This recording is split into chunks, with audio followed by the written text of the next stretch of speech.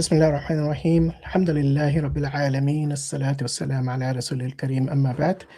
Assalamu alaikum wa rahmatullahi wa barakatuh, everyone. And we have a very special guest today, Brother Dawa from Pakistan, mashallah. He's going to, inshallah, decode the topic today, which is mainly on Advaita Vedanta. So, Brother Malik, how are you doing? Wa alaikum assalam wa rahmatullahi wa barakatuh. Alhamdulillah, I'm doing great. And inshallah, we'll cover Advaita Vedanta today. Yeah, it's very rare we get a brother from Pakistan covering Hinduism. So it's really, really a surprise, not only for me, but I'm sure for a lot of our viewers as well. But I've seen many of your clips on your Instagram with the same name, brother.dawa, I believe. And yeah, those brothers, sisters who are interested in these kind of philosophical topics, do make sure you follow Brother Dawa, and inshallah, watch his videos. Are quite informative, and inshallah we'll see that today. So tell us a bit about yourself, where you're from, your background in terms of your studies, how did you get into philosophy, just briefly, inshallah. Okay, so I'll start off with my name. My name is Malik. I was born and raised in Saudi and moved to Pakistan when I was about 16, 17. And I've been living here since in Karachi. My educational background is a philosophy major and an Alamiya degree, so I'm an Alamiya graduate as well. MashaAllah. So these two are basically my fields, alhamdulillah, and this is... Yeah, I think we lost your... Can't hear you. Something wrong with the audio? No. Maybe just if you can just exit and come back, sometimes that happens. So inshallah, just try that. So yeah, we got Brother Hakim and Brother Mansur joining us soon as well. So today our topic is on the Hindu philosophy, which has become very popular, and it's called Advaita Vedanta. So it's mainly about duality, like so if you what they believe is basically like everything that we see, everything we feel, like everything we experience, it's all some form of an illusion. The real thing is basically just the existence. So inshallah, Brother Dawa will take us through that to see if the audio is back. Yeah, I can hear you. Yeah. Can you guys hear me? Yeah, go ahead. Yeah. Alhamdulillah. Okay, so I was saying that these are my degrees. I've been doing Dawa work for about 6 years. So the reason that I started doing philosophy, I actually used to be an atheist. No way. Yeah. Did you just say you used to be an atheist? So you were born and raised in Saudi? Yeah. How did that happen? So I was born and raised in Saudi. Right. I believe in O levels, when I was trying for O levels, that's 10 standards. So in 10th standard, I came to Pakistan for my O levels. I completed my O levels. I believe it was by the end of A levels or somewhere in the middle. I started questioning. I was always into science. Right. That scientism.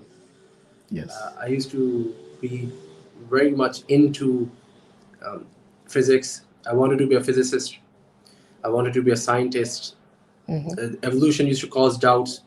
And at that point, I was basically an atheist, or a safer thing would be to say an agnostic. I was closer to an agnostic. I remember saying it out loud to myself that either these things are true, meaning this religion or someone is true, and I'll follow it completely. I'll live my life according to that, or I'll just leave. I will become an hedonist. I'll just party all my life. So, alhamdulillah, so I started getting into philosophy. I started watching debates online, Christians, Hindus, everyone, because I wanted to have a general idea of everyone's belief. And then I remember I watched Christians debating, and even William Lane Craig. One of the names that kept coming up was Al-Ghazali. Right. It kept coming up. I was very intrigued. You're philosophically more aligned, I guess. Yeah. And then I just went into this whole journey, just read different philosophies, different ideas. And then I came to the conclusion that, okay, I think it's about time that I realized that Islam is true. First, I realized Islam is the most rational. It's very easily understandable. Because from the major religions, like Hinduism,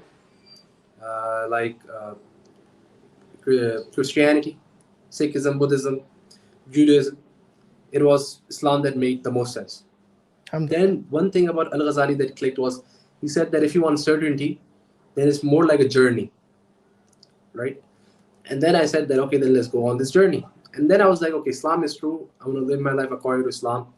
And then I started doing dawah in Pakistan, mostly against liberals in Pakistan.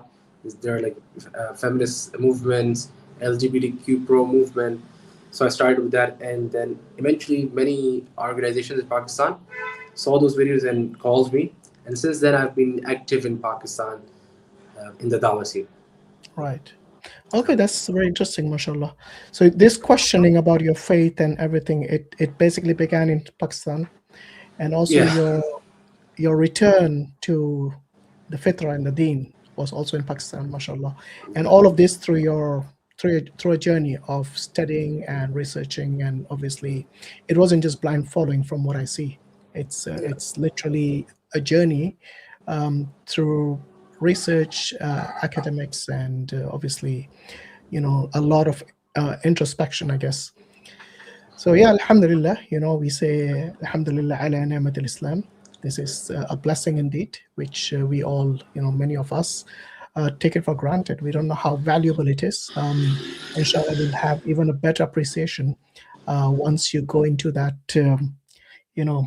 that rabbit hole of nihilism and basically no purpose of your existence. And many people just, when you ask them, their life is no different to animals with some privileges, So, and this is very unfortunate because we do not appreciate the one who created us and everything that is in existence, apart from himself, obviously. So all the creation is basically from Allah subhanahu wa ta'ala, and there is nothing like unto him, like the kamithli shay. So alhamdulillah, today we are going to discuss one of these popular philosophies that many Hindus claim that they are also monotheists. So our Tawheed and their philosophy of Advaita Vedanta, they somehow claim that they are also monotheists. How would you respond to such a claim? I know for Muslims, hearing that Hindus claiming they are monotheists, it's a far-fetched, because most of what we see is idolatry from Hindus. So how do you respond to someone who asks you this question? Hindus are monotheists in the same way, or even a worse way, than Christians. Even Christians claim that they're monotheists, but they say there are three persons. But when it comes to Advaita Vedanta, the persons are infinite, and we'll get to that. Because the literal belief, each individual is, in a sense, God. Right? Yeah. Not only individual, everything. Yeah, everything. Everything in existence. So we'll get to that, inshallah. Christians stop at 3, they say 33 crore. So, and beyond. So we'll get to Advaita Vedanta. In its philosophical sense, right? In philosophical categorization, right? Especially Western academia, they would take someone's word for it. So in academia, they would be classified as pagans, but monotheistic. Or more philosophically proper definition would be monist, right? Yeah, and we'll get to that, inshallah, when we get into the slides. Inshallah. So yeah, tell us about the topic today, which is Advaita Vedanta. Okay, let me just open up some of these notes. So we're going to be decoding Advaita Vedanta. This is one of the Hindu philosophies, and Vedanta is one of these 6 schools of thought within Hinduism. And inshallah, we're going to explore that and see the details. We'll also be doing a Q&A. So those who are watching, if you do want to join us after the presentation that Brother Dawa is going to, inshallah, provide today, do join us for the Q&A. Our link is, as everyone knows, is going to be posted on thehours.com//live, LIVE. So it's not, the link is not there to join the panel yet, but once we have done the presentation, inshallah, we'll make the link available. Right now, do share the stream link on the same site, thehours.com/live. And you can watch it either on your phone or on the desktop, inshallah. Yes, Brother Dawa. Let me know when you're set up. In the meantime, just waiting for Brother Islam Hakim and Brother Mansur to join later on. I think Islam Hakim's having some technical issues with his broadband. So once he fix that, inshallah. Inshallah, we can start. Yeah. Should I bring the slide up? Yeah, go ahead. Okay, Bismillah. Okay. So before we start getting into the slides themselves, we need to have some backdrop, some understanding, some terminological understanding that we will be going through, inshallah ta'ala. So first thing that we need to keep in mind is when it comes to these philosophies, they are very much either in a defense of scripture or a commentary on scripture. The scriptures, we mean the end of Upanishads, right? Give me a second, let me just remove this. That's okay. Perfect. Right? It would be the end of the scriptures that most Hindus would, or the Vedantan Hindus would ascribe to. So like Brother Hashim said, there are 6 major philosophies. Keep this in mind when you say philosophies and 6 categorization. This is a very modern sense of division, right?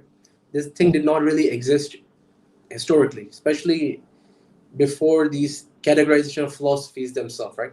This is more for academic reasons that we divide them. But for academic reasons, when you divide Hindu history or thought in schools, we generally divide them into 6 different. One of them is Vedanta. Now, what is Vedanta? And this will explain what we are doing this, right? Sorry, just a sec.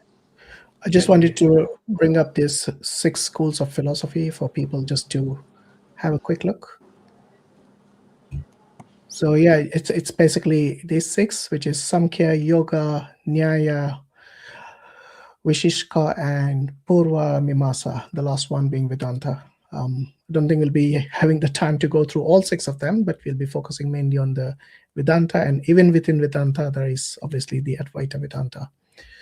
So inshallah, we'll focus on that. Oh, have we lost? I think we lost Brother Dawa. Let me just see. Yeah, lots of technical glitches today.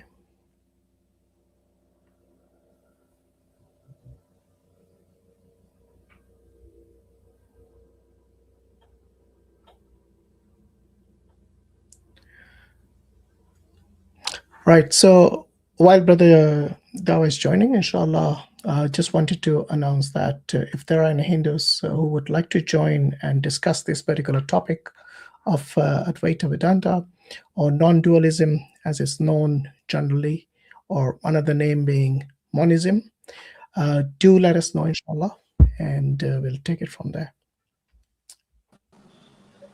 Okay, so let's go. Yeah. So Vedanta, the word Vedanta itself, it refers to the end, right? So when we talk about Vedanta, it either is talking about the end of the scriptures, right? The Upanishad, where the scriptures would end, or some commenters refers to Vedanta as being the end of knowledge. And in the sense, the Greek would use the word teleology, like the goal of knowledge or the completion of knowledge, right? The conclusion, more like the conclusion. Yeah, in a sense. Yeah. So when it comes to Vedanta, and hence Advaita Vedanta, Vedanta is a very general school. Think of Vedanta as an umbrella term that refers to different philosophies, mainly these 3 major philosophies that we are going to be talking about, right? So these philosophies are all attempting to explain. Think of it as thinkers trying to explain the scriptures, right? So what scriptures are we talking about? We are talking about mainly the Upanishads, then Brahma Sutras, and even the Bhagavad Gita. So they are trying to, in a sense, formulate a systematic philosophical commentary of these scriptures, right? Because they had they were basically forming their cosmology, they were forming their own metaphysics, and in a sense they were not born in void. All these philosophers that we are going to talk about and philosophy, they're not born in void. They're just not come into existence. They had a backdrop. So they were answering questions which were in the backdrop, and the tensions that were in the backdrop that resulted in a formulation of their own cosmology, metaphysics, which we will get to. So I don't want to go too deep into the philosophical points themselves, but we will get. Just give me a second, please. All right. So basically, a lot of Hindus claim that this is a monotheistic kind of philosophy, but we'll see why that is not the case. Meanwhile, I mean, the Tawheed in Islam is clear. As his brother Abdul Aziz says, Allah is absolutely distinct from his creation. The distinction is real, permanent, and is essential to Tawheed. There is nothing whatever like unto him, and he's the all-hearing, the all-seeing. Yeah, really sorry about that. Yeah, that's all right. Carry on, brother. Okay. So, like I was saying, they were not born in void. They all had their own backdrop, their own understanding, their own questions that they were answering, and their own explanation that they were giving. So we won't have too much time into getting into those. But all these philosophies that we will look into, and specifically Advaita Vedanta, they had their own concept. And so there are fundamentally some topics that the Vedantan tradition talks about, because the scriptures talk about them. Basically, they talk about reincarnation, then moksha, right? Release from this cycle of reincarnation. Then they have this concept of Atman, the self, the subjective self. Then they have the obviously the idea of the ultimate reality, Brahman. So they have these all fundamental ideas, and because of these fundamental ideas, they had to answer questions. So different philosophers, which we are calling them philosophers, they wouldn't be called as philosophers in their time, obviously, because philosophy is a Greek word.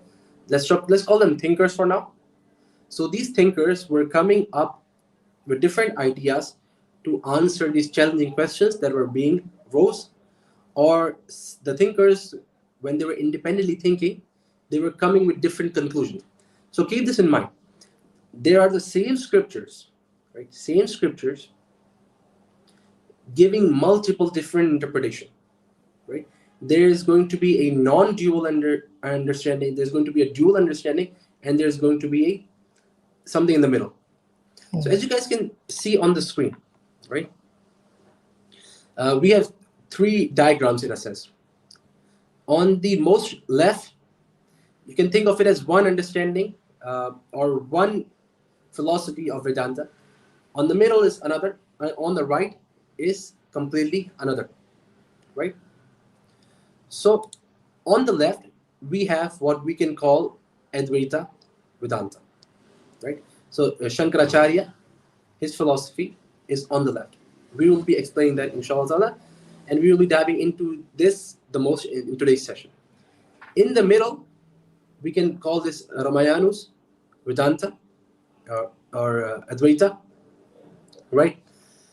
Which we can see called qualified non-dualism, right? The modern academia calls this qualified non-dualism because it is not exactly like Advaita Vedanta, but it is a bit different. We'll get into that as well. That on the most right, you can see there are two different circles. and they're completely distinct from each other. This is the dual philosophy of Vedanta, right? Or Dvaita Vedanta of Madhva. So these are three different thinkers coming up with three very different thoughts based on fundamentally the same sources. Okay, so let's get into this, and we'll be referring this back to these things. So all of these thinkers were struggling with the same ideas, and they were trying to answer similar questions or challenging thoughts or challenging questions that are arising. So obviously they had to first understand Brahman, right, or the ultimate reality or the fundamental reality. So the age-old question, what is the ultimate reality? What is all reality based on? Is this reality personal or impersonal? Meaning, is this reality a being that can listen to us, answer our prayers, or is it not? Does it have a will or does it not? Does it change or does it not? Right? What is our relation with it? These questions, very fundamentally discussed in the scriptures, but the way that they are discussed in the scriptures, you can say, causes philosophical questions to arise, and these questions needed to be answered. Then obviously the idea of Atman, and from it moksha. All these philosophies very differently discuss these core fundamental concepts, right? For example, what is moksha? Liberation. The way that Advaita Vedanta discusses it, the way that Dvaita Vedanta discusses it, very different. The way that Advaita Vedanta sees God and the way that Dvaita Vedanta sees God is very, very different, drastically different. So let's go. I will be discussing Advaita Vedanta briefly in the start. Then I'll go through all the three major philosophies. Then I'll try to come back and give a more detailed, a briefly detailed understanding. So from half hour or 45 minutes, we will be covering all three, inshallah ta'ala, and a bit more depth for Advaita Vedanta. So Advaita Vedanta, so this is Shankara's philosophy, Shankaracharya's philosophy. Now keep this in mind, this is like 7th, 8th century. Okay, before we get into thinkers, into this session, we're not going to be talking about specific thinkers. We're going to be talking about their ideas, thoughts, philosophy, cosmology, metaphysics, right, and epistemology. But we won't be talking about their history, their biography.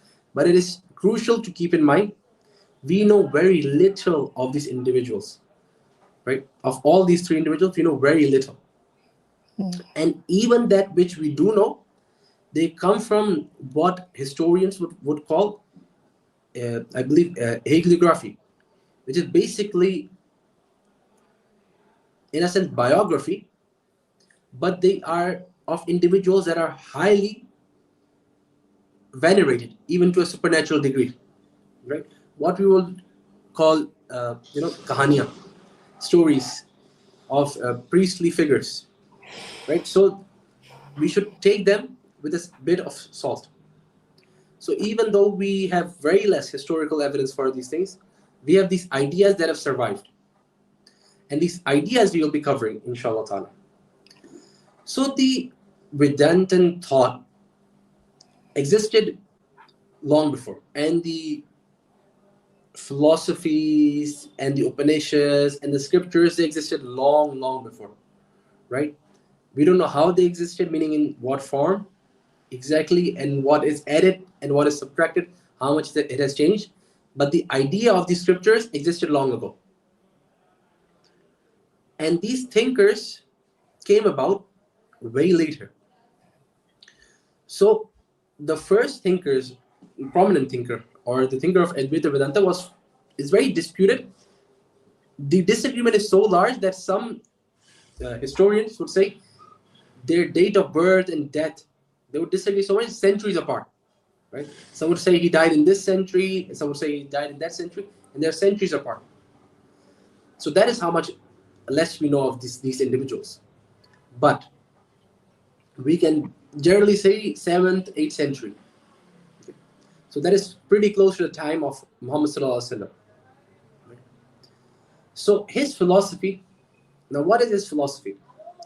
So I'm not going to talk about what questions he was specifically answering. I'm just going to go through his philosophy. So his core ideas. Let me just open up some of my notes here.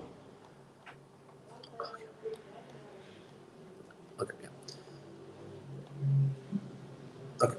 Now his core concept, right? His core concept is that there is an ultimate reality. There's Brahman, absolute reality, and then there is Maya, right? And then there basically is that which is Maya in a sense, and then there is moksha of that which is Maya. So we'll break this down inshallah ta'ala. So fundamentally, what he is trying to say, Shankara is trying to say, right? That there is only one being. That is why we call it Advaita. Advaita literally means not two, meaning one. What? One. He's saying fundamentally, Shankaracharya is saying fundamentally there is only one. Basically, fundamentally, reality is one. There is no two-ness or duality to reality. He isn't saying God is one, like Muslim will say. He's saying reality is one, right? So normally Muslims would say that God is real, we are also real, and we are different. We have different essences. He exists, and I exist, and we exist differently. Advaita Vedanta would say, no, there is a ultimate reality, and that is it. That is what truly exists.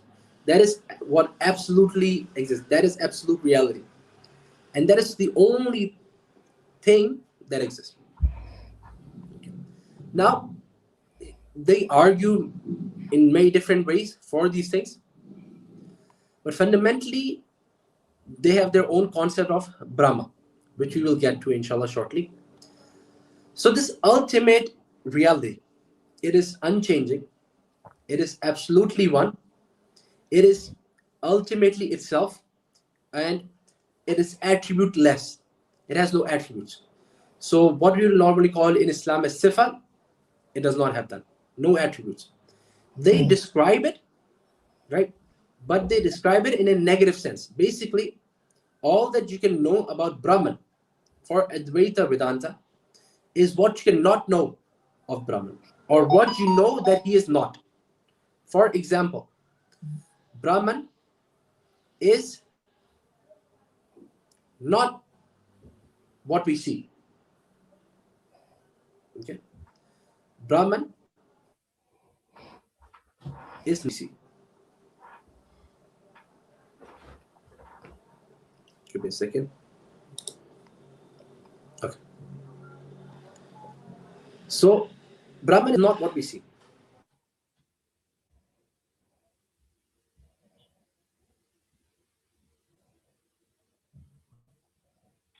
Yeah, looks like it's got some connection issues.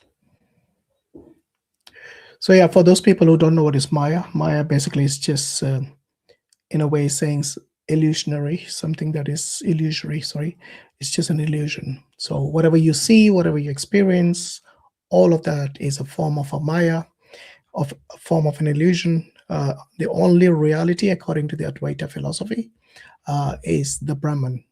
So the Brahman is, I think many of these people who follow the school of Advaita Vedanta, they say is God, but then at the same time they say he has got no form and no attributes. Well, how do you know that? I mean, because existence is what? Just emptiness? That's what it is. The real existence is just emptiness, because the only thing, the only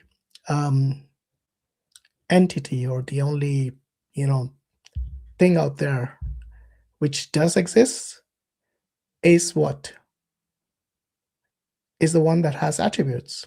But something that does not have attributes is most likely to be nothing. Yeah. So yeah.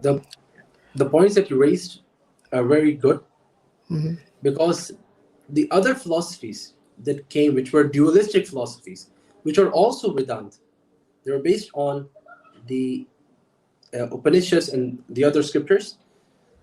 The The same exact source. points you raised is the exact points that these Hindu philosophers raised.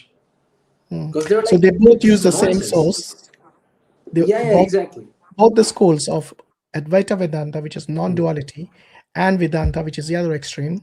When it's extreme, I mean the other antithesis of And this. It's the duality. They both read the Upanishads. They both read the Brahma Sutras, basically some sort of a commentary of the Upanishads, and they both read the Bhagavad Gita. However, both of them claim that they conclude the exact opposite. So the Advaita Vedanta philosophy concludes there's only one existence and everything else is a maya, it's just an illusion. So all your experiences, all your relationships, all of that is nothing at all, basically.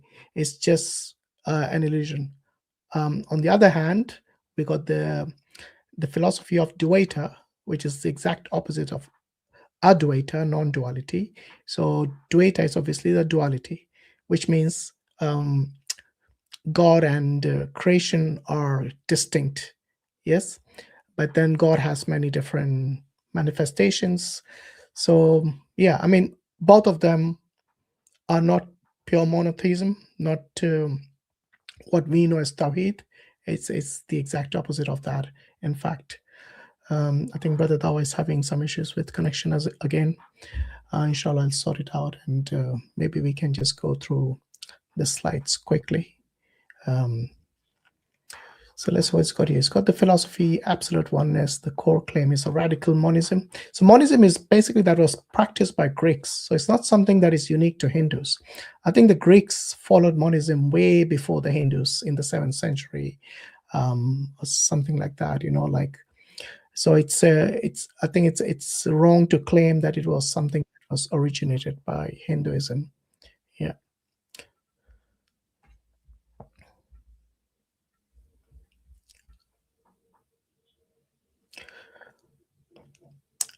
Oh, we can't hear you, Brother Malik. If it's easy for you, you can join from the phone, if that helps.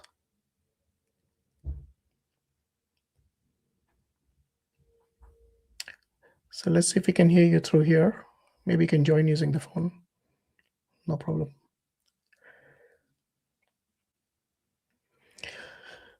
Yeah, so monism is also the same kind of non-duality, the belief, the philosophy of belief in the existence being just non-dual, just one.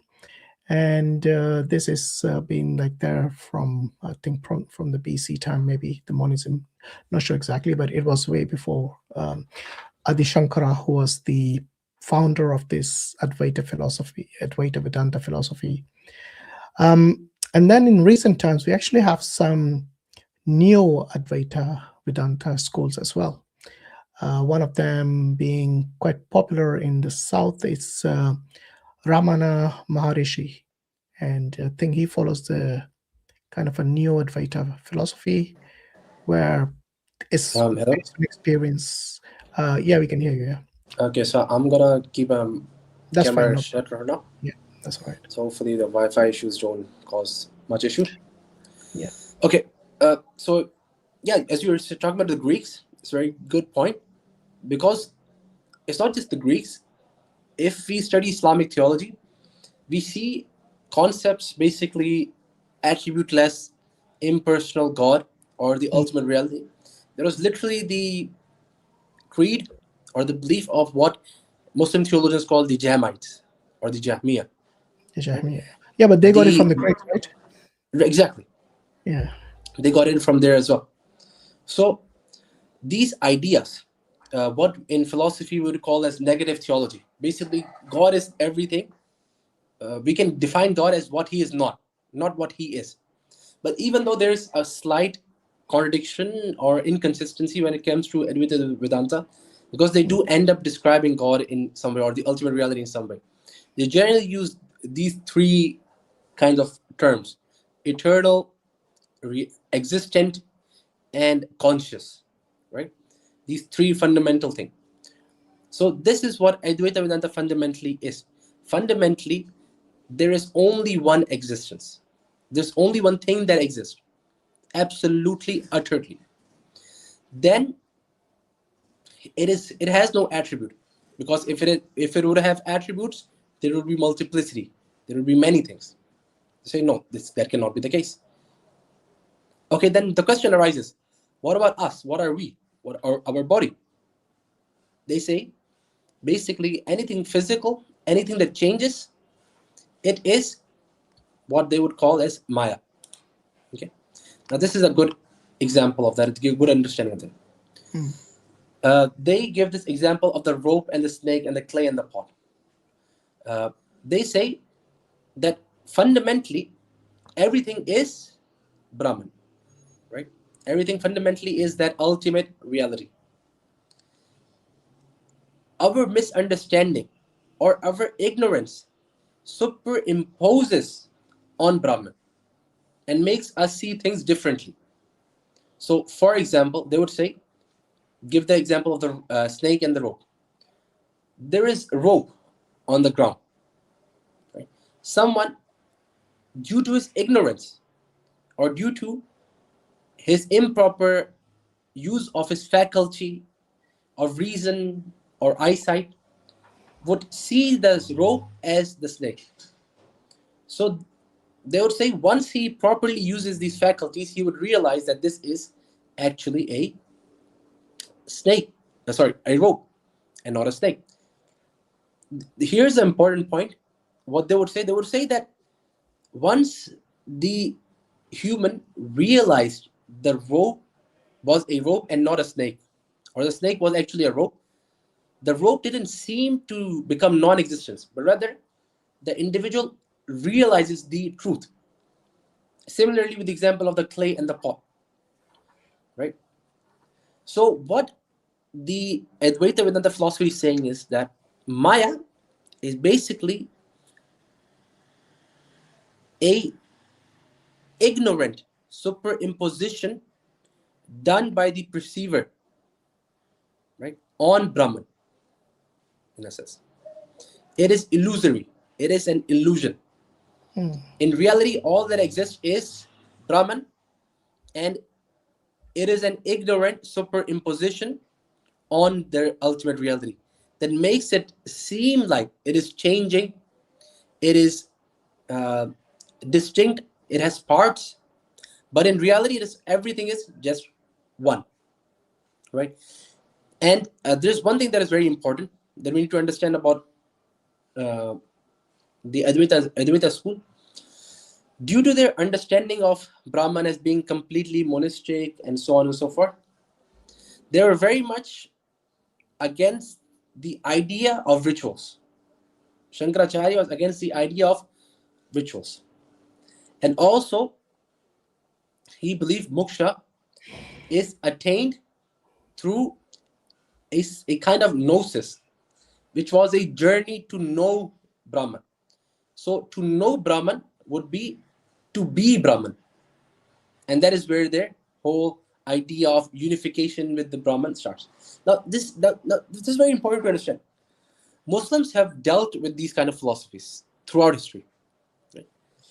A lot of thinkers have held this basically identical philosophy, right? Meaning in the sense that there is one fundamental being and there are many manifestations of the fundamental being, right? A lot of thinkers might listen to this and think of this as the philosophy of Ibn Arabi, right? Wahdatul Wujud. But this is very different, and it's just one or two things that are different, but it makes it go from utter polytheism to non-polytheism. Let me explain. So while what Ibn Arabi would, or the Akbarian school would say, or these people who believe in Wahdatul Wujud would say, there is only ultimately one thing that exists, and everything that we experience does not exist in its real sense. The any actual thing that exists is God. But they would never say that what we experience or us is God. They would never say that.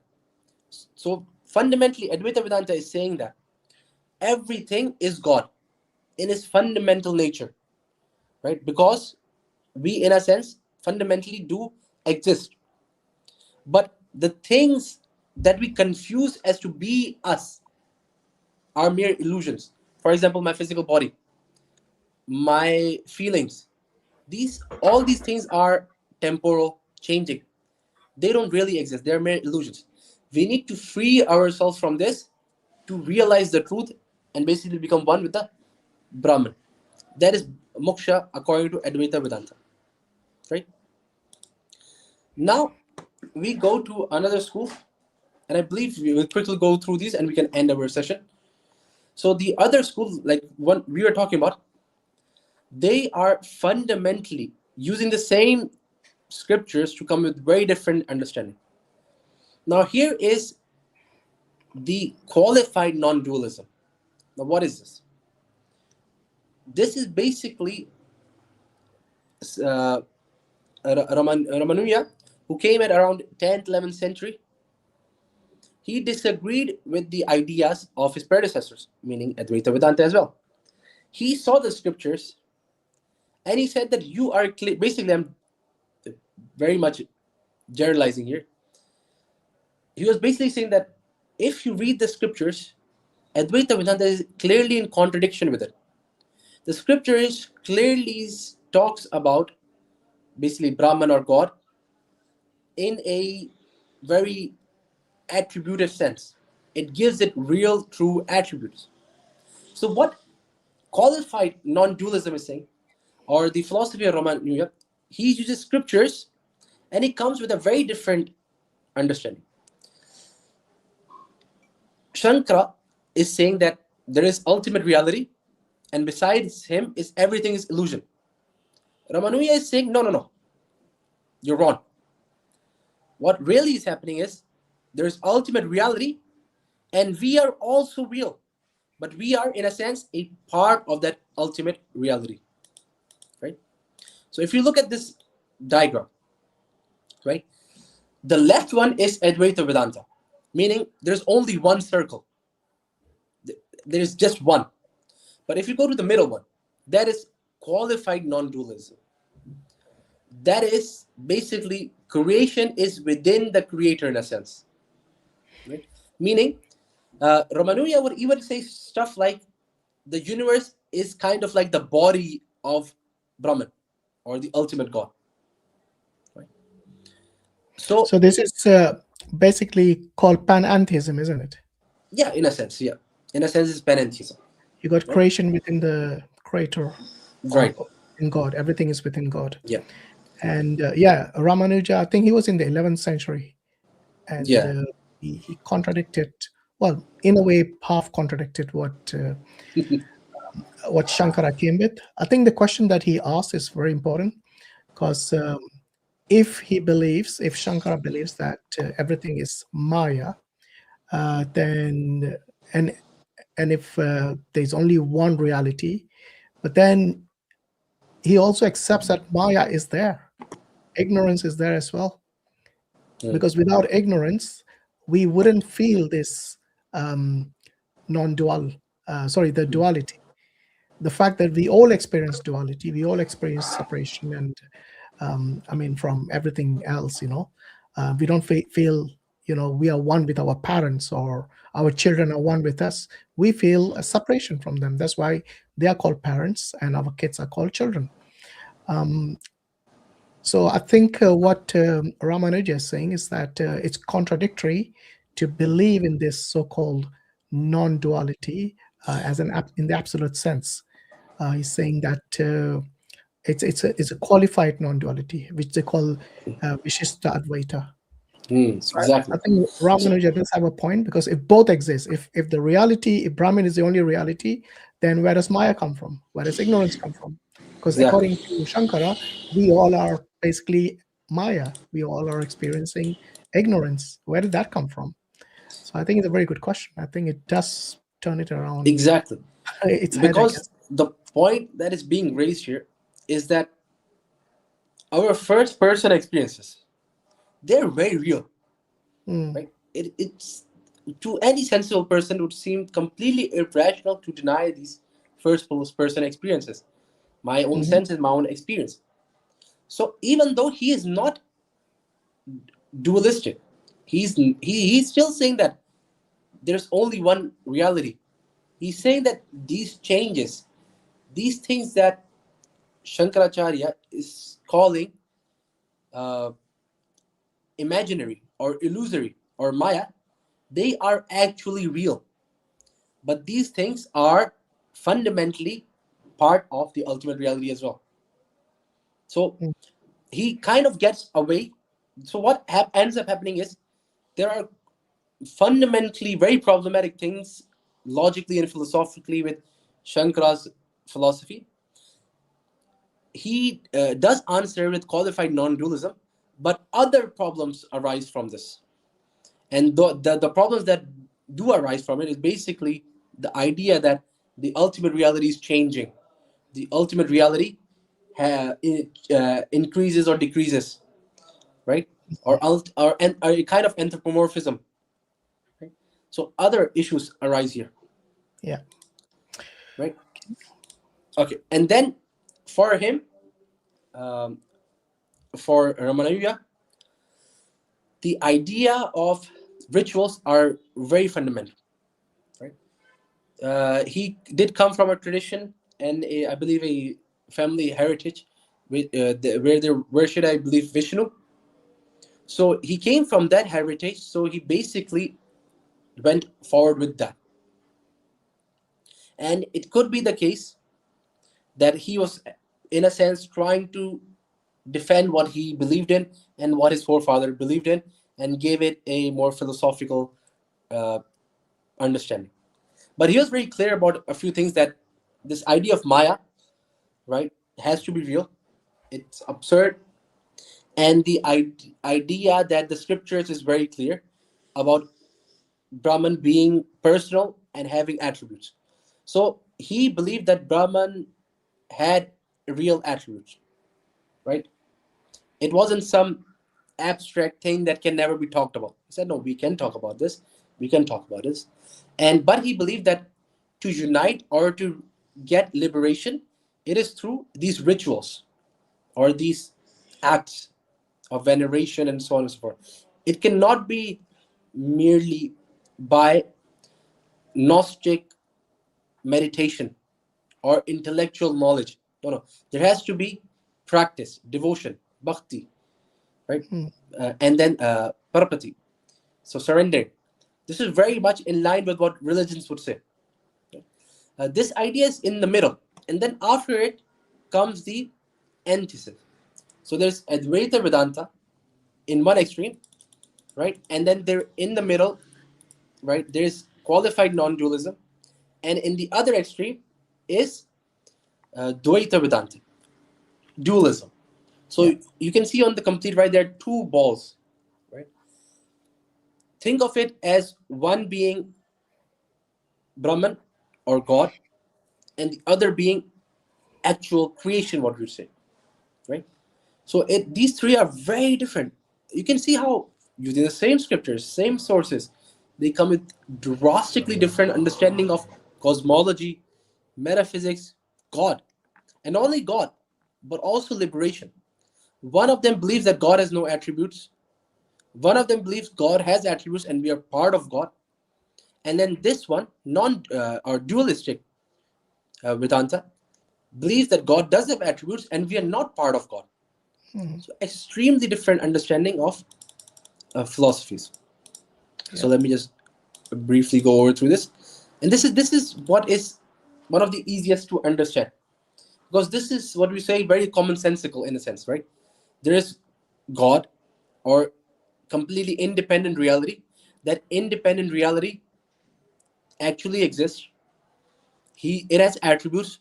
It is personal, and we can relate to it. We can worship it. Okay, keep this in mind. Uh, the ideas in Dvaita Vedanta fundamentally are that you cannot unite with the ultimate reality. You can never unite with the ultimate reality. You cannot be one with ultimate reality. The question arises, then what is moksha? What is liberation? They would say liberation is by devotion, but this devotion will not result in unification. The only kind of unification that will occur is of will. The will of the soul or matter will become one with the will of God, in a sense, right? So there can only be unification of wills, but not of essences or existences. But in the prehistory philosophies, the existence itself can be unified, right? So these are very three distinct philosophies. Now, when it comes to Advaita Vedanta, I'll just briefly go over through this concept, right? So there's one radically absolute one being, singular in every way. The human has a physical body, and then it has a self, right? Or the experiential self. A lot of people confuse the experiential self with the Atma. The Atma is not the experiential self. For example, what do you mean by the experiential self? I experience the world around me. My consciousness or my experiences change. Right now, I'm drinking water. I'm experiencing something else. The next second, I'll be eating pizza. That's another experience. This is the experiential self. That is not what is Atma. Atma would be the fundamental thing that is identical in a sense, or that which is behind Atma would be identical with Brahman. Right? That is why they would say that the idea of Namaste would be that we are literally worshipping the other human, or rather, they would say Namaste is me worshipping the Brahman that is in him and me, and which is the same, right? And this body, these experiences, all these things are illusory, and many philosophical issues arise. And by the way, we Muslims don't even need to talk about or come up with arguments, even though we can very easily. All we need to do is show that within the Vedanta school, I'm not even talking about the other five schools of Hindu philosophy. I'm just talking about within the Vedanta school. Using the same scriptures, they have drastically different theology. And they are fundamentally challenging those fundamental points. So with that, let's end this slide. Inshallah ta'ala, we could have gone way more in depth, but I want Brother Hashim to give some points, and inshallah we'll be taking some people who will be asking questions, inshallah ta'ala. Jazakumullah khairan. Yeah, inshallah. No, mashallah, you've explained quite well. It's one of those philosophies. You need a bit of background to understand a few things, inshallah. But mashallah, you've covered most of the points. Give us a background and so on as well.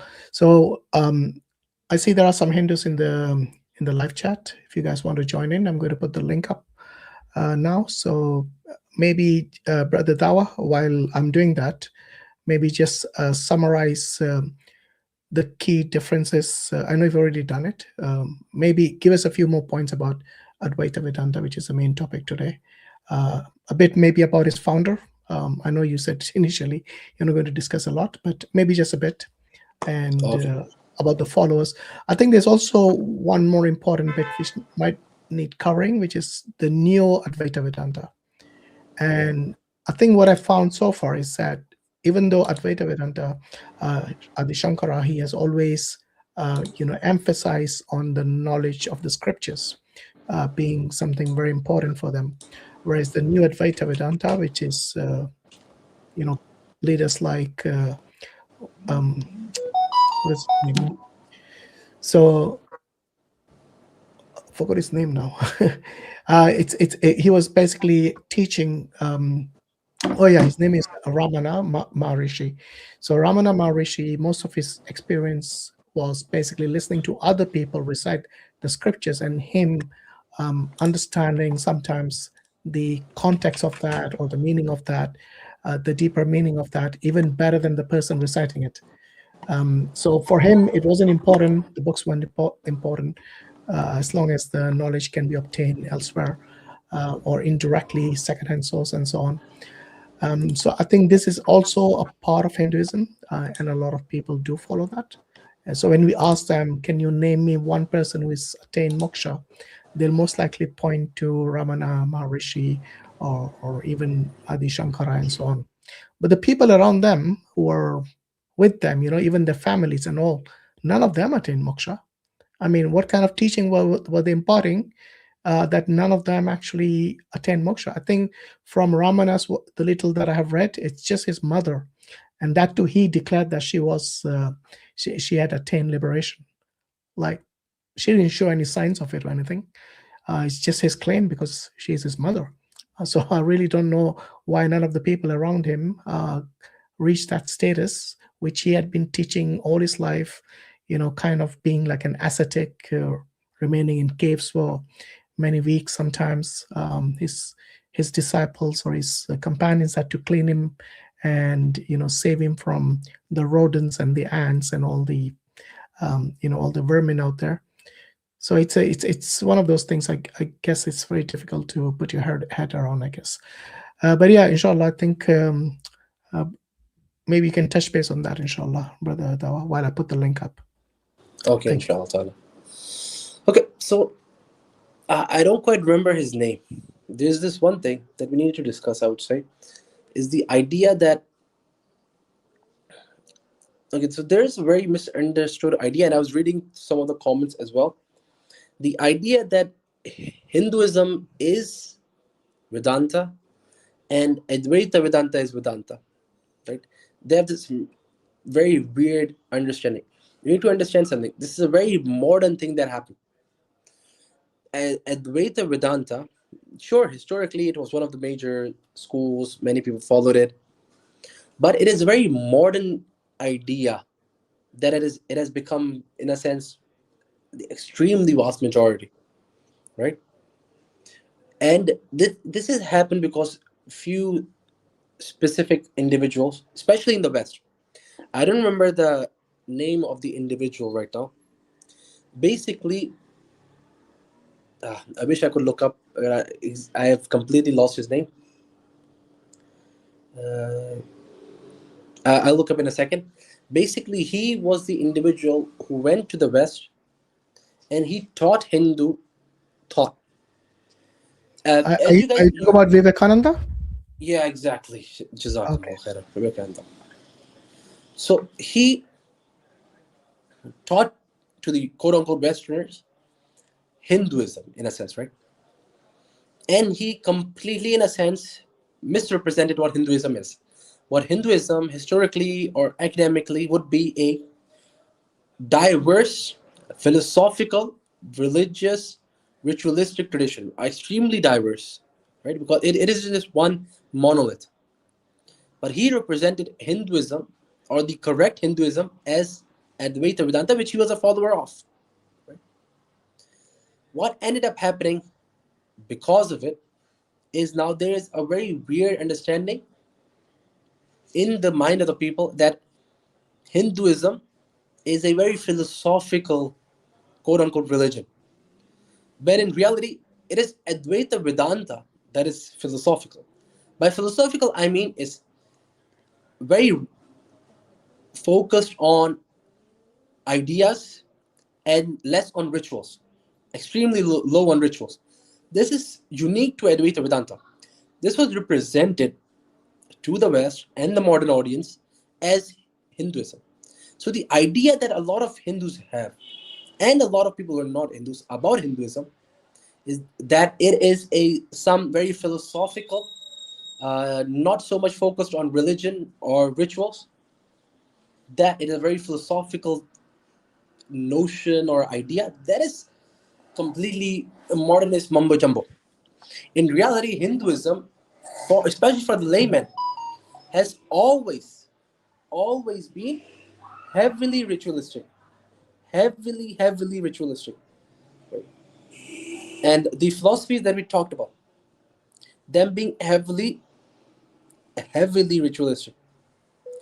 So this idea that this is Hinduism is philosophical, it is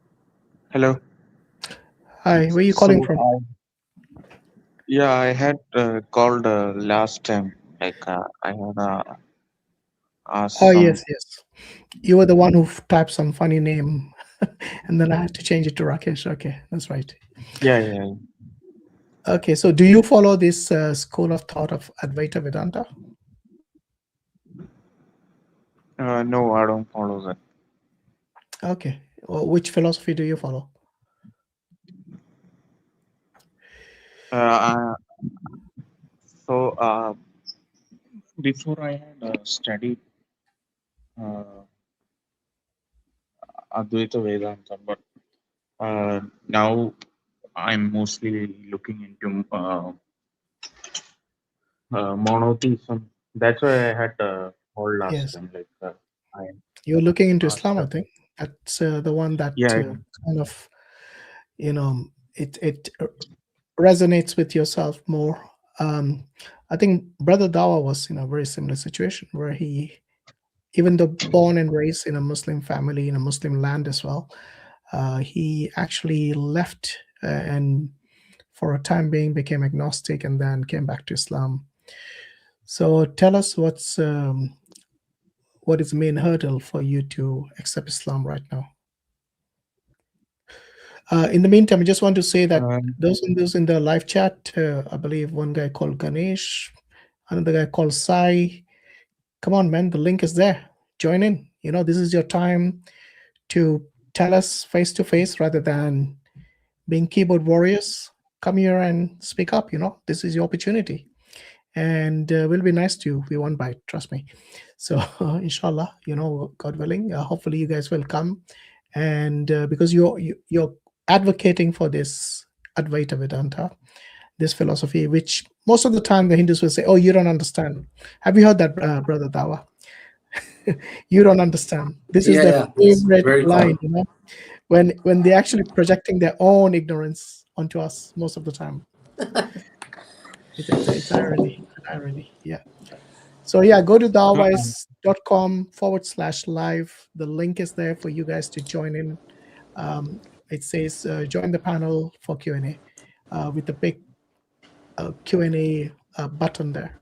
So just click on that and hopefully we'll see you here. Yes, Rakesh. So tell us what's hindering your progress No, to mono. you had told before that the Greeks also had a form of monism, right? Did other polytheistic traditions also have this concept of non-duality other Yeah, than Hinduism? yeah. I think Brother Dawa mentioned that. Malik, you want to answer that question? Yeah, sure. Many tradition. You need to understand that the idea of non-dualism Sorry, just one and sec, dualism. brother. So somebody's saying the link is not working. How did Rakesh get in? I didn't send him the link. So the link is definitely working. You just have to click on it, and inshallah, you should be able to. Is there anybody else having a problem with the link? Because I saw just one person saying the link is not working. If there is a problem, somebody can just let us know, please. Thank you. So when you say not working, what exactly do you see? Rakesh, you clicked on the link from the website, right? Yeah, yeah. Yeah, so if he can get in, I'm sure you guys can get in. Try different browsers. Sometimes the browser doesn't work.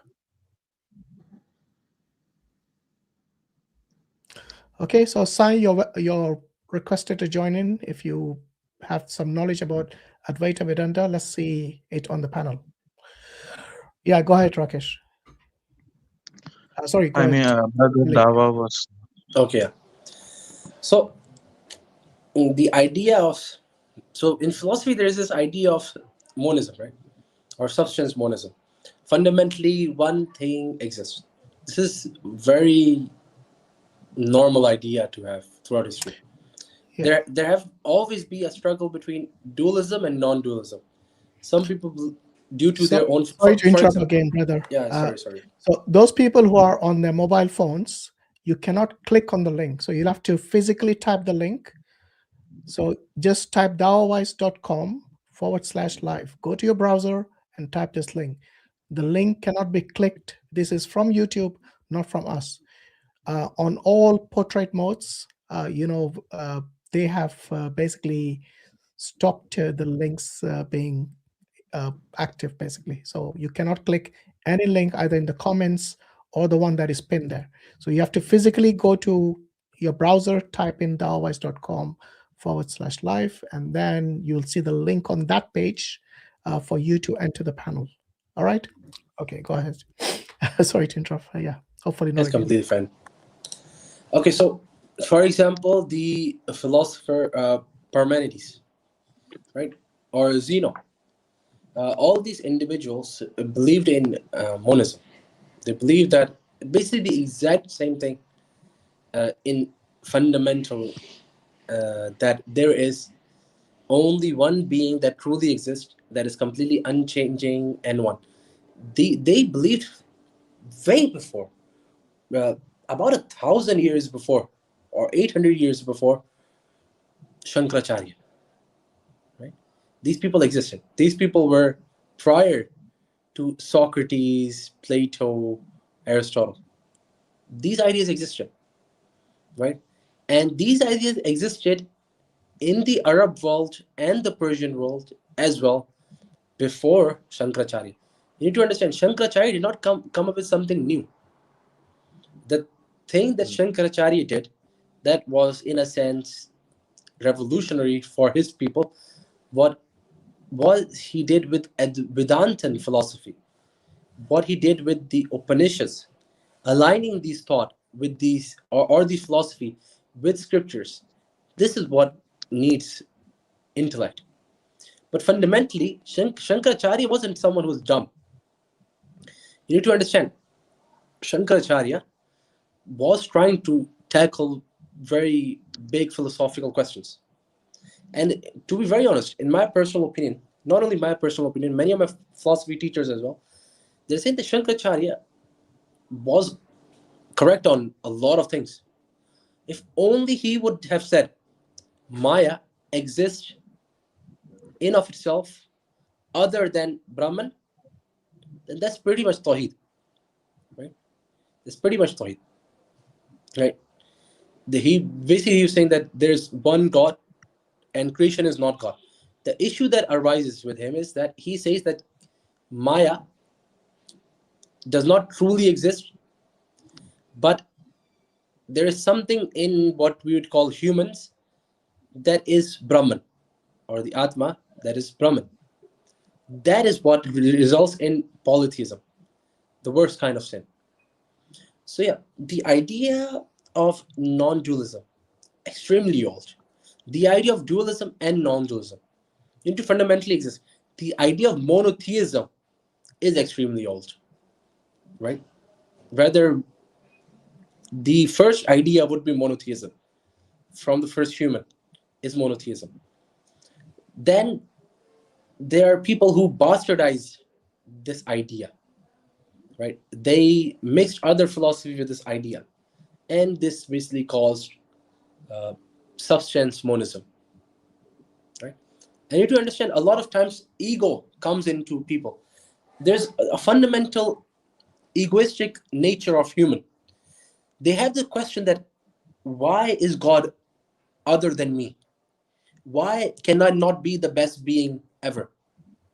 This fundamental nature to be the best or to be the highest being, this ego, this also leads an individual into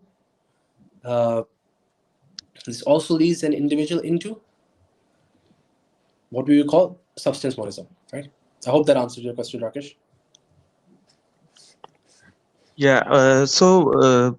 These polytheists who were monists, did they believe that they're gods? So these multiple gods, all these gods are also one, Now like you need to Zeus, understand and something. so You need to understand something. When we are saying yeah, polytheists, we are saying pagans, right? yeah, yeah. You're saying pagans, okay. Yeah. So they were one. There are many different. So, for example, we don't really know about Parmenides if they were quote unquote polytheists. There are debates. Same with Aristotle and Plato, right? Whether we have evidence about these philosophers that they were anti-paganism. They literally were against the idea of representing the highest being, ultimate reality in a physical form. We have evidences of these philosophers doing that. But yeah, when there were these philosophers who were pagans, they believed in the exact same thing, that Advaita Vedanta is true. Or the people who are Hindus, who believe there's fundamentally one reality, exact same. They would say that this being, this XYZ statue that we are quote unquote worshipping, we're not really worshipping it, or rather, we are worshipping it in the sense we are worshipping the thing that this represents. They would argue the same thing, right? And Yeah. also, these philosophies still exist today, right? For example, many Christians still exist who are monists. Christians do exist. Then you will ask them, okay, then why do you worship Christ? Then they would answer the same way that Hindus would do, right? So these people still exist. So yeah, and this is not unique to Hinduism. Rather, I would say Hinduism is not unique in monism or non-dualism or even dualism. All these philosophies existed prior to it. I'm not saying that other philosophies influenced Hinduism. These existed prior to it, right? But what Shankaracharya did when it comes to uh, complete negation or complete transcendence, right? He went overboard in some ways, but still we need to understand there was no revelation from the Islamic perspective. I'm answering from the Islamic perspective. That individual did not have any revelation. He had no scriptures, right? He was using his reason to come to the truth, and for that, a lot of conclusions that he came to were right. Few of the conclusions that he came to were extremely wrong, right? So he wasn't someone who would say that he was dumb or he was stupid, but he made mistakes, and that is what I would say. And any Hindu, who's extremely, wants to be Hindu because of Shankaracharya or whatnot, should really understand what the Islamic perspective is about these individuals. We don't blame these individuals as deviants that are going to the hellfire. We remain silent of these individuals. We don't know about their future, what Allah subhanahu wa ta'ala will do with these individuals. Because no revelation was given to them as long as we know. As far as we know, they did not have a revelation that was clear cut, clear evidences, uncorrupted. Right? So Yeah. Okay, what we Rakesh, should have you understood so far? Just want to touch base, see where Yeah, you are. yeah. Yeah, understood. And I have one thing to ask. So, in Islam, there's a concept that there are many unknown prophets, right, that were sent to all parts of the world. So, do you think that it is possible that in India, in ancient times, there could have been some prophets who taught pure monotheism, but like with time, it got degenerated into monism, panentheism, even polytheism, and maybe even the prophets themselves were worshipped as god, like what happened to Christianity? Yeah, it's highly probable. I mean, if Isa alayhi salam preached pure monotheism and it got turned into something very different, where Allah clearly says in the Quran that He doesn't, have any sort of children and no parents, whereas in the case of Jesus, He had both. Sorry, He didn't have children, but He Himself was a child or the Son of God. So it can change drastically. And to be honest, for us to dwell on this history is really irrelevant. So what really will work in your case, Rakesh, because you're interested in monotheism, I would rather you look uh, now at present where you stand, rather than dwelling on the past and what might have happened, what's possible, whether there were prophets in India and whether they teach true monotheism? This is, no one can answer this question because these are things of the unknown. But because Allah says He has sent prophets to all nations, so it's highly probable that He sent it to India as well. But like I said, let's focus on the present. Let's focus on And on so what will these happen in the future. Yeah. pagan gods, like I've heard that these gods are actually jinn that were mistaken as gods. It could be, like I said, this is like shooting in the dark. Hmm.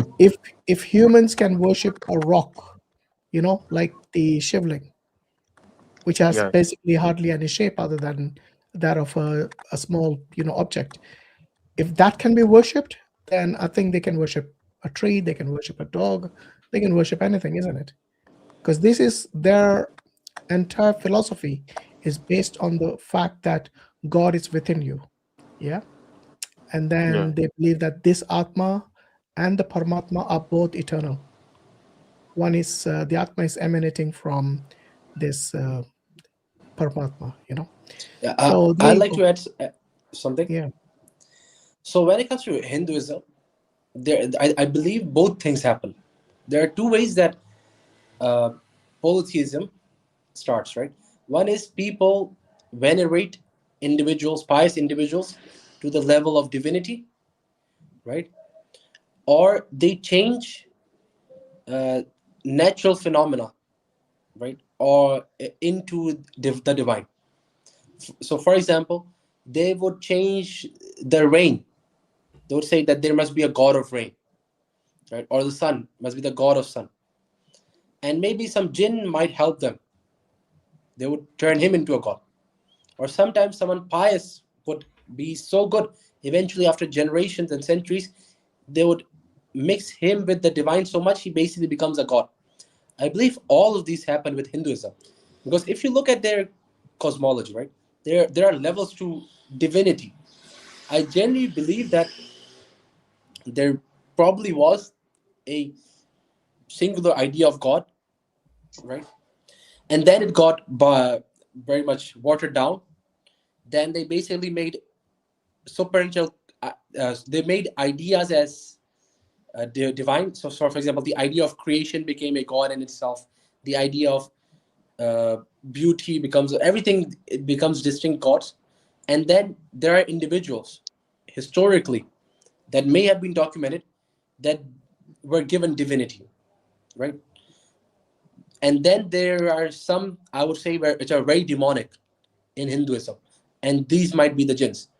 And I believe people will understand what I'm referring to here, right? So I think this is a mix with Hinduism, with such a huge, long history. It's probably everything happened with it, right? So we shouldn't just be talking about one specific thing.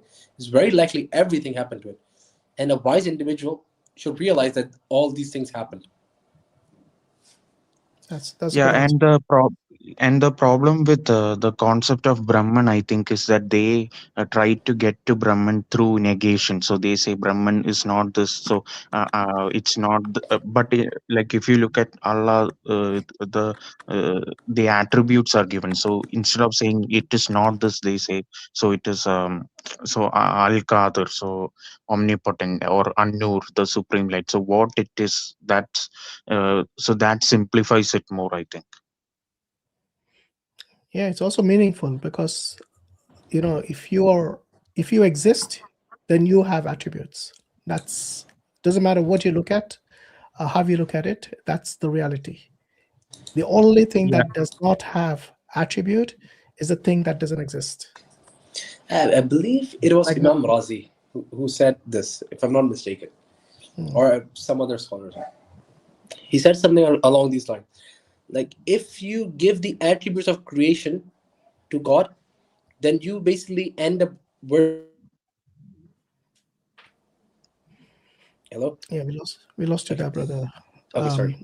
Yeah. Yeah, you end up worshiping that idea in your mind.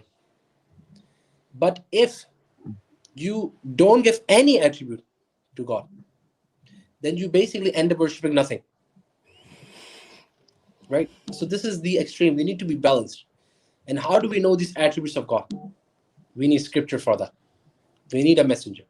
And if we need a messenger, then we need a messenger that can be proven, that is rationally proven, that actually is in line with reason and our natural disposition. And that is clearly Islam. That is very clearly Islam.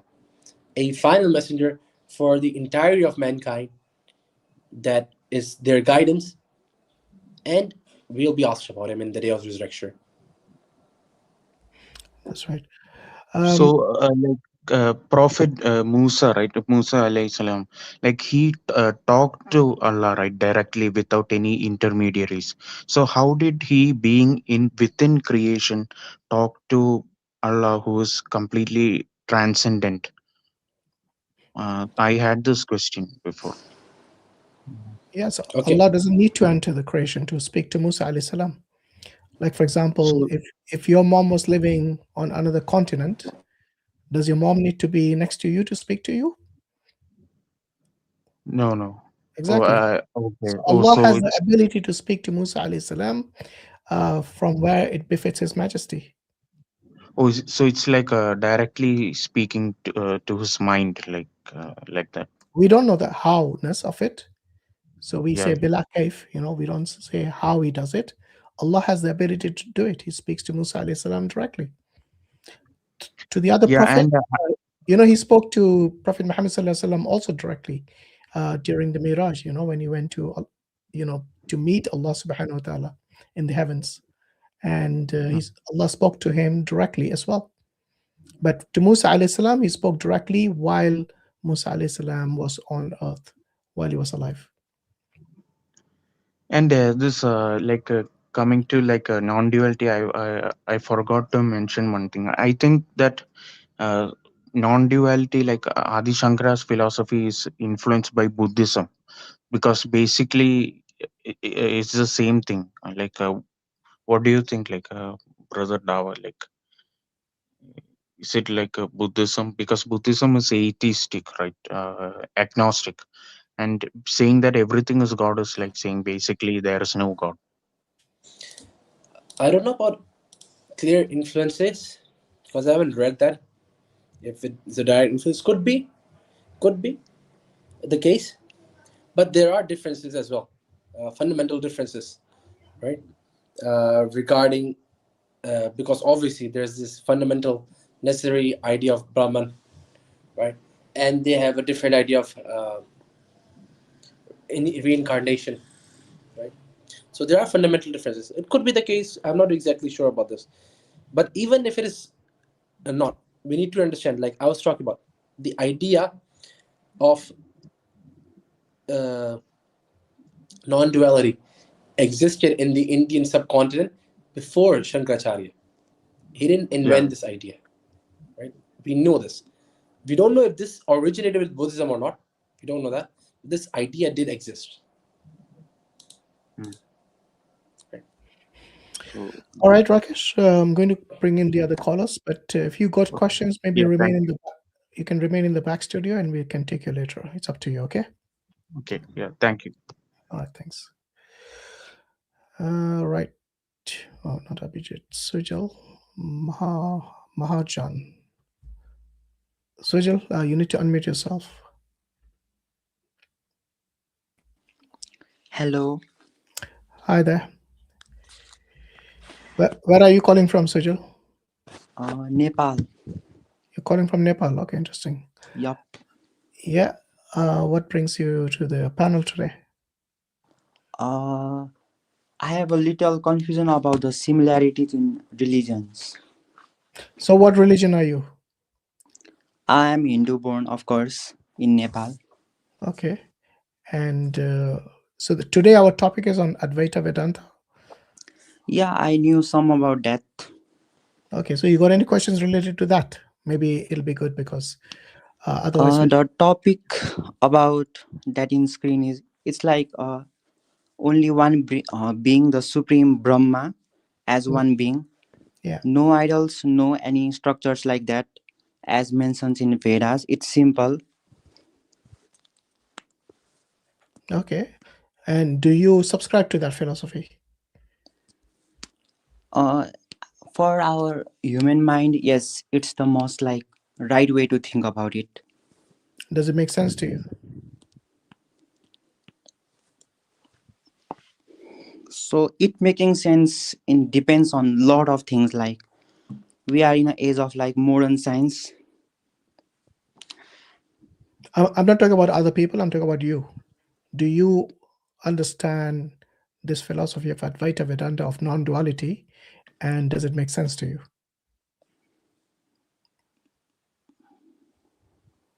Yes, it does, but with some like contradictions. Okay, so what is a contradiction you notice in this philosophy? It's like if we say like God exists beyond the materialistic world. Wait a second, I can explain better. Mhm. It's like if a person A creates a game, right? Sorry, say again. If there is a person named A Okay. and he creates a game, Hmm. an open world game where the units can behave as humans. They have like their own consciousness, Okay. and the game units develop to such a point that they also start to think about like God, etc., etc. Sorry, God as a, No, the units in the games, yeah. they become so advanced just like us that they think about God being this, that, whatever. Okay. But the point of difference is that they are still in the game and they are trying to know the, I mean, creator of the game, but they are bound by the laws of the game that they are inside the game itself, can't go to the outside one. Right. So as far as the developer of the game is concerned, does the game exist? Yes, Okay. So it's not something which is an illusion or a maya. It really does yes, exist. Yeah. Okay. So yes. what you're talking then, based on your analogy, that is not Advaita Vedanta.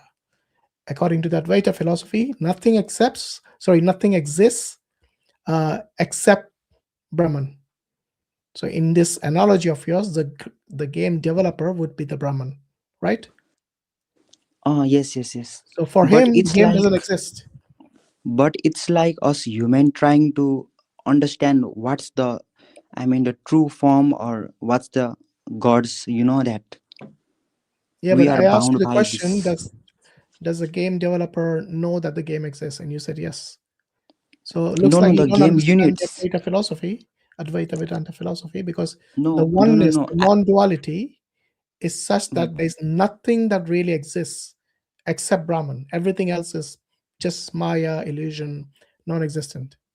yeah, it's true according to the Vedas and the Bhagavad It's Gita not true. I also. don't think these teachings are in the Vedas or the Bhagavad Gita. There are some verses written in Otherwise, there. different philosophers in Hinduism, they wouldn't come to different conclusions, because both of I them are mean, learned scholars of Hinduism.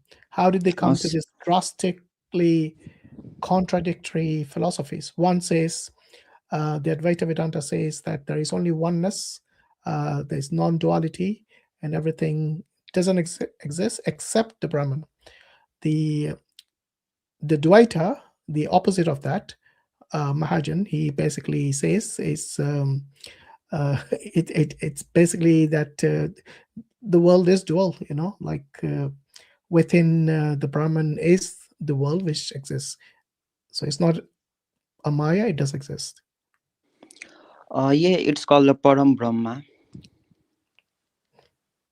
Yeah. So the para Brahman is the only thing that exists for Advaita, whereas for Hmm. Dvaita, um, there is the existence of the para Brahman. There's also the existence of the creation. So there is a duality. So I also find many similarities in like Hinduism, Christianity, and Islam, of course. Yeah, that's a different topic. Today we are dealing with the Advaita Vedanta. So maybe come back next time and we can talk about that. Mm. All right. I mean only little minute only. Mm-hmm. Like the great floods, and Hinduism also mentions the first men and women as Manu and Satrupa, like Adam and Eve.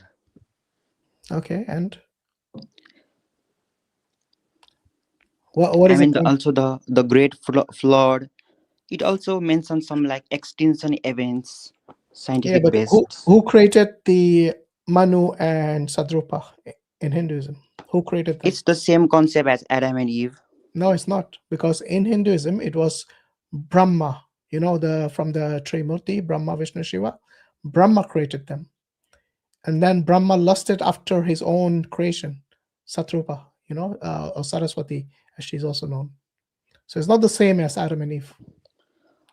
This It's a concept is, I mean, written differently on different books Yeah, actually, exactly, and exactly. have been changed time to time. Yeah. So this is where the contradictions are.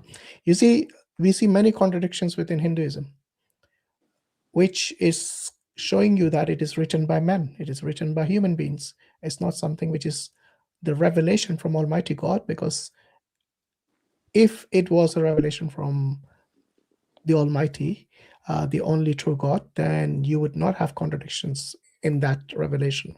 As Allah says in the Quran, that if this book came from other than Allah, surely you'll find many discrepancies, many contradictions in it.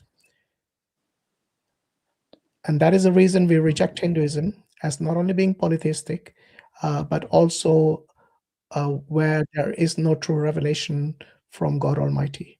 Because there were some people I saw in the chat, in the live chat, they were saying they only believe in Hindu books, which is written by God. I mean, which God claims that they have written any books in Hinduism? Or which Hindu books claim that God wrote this book? So unless they show the evidence, I think it's just basically speculations. So yeah, the Adam and Eve motif in Islam, in Christianity, and in Hinduism are not the same. There are major But differences in why? Hinduism But specifically. why Hinduism has the same concept? It's not the same. I've just explained to you. No, no, That is, no. That first human and women were created somehow. That concept. yeah, but even, do you know, in Hinduism, the the very deity which created Manu and Saraswati was himself created by Vishnu. So it gets worse, the very creator God who created these human beings was himself created by another deity higher than him, which is Vishnu.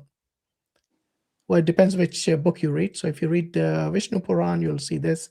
If you read the Shakti Puran and all these other goddesses books about where the goddess is the main or the supreme being, this Brahman, Vishnu, Shiva are all the creations of Shakti, Shaktima, the goddess. So yeah, I think, why don't you look into Islam? Why don't you read the Quran? And then you'll come to the true understanding as to what consistent Also, non-contradictory revelation looks like. so Adam and Eve repopulated the whole world. Yeah, through there we are the children and children's children. So yeah, he was our grandfather, you can say. Great great great Uh, uh, grandfather. but but if he speaks by the genetics, Brother, this will go another topic. So that's the reason I didn't want to entertain it. Okay? no, So I was come back just next like time and we interested. can maybe speak about the comparison of Islam and Hinduism. But so far it's looking pretty bleak. No, these were my questions, but I am also in that topic, so I joined the chat. So again? No, this was my just like curiosity of questions Yeah, sure. out of curiosity. Yeah. So yeah, would you be open-minded to read the Quran? Uh, I had listened like some debates around some religions. Read it yourself. Forget about everybody else. Grab a copy, or we can send one to you if you prefer. If you email us your contact details, we can make sure to get one to you, a physical copy of the Quran, where you read it yourself, and then you come to an understanding, rather than listening to a debate or something like that. I mean, Hinduism also follows like there is like only one true God at some point. If you go through the Vedas, You haven't answered my question. Would you be open-minded to read the Quran yourself? if I get some time, okay. You got time to watch debates, right? No, I just like randomly watch some on TikTok. Well, randomly Just read the popped Quran up. as well. Okay. Anyway, join us next time if you want to do more comparison, and we can. But today's topic is about Advaita Vedanta, so we would Yes, I prefer, also come for the same one. yeah, we prefer people ask questions related to that. Okay. Yeah. All right. Thanks, Ajay. You take care. All right. Yeah, Abhijit. Hello, Hi, Abhijit. Where are you calling from? I'm from India. Okay, good. So the topic today is about Advaita Vedanta. You Yeah, got something to comment on it or to ask questions related to that, or do you know about I it? want to know your views on that first, and Well, what problems you have with it. we spend an hour and a half discussing it. No, no, just summarize it a bit so I can formulate it and then ask questions Okay, about it. before we summarize it, what do you know about Advaita Vedanta? It's a non-dual philosophy which has its roots in consciousness, pure awareness, pure existence, pure bliss, Sachitanand, and all of that. So Hmm. first, I want to know your view on that so that uh, I can comment on that. Yeah, so this is exactly what we discuss. We believe that this philosophy is incoherent and impractical, because if you look around you, for example, do you believe you are a Maya and not the real Abhijit? I can respond to that, but first you formulate. I did already. I mean, like I said, we spent an hour and a half, so you should have watched that. But this is a very fundamental question about the Advaita Vedanta. Do you believe the Maya that you're It's a very deep experiencing? question. The question which you asked is a very deep question, not a It is the surface level question to fundamental question answer somebody will directly. ask if this is what you believe. So if you believe the existence, the only existence which really exists is the Hmm? Brahman, then who are Yes, you? yes. Ultimately, Brahman exists. Yeah, so who are you then if only the Brahman exists? I am that Brahman, and that Brahman is me. There's no Okay, difference at the fundamental level, not at this level, because at this level we have aham, ego or ignorance, which creates a duality between us.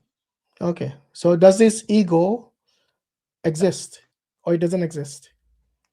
It exists at this Okay. level, paramarthika level, No, the no, that's fine. Any level. the Look, when I say relative does it level exist, on which I we meant at exist. any level. And does Yes, it ignorance exists exist? at this level. Does ignorance exist? Yeah, Okay. But you said only Brahman is the true existence. yeah, yeah. See, in in Advait we have two level of existence: the Paramarthika Satya and the Vyavharika Satya. Vyavharika Satya means the what relative level, and the and the and so relative level, and we have an absolute level. So at the absolute level, only uh, only Brahman exists. Mhm. But But when you at say the relative relative, level, we have ego and yeah. ignorance and all of that. So does the relative level exist? Yes, it exists. I don't know if you realize something that you have contradicted yourself. If the No, only no, it's existence clearly is mentioned. Brahman, Two if levels the of only existence: if the only Vyavharika Satya existence is from the Brahman, how Paramarthika did you Satya. say two levels? Because you're basically indirectly saying duality. You have made your Yes, yes, non-duality as a duality because that's the only way you can make sense of it. So what you did was you yes, categorized it as absolute existence and relative existence. But when I asked you, does the relative existence exist? You said yes. So now you're talking about a duality. Sorry, yeah, exactly, a duality. relative level exists only inside the ego, No, but which when I we say are does it uh, exist which we are in the absolute experiencing sense? right now. No, The no, does the it exist in the the absolute duality sense? which we are experiencing right now. Yeah, when you say you're experiencing, so it must exist, right? Yes, it exists. Okay, so that's duality. That's not non-duality. Yes. So, no, What do you no, mean? no, Yes, no. it's If you think, contradicting. It's see, contradictory see, to the see, non-duality philosophy of Advaita Vedanta. no, no, it's not contradicting. I already explained. See, the thing is that when we say that this world is Maya, we mean the perception or the understanding of this world, the dual understanding of this world is all Maya. If you think that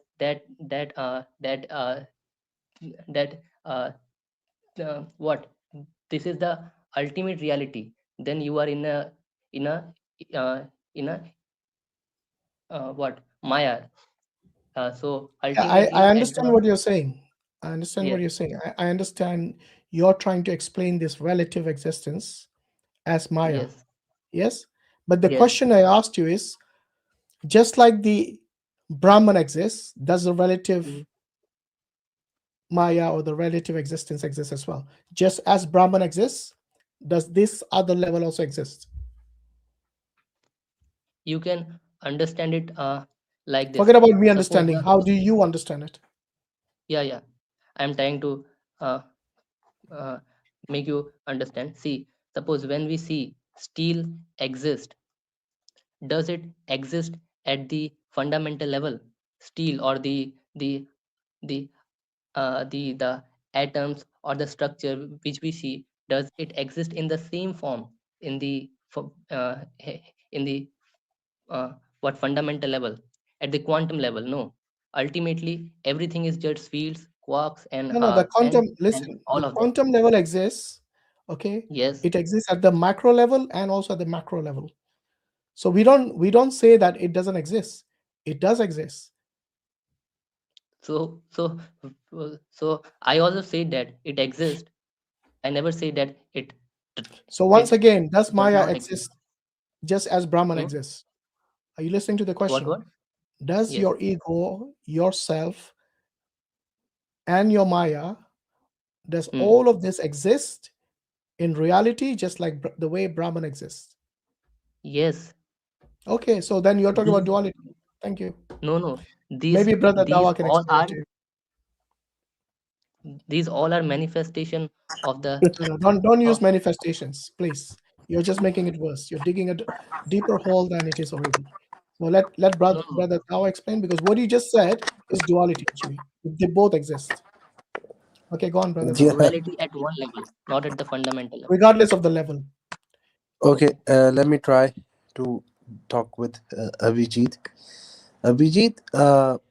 So according to Advaita Vedanta, only one thing exists, Hmm? right? Yes. Like, do you agree? Ultimately, only one thing exists: the Brahman. Okay. What do you mean by ultimately only one thing exists? What does that mean?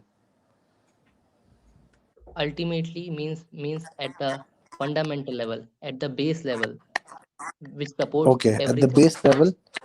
Okay. At the base level, only one thing exists. So there is, Yeah, in the true sense, there is only one thing.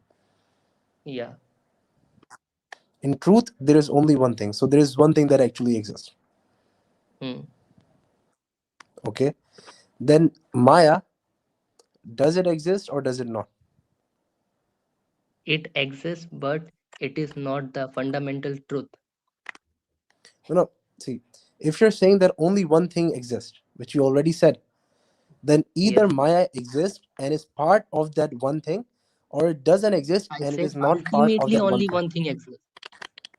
Okay, yeah. I said Ultimately, only ultimately one thing only exists. one thing exists. There's no duality at the fundamental level. There's no duality Listen, at what do you mean the by fundamentally? fundamental level. That's what I said. What do you mean by fundamentally? Fundamentally means which supports or the base of everything. Yeah, this is not Advaita Vedanta. Then you have misunderstood what Advaita Suppose Vedanta is. No, Advaita Vedanta doesn't claim that Brahman no, is this is the the Advaita base Vedanta. of what. I'm sorry, what? Vijit, what are you saying? Hello. Yeah, No, no, keep I'm keep going, keep saying, going. It's okay. uh, Continue, brother Malik. Continue. yeah, I'm saying that what you're representing is not Advaita Vedanta. If you're saying fundamentally, by fundamental you mean at the base of all existence is Brahman, then this is not what Shankaracharya believes. Shankaracharya is not saying that at the base of everything that exists is Brahman. This is not what he means by existence or Advaita Vedanta. What he means by Advaita Vedanta is that all that exists is Brahman. Existence equals Brahman. That's it. That is what Advaita Vedanta is. That is why it is Yes, non-dual. Yeah. but at So what I'm level? saying, Ultimately, it says the yeah, Paramarthika Satya. The let me Paramarthika explain. Satya In the is what level of Brahman is. existence, in the okay, what do you mean by existence,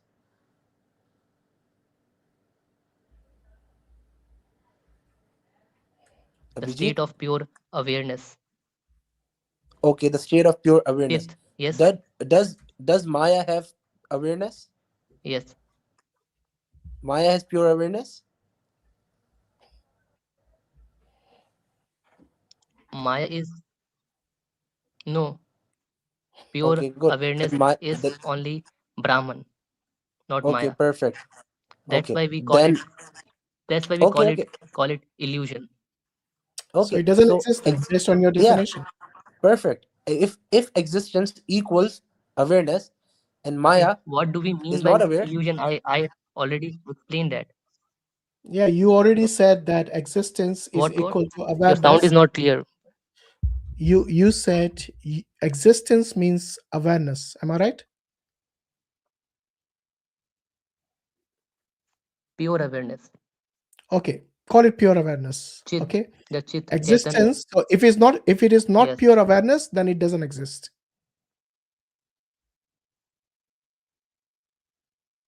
It exists, but it's not the ultimate reality. That's So why we change your say it definition then. is an illusion. Change your definition, because Illusion does not you mean it just does said not exist. existence means pure awareness. Now you're basically changing the goalpost, because you realize that Maya cannot be existing because it's not pure awareness. So you're stuck in a conundrum now. You were It's a catch asking 22 about for you. Brahman. So now what do you do is you tweak the definition again. So once again, can you please define the term existence? If you are asking for Brahman, then No, I'm the asking just the term existence existence. means here Whether pure it's awareness. Brahman, whether it's anybody else, doesn't matter. Just the term existence, what does it mean? Then it could be just experiencing something, or being aware about something in its Okay, so vague it's again form. awareness, yeah? It's awareness, right? Yes, but Okay. it's No, hold on. filled with experiences. Hold on. If you say it's awareness, okay, does a rock exist? Filled with experiences, by the way. Does a rock exist? Yes, it exists in my perception. No, I didn't ask your perception. According to the rock, does it exist? I can't say that for sure because Why not? I According am to you, there's only relying one on my existence. That's senses. Brahman, right? So you see, you're Yes, falling apart everywhere. Doesn't matter what you define. You have to keep tweaking everything, because you realize you have hit a wall now. So you have to change your definition as well. If your existence is defined as awareness, then are you existing? yes, I am existing. Okay. When you say you're existing, are you Brahman? No, I am not Brahman at this stage because I am Okay. filled with aham, ego, So how the many ignorance. stages do really exist? Only two stages.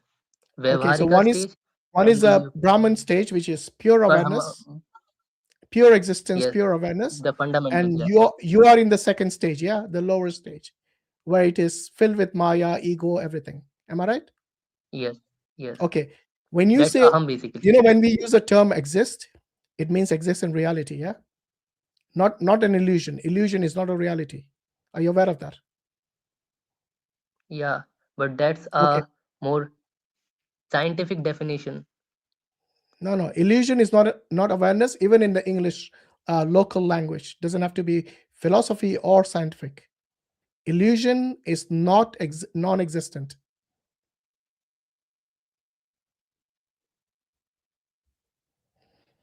In scientific terms, because the No, in way English, we look at the use the definition term, of the illusion, term illusion, and you'll see that it is something which is imaginary, non-existent. I'm not talking scientific level yes, here. I know. Okay, so if Yes, you I know, know. why don't you I will get that acknowledge it? definition. Why don't But you I said acknowledge that you don't really exist? You're an illusion. we don't use that definition. Make up your mind which That's what I definition you're said. using. What definition? Because every time I ask you to define something, you change the definition. Every time. Go home and rewind this video and watch it. You'll notice the same thing. Ignorance is what is what Maya is. Does ignorance exist? Yes, it exists. Okay. Is Right it now aware we are it doing exists? that only. Okay, good. So if ignorance exists, and according to you, Yes. the only existence is Brahman now ignorance? No, Brahman is not ignorance. It does Okay. not have I'm any sorry, I can't attributes. continue with this. You keep contradicting yourself. Let me bring another Hindu in, but you can stay in the background and maybe watch. Who is this guy who said he can explain? Hi. He said he can explain Advaita. Yes. So the general. So before you explain it, tell us about yourself. Do you believe in God? Depends what you mean by God. What do you understand by the term God? Well, when people say God, they're usually referring to the What do you Abrahamic understand by it? conception. When you come across it, what do you understand by it? I don't have a particular conception of God. I'm happy to use different definitions. So if you have never read on the term God in a dictionary, in philosophy, anywhere? So God is often seen as a creator or the uncaused causer of the universe, that sort of thing. There are various other things you can associate with God. Good enough. Do you believe in that? Not a creator is in the Abrahamic conception. The way I think, based on your definition, okay, because you use the term creator, you use the term first cause. There are many ways. For example, the necessary being. Okay, do you understand this term? Sure. Good. Do you believe in a necessary being? Yes. Okay, and do you consider that as God? You can call it God. What do you call it? I call it Brahman or Ishvara, depending on what level we're talking about. All right. So, Gon, tell us about Advaita Vedanta from your perspective. So, as you've been saying, the only thing that exists is Brahman. But due to Maya, we see Brahman as having shapes and forms. These shapes and forms are illusory, through Maya. And it depends on which level you're talking about, whether this stuff is real to you. So the ultimate reality is Brahman. It doesn't mean that we don't exist exactly. It just means the identifiers we create, the shapes and forms, labels, they are false. So do they exist? Does Maya exist? Everything exists, but the shapes and forms that we give it are false. So what is real in the Maya? The only thing that's ultimately real is is Brahman. May I give you some analogies? No. Is Brahman Maya? Maya is the lens in which we see is the lens in which we see Brahman through. Yeah, but would you define the Brahman as the Maya? Brahman is the vastness, existence. I didn't ask you what Brahman is. I'm asking, relative to the term Maya, would you consider Brahman to be Maya? I mean, I don't know how to answer that. Like you use the term illusory. How would you define that term? Sorry, what was the term? Illusory. Illusion. How would you define it? Things are not as they seem, like a mirage. Like the sand, the atmosphere that we're looking at, it all exists, but how we're seeing it is false. Right. So does it exist? Yes, but So not. you're saying not a the way mirage we actually see it. exists, yeah? Sorry. Does a mirage actually exist in reality? I mean, a mirage is occurring, but what we're viewing is distorted. No. Look, you can see a unicorn if you want it, but we are discussing with being rooted in reality.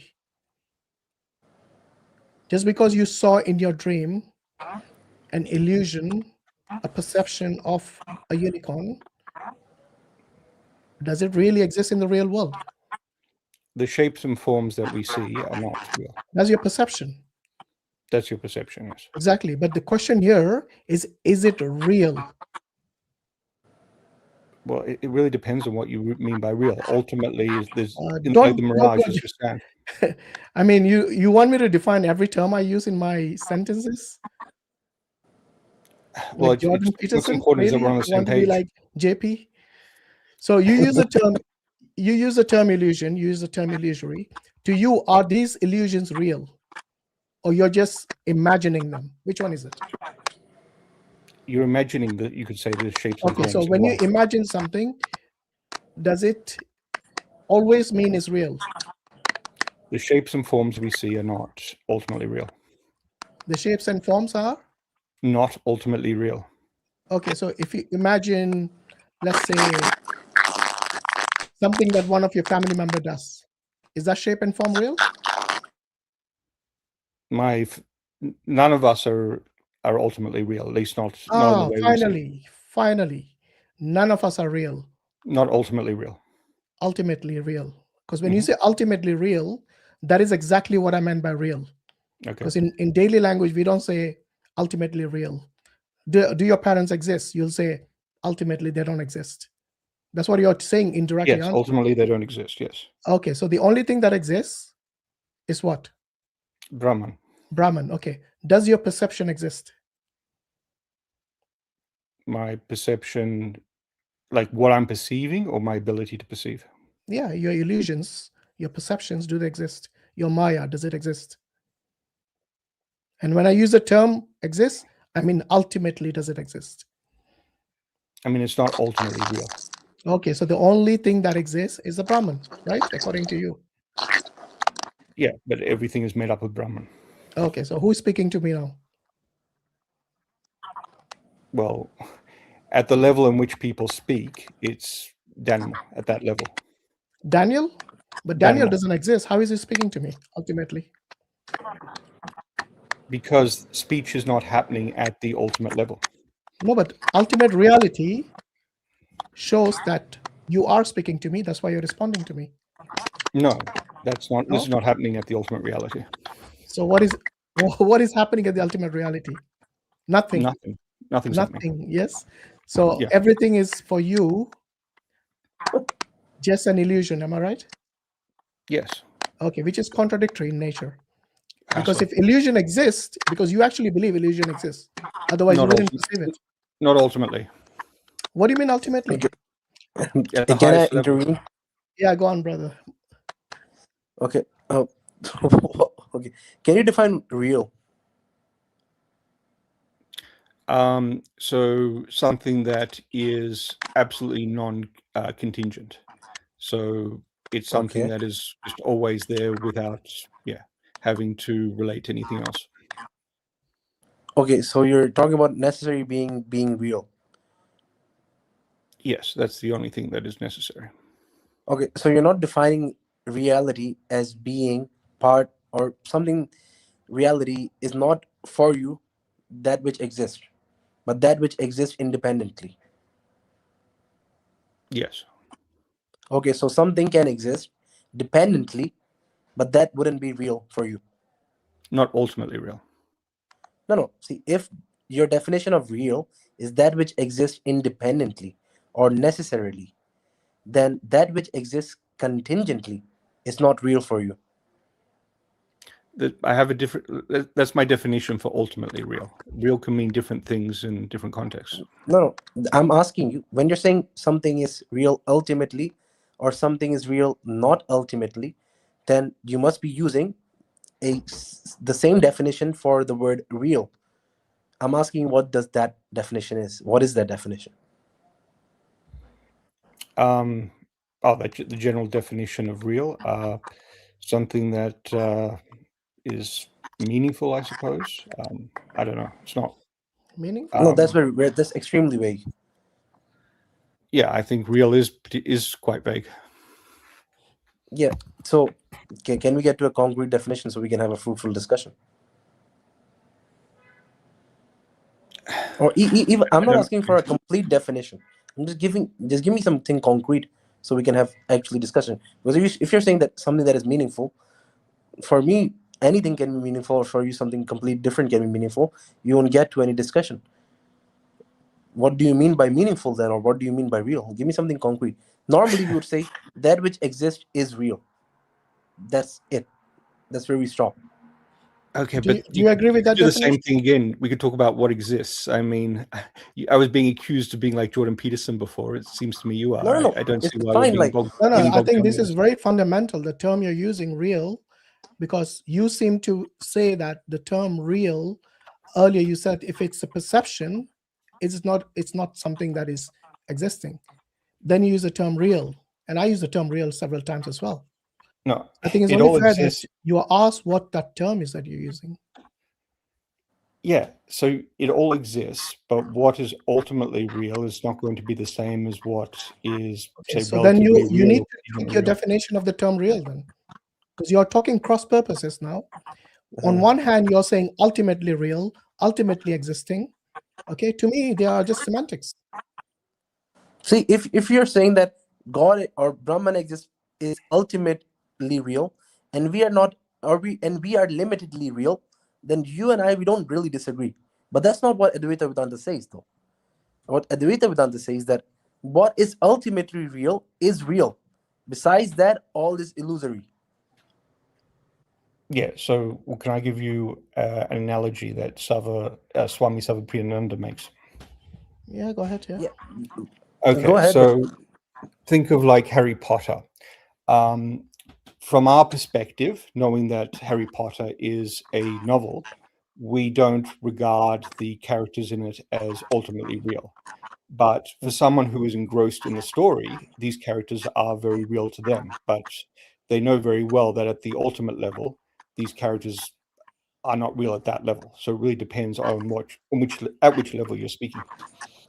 Did you actually but see- meet a Harry Potter fan who says he's real, not fiction? So what was that? You know, I live in England. I know many Mhm. Harry Potter fans here, both young and old. In fact, at King's Cross Station here, they have this kind of an illusion of where you can have a magic go through a wall, and they pretend to go there. But ask them in reality, none of them say it's real. Just that they are big fans. I mean, this is the worst analogy you could bring up, honestly. Okay, let me I don't, just make this quick for you. you guys are too Let- like hyper focused on the word real. I don't think it really No, matters. it's not yeah, hyper focus. It's what that's you're kind of the using. point. That's kind of The the reason point. you don't want to define it is because you can move around with it, Yeah. move the goalpost. You can't No, do no, that. I'm That's not the moving any reason we have to goalposts. be rooted in the language that we are employing in order to describe your ideology. All that you have Okay. to understand is that there are Okay. different levels of Let, reality. let me show you why we want to qualify a single definition, because you will get into contradiction. Like if I ask you like 5-6 questions, you come into a mathematical contradiction. Let me give you a quick example of that. Okay, how many things exist? Ultimately, just Brahman. Okay, so one thing exists. Ultimately, yes. Okay, ultimately one thing exists, right? Okay. Hmm. Do I exist? We all exist. I'm asking you, do I exist?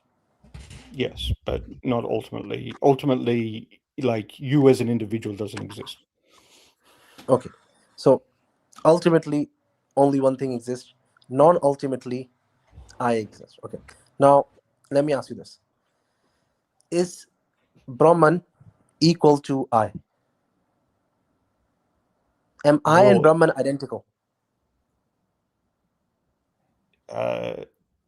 not you as like an individual, but we're all Brahman, so Yes, we're all equal I'm to asking Brahman. you as an individual. Am I as an individual identical to Brahman? Well, a jiva or an individual is not the same as everything. Perfect. So there is something that is real about me that makes me different from Brahman. No, not Right? at the ultimate level. No. Okay, then if in the ultimate level there is nothing that makes me different from Brahman, then I'm not different from Brahman as an individual. As an individual, you don't exist at the ultimate level. These concepts don't make sense at the ultimate level. This is the exact point that I'm making.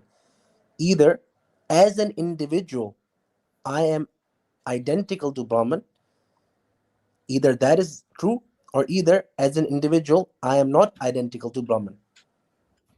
Right? There's only one answer to that. And Advaita Vedanta would say, no, you're not identical to Brahman. Right? At the ultimate level, you are, because there's nothing but Brahman. Below that, as an individual, even concept. as an individual, no, you need to understand, this is not Advaita Vedanta. When I put the category of individual, it is impossible for me as an individual to be identical to Brahman, because I will be an individual. Yeah, if you're not talking about the ultimate level, then yes, you're different No. concepts. Individuality can never become or never come into the ultimate reality. For example, can change be identical to Brahman? The concept of change doesn't make sense at that level. No, can change as a thing that exists, right? Because you're saying it exists at whatever level. Can it be identical to Brahman? The two concepts cannot be identical at the level that we're interacting. No, they cannot be identical at any level. For example, I wanted to ask a question about the levels you're talking about. You keep using the term ultimate whenever Brahman is concerned. You use the term exist and you say ultimate exists. You use the term real and ultimate real. If only the ultimate level exists, then why even talk about the other level? Because they don't exist. What's the point? Well, they matter to us because we don't think of ourselves as the ultimate Brahman. We think of ourselves as individuals. Exactly. You don't exist. So why even talk about something that doesn't exist? What's the point? Because that's our world. That's how we're exactly. The only way you can make sense is through Dvaita, not through non-duality. So you're saying, you're literally just admitted that the only way you can make sense of the world is through non-duality. Sorry, through duality, not non-duality. That's the reason the other guy also who came earlier, he started talking about two levels. Yeah, the way that we generally interact with the world is very dualistic, for sure. Thank you. That's the only way it makes sense to you. Right? You haven't proven it. You haven't proven I don't anything. need to prove anything, because you're using, what you're doing is you're just playing with words, semantics. Let me finish and then I'll let you talk. Okay? You prefix it with the term ultimate. That means what you're doing is you're not comparing like to like categories. You're comparing two different categories now. One that doesn't exist and one that does exist. But you're trying to deceive people by using the same language and the same term, the term real and the term exist. Using the same term confuses people, but in reality, it doesn't make sense to you. Can you make sense of anything without your senses? You know, the 5 senses you have, or the 6, whatever you consider. Can you make sense of anything without that? Okay, so first of all, I actually don't care about the words that are used. I just care about you do care. concepts. That's why you use them. And in language, you have to use the words. I'm trying to convey something, but if other words work for you, I'm happy to use different words. The actual words. What works for you? What is your best, to the best of your ability, what you're able to explain to us? It seems contradicting itself, because in reality, you don't actually believe this other level, which is covered in Maya, or I don't know, somehow veiled by Maya, exists. Am I right? I do. What do you mean? I don't. You're saying I don't believe in it? Of course I do. No, you don't believe it exists. Do you believe it exists? The world that we're interacting in, is that what you're asking? The world that you are in, that is basically veiled by Maya, Does it exist in reality? Not ultimately. There you go. You use the term ultimately again. You see what I mean? Because I don't know how else to convey it. Because all you're doing is you're just switching words. You prefix everything that relates to Brahman as ultimate. Yes, because But the Brahman question is, the ultimate reality. okay, let me ask you something. Let's change it a bit. Define non-existence. Define non-existence. Because we define existence and real. Let's define the opposite of that. What is non-existence to you? Something that isn't there, I guess. Okay. So that means it is not Brahman, right? Yeah. Okay. So something that does not exist, something that is not real, is not Brahman. No, well, everything, it depends on which level you're talking about. You see what I mean? Because you have because to define these terms. It's very important. You're dismissing the level thing, which is vital. You know why you use the term? I want to ask one thing. Because if you put ultimately non-existent, then that is what is not Brahman, right? Well, everything is Brahman. I don't know. No, listen to what I just said. Ultimately non-existent.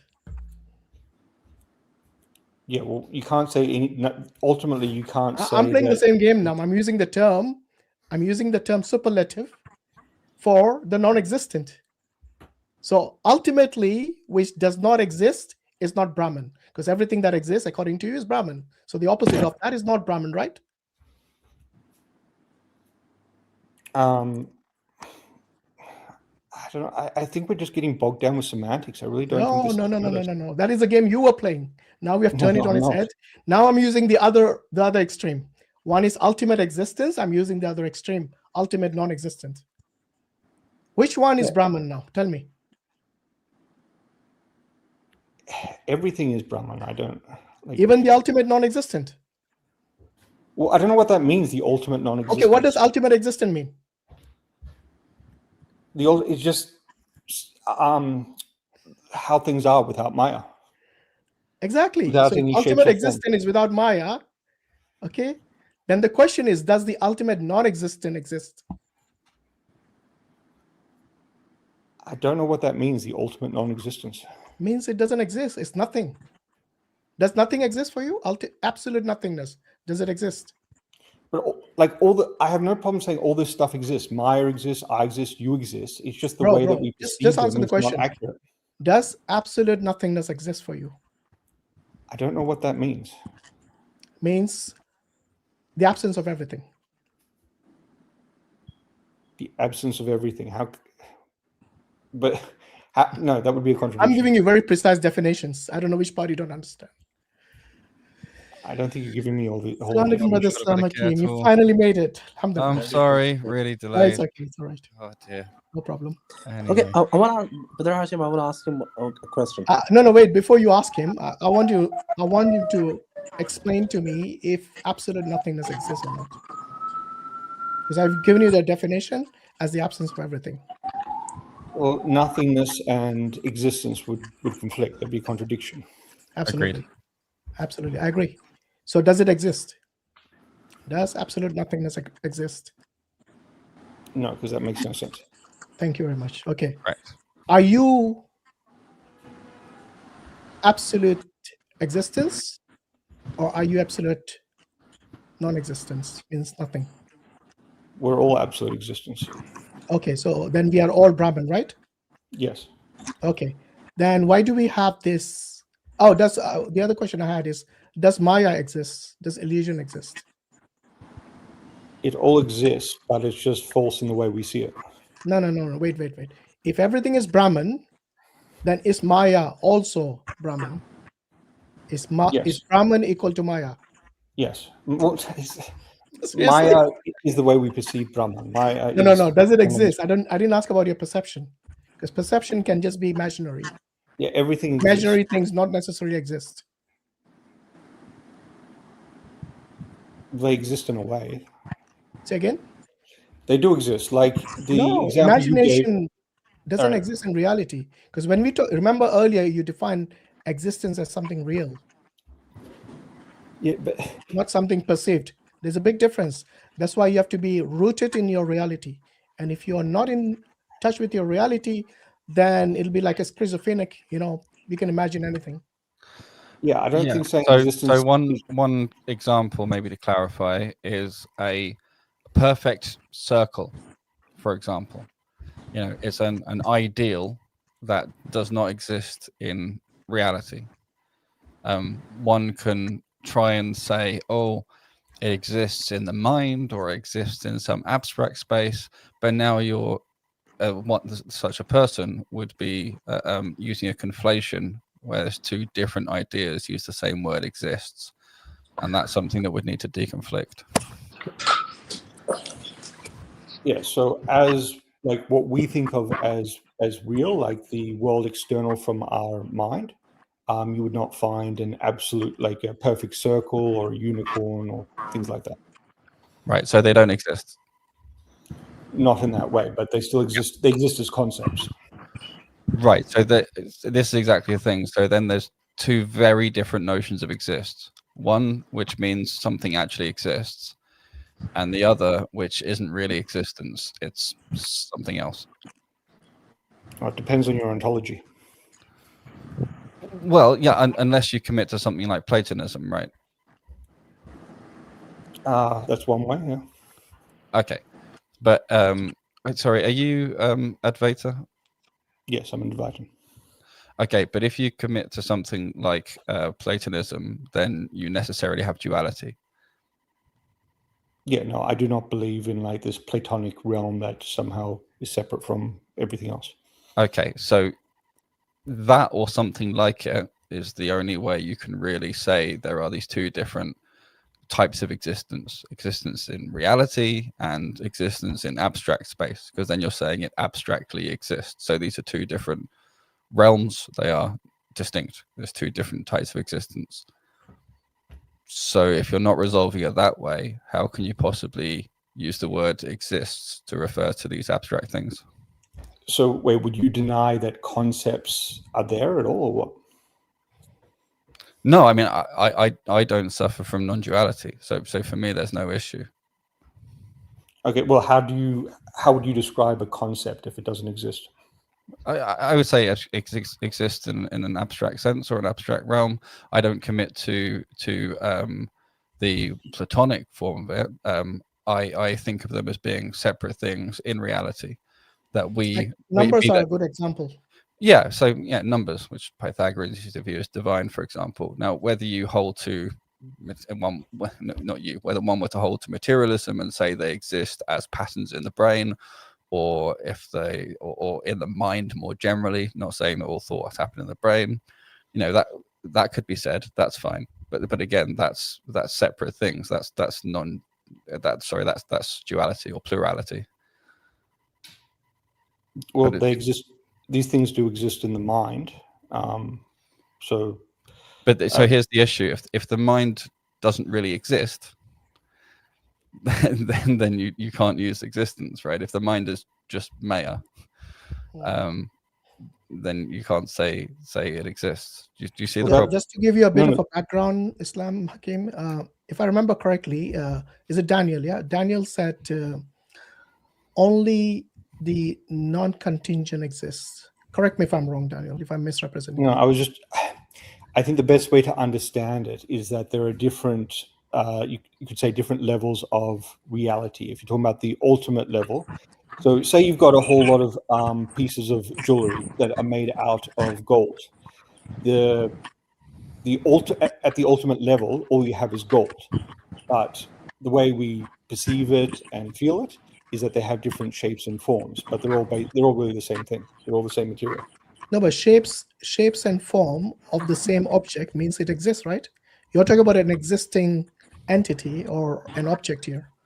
Regardless of the shape of a gold jewelry, it still exists, even if it's not pure gold. Let's say, I think most of our jewelry is not pure gold. So, otherwise, it won't be variable, isn't it? Right. So and to clarify, we still call it gold jewelry, right? But when you say ultimately, it means it has some other mixture. But even that mixture exists. Yeah, Right, but the point of the and that analogy... example makes really clear, right? If I have a gold ingot, there is something that exists there, and if it's then refashioned into a gold bracelet or a gold necklace, the gold ingot no longer exists. Now what exists is a gold bracelet or a gold necklace. You see? Yeah, it changes shape basically. Yeah. Yeah, sure, but I mean, it's an analogy. I'm not trying to use it to describe exactly what Advaita is, because then it wouldn't be an analogy anymore. I'd just be describing. Well, no, I understand, but we need to work with load-bearing analogies. You know what that means? Load bearing. So normally, philosopher says an analogy is sort of you can have an analogy to just throw something out there, basically, but it doesn't really have a good role in like a philosophical discussion. Normally, it needs to be what's called load-bearing, which means that you can look at that analogy and it functions the same way as the thing you're analogizing, and that's why we can analyze it as a proxy for analyzing the other thing. Yeah, sure. So the purpose of this analogy is just to point out that there are different levels, different ways of perceiving the same thing. It depends on what you're talking about. If you're referring to the substratum of the jewelry, then you can see that it's all of the same type. It's all the same thing. It's just gold. And that's the whole purpose of the analogy. It doesn't do anything. It doesn't serve any further purpose. So for that analogy to work, then are you saying that Brahman is material? No, Brahman is you could say a substance, but not material. There are no materials at that level. So it's substance. Yeah, it is. Okay, how are you substance. differentiating substance from material? Well, material is a physical thing. Substance doesn't have to be physical. It's just like a thing that you're talking about. I'm not exactly sure what the... Yeah. So here's what's interesting is because, physical, the thing we're normally talking about as real or existing, that there's kind of an inversion going on, because when you say something physical, something really exists, that's what we're normally talking about reality. But when you say substance is sort of non-physical, although you see it as underlying, what you've really described functionally is an abstract concept. Yeah, so it's what it feels like is that you've taken the real and called it an abstraction and said this isn't, this is just ideas, perceptions that we get, and then you've taken the abstraction of this higher level underlying thing and called that real. So substance could potentially be physical. The thing is with Advaita Vedanta is it's a form of idealism, like Platonism, like Hegelism, the different forms, or subjective idealism. There are a whole lot of different types of idealism. Advaita Vedanta is one type of idealism. Okay. So you said, hang on a minute, so substance could be physical? In a very broad sense, but in Advaita Vedanta, what we're talking about is something you could say more abstract than that. So when is substance physical and when is it non-physical? Well, just when we're talking about physical things, you can talk about it as something that's somehow static. But that again, now that sort of seems to be very clear duality or plurality. Yeah, at the level that we interact with, there is lots of duality, but at the ultimate level, there is none. No, do you see what I mean? When you say substance, can be physical or can be non-physical, then there's these two different types of substance, right? So they're not the same thing. No, I'm just talking about these concepts in a general philosophical way, not specifically. Okay, so I want to ask a few things. So you're saying that according to Advaita Vedanta, according to your understanding, there is a substance that is non-material, which would be the Brahman, and then there is material substance. Is that what you're trying to say? I mean, not at the ultimate level. There's just Brahman. There's nothing else. Okay, sure, perfect. So there is ultimate reality, and what would be the other reality? The reality is we perceive it, the world of names and forms that we perceive. Okay, so there is an ultimate reality, and there is perceived reality. Okay, fine. Yes. So how is that not two different realities? How is that not duality? Because the way we describe things is going to be very dualistic, because we're talking and we're thinking in a dualistic way. So it has You need to be understand something. You need to understand something. If you're saying that there are two different kinds of realities, right? And there needs to be fundamentally something that differentiates one reality from the other. How is that not duality? Because Then at the ultimate, I want you to understand something. What is the difference between what you are representing and what Dvaita Vedanta would represent? They would say that there is one ultimate reality, and there is a perceived reality, and hence there are two different realities. That is duality. no, so Dvaita talks about there being two, like these are equally real things. We and Brahman are equally real, which is not what Advaita Vedanta is saying. These concepts, we can't actually, at the ultimate level, these concepts are absolutely meaningless. To even talk about perfect. Brahman is Okay, meaningless. perfect. Okay, perfect. So let's leave Dvaita Vedanta aside. Okay, what about quantified non-duality of Ramayana? What about that? What is the difference between Shankaracharya and Vishishta Ramayana? Advaita. Ramanuja's Vishishta Advaita.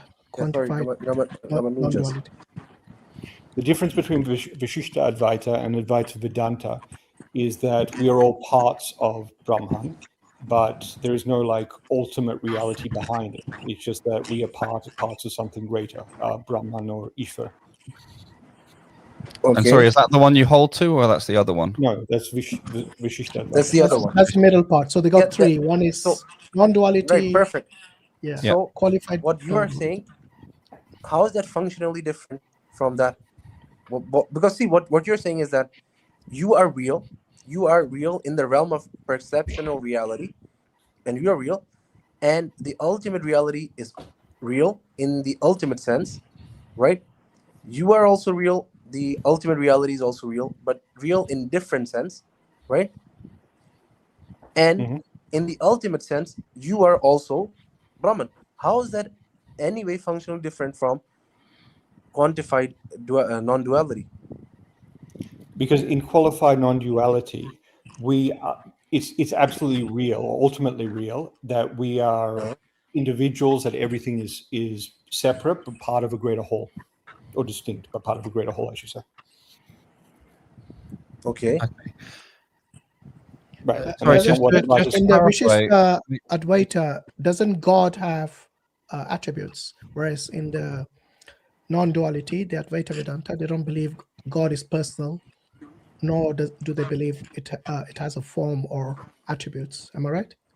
So according to Advaita, at the ultimate level, you have Naguna Brahman, which has no attributes, but due to Maya, the way that reality is perceived, you have Saguna Brahman or Ishvara, which you can say has attributes, because then you're talking about the universe as it is, as we perceive it. So which one really exists, the personal or the impersonal God? At the ultimate level, the impersonal. According to your philosophy, but according to the qualified Advaita Vedanta, for them, that is a real God with attributes. Yes. So how do you imagine the same scholars, sorry, not the same scholars, the Hindu scholars, reading the same books, the Upanishads, the Brahma Sutras, the Bhagavad Gita, they come to like contradictory conclusions on the most fundamental aspect of God and existence? There are different ways that you can understand "Thou art that," which is a very well-known saying in the Upanishads, and just in the Bhagavad Gita. Like there are different ways you can interpret stuff. I mean, there are different ways to interpret things, even in the Quran. Yeah, of course. But whether it's Shia or Sunni, they will say Allah is one, and they will, in terms of his attributes and everything, they're consistent. For us, that is the fundamental of our faith, of God and existence. But for you, which is the fundamental of your faith, God and existence, you come to completely contradictory, not you personally, but your scholars come to an absolute contradictory conclusions derived from the same books. That is what baffles me. Yeah, because they're not that explicit. So you're saying who actually brought this or who revealed these books, the Vedas or the Upanishads? Is it man-made or is it from God? Well, they're written by the rishis. Some believe they are divinely inspired. I don't think so, because I'm a naturalist. I don't Do they believe in exist? supernatural. Do the rishis absolutely exist? Well, there were people who wrote the books. Yeah, do they exist? Not at the ultimate level, just like everything else. Okay, so do the Vedas exist?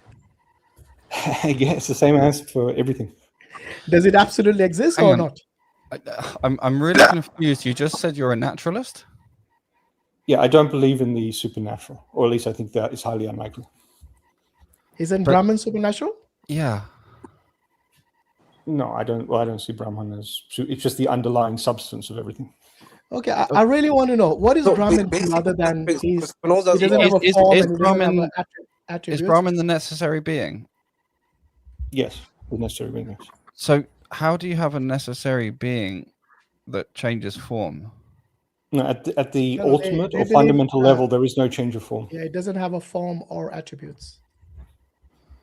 So it's nirguna and nirakar, according to Saguna, naguna, and saguna.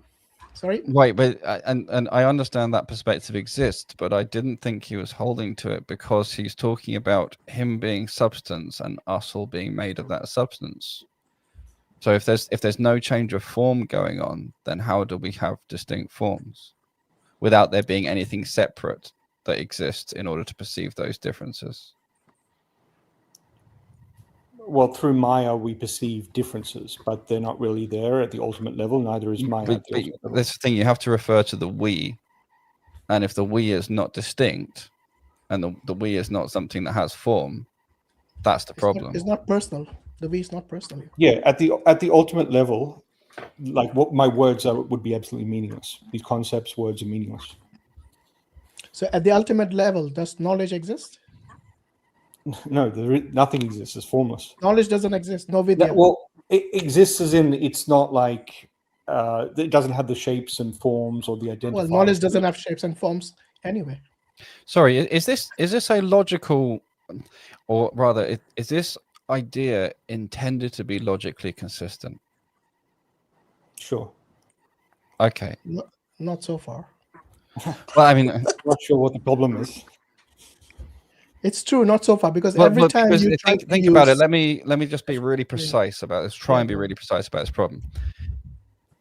In order to express any kind of logical position, you are using propositions and inferences. You're using we can symbolically A implies B, things like that, right?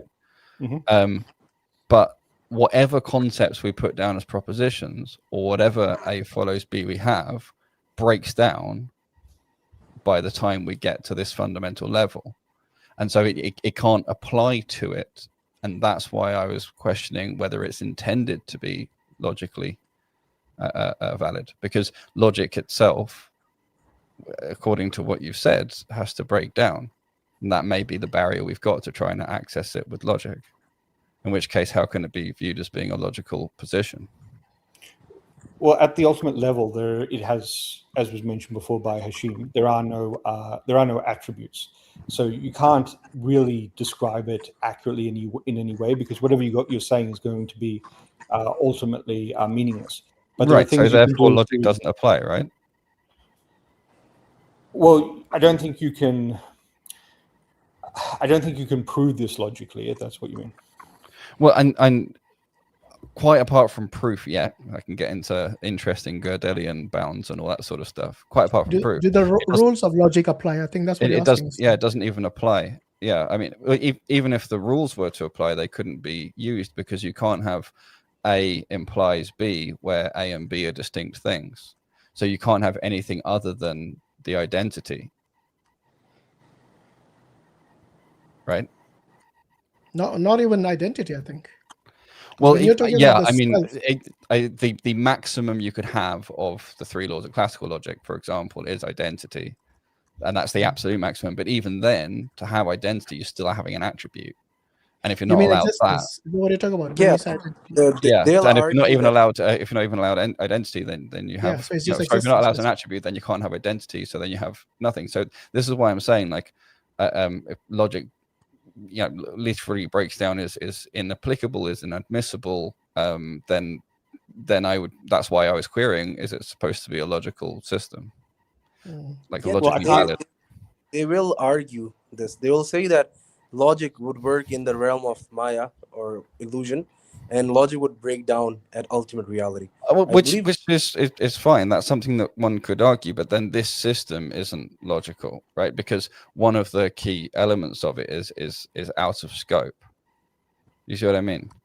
yeah, I have discussed with And that element that's out of scope is a thing that things refer to and things come from it, but it's out of scope of application of logic. So everything connected to it is also out of scope of logic. The only logic you can have is things that never touch it. Yeah, I think Daniel should agree to the fact that the fundamental reality is not bound or does not have to work according to logic. I think Advaita Vedanta shouldn't have an issue with outright saying that, yeah, logic doesn't apply to this, and hence we don't prove it by logic. If logic breaks, let me just say there's a few things, so let's not just sort of put everything in a logic basket. There's whether or not you can prove something with logic, or whether or not logic should be able to prove something. There's different levels and types of logic, but then there's whether or not any kind of logic, even in principle, could even be in scope of this concept. So I can't. There's no way for me to show it logically. It's just my way and many others' way of being able to make sense of things. But the only way you can truly, like, I would say, realize this is through meditation. I can't prove to you that this is more real or more true than, say, Islam is. So you said something really interesting there. This is the way you make sense of things. But again, for me, it sounds like the way of unmaking sense of things, right? And I mean that in the nicest possible way. It's just because it becomes a everything goes back to it and everything comes from it, but it's not logical or logically accessible, and so it can't make sense of things or be used to make sense of things. Or rather, if anyone tries to, then they necessarily introduce a logical contradiction because logic doesn't apply to it and also can't come from it. So, I mean, if you're talking about logical positivism, then I can't. It's outside the No, scope of that. no, it's not logical positivism. Just any kind of logical. This is why I was asking if it's supposed to be a logical belief or not, because maybe we're going down the completely wrong rabbit hole trying to analyze it logically. Yeah, because if you don't employ logic, anything goes, right? Whether it makes sense or not, everything goes. Well, and it raises the question of what makes sense means, especially in a logical or rational sense. Okay, so I think this is a way to resolve David Chalmers' hard problem of consciousness, for instance. If we start with the idea that everything is consciousness at the substratum, and that the material things are just made out of consciousness, like, say, how the characters and objects are just consciousness in a dream. They're not separate from the dream or dreaminess. You might think you're different characters. That, I can conceive of that. I'm not really using logic to come to that conclusion, but that's a way that I can conceptualize things or understand things, a way to put everything together. Is that panpsychism? Well, not exactly. It's pretty close. Sounded like that. Well, panpsychism is more the idea that everything has some sort of rudimentary consciousness. In Advaita Vedanta, the idea is that the whole universe, or the multiverse, or whatever it is, the substratum of all of that is consciousness or awareness. Yeah, so that more like collective there is consciousness. consciousness in everything. Yeah, but in panpsychism, which encapsulates a few different theories, the general idea is that the physical world is very real, but in every physical thing, you have like a small amount of consciousness. So that's different from the every idea of matter collective is consciousness. conscious to some extent, yeah. Yeah, but So the thing also- is, the consciousness in the things like you and I would be illusory, so not actually real. because it's Maya. That's what I Yeah, was trying to that's why I'm debate saying this earlier. is not panpsychism, though. You know, I No, I before mean, you came- yes, under panpsychism, this consciousness is real, but I'm talking about under your philosophy, our consciousness isn't actually real. Yeah, it's an illusion. The underlying awareness is all that's ultimately real. So that's what illuminates our thoughts. Like, our thoughts are subtle objects, and they're only meaningful to us because of this awareness consciousness. Like Alan Watts said, we are the universe experiencing itself. Right, So, and so if this underlying consciousness, so if we move from the substrate to underlying consciousness, it's similar to what I raised before. If this consciousness was not necessary and was divisible, I could get that. But if this consciousness is necessary and indivisible, then that seems to be a contradiction against this idea that there is one or other portion engaged in perceiving. what was that? One or other what perceiving? Portion of it engaged in perceiving. Because remember, every time we go down to this level of, oh well, we perceive, I perceive and you perceive and so on, then there we have separable entities or separate entities, and then we say, oh, but the separation is only an Maya or an illusion. But these are the things that there is nothing without them. So in a sense, they have to exist. If, let's put it another way, you can't get to the point of talking about the perception or anything else like that unless there is something doing the perceiving. Yeah, the question is, who is that? Who is perceiving? Yeah. Is it There is Brahman or only- is it something else? There is only one subject, so one perceiver, and that is Brahman, that illuminates everything. That is Brahman as well. But yeah, when we're talking about things like what is Brahman, these sort of concepts, we're doing this in the world of names and forms. So we're doing it in a very dualistic way. No, but when you said there's only one perceiver, so who is perceiving the Maya? Brahman. So Brahman is subject to illusion. Yes. But at the ultimate level, there is no illusion. Okay, I want to make this Wait. short. If there's no illusion, why is Brahman perceiving it? So what was that? If there is no illusion, if there is no Maya, why is Brahman perceiving it?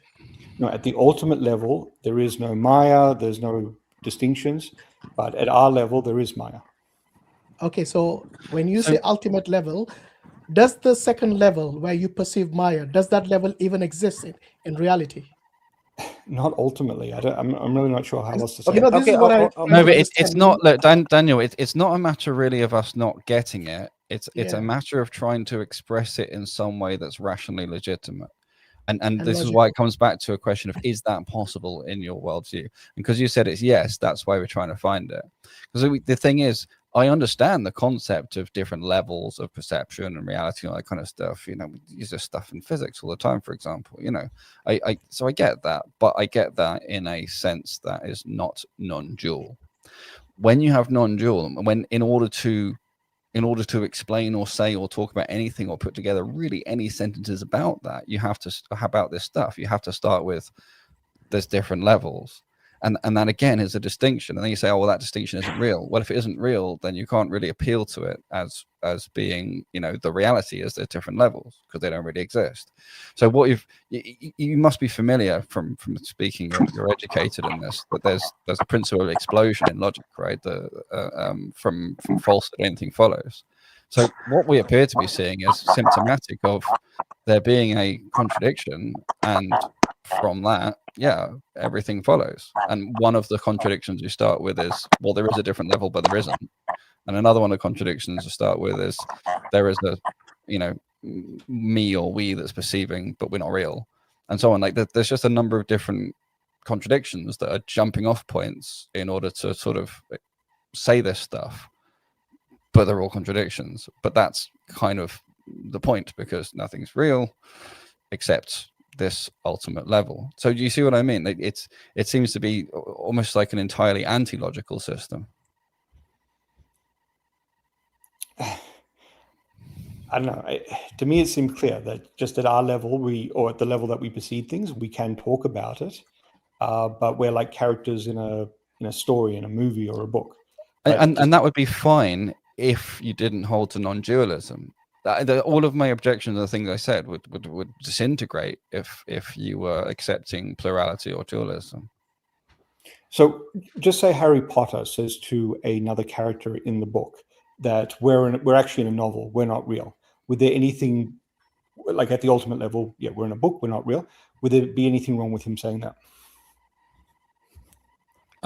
So in the novel, he says, by the way, guys, we're in a novel, we're not real. Okay. Yeah, he says we're not ultimately real. So in a dualistic or pluralistic world, absolutely fine, because you're talking about a different world, a different realm, right? Exactly analogous to when I spoke about Platonism. But in a non-dual world, no, that's nuts. Yeah, well, the way he perceives Harry Potter and his friends perceive it, it's a dualistic world, but he understands that at the ultimate level, it's not. And as I said, it is idealism, so it does have parallels. This is the thing. If the ultimate level and the levels below are distinct, then you can't have non-dualism. If they're not distinct, yeah, then that's fine. Did you see what I mean? You have to appeal to this concept of there being different levels in order to make progress. But as soon as you've done that, non-dualism is false.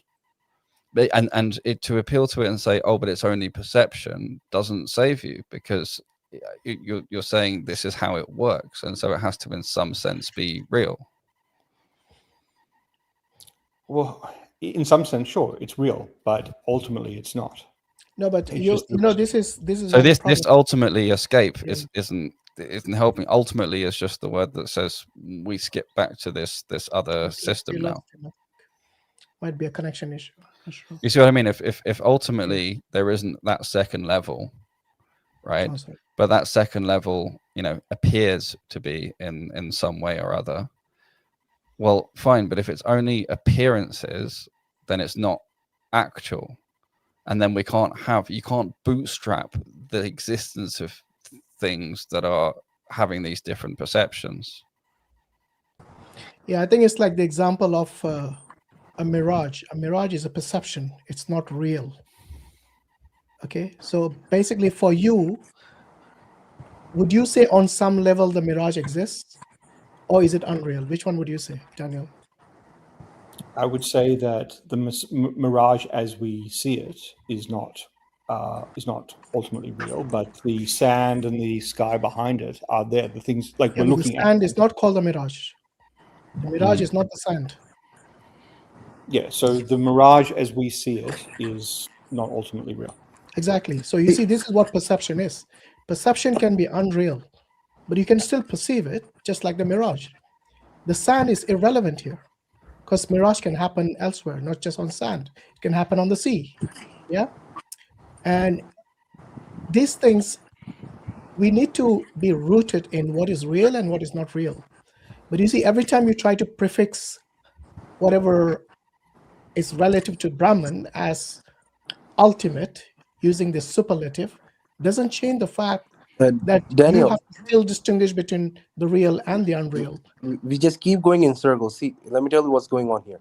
What is basically happening is when you're representing a non-dualistic philosophy and you're raising questions and showing issues in the non-dualistic philosophy, you are trying to answer it in a very dualistic sense when you're saying that something is ultimately real and not real. And when you're pointing it out that this is still, in a sense, dualism, or then you should either affirm dualism or you should be very clear about what you mean by this, then you end up saying that we don't understand.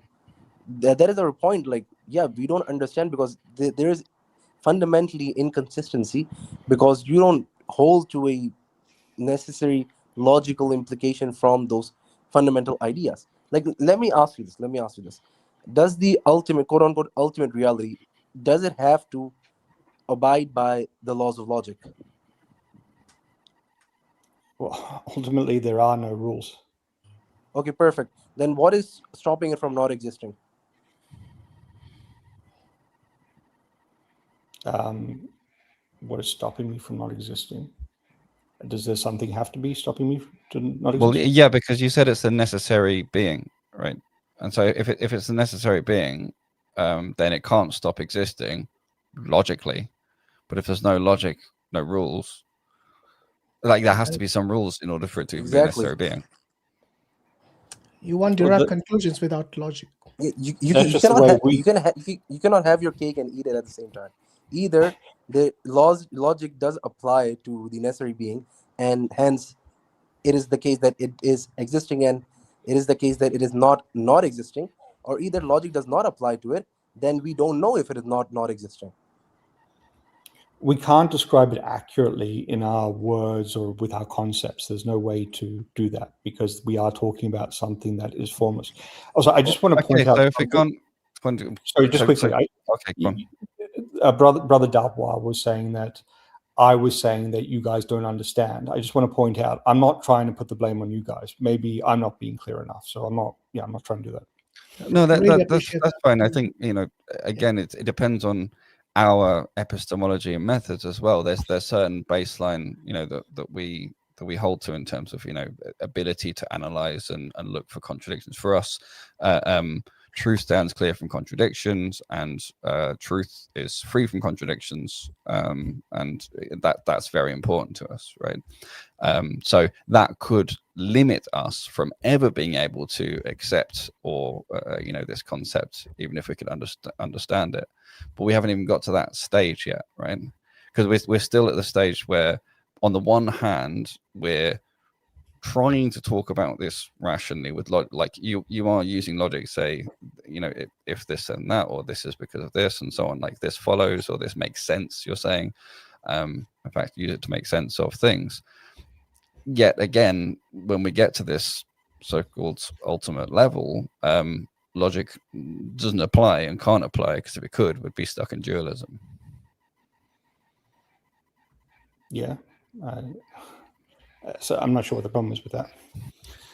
Well, so the one of the things has to give. We either have to say the centerpiece is not amenable to logic and logical analysis, and therefore everything that is supposed to be logically connected with that centerpiece also likewise suffers.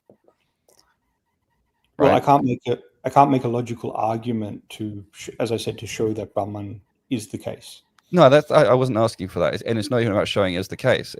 It's just about even being able to talk about Brahman while using logic, and not just Brahman himself, but anything that follows from or connects to it in any way.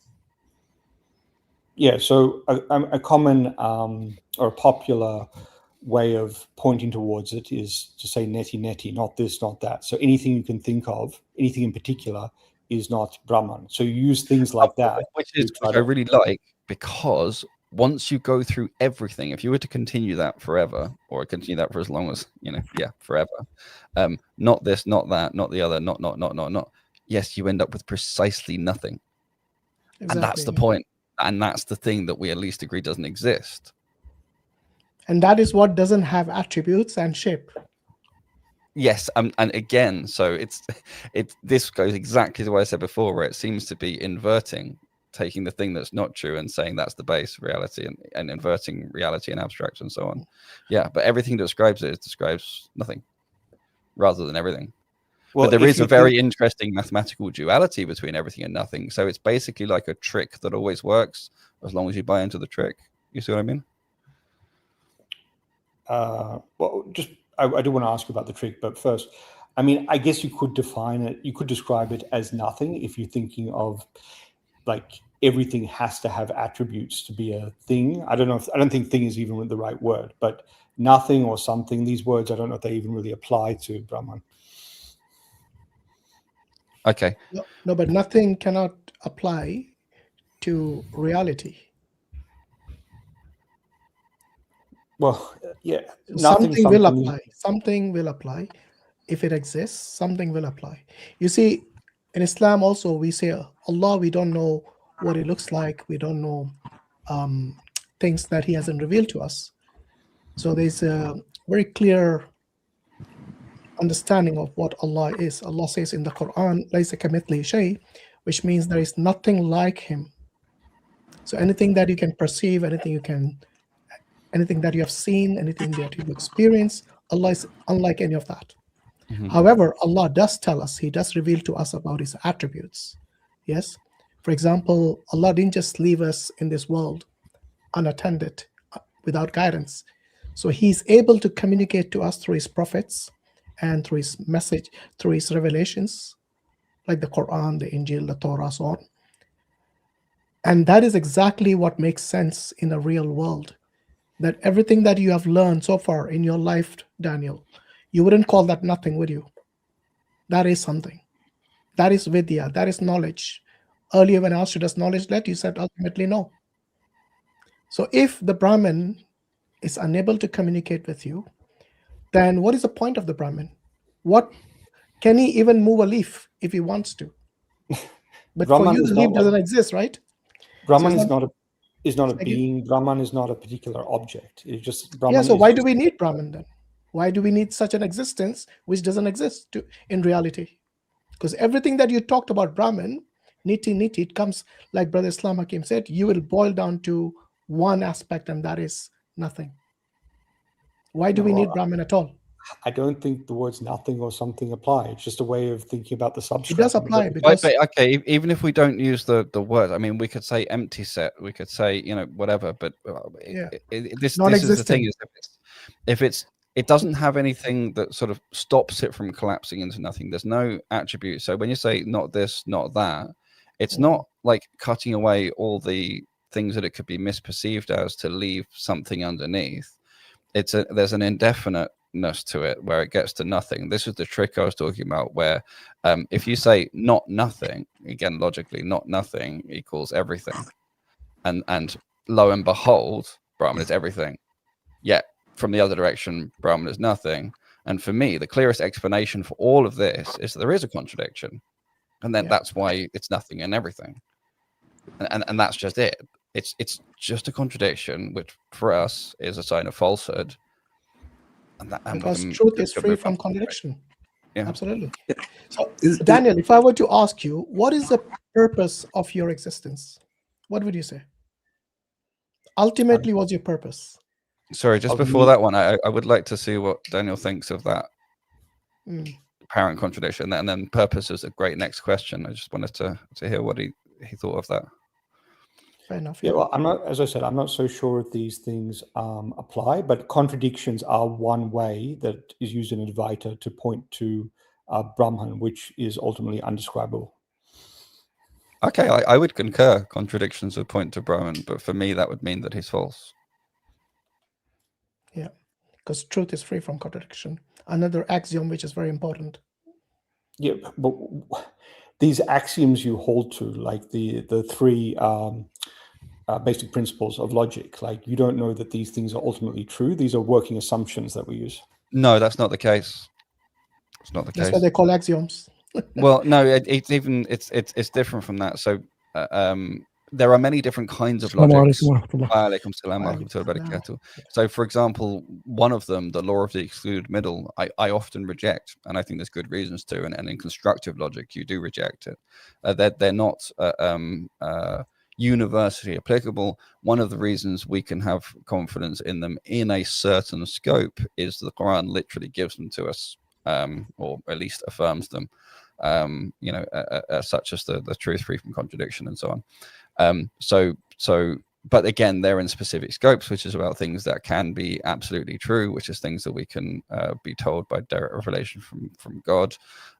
There are other sort of things or layers of reality, to use something more akin to your thought, where we use different logics, because some things we are unknown to us. There is known true, false, and unknown, because some things are known only to Allah. So at our level, there's this huge bunch of unknown stuff, which means you need at least a 3-valued logic, which would be something like a clean logic. So there's different logics for different purposes, and they apply because of the context that they work in. The context implies what logic works. So it's not the case that it's like a working assumption, or that it's something that this is a useful model, we don't know the edges of it, or anything like that. It's just you're going to run into trouble with your epistemology, because you're not going to be able to justify everything. So you say that this comes from that you know these things because they're in the Quran, and then you're going to have to justify how you know that the Quran is true, and then justify that. And you're not. Oh no, but I mean, there's you got to be careful the difference between justification and proof. So I mean, there's justifications for taking the axiom of the Shahada. There's a wide gamut of them. And this is just like in physics, you justify taking the laws of thermodynamics, but then you take those laws and then you run with them and you get the resulting theory. And similarly, you know, Islam, you can, various different people have totally different justifications. There are many of them for taking Shahada, but once you take the Shahada, that axiom then says that the one God exists and affirms that Muhammad is a messenger. And the message, one of the identifiers of Muhammad is again the Quran. So the Quran then comes in logically as a consequence of that axiom, and then the Quran contains the essentially epistemology and ontology and all that kind of stuff. So it's not circular. It starts from a clear rooted axiom, and everything follows from that. Yeah, well, I didn't say it was necessarily circular. I mean, it can be dogmatic. Well, that's why I say there's no problem grounding, right? We're not running into the how do you justify that regress. Okay, sure. Like if you said the Shahada, therefore obviously you believe in Muhammad, you believe in the previous prophets, etc. Given that, then you can just say, you know, I had these axioms, sure. But okay, I don't know that. Oh, yeah, this one axiom. So you take the axiom of Shahada, then the rest follows from that, including then these laws and so on and so forth, and then it works and it's consistent. But that's the the end of the regress, that justification problem you're talking about. Sure, and I do the same thing you could say with Brahman. Like this is my grounding assumption, like you're doing with Muhammad and his companions when you take the Shahada. But here's the difference though, because again, as we established, this grounding assumption has serious problems which are rooted in contradictions, and I think you said before about contradictions leading to Brahman, and this is exactly it.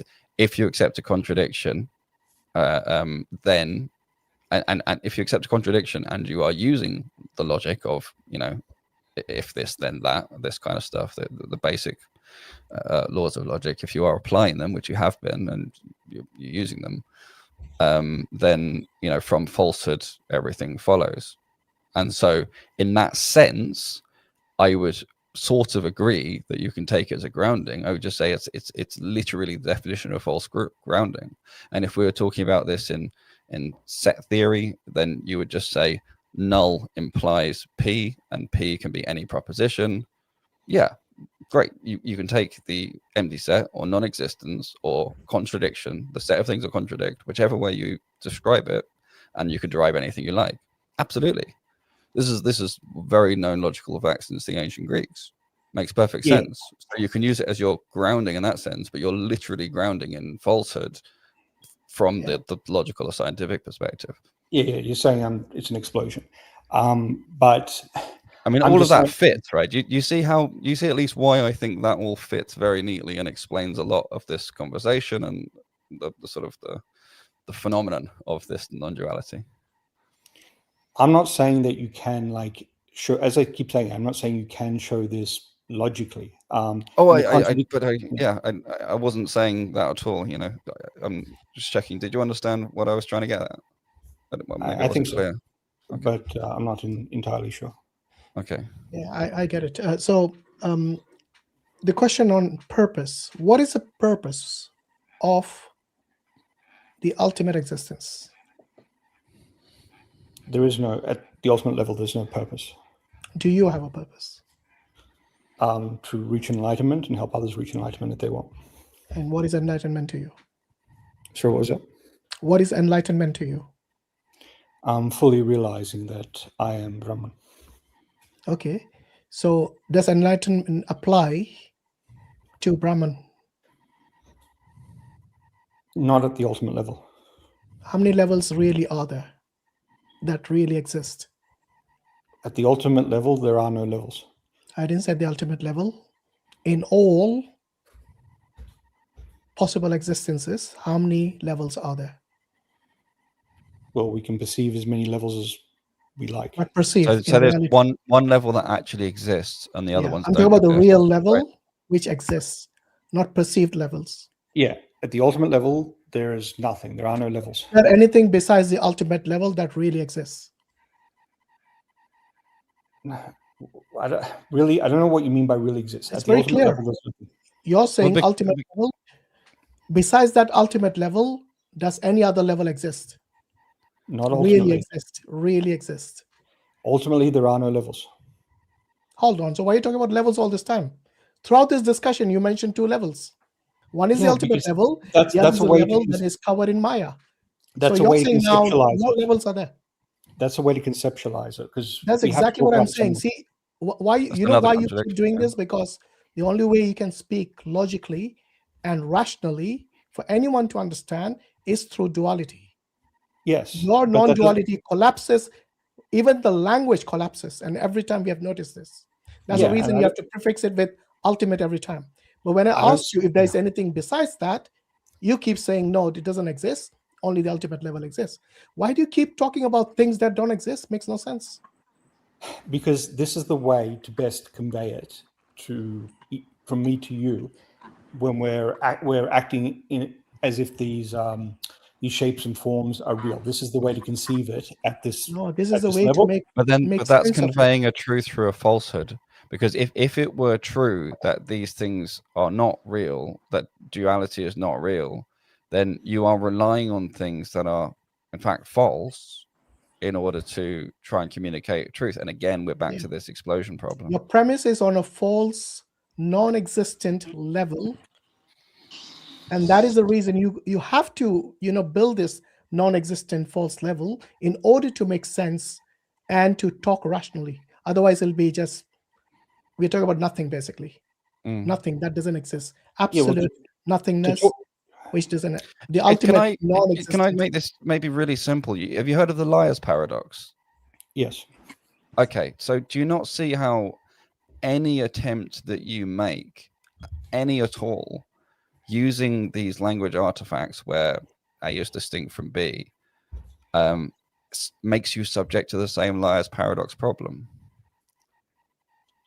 Yeah, as I said, there is no way I can accurately talk about Brahman. I can try to convey the way I feel about it, but you would have to reach this conclusion on your own, or just okay. So, and this goes back to thinking about the logic or the rationality element being out of scope, because it's ultimately this feeling based thing, right? And you appreciate what I'm saying about the liar's paradox, because you're essentially forced to use things that you believe are not actually true, and speak in those terms in order to try and convey what you're trying to convey as true. And again, that's just like this statement: I'm a liar, such and such. And you can't figure out, what he's going, because again, ultimately a contradiction has been introduced. So it all comes back to this same thing, right?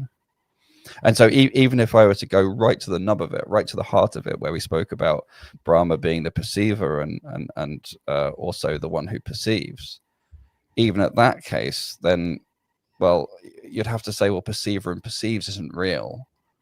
But then perceiver is equal to perceives. The thing that perceives is equal to the perceiver, but a perceiver and a perceived has to in some way be distinct, because they're functionally different roles. They have to at least have that distinction, but they can't have that distinction. There's no distinctions, no attributes. So again, it's a cycle of contradictions, even all the way up to that root, and whatever level you choose down from that. So it's one of those things where we have to just essentially, it seems, say, look, rational, logical stuff needs to be set aside for not just the concept of Brahma itself, but for everything else that is connected to it in any logical way. Well, as I said, I can't show it logically. These are No, just but I'm not ways talking about showing. We've done this a few times, where I try and make very, very clear I'm absolutely not asking for it to be shown logically, and I think that would be crazy, and that makes no sense to ask or mention or speak about, and it's completely not what I'm saying. So it should never circle back to saying, oh, well, I can't show it logically, because that's not the point. The point is any use of logic whatsoever to describe anything that is Maya, that is perception, that is me, that is you, or anything that is supposed to be grounded in or come from or go back to this Brahman concept cannot use logic, any of it, and it cannot in any way be connected. So it can't even serve as a grounding with logic. You have to entirely remove logical thought and only have feeling, and that's the only way this works. In which case, the whole exercise of communicating and trying to make it sound rational, reasonable is only going to result in a cycle of different contradictions, right? So all I'm trying to show is that there is a coherence to it, not ultimately, but at the level that we interact with, the level that we conceptualize things, there is a coherence to all this. What does coherent mean for you? Like all the parts work together. That so for me, we've shown quite clearly that the parts don't work together, at least in the sense of contradictions. And again, we've both noted on both sides that contradictions are inherent, right? So for me, that's a sign of incoherence, or that's usually the benchmark of incoherence. Like usually when we say coherently fit together, we mean without contradiction. So I struggle to understand what you mean by coherent in that sense.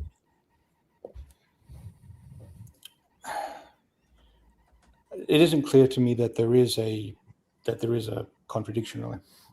But we've just established many of these contradictions and why, but also you yourself said that contradictions point to Brahman. I'm just saying the contradictions are an aid to help you kind of clear your mind of everything. It doesn't mean these contradictions are actually saying something explicit. But the only way you avoid or escape contradictions is to go back and say, at the ultimate level, there is just this one thing. And again, this is completely what we'd expect if, remember what we said about contradictions and falsehood and the empty set, right? That if when in normal logic, if we were sitting down at a whiteboard doing this in straightforward logic, what we'd be identifying is the empty set, the nothing, the set of things that don't exist, but then just claiming at the last move, just doing a flick of the wrist and saying, not nothing, it's everything. And that again appears to be the root contradiction, which is why there's all these other contradictions. So there's two hypotheses essentially as to why this system exists, either because it is an exquisite system of contradictions that are all ultimately rooted in a base contradiction, or it's because it's ultimately not a logical concept that can be used logically, or that can be a logical or rational grounding. And that's why when you try to apply logic, you just end up with a load of contradictions. Well, you're saying the set is nothing. I don't know exactly why you feel that way. I mean, it doesn't have any attributes at the ultimate level, but I don't see why that makes the set nothing. Well, for a number of reasons. I mean, one of them is you went through the not this, not that. And as I said, if you do that indefinitely with no stop, there's no attributes to stop you, then you end up with the empty set. You end up with nothing, literally. And then I pointed out, and I just finished that. So you end up, that's one of the nothings, and nothing is everything. And so that's why I arrived at that one. Yeah. But the other thing is to say again, when you say pure consciousness or pure substance, these are attributes, but it doesn't have any attributes. So again, we end up with, at least in terms of logically expressible or usable concepts, the empty set. There are none. And this again comes back to when we're talking about logical concepts that can be used or apply at that ultimate level that really exists. Again, the set is empty. So in that very clear sense. Well, because you're using the law of excluded middle. No, that's without the law of excluded middle. Daniel, I think there's a miscommunication here. I think you're not understanding what we mean by attribution. So affirming anything meaningful would be us attributing something to it. For example, existence. If you're saying that the Brahman exists, we are attributing, in a sense, something meaningful to existence. For example, you're saying that Maya, or the sensory perception or whatever, exists, right? This is something meaningful that you are attributing to the Maya level. When you're saying that you're not attributing anything to the Brahman, the thing that you're attributing to Maya, which is this existence, whatever level of quote unquote existence this is, you have to negate that to the ultimate reality. And that just ends up being nothing. It means it has no existence, no nothing. That is by definition nothing, or the empty set.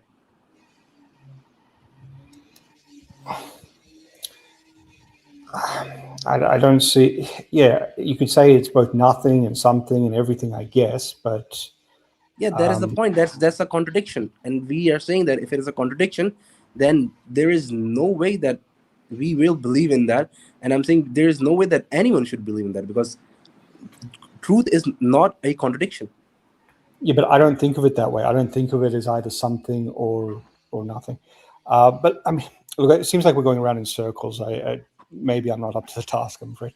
Yeah, And it that's looks the like nature of contradiction. You just keep going on in I don't circles. feel that I am contradicting myself, but look, it looks like Gordon's been wanting to speak for a while, so maybe we should give him a shot. Yeah, I but think it's left. yeah, things go. One more question. Do you believe existence is the state of a thing or a being? Is that an attribute that's predicated to the being? I wouldn't call existence an attribute. Well, if you're talking about existence in that, like there's an individual there. I know, to me it seems funny to say that existence is an attribute. Why? Why? Because only once something exists, then can you start talking about attributes. But when you said something exists, you use the term something. Yeah. So you're talking about existence, which is a state of that something. And you can have Whether things it that don't exists or not. exist that have attributes as well. You know, you can make up something that doesn't exist and give it attributes. So what was that? There can be attributes for what? For non-real things. Yeah, so it comes down to what we mean by existing. I think the best way to understand this sort of existence, when I'm talking about Brahman, is just that it's the underlying substratum of everything. No, we are talking about, by existence, we mean real. Something that's real. Not Yeah, you keep imaginary, saying real, but imaginary. Even where you say unreal. is the underlying substratum, it's just smuggling in existence, right? well, it depends what you mean by that. But everything that exists has this the substratum. Or somehow derives from the But substratum. I can say the same thing. Everything that exists has an attribute. Yeah, they have attributes once they exist, but there's no. That doesn't mean that existence itself is an attribute. No, I'm saying existence is the state of the being or the object. Yeah, so we're not, when we're saying existence in regard to Brahman, we're not talking about a state or an attribute or anything Why like that. not? We're talking. If it exists, then that is a state. Even simpler, having been identified as a necessary existence, again, you've already necessarily given it an attribute right there. Necessary as one. Yeah, that's a way to understand it, but it doesn't actually have any attributes ultimately. Existence here is not a predicate; it is existence itself. So it's more like a noun rather than a qualifier of any sort. Yeah, but if you look around, even in your real absolute world or reality, when you use the term exists, does the question what exists not come to your mind? Like which things exist or what?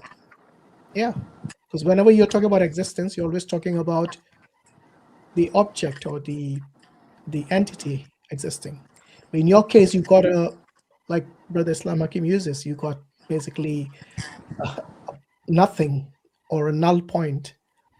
That's exactly what you're talking about. That exists, but it's contradictory because nothingness doesn't exist.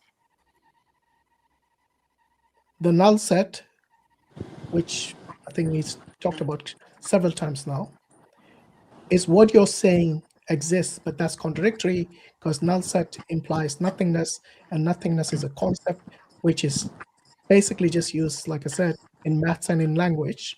But in reality, in absolute real term, absolute nothingness doesn't exist.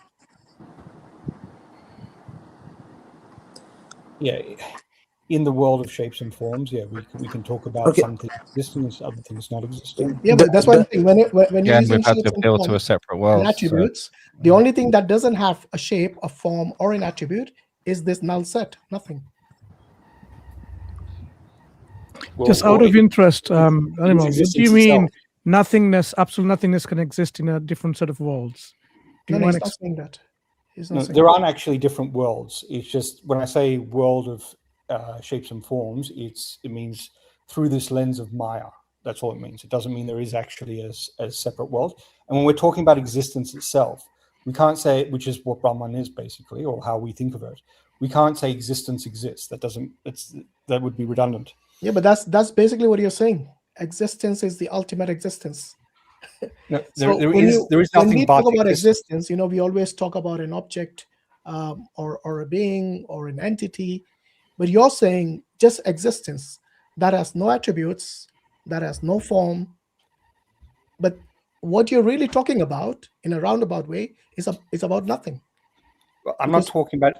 No, that's why I that's prefer the exactly word what we have everything. come down to, because that's the reason you end up with a lot of contradictions every time you try to explain. And by the way, you're not unique to this. Everyone who tries to explain Advaita Vedanta, they come to this contradictory language, terminology, and then they'll say that, oh, I'm not able to explain it to it's you. not an artifact of an individual person, though. It's Yeah. structurally embedded in the fabric of this concept. Because again, whenever we talk about, whenever we use words, even right, in order to use words, they work in and are defined in this realm of apparent duality or multiplicity, plurality. And therefore, you're stuck in this liar's paradox situation I raised before, where you're starting from something you don't believe is actually true, right? Or actually, logically the case.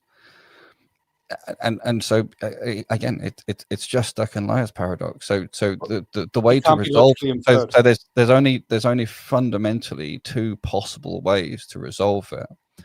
One is to say there's no logic involved, not just in describing Brahman at the ultimate level, but in anything that's connected to Brahman. Just don't use logic. Or to say we have to give up non-duality. They're the only two possible, even in principle, ways to deal with the situation. I'm not using logic to infer this. No, I'm not saying you are. And yeah, that wouldn't make sense. What are you using to infer if it's not logic? Is it a text, a scripture? No, it's not to infer. He's talking about to describe or to explain, which are different to infer. Yeah. Or to make apparently coherent. I know you may have described and talked about all of these things. Sorry for being late in this discussion, but I just want to understand something, if I may. So, is Brahman not nothing and not something, or is it in between these two? What do you describe Brahman as? Because you are able to describe it. So when you describe something, I'm not really able to describe it. Sorry? I'm not really able to describe it. I'm just trying to point at this thing that is ineffable. When you say this thing, I want you to clarify one thing. Is Brahman a thing? Is it no thing? Or is it in between? It's existence itself. No, that's not what I asked you. Because we understand by thing and no thing. Yeah. It's not a particular thing. If it's not a particular thing, but it's a thing, isn't it? I don't know. It depends what you mean by thing. I would just I would like you to tell me what is no thing. You may have discussed this already, but I want to just come to this understanding from yourself, if I may. What is no thing? It's nothing in particular. It's just what is no thing? What is no thing? I'm not asking for a general specifics or particular. When we say absolute nothingness, what is it? I didn't say absolute nothingness. So if it's not absolute nothingness, then it is something? Nothing in particular. You're using the same words to describe it again. I mean, that's not how you're adding any value in words or in meaning. So when we say something, we know it's not nothing. Because something has some things within it that can be described, whether with some kind of attributes, some description of size, shape, form, quantity, quality, many things which we describe as attributes. You're saying Brahman has no attributes. Am I right? Yes, that's what I'm. So what is it? So what is it? Because it cannot be it. It cannot be is, because if you're not able to say what it is, then it's nothing they can talk about it. If you can't talk about something at all, then it's just simply nothing. The moment you start talking about it, then it's something. Yeah. So I'm not accurate. It's often described as consciousness. Was it consciousness, bliss? So I'm forgetting the third thing. Isn't consciousness an attribute? Existence, consciousness. Yeah, please, I'm getting to that. It's often described as existence, consciousness, bliss. However, how can you describe something if it's okay? Not? I'm getting to that. This is not like an accurate way to describe it, because there now, how can you describe it? My problem is you can't describe it if it doesn't have any attributes. One second, I want to clarify something. You can't start describing something or saying some people or some scholars or some rishis, they have described. The moment you say describe something, it already is a description of some kind of attributes of a thing. So yes, you can't start with a describing something with a description. You should simply just pause and not say anything, because it's not describable. If it's describable, then it means it has something to describe. Okay, so it is not, it is indescribable. These are just words we use to point to it, but you have to feel it. It's not something that can be accurately described. Right, and this goes back exactly to that, and I wasn't sure if you understood why it's the case, but a choice has to be made. Either it is coherent, in which case you have to give up non-duality, or it is not coherent and you can have your non-duality, but it can't be coherent in any way where language is part of that. So I'm not saying anything about emotionally coherent. I'm sure someone can have the experience or associate their experience with existence, but when you're talking about it being a coherent system of thought, right, that is fundamentally incommensurable with non-duality, and we've just established exactly why, right? Yeah, so in this dualistic world that we're operating in, to me, it seems like coherent, as in I don't really see any contradictions, but ultimately there is nothing you can really say about Brahman. Sorry, are you saying in all of the contradictions we've gone through, quite clear ones, you don't see any of them? You don't really? None of them? No, because I'm surprised you call it coherent. And bear in mind, no, there's a very important distinction here between seeing the contradictions and then saying, but never mind, because ultimate level, it doesn't apply anyway, versus just not being able to see that there are contradictions in this duality world. Okay, so someone was saying that something versus nothing, that's a contradiction.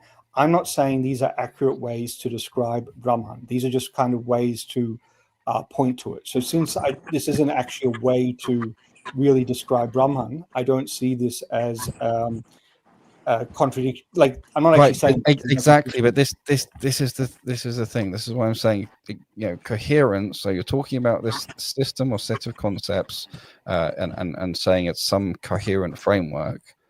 But if it was coherent framework, it wouldn't be full of contradictions.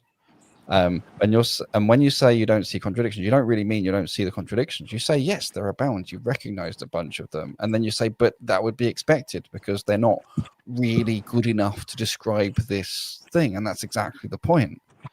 You're either in a world of duality, in which case you can use these different words with attributes and things like that, or you're in a world of non-duality and you can't have your cake and eat it, right? That's the ultimate problem. That's why I keep saying you have to give up one or the other. If it's non-duality, you can only experience it. You can't talk about it in a coherent way. So you have to throw away coherence.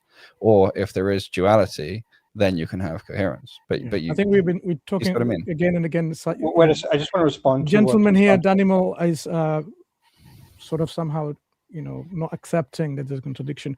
Does Brahman know itself? Okay, just hold on one second. So No. It's important for me to understand your perspective. yeah, but here. I was just Does addressed. Brahman know itself? I was just addressed. Can I respond to what Islam said to me? Yeah. Okay. So I'm not saying that these contradictions are true or any part of them is really true. As I said, it's just a way to hint to it. There's no real way to describe non-duality. We're describing it, we're trying to point to it in a dualistic world. So it's just the best we can do to hint to this, you could say, intuition or whatever. That's fine. I completely understand that. And the consequence of that is that coherence is lost. And that's fine. Hold on. When you say intuition, does that mean all these books, the Upanishads, all of this don't describe the Brahman? Not accurately, no. Because Advaita Vedanta is based on Upanishads. The very source doesn't even describe Brahman. And that's why I'm saying, does it even exist? It doesn't describe it explicitly.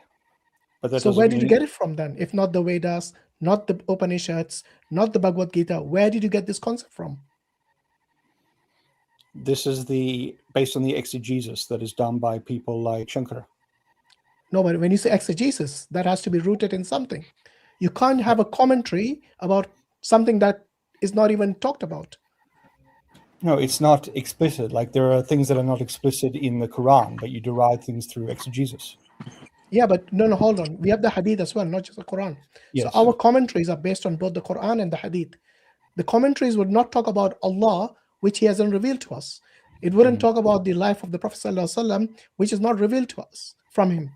So it doesn't really, it's not analogous to what you're saying in the Islamic literature. What I'm saying is that if the core source of your knowledge about the Brahman is not the Vedas, not the Upanishads, not the Bhagavad Gita, in fact, none of the Hindu scriptures, it is only concept that they basically just kind of speculated about. Well, it doesn't just come from their exegesis. You actually do have to feel it as well. With the, But you see, when you say exegesis of what?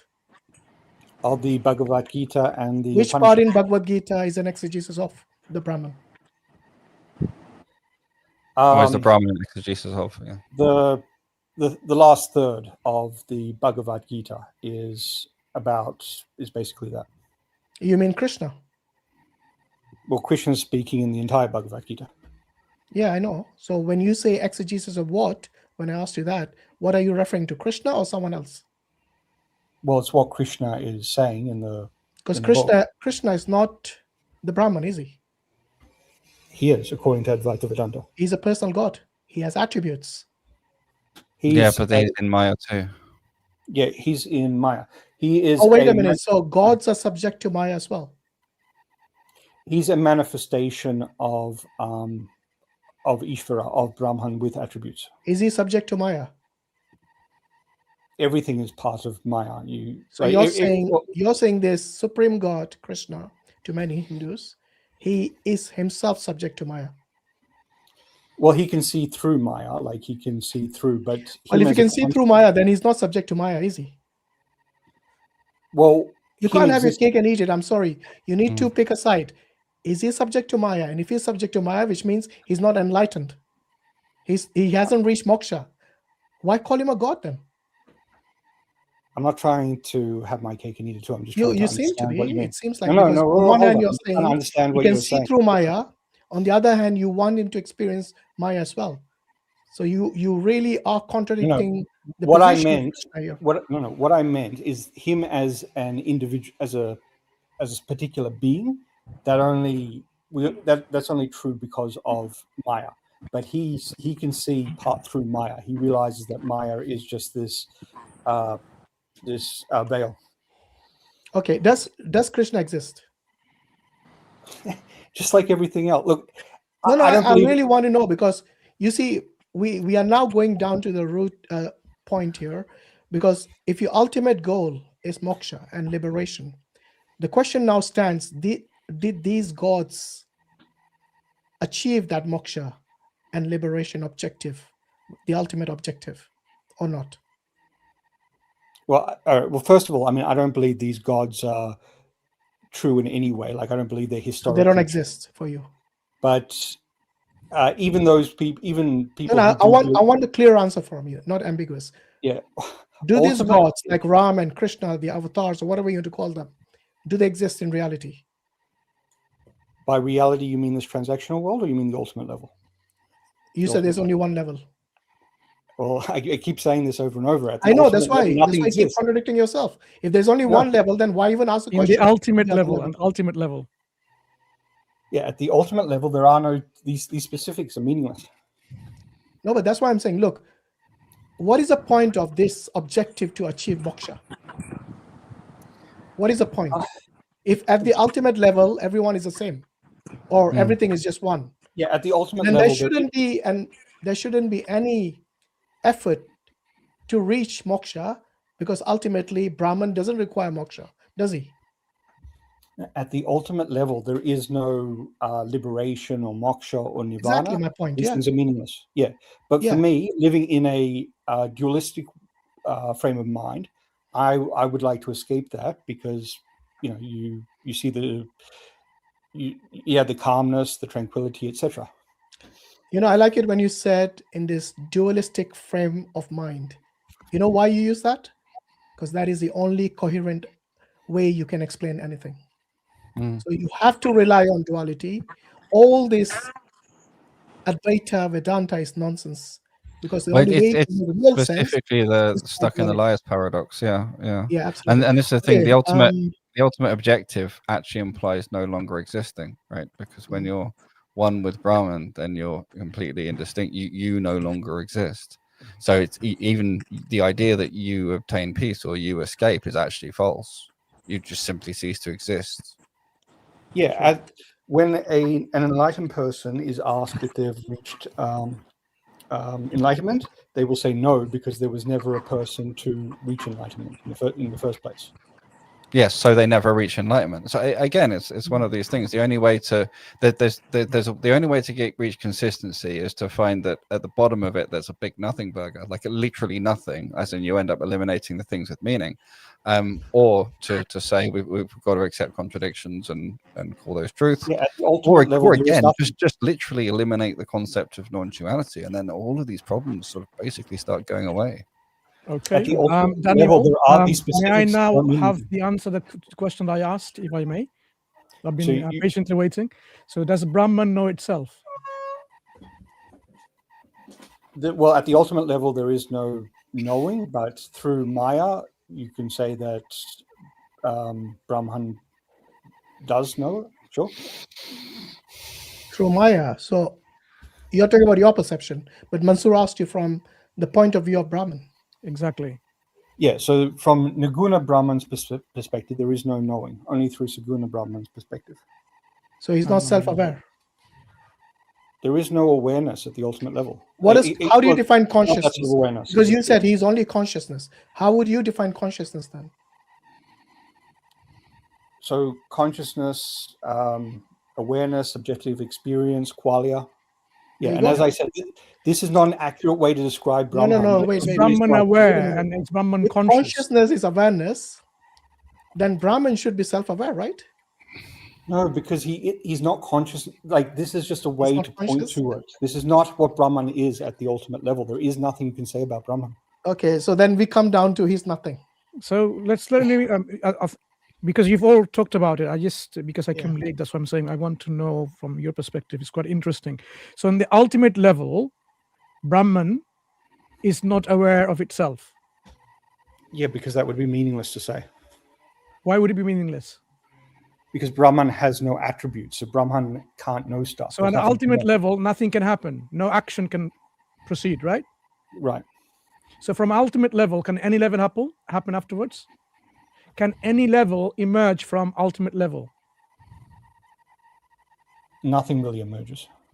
So ultimately, nothing will emerge. So ultimate level means what? It's just absolute nothingness. It's just nothing, right?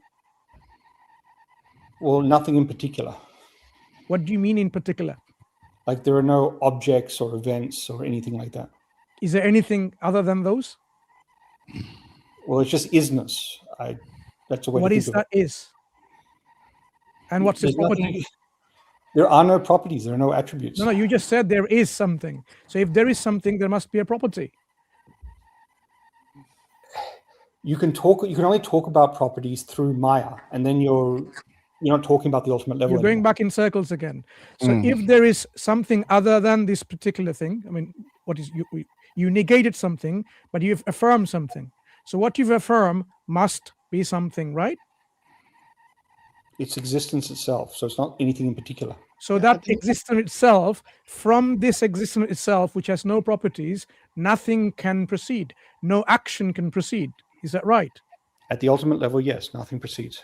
Yeah. So that means if this is the reality, then there cannot be any other level of, including the level of Maya, because Maya itself comes from this ultimate level, but it cannot come from the ultimate level, because ultimate level, it cannot do anything. No action can proceed. Ultimately, there's no Maya. So there is no Maya then? Not ultimately. No. When you say ultimate, look, if Maya comes from something, as you described now, but it cannot come from the ultimate level. So you're contradicting again and again and again. I mean, you don't realize it. I mean, why are you not really critically thinking? That's one of the things I notice in Eastern philosophy. They do not use critical thinking. I'm not saying just use logic. I'm not asking you to be rational. I'm simply saying use critical thinking. And there's ways of using critical thinking, even without using paralogical system that you use. Because you use a system called paralogic in a way. Paraconsistent logic. So in a way, you don't have a problem with incoherence, contradictions, because all of that is possible in this world. But in your everyday reality, you use logic, you use rationality, and that's the way the problem is. This is something that you feel the contradiction within yourself, but you live it. This is the cognitive dissonance that all Eastern people, when I say Eastern philosophical ideas that people adhere to, suffer from. In reality, they have all of these things. They have desires, they have suffering, they want to alleviate themselves, they have moksha and so on. But what they believe is ultimately there is nothing. It's just is. And then you have this is, but there are things which you believe, you feel, you understand. So how do you actually live your life like this? I mean, you really have to suffer this cognitive dissonance in such a way that you just simply say, you know what, I accept it as a blind. Or when you live your life, you just completely ignore this so-called ultimate reality and only appeal to it in this particular philosophy. Yeah. Yes, when I'm living my day-to-day life, I do not appeal to this philosophy. It's like my example before. Harry Potter can tell the characters in the book that we're just living we're not real. This is just a story. It's being superimposed on us by the reader, by their imagination, by their comprehension. And Harry Potter could still do the things he needs to do. He could defeat Voldemort. That could all still happen while he acknowledges that ultimately I am just a character in the book and I'm not actually coming from the physical book. Then I want to get to the one point that you use. You use the word isness, right? You said that there's only one isness, right? Yes. Okay. So let's forget the words ultimate reality and perceptual reality. Let's keep those words aside. Let's just use the word isness, right? Right? How many isness are there? I don't know how to say that without appealing to ultimate and perceived, or I don't know how to describe it. No, because for you, the way that you use isness is for ultimate reality. I don't want to use the word ultimate or perceptual. I just want to use the word isness. How many isness are there? If you're using isness for the ultimate reality, then there's just one. Okay. So let's just use the word isness, right? So isness is that which is, right? That is for you. You're saying that's the ultimate reality. So the Maya, are those is not?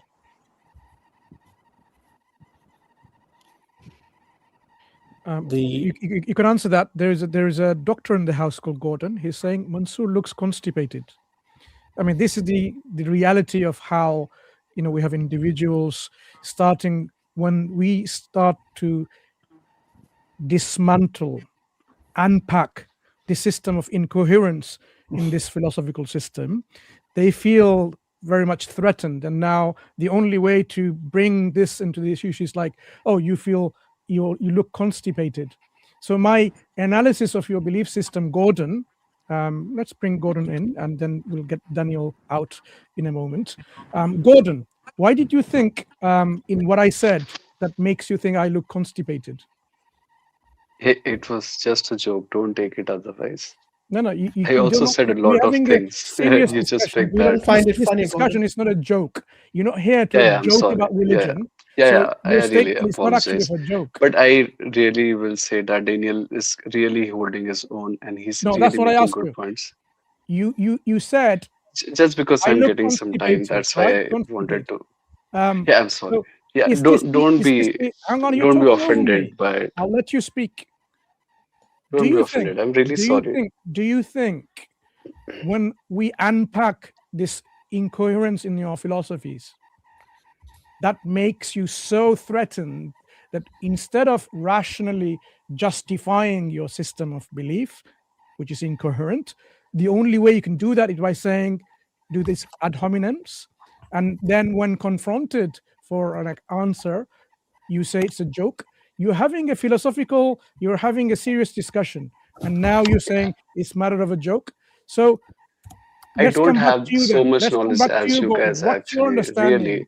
Really, Gordon. I'm just supporting Daniel, and I just said it as a joke. I'm really sorry if you're Gordon, offended unlike by you, it. Daniel was Don't take it extremely otherwise. respectful. Okay, so Yeah. you I'm sorry. mocking somebody else is not supporting Daniel. So don't make excuses. Yeah. I hope your Should we let apology was Daniel? sincere. Is it Daniel or Daniel? Sorry. His name is Daniel. Yeah. Daniel. Okay, Daniel. Well, my actual name is Daniel. Daniel. Yeah, my bad. Yeah, I apologize for it. It was a So Gordon, you're the mistake opposite that of I did. Daniel. Yeah. He was extremely respectful. Should we let Daniel go because he's been here for a while and he's I just want to point something out. I mean, Gordon has been waiting for a while to speak, so maybe Gordon was just frustrated that he hadn't had a chance to speak. Yeah, so that's why we gave him a chance. So we'll speak to Daniel. Sorry, Gordon. Sorry, before Daniel goes, I think Brother Dawa had a question for him. So maybe just finish that and then you can. And then fine. Yeah. I was saying that if you're saying that Brahman is isness, then would whatever is not Brahma is not? There is no real is not at the ultimate level. There's no is or is not. I don't want to use the word real. I don't want you to use the word ultimate. Just use the word isness. Okay? Yeah, there is only isness. You can't say that there is no. Okay, perfect. There is only isness. Right? Fine. You want to say that? Then whatever is not Brahman is not.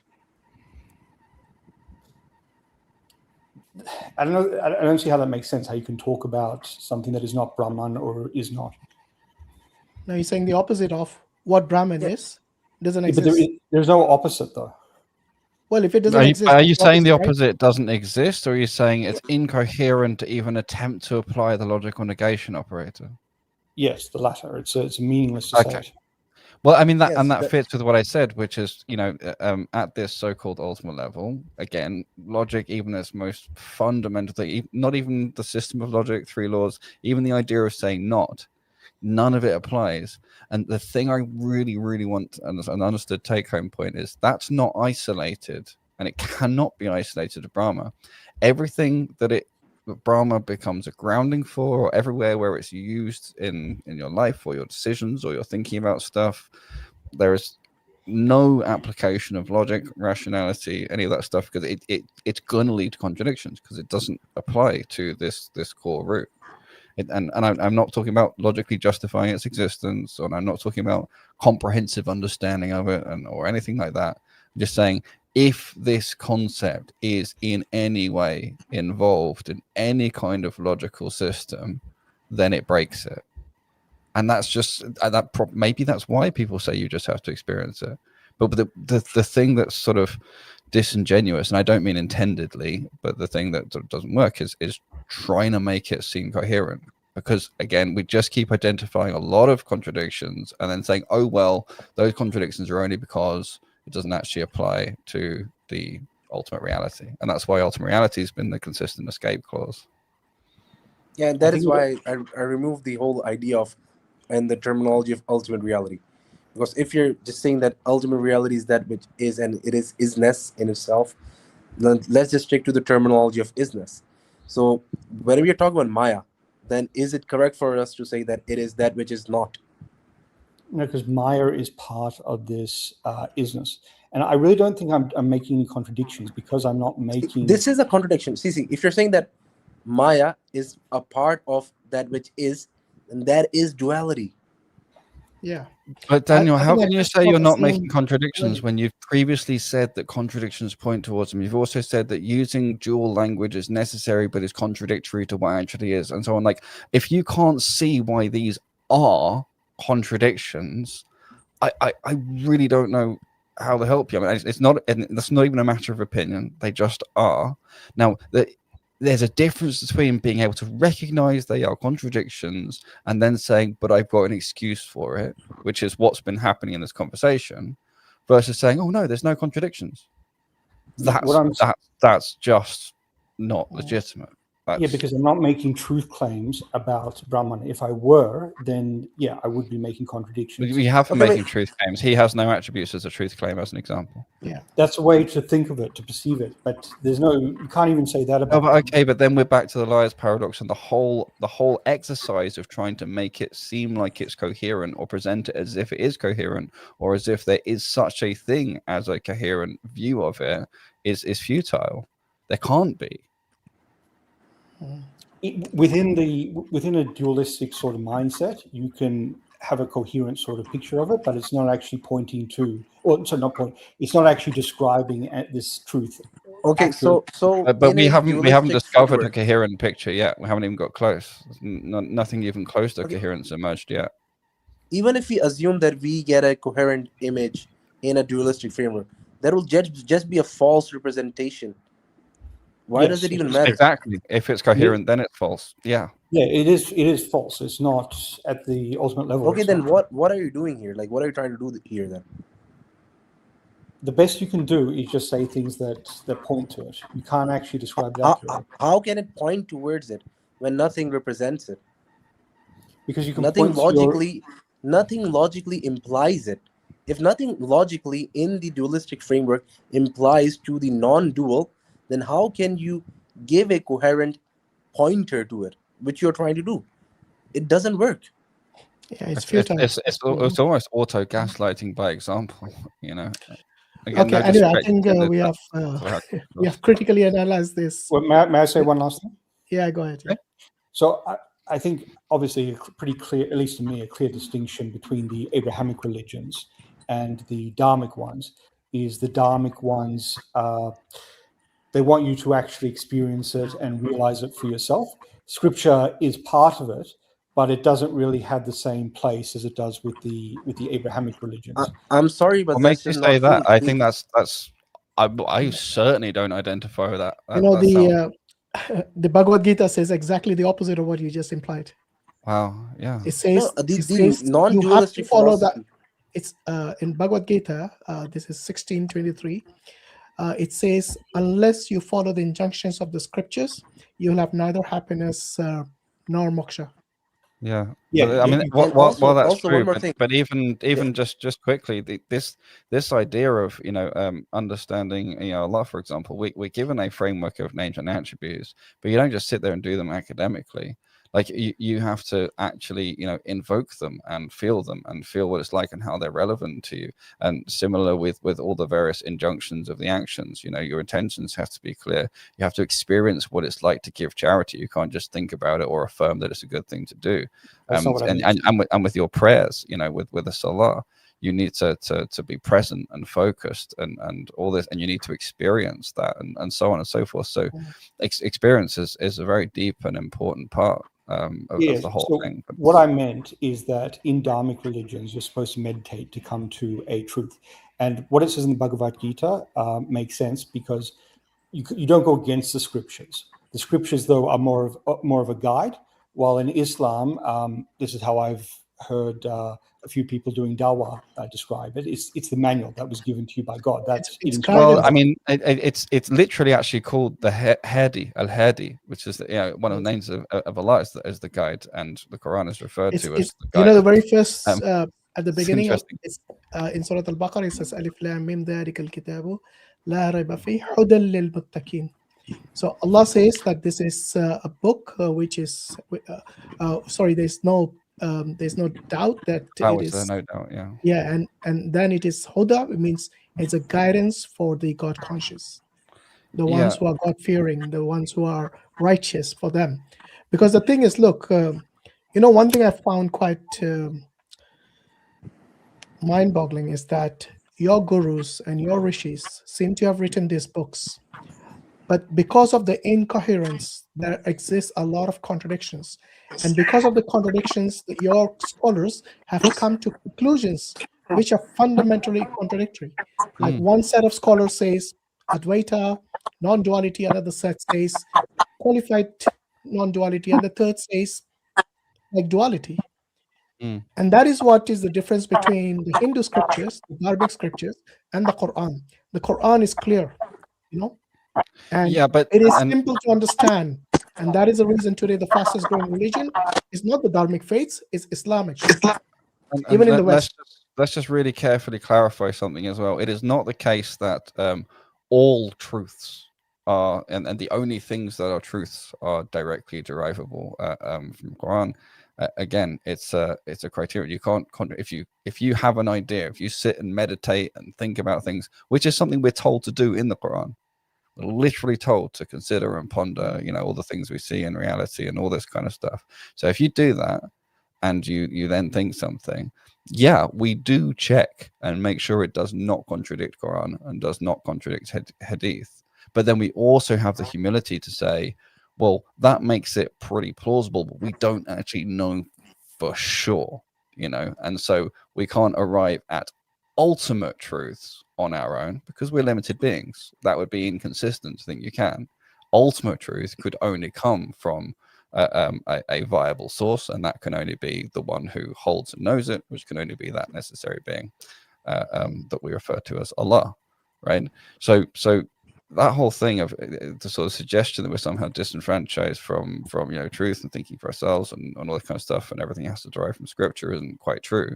But Scripture is a critical safety net and guide. That is true. So we don't have. Does that make sense? Is that clearer? Yeah, but I don't see how you can say it's at the same level. Like, you can't ponder whether God exists or not. You can end up in eternal hellfire for that. So it's really not the same. I mean, Sufism, I think, kind of. Where did you get that from, by the way?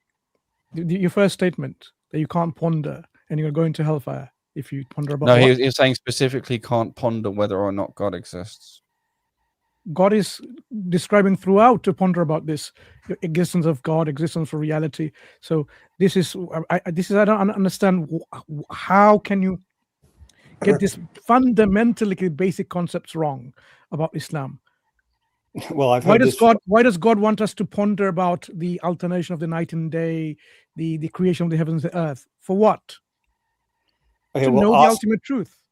Asking whether God exists or not, from what I've got from Muslims, and I do have Muslim friends, they have, at least some of them have pointed out that you can end up in eternal hellfire just for doing that. Oh yeah, it's very dangerous. It's a very slippery slope. It's a very dangerous route. It's certainly not recommended. I think the word is not ponder. No, I think the word you're looking for is the Quran. Islam encourages people to ponder, to reflect about our own creation, about the creation around us, so that we come to the realization that there is an ultimate truth, and that ultimate truth is our creator, our Lord, our sustainer. And then what our creator, Lord, sustainer is to know him. And how do we know him? You can speculate about him, but speculation has a limit, as Brother I.Hakim said. Revelation, direct knowledge from, direct guidance and direct information from this ultimate truth tells us what this truth is. So there is nothing, absolutely nothing in Islamic teaching that you can't ponder to know God and so on. It's rather the opposite. So I don't know the people you've spoken to. There's a distinction in what he's raising. It's not about knowing God. He's talking about. No, I think the word he was looking for is do not speculate about God, not ponder. The But term is also, speculate. It's like in Hinduism, when they speculate about God, that's why they end up with different statues of but his gods, half yes, animal, half human, or a his woman specific or a man. question. Just 1 second, Islam Hakim. Okay. And this speculation is what leads to like 33 crore gods, So this is Yeah. what I think the word you're looking for is speculation about God. So we only say about Allah what He has revealed to us, but that doesn't mean that someone cannot ponder. For example, Allah says in Surah Al-Fussilat, look at the signs within you and beyond the horizon. What is Allah telling you?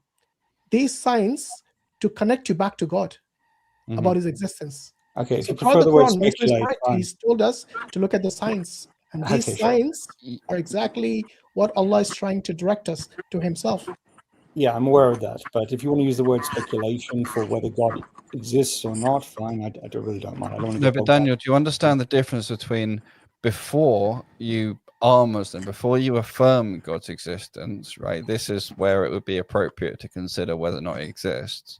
But after you've affirmed He exists, it's no longer appropriate to continue. Do you see why after that it would then be a bad idea? It would be counter to the goal to start to speculate whether or not He exists. Do you see that distinction, the before and after? Then it makes no sense of your affirmation. If you affirm that God is real and then you're questioning, is God real? Then you have really not affirmed His reality. Yeah, so then you're going back to the before stage, Yeah. right? And so this is why you will hear from people, yeah, it's certainly not encouraged. Like no one's going to tell you if you're a nice doing well in your prayers and you're focused and you're believing in Allah and everything's good and you've got good iman and stuff. No one's going to tell you, hey, what's a really good thing for you to do next? Just consider that God doesn't exist. Try and make that work. I think that's not a productive, like as in if you're trying to, like we pray every day, guide us to a straight path, do what's best, like that in no way would be a productive decision to make. But that's sure. Do you see what I mean? I think you're watering things down because now maybe this is more of a Salafi thing. I'm not entirely sure. I don't think there's actually a consensus on this. You mean there are at Sufi? least You're Salafi. mistaken simply. Oh. Sorry? No, I was talking about Sufism before. Now I'm talking about Salafi. I'm saying maybe this is just a Salafi thing because I know there's No, it's not a Salafi thing. So you're just simply mistaken. He might be about to say something else though. If you wait to hear what I have to say, then maybe you'll know whether it is or it's not. So I know there is not a consensus on this, and I don't know if it's a particular Salafi thing or not. Possibly it is, but there is a fairly common belief that if people have heard about Islam, they've heard about Muhammad, the Quran, and they die without affirming this belief, they risk going to eternal hellfire. Now, in the end, it is up to Allah whether they go to eternal hellfire or not, so it's possible to give them another test after they've died.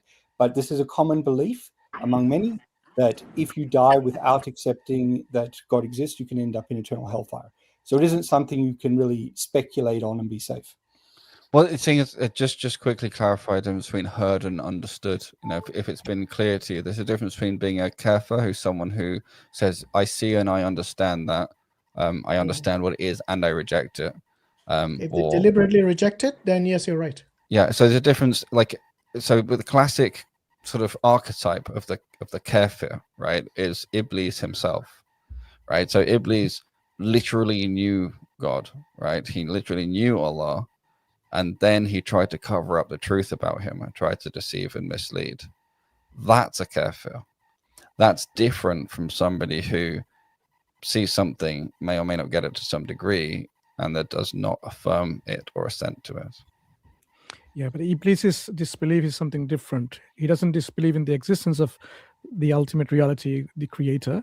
He knows and believes that, because he's not about belief, he knows it clearly, but he is arrogant not to be submissive to this creator. Disobedient. Yeah, be obedient. So that's his disobedience and not absolute and perfect submission.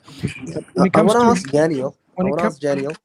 Yeah. Why do you think that Advaita Vedanta is better as a philosophical system than the Islamic? I don't think it's better.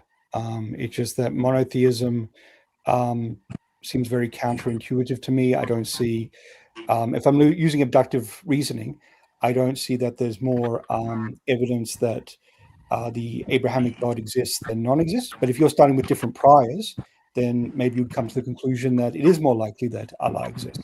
But yeah, I'm not saying this is superior in any way. This is how I make sense of the world, and I do see actually benefits to Islam, because I think for people who need a lot of prescriptions, I think Islam is very good for that. And if you're comparing Islam to the other Abrahamic religions, I think it makes a very a much clearer. It has a much clearer. More overt sort of monotheism, even more so than Judaism, I would argue. It's interesting you what you believe said that- about.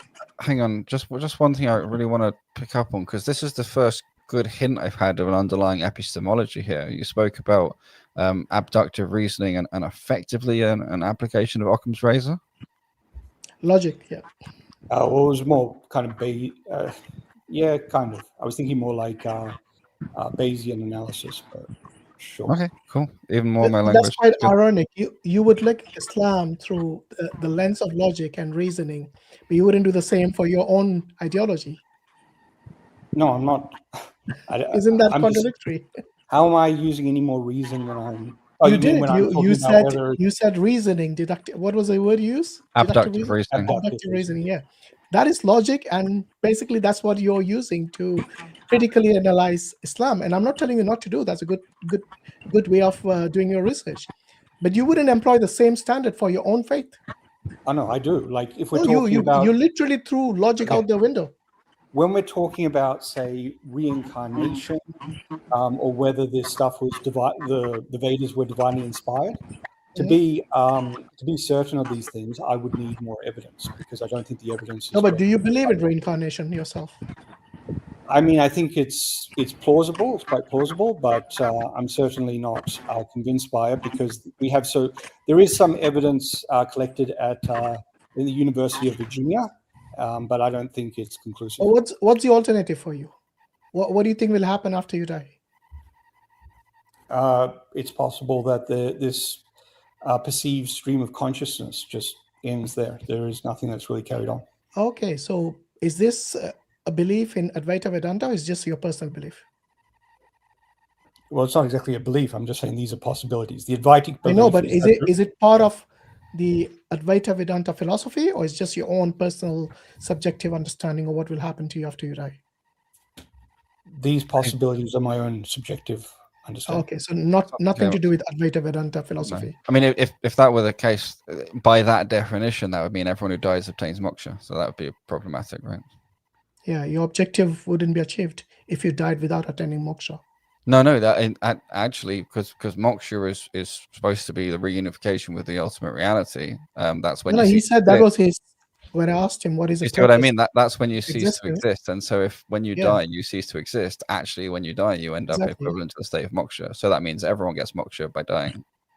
Well, it depends what you mean by moksha. So in Advaita Vedanta, moksha is just this realization that you are one with Brahman, which can happen during your life. You can be a I forget what it's called, like a jiva mukti or something. But what happens if it doesn't happen during your life? Then what?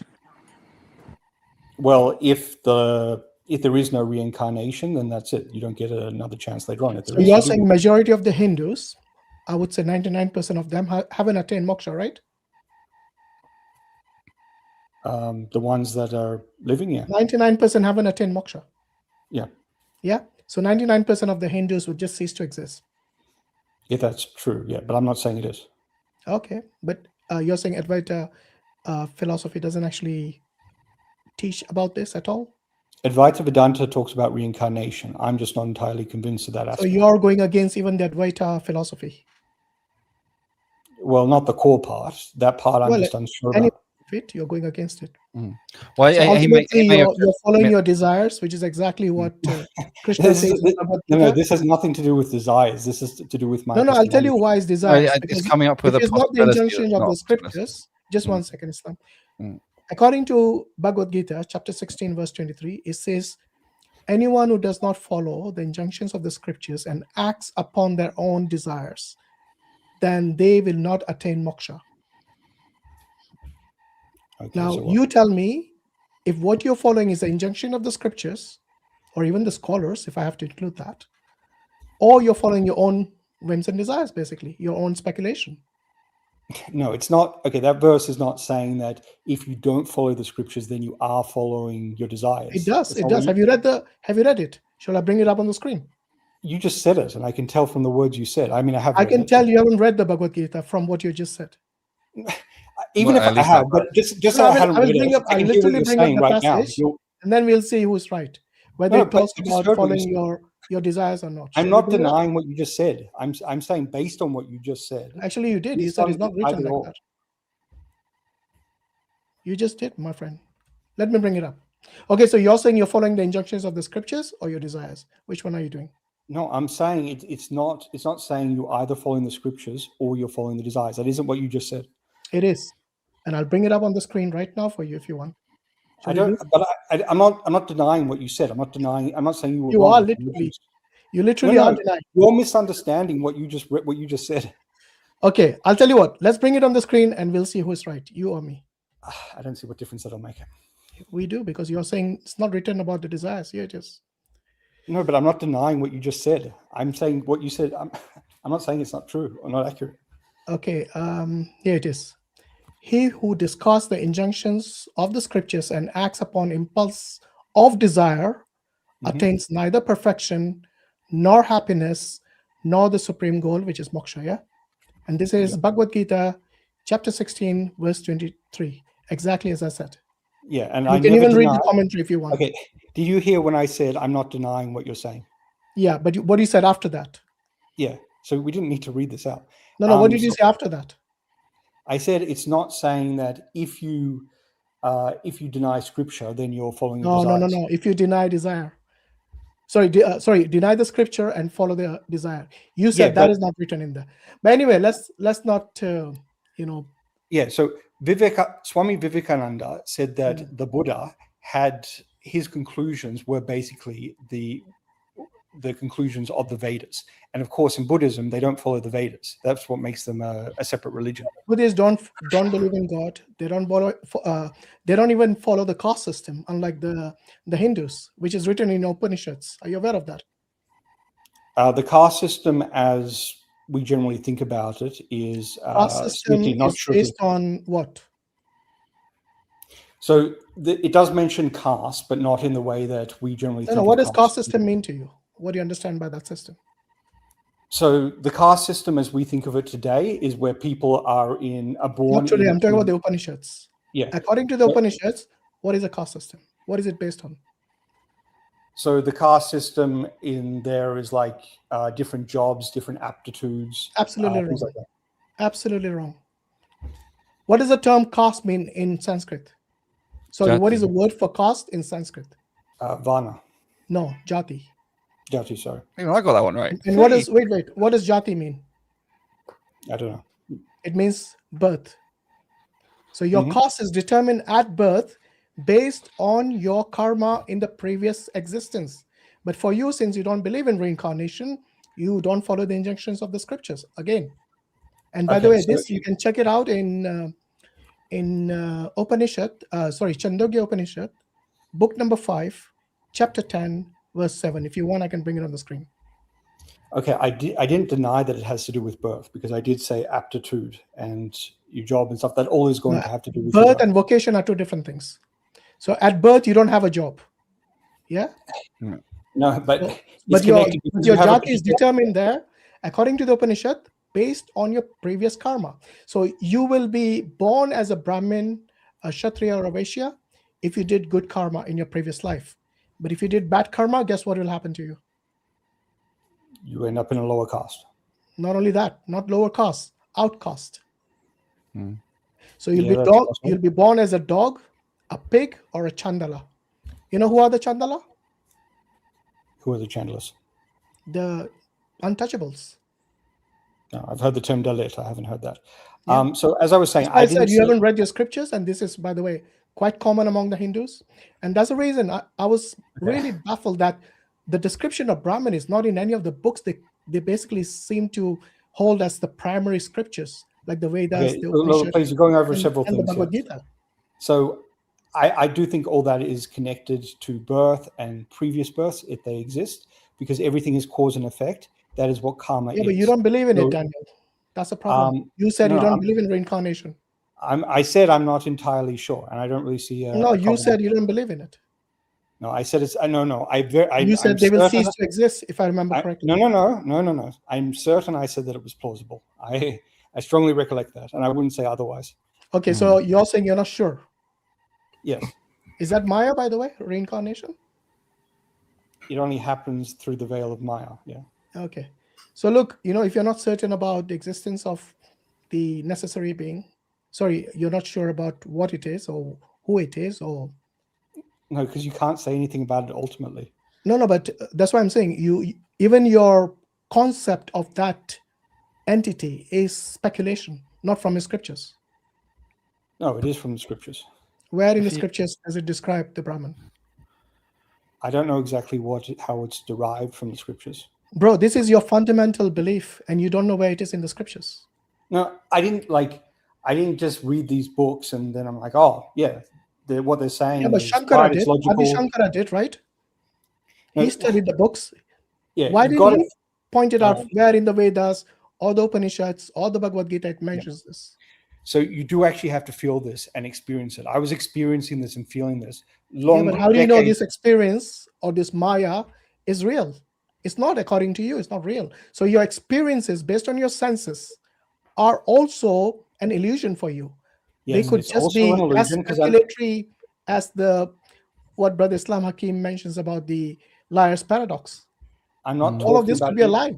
I'm not talking about anything at the any truths about the ultimate level. This is the way that I'm able to conceptualize it. And I had these thoughts and feelings decades before I had ever encountered this stuff. And when you say you encountered, what does that mean? Did you experience the Brahman? I've been experiencing this feeling that we're all one, and if you rip us apart, like say an onion, there's nothing really left. All there is that, say, there's layers of onion. So, but everything you explained today for like more than an hour contradicts all of that. The oneness you couldn't explain. The only thing you could explain is from your duality perspective, not the non-duality perspective. So everything you're saying about experience, look like if you did experience that, then unless you're telling me you attain moksha, which is not really possible because you're not sure about so many things.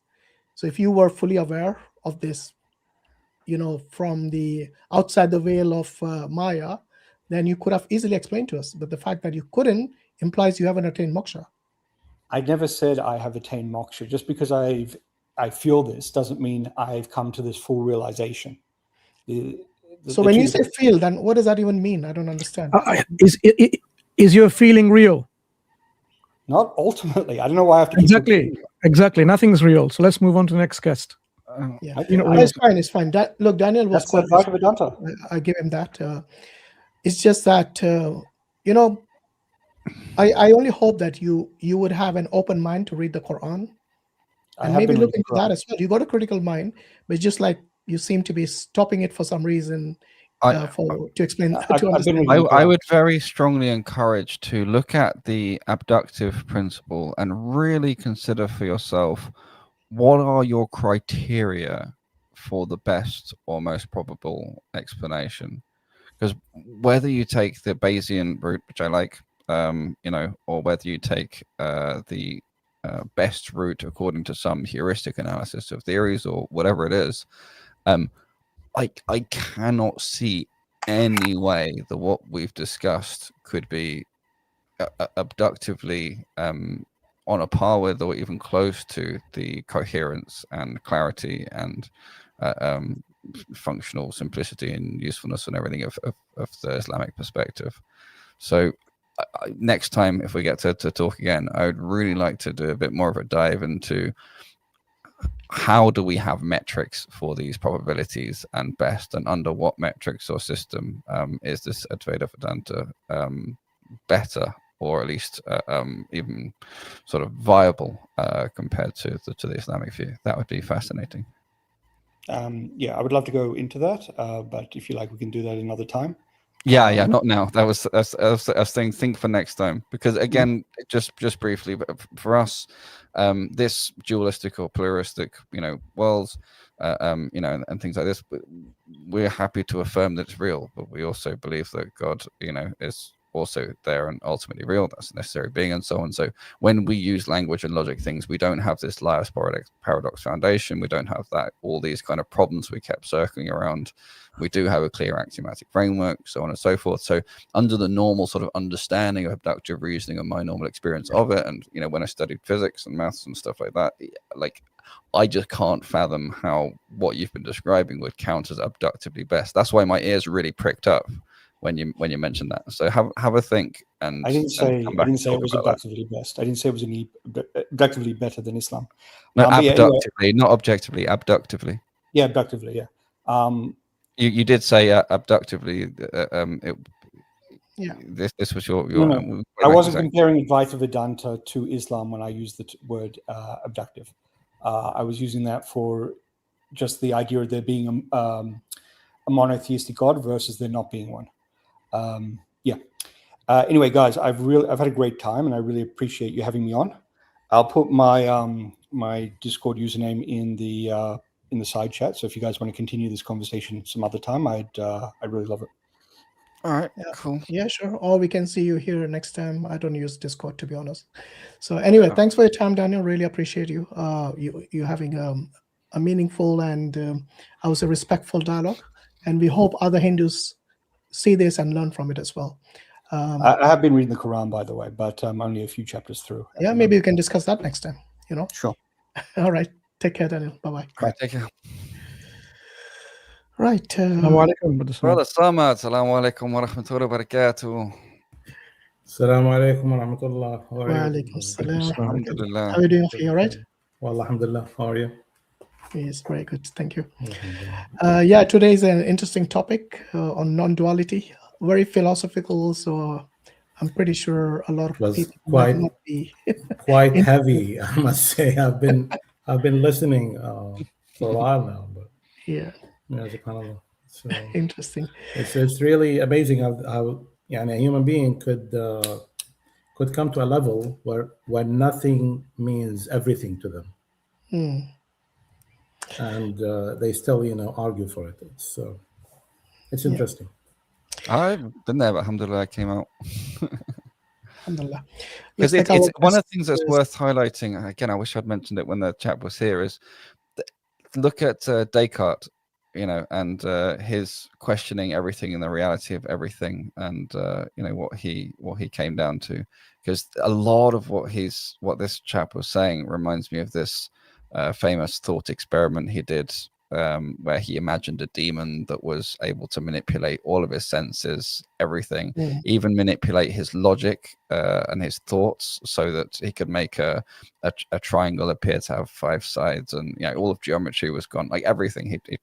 And that's where you get this famous cogito ergo sum, or I'm thinking therefore I am from, was the bottom of that whole question. Everything, nothing is real, and actually, really, what that whole framework of Advaita Vedanta is live in this world where nothing is real, So there's remarkable parallels that's worth going through. True. Interesting. Let's take the next caller. Don't know if he's a Muslim. Oh, he says he's a Muslim. Okay. Hi, assalamu alaikum. Wa alaikum salam. I was here last time too. Okay, interesting. Today our topic is on Hinduism. Is that what you want to discuss? No, if that's okay. Yeah. No, we can't discuss. I mean, okay, come back next week, inshallah. Yeah, that's fine. Let's speak to the topic. No problem. Take care. Right, Ashish. Yeah, hello. Hi there. Hi, my Where voice is calling coming. from, Ashish? I'm from India. Okay, you're a Hindu? Yeah. Okay. So the topic today is on Advaita Vedanta. You want to speak about that?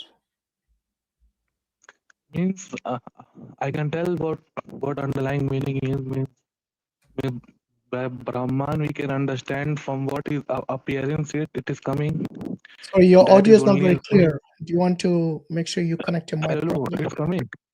It is coming. Very bad Now, connection. We It's cannot a hear very bad properly. connection here. hello. Now it is coming. No.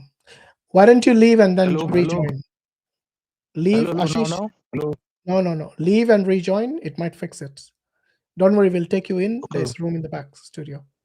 So if there are any other Hindus who would like to join to discuss this topic, you guys are more than welcome. Inshallah. Otherwise, we might have to close early today. Because this is one of those topics not everybody likes to take on. But I saw a lot of Hindus discussing in the private chat, sorry, in the public chat, the live chat. It's a topic everyone likes to use. I think one of the issues they're going to have is that none of them will do a better job than Daniel. I think that's going to be very, very difficult. Yeah, I think there was another chap last time. I forgot his name, who did quite a good job as well. Anyway, Ashish, yeah, let's see if your audio is clear now. Voice is coming now. It is coming. No, it is coming, Now but it is it's coming. not Hello. clear. We can hear you, but it's not very clear. Are you on the International Space Station? I'm in my college. Yeah, no, I'm outside my college, in college hostel upstairs. Okay, you using in the mobile phone? Yeah. You don't? Do you have a Wi-Fi where you're in college? What do you think? Do you have Wi-Fi? Yeah, by Wi-Fi only I'm going to. Okay, so maybe your Wi-Fi is really terrible. Try your mobile data if you got enough data. Now, no, means it is juggling. Yeah, it is not clear very properly. Means I was. Okay, even though the audio is really broken, let's see if we can make sense of it. So, what is the point you wanted to make? No, what you are talking that non-duality. Yeah, duality. What do you believe? Duality exists. Oh, we are not Hindus. We are Muslims, so we believe. Yeah, we believe in a Allah plurality. is distinct from. What do you understand by duality? Means that consciousness and the material bodies are different. No, we are saying the Creator, God Almighty, and the creation are separate and distinct. They are not one. No, then your consciousness and the material body, these are different. They're both come from same substances. Our consciousness. I'm not sure. It's not the same substance. Again, God is not the God. It's not substance. He is what he is, and the things he creates. No, then he is then what I'm asking is your consciousness and your material body, that surroundings, these are different. Sorry, brother. Oh, okay. Look, honestly, fix your mic. Wait, fix your mic and come, because I'm getting a headache just listening to you. I think it's your microphone, not the connection. Check, maybe get a better microphone. Are you using headphones? What are you using? I'm talking by phone directly only now. Okay, but it looks like maybe try headphones or something. You can try. Why this much it is? You can listen if you are responding also. No, sorry, I can't listen with that kind of audio. So fix it and then come back. Answer what I think you heard. I think part of the problem here is this word consciousness doesn't have a direct counterpart. We would prefer to say the soul. The soul's not material in the sense that the body is material. Like so again, that's another example of duality or plurality. They're different. The body is different from the soul, and that might be what he was pointing out with consciousness. But again, our souls are created things. They're not manifestations or parts of God or anything like that. So maybe that's something to clarify to him. That's right. Right, Akali, you're next.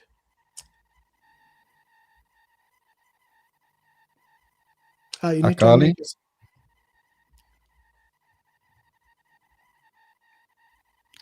If you are talking, you are muted. Yeah, we can't hear you. You need to unmute yourself. Does he know there's an unmute button? Probably he needs to locate that. All right, let me put him in the back studio.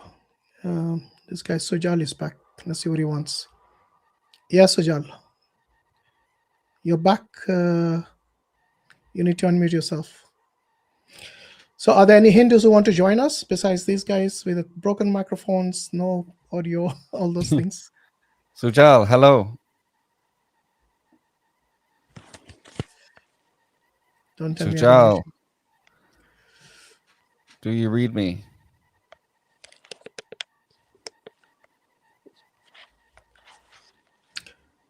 Yeah, we can't hear you, Sujal. Yeah, no sound. I'm sorry. All right, why don't you, exit and come back? So it looks like none of these guys are able to, for some reason, connect. So if you think you're having audio issues, what you need to do is just exit the studio and rejoin. That way it fixes it many times. Okay. If that doesn't work, get someone to read Ayatul Kursi. Maybe they got to the level where they could verify the nothingness.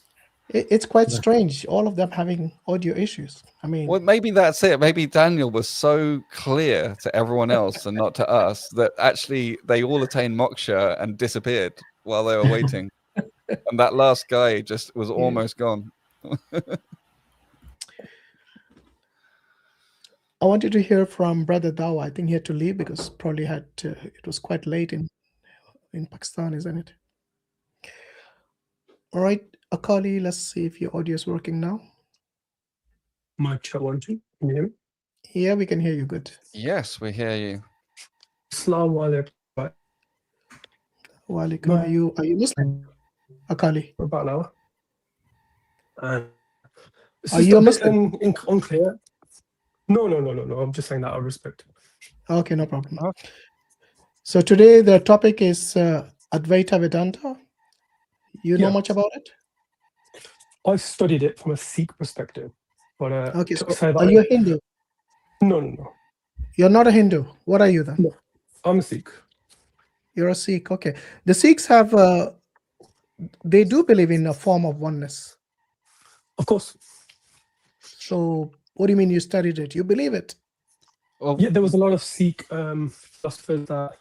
Yeah, I agree that label Advaita Vedanta is not for the Sikhs, but you have a very similar concept of oneness, don't you? Like you believe the Guru and the Vaheguru are one. No, that's not the prescribed. Okay, so explain to me the oneness from the Sikhism. Let's see how different it is to Advaita Vedanta philosophy. It's very, very similar. It's very similar. Sikhism is essentially. Okay, so when it's similar, then why do you say the Guru and the Vaheguru are one? Why did you deny that? What do you mean by that question? Well, you denied it, so you must have understood it, right? I don't. Sorry. Can you say that again? Okay, so when you say oneness, are you and the Vaheguru, are they one, or you believe in a duality? Which one is it? We don't believe in duality. Okay, so you and Vaheguru are one then? No, because we rely on the creator for sustainability, right? Well, that is duality. Yeah, so but we don't. What do you mean you don't believe in duality? Should we take a step back and just ask? Can you just tell us maybe 30-second summary? How is your system similar, and how is it different from the Advaita Vedanta that we normally discuss? I don't think I can give you an explanation in 30 seconds. I think Sikhism is takes the core principles from all these texts and puts them in a nice, easy package to digest. Sanatana Dharma, as our brother there was talking, goes all the way from like the Upanishads all the way to the Gita and beyond. Sorry, maybe my question wasn't clear. I wasn't asking to sort of give me a 30-second summary of Sikhism. That's a pretty tall order. I was just thinking specifically about this concept or topic of duality and non-duality, and whether or not the ultimate existence that underlies everything, has attributes or not, and is real and not real. The sort of the stuff that we went around a lot in the discussion with the previous caller. Of course, but it's very difficult to put in 30 seconds. I think. Okay. How do I summarize this? It's very difficult because it's not. These aren't the arguments that I had. So Is it? within the spheres. 1 minute, sorry. Let me finish what I was Yeah, going to say. Alright. I'll tell you what. Eastern philosophy is Can you maybe describe it from your scriptures, if possible?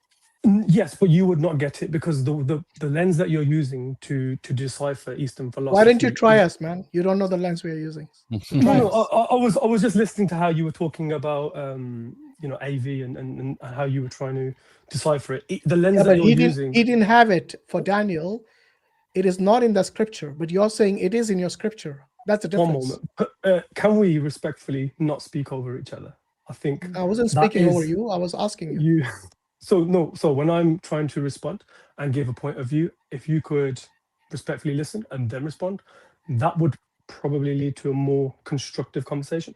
If you are going to take the conversation down a different route, I will never be able to make my point. I did not take it to a different route, with all due respect. All I did was, if you can explain it from your scripture and you retort it, that we will not understand it. So I really don't like this, this kind of conversation where you're saying, already making an assumption about us. This gaslighting it's not respectful.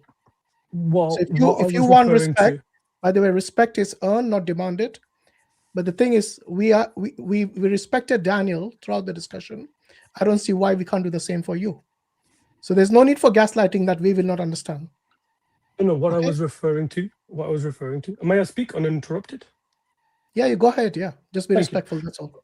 What I was referring to was when someone tries to respond and give you their point of view or their answer, you speaking over them. No, hold on. I thought you were going to respond instead of going another cycle. We already discussed this. Let's move on. So can you answer Islam Hakim's question?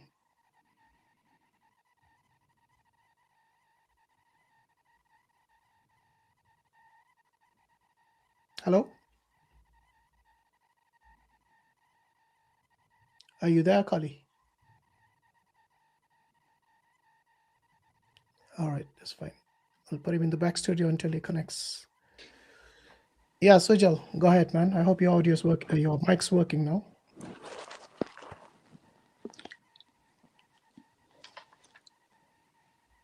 Sujal, are you there? Hey. It's working finally. Go ahead. Hello. Hello. Yeah. What is it you wanted to discuss? Because you already came at the beginning, I believe. What is it you wanted to discuss now? Mic, I think, off. No, we can hear you. Can you not hear us? Yes, we hear you.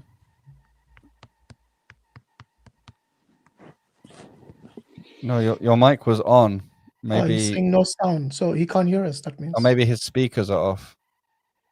Yeah, check your speakers because we can hear you. You need to unmute yourself. I'll type it in the channel. Yeah, I think we should type it because he's not able to hear us.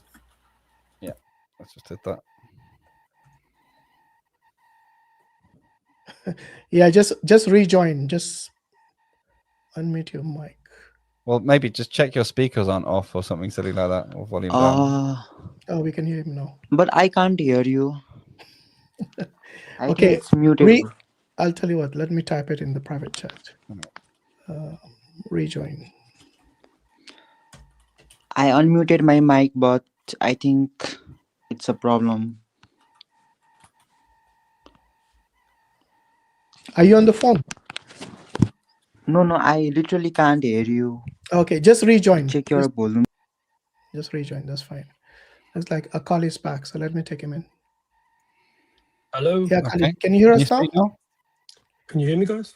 Yeah, we can hear you now. For some reason, Hashim asked if you were able to respond to the question, and it went silent, so we couldn't hear you. I had an incoming call. Sorry, I'm on my mobile. Respectfully, guys, when someone was trying to speak, I feel like Hashim asks a question and that derails the thought. Bro, just move on. I can't operate like that. Akali, so am I able to speak uninterrupted? Or? Yeah, you can speak. I mean, no need to keep going around in circles about that thing. I've already moved on. I hope you can do the same. So if you can answer Islam Hakim's question, hopefully this I can't hear him, unfortunately. You can't hear me?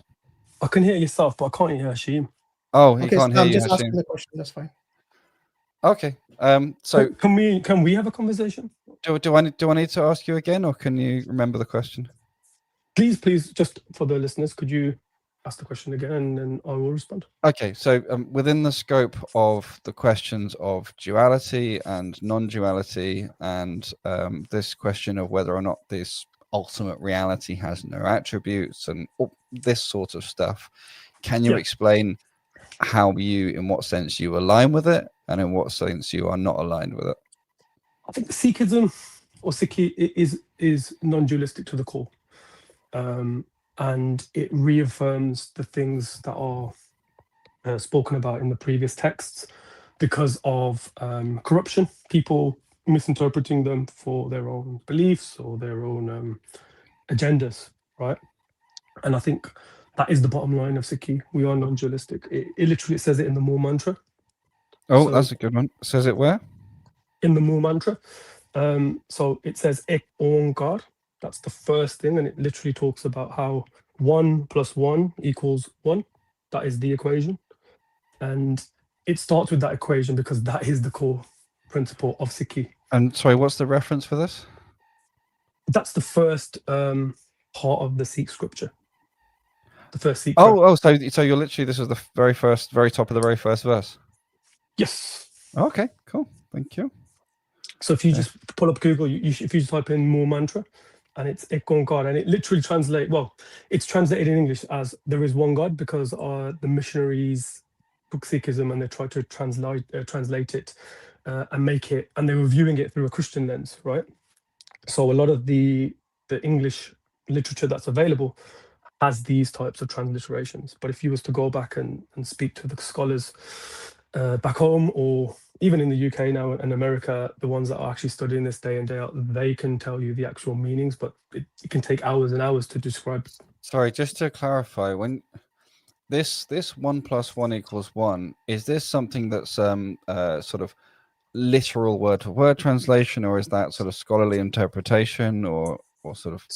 It's a mix of all those things, because prior to colonization, India had many schools of thought, and the Ek Onkar was like a conversational style, just like you know, and people would debate the nature of God. And the Sikh gurus, especially Guru Nanak, would go and have conversations with people that were trying to find God or experience God, or were telling other people the nature of God, when Guru Nanak's message essentially was, you cannot describe the indescribable. And the movement that talks about the attributes of God, right? Right. So kind of making notes. Cannot describe indescribable. I guess what I'm trying to ask is, so this sentence, if we were to translate it word for word linguistically, how close is it to this 1 + 1 = 1? Or just tell me what it means as a 1-to-1 linguistic translation. It's a very, very deep question, but I'm going to try my very best to sort of give you an indication as what it means. So Ik is the first letter, the first number, and 1. Okay. And Ong is the first sound within the alphabet of Gurmukhi, of Braj Bhasha.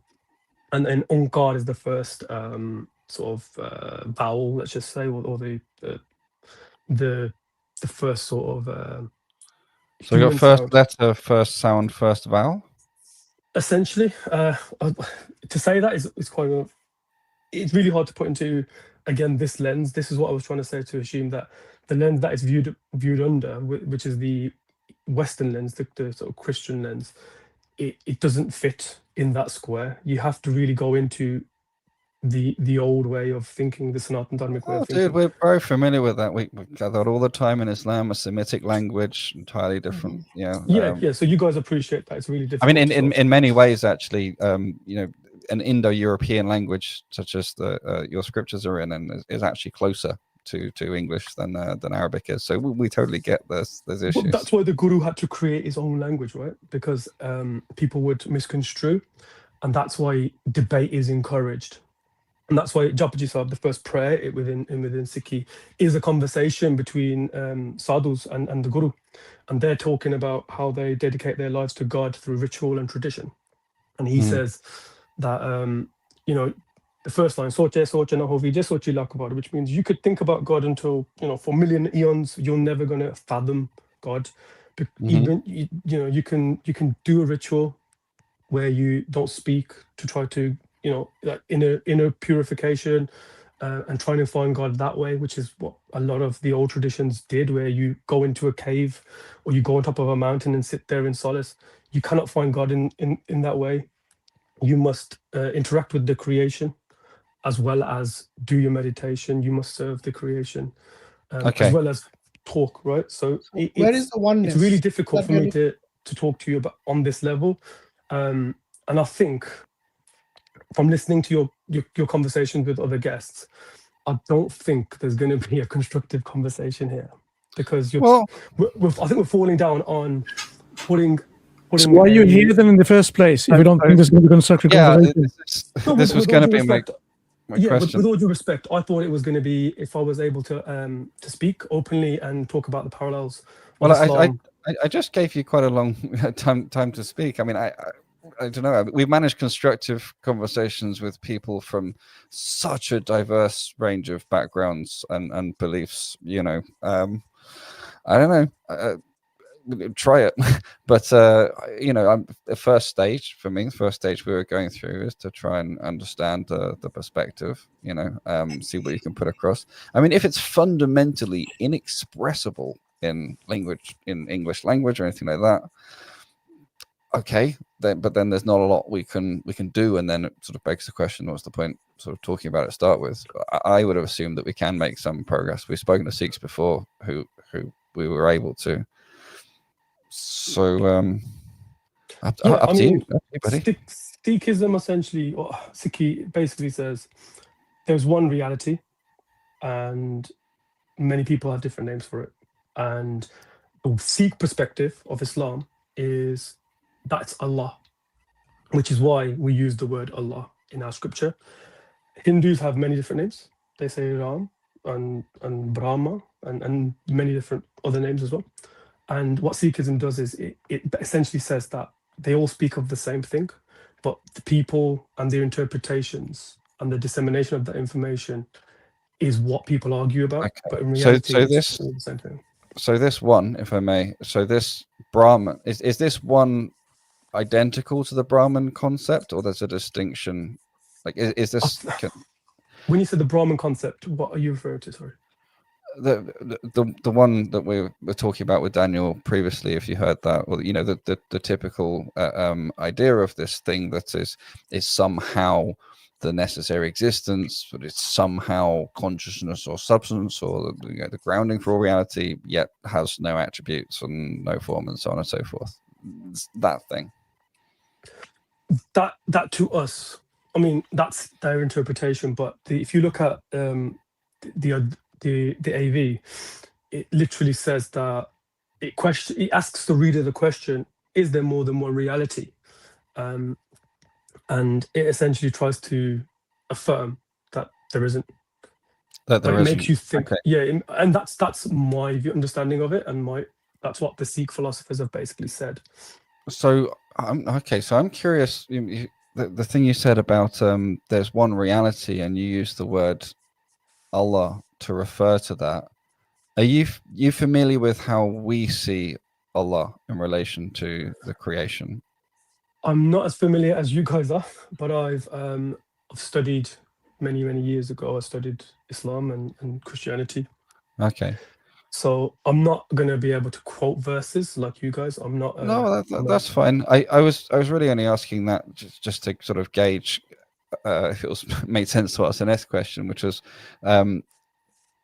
basically because you were talking about there being this one reality, which sounded a lot like the Brahman kind of conversation we were having before, but then for me, like, calling that Allah or using that word would be like entirely antithetical, because the idea in that philosophy that we were just discussing, or the normal like Advaita Vedanta thing, like we are all somehow parts or manifestations of him, and that for us is like it's a complete anathema. So for us, like, he's completely distinct, and he's real, and he created us, and we're real. So there's no sort of like, you know, Maya perception thing, and actually we don't really exist, and we somehow live in him or be in his brain or anything like that. Like for us, like that distinction is critical. And that's why I was really confused when you were saying about there's one reality and you call it Allah, because then it seems to be a totally different use of that word. The Actually, it's Sikh even philosopher different. that I studied, Just one and second. I might get this a little bit wrong, but I'm going to tell you what I thought, and then I'll give you an example. Yeah, Akali, before you do that, AV just talks about how Brahma. You can't hear you, Hashim. If you just drop me things to ask him, I'll try and ask him. Sure. Yeah, tell him talks, to Brahma leave and or come Brahman, back, because we need to have a being meaningful discussion. the only reality, and the multiple forms are dependent upon them. So you can't have those multiple different expressions without the creator, the Lord. Yeah. Okay. And from what I understand I think Islam says a very similar thing. So the Sikh scholars have stated that Islam and you believe in Advaita panentheism, basically, it says exactly the same sort of thing, whereas Islam is more black and white, and it's unapologetically this is the reality of God. I think we agree with some of those things, but there's some nuances to talk about here. And is it possible to, Hashim can't just ask him to rejoin. We'll take him in. Can you see if you can pop out and pop back in and pick up the? I did.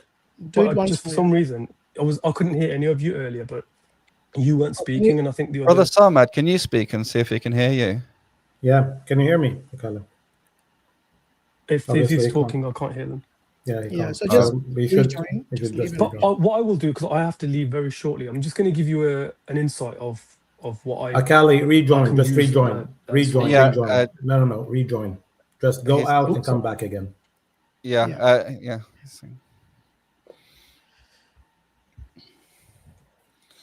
Oh, we got someone else who's I'm just trying to rejoin so he doesn't feel that we kicked him out. Yeah. Right. So we got Divya. Divya, can you hear us? You need to unmute yourself. For some reason. Hello, can you hear me now? Yeah, we hear you. I'm not sure if you guys remember me. We spoke a while ago. Yeah, it was a while back, actually. How are you doing? You right? So again, I'm doing good. How about you all? Yeah, very well, thank you. So today our discussion is got about a question. Our discussion today is about Advaita Vedanta. You know, about the non-dual. I have no idea about what that is, and I'm not here to talk about that. I'm sorry. Okay. I keep doing this, but then I find let us know what you want to talk about. If it's somewhere within the topic, then we'll make an exception. So before that, I have one of my friends with me. I would like for him to join in this so that he'll be able to explain my question in a better way. Of course, I'll give you a context of what it is, but then I think Ashraf Ali will be in the queue. If you guys could include him as well, it would be great. So what exactly is the topic about? What do you want to discuss? We were discussing about heaven and hell, and I had a lot of questions around that, and he directed me to you guys. So yes. Okay. So you can speak English. You can speak to us directly. Do you need Ashraf Ali to join? Yes, actually. Okay, no problem. Go ahead. We'll make an exception here because I think you have come before and you asked some good questions. And looks like Akali is having trouble with his audio still. Ashraf Ali, can you hear us? Can you speak? Assalamu alaikum. You can hear me? All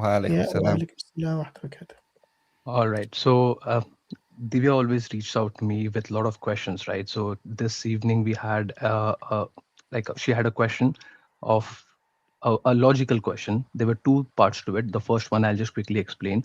So she is like, Islam is a religion which has a lot of logical and makes sense.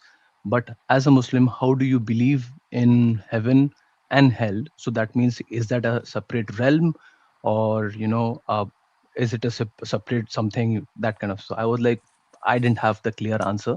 That was the first thing. The second question then that shifted to the theory of evolution. So I showed a few videos of you guys, again, I am not an expert in science and all those things.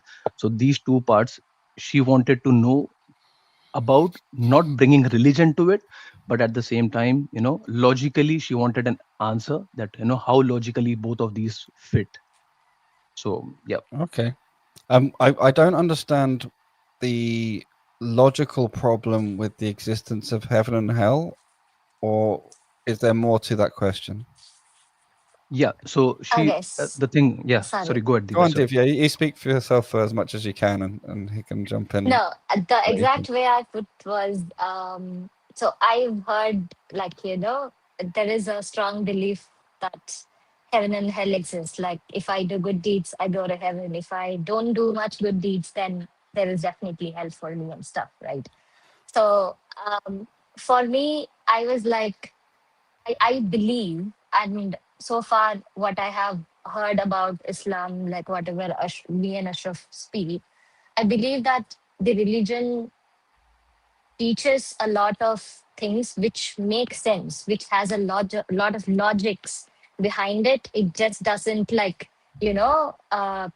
just state few things which might not make sense. Like, that is the whole reason you guys have these live streams for, right? Yeah, So say it unapologetically. Don't worry, we have heard it all before, so don't worry about no, I mean, that's walking coming on from my eggshells. heart. So Just say it as sincerely as you can. this is that no, I'm not this is not like my version of something. This is exactly how No, that's I fine. have I it mean, in my mind, just right? tell us So what you that's want. exactly what I was asking, like, how logically, how do you think that So heaven and hell exist? Where does it exist? okay. So first thing I'd really like to clarify, and it actually is logically important, is we do not get into heaven or hell really because of our deeds. We can only get into heaven by Allah's mercy, by the mercy of the God. So our deeds can affect our level in heaven or our level in hell, but we can never do enough deeds to have earned heaven, to have earned Jannah. The prize Use the term paradise. Yeah, or paradise if different. you prefer that. Yeah. So we can never do enough deeds to earn paradise. Paradise is so much bigger and better than we could ever do worth of deeds. So do you understand that bit first of all? Okay. Okay, great. Now, in terms of sort of questions of where it exists or how it exists, I would say that logically, they're not really very good questions. And the reason I'd say that is we have very limited information about them, and they're usually descriptive. It's more about what it is, what it's like to be there. It is real. It's a real realm, just like what we say, dunya, this life, is a real realm. We're in it, and we would be really in there. It's not figurative, it's not like an analogy. It's real places. So that stuff we can talk about logically, but That is it exactly wouldn't. what I was asking Ashraf. Like, is I it a thought that might different be. realm that exists? Yes. Yeah, it's a real existent place. Now, there are some interesting finer points of philosophy regarding, your perception and all this kind of stuff. But these are real places. Some people will really be in hell, and that place is distinct from, separate from, and not in contact with paradise, which is the other place that people could be. Which makes a lot of sense, right? Because if they were connected, then you would get corruption in paradise, and then it couldn't be paradise. So, as to your question about where does paradise exist, we believe that there are 7 heavens, and with regards to the paradise, there can be even like 100 or more levels. So the seventh heaven is where paradise is. This is in some of the, books of the Islamic literature, and we need to, like I said, I think Brother I.Hakim was trying to say is like a different realm, different from the world. Yeah. The world is obviously going to end. Everything that you see around, including the universe, which is like the lowest of the heavens, it's going to end one day.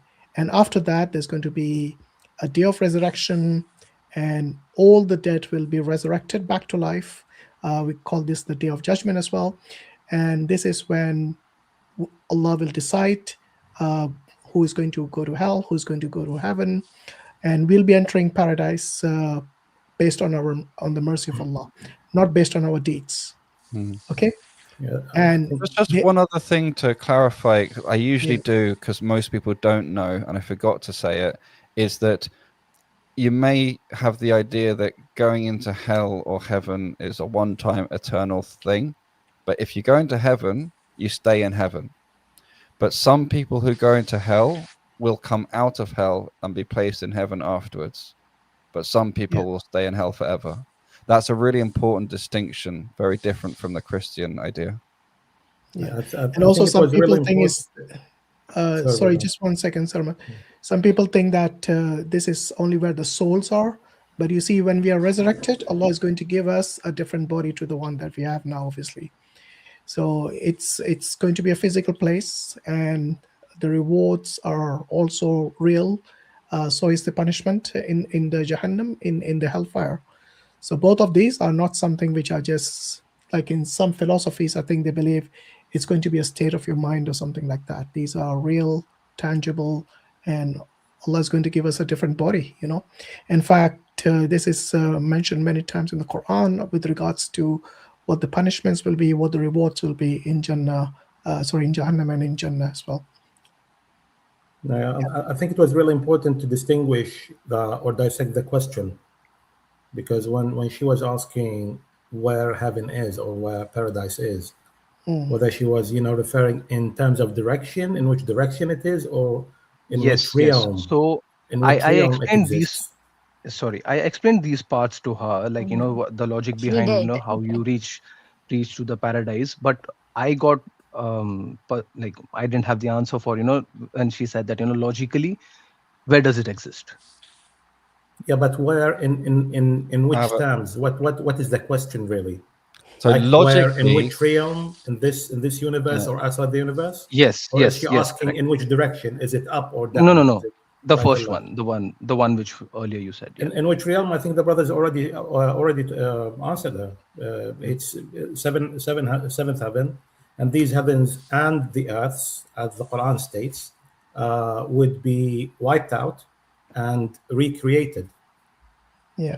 In an entirely new fashion, because this is what Allah subhanahu wa ta'ala says in Surah Ibrahim, for example, last page, that the earth and the heavens would be wiped out and then they will be recreated.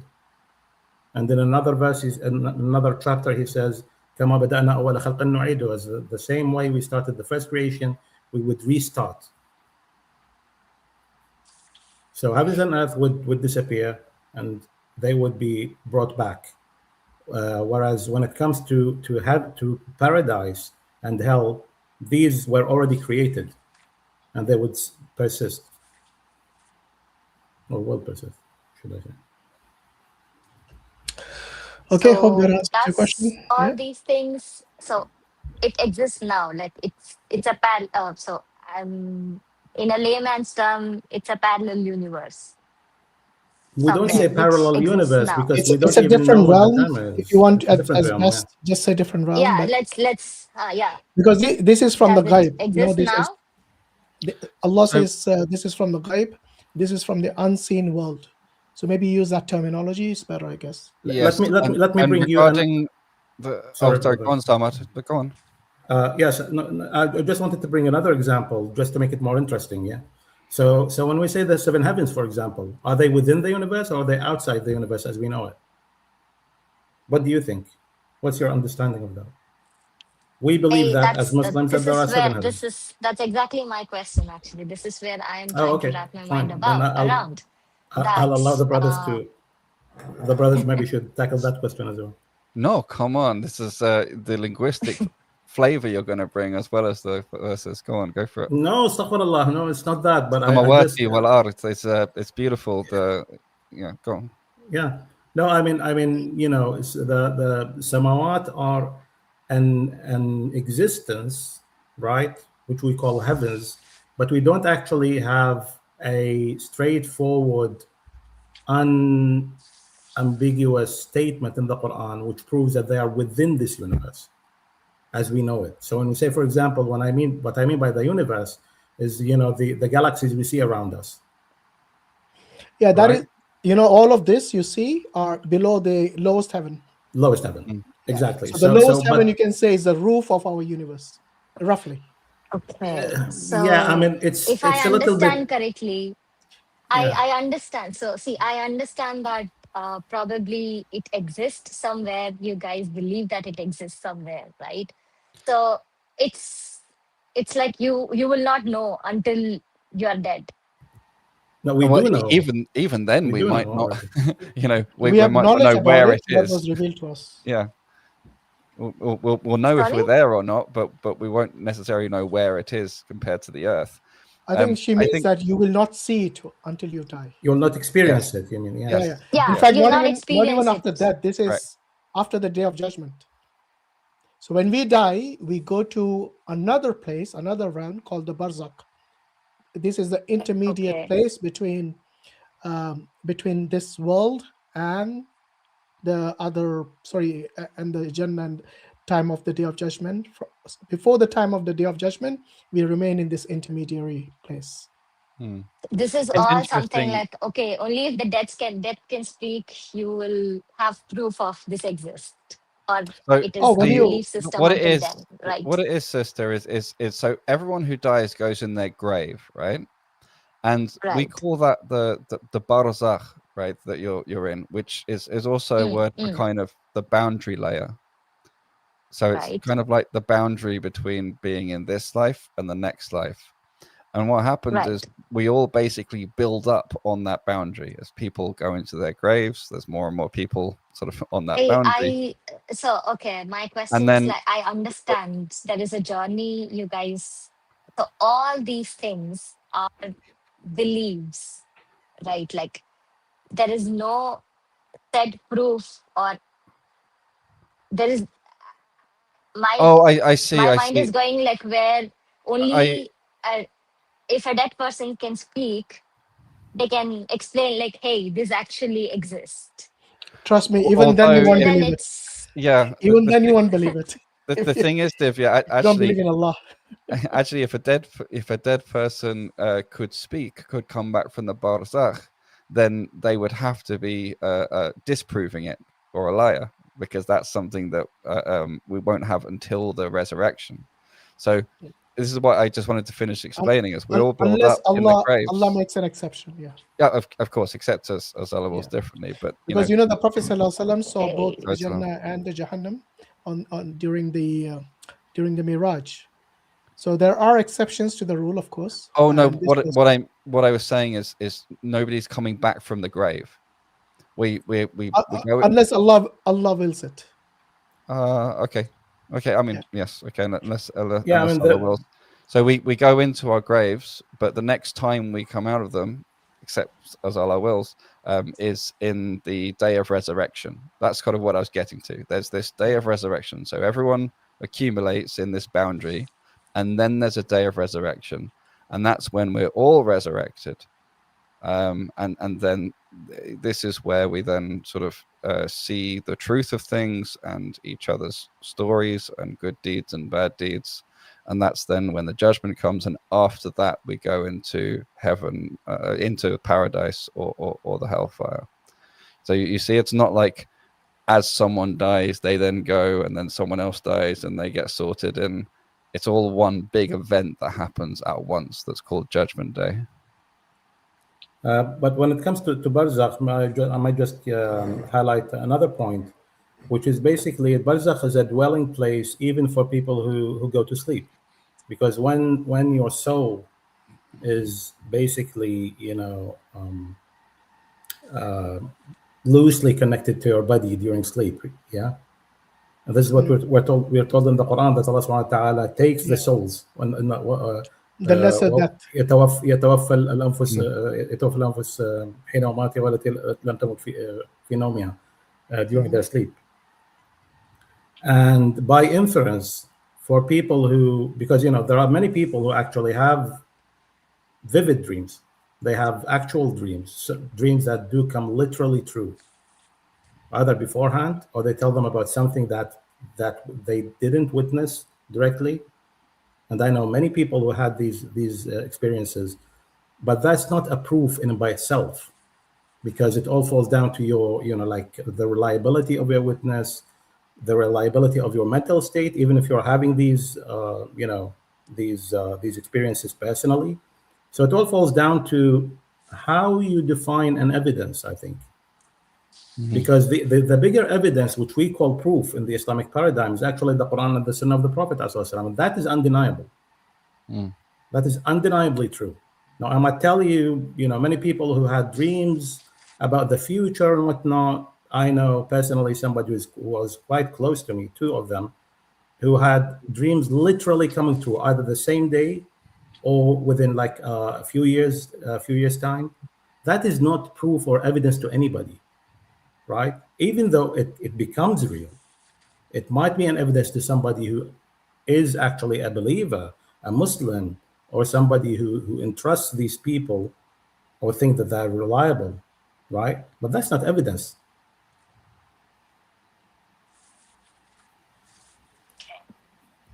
So, Divya, the question is, what are you doing to attain paradise? Honestly, I'm not doing anything. You should do something about it, should you not? I'm just existing in my own world, not meaning harm to anyone or anything. Just minding my own business. That's what I'm doing.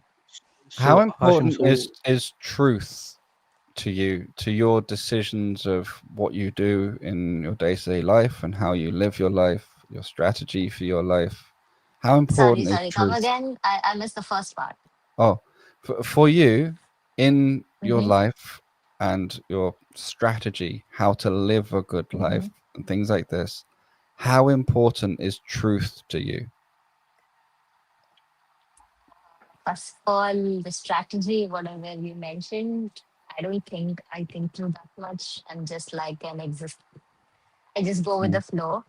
So so I don't I strategize life yeah. as you So normally, guys what define. so we have conversations. She has some questions, so she'll ask me, and probably I just try to explain. But sometimes, as I'm not that knowledgeable, so I try to convince her to bring every Thursday to your chat, so that Well, she gets the clear answer. which is great, and that's very good. I think the reason I was asking this question really is, first of all, because truth is very, very important to me, and for me, the fact that she has these questions and are interested seemed to me it's not just for the experience, it's that she Yep. has some interest in whether it's true or not. And in particular, she's asking the question about, so logically, how does this work? How does this fit together? So I'm sort of trying to ask, is truth seeking what's going on here? Is the real question she has, is this true or not? Is the Quran truly from God? Does God truly exist? And did he give us a Quran? And is Muhammad sallallahu alaihi wasallam really his prophet? Now, if those are the central questions, I think those are very, very good questions. And So these questions she has asked me, right? I have asked, but sometimes why she brought me in, because she doesn't ask the question. She has all the questions to me, but when it comes to asking the questions, so this evening we were just talking about the evolution, right? So that's what I was trying to explain her. She was like, don't bring in religion. I actually didn't bring religion in explaining the evolution. I just told that it's just a theory. Its theory is different than a law. So, but she was still not convinced. I was like, okay, why don't you talk to and we'll go to voice this evening, and I think you can ask the question. we actually did a really good section just last week on evolution. There's quite a lot of detail in there about the things that work and the things that don't work and so on. But I think it is the question what the Islamic paradigm is and how it's consistent with the evidences, and if that is the question, great. But No. She was like, the question she had was that, with logic, prove me that, don't bring religion into it. Just prove me that evolution is not true. So I prove that did tell her evolution that is... there are... Oh, okay. But you have to be clear what evolution, what you mean. If you mean Darwin's Like theory. how human beings Yeah, so you're Darwin's talking theory. about got into Physics talking about existence. human beings all the way from the last from the first common ancestor, from abiogenesis. There's a whole number of ways of going about it, depending on how well you understand the science already. Are you like a biology major or something, or No, I no. just want to know what No. level to pitch it. Okay, so broadly speaking, then I won't go into too much detail, but we can get the detail if you need. Broadly speaking, there's a very, very low probability, like really impossible probability, that all the right ingredients came together in the right kind of concentrations at the right time to make the first viable, self-replicating, reproducing cell. And so the idea that this thing first, sort of the beginning point, already has its first problem. That's usually called abiogenesis. You can look at the work by Dr. James Tour, a Christian, but a very renowned physical chemist on that question. You can also look at our brother Sabur Ahmed on that one. And then after this, we have the question of speciation, which is, okay, how would you go from one thing to then many different types of things, and eventually all the stuff in the world? It needs a growth in the complexity of the data in the genome, the growth of data that really is extraordinarily difficult to account for, and for which there is no evidence, really, no direct or no strong evidence for. Let me just add to that point, brother. Just quickly, for it happening within the 2 billion time slot we have. People say, they will often say, 2 billion years, as if it's long enough for anything to happen.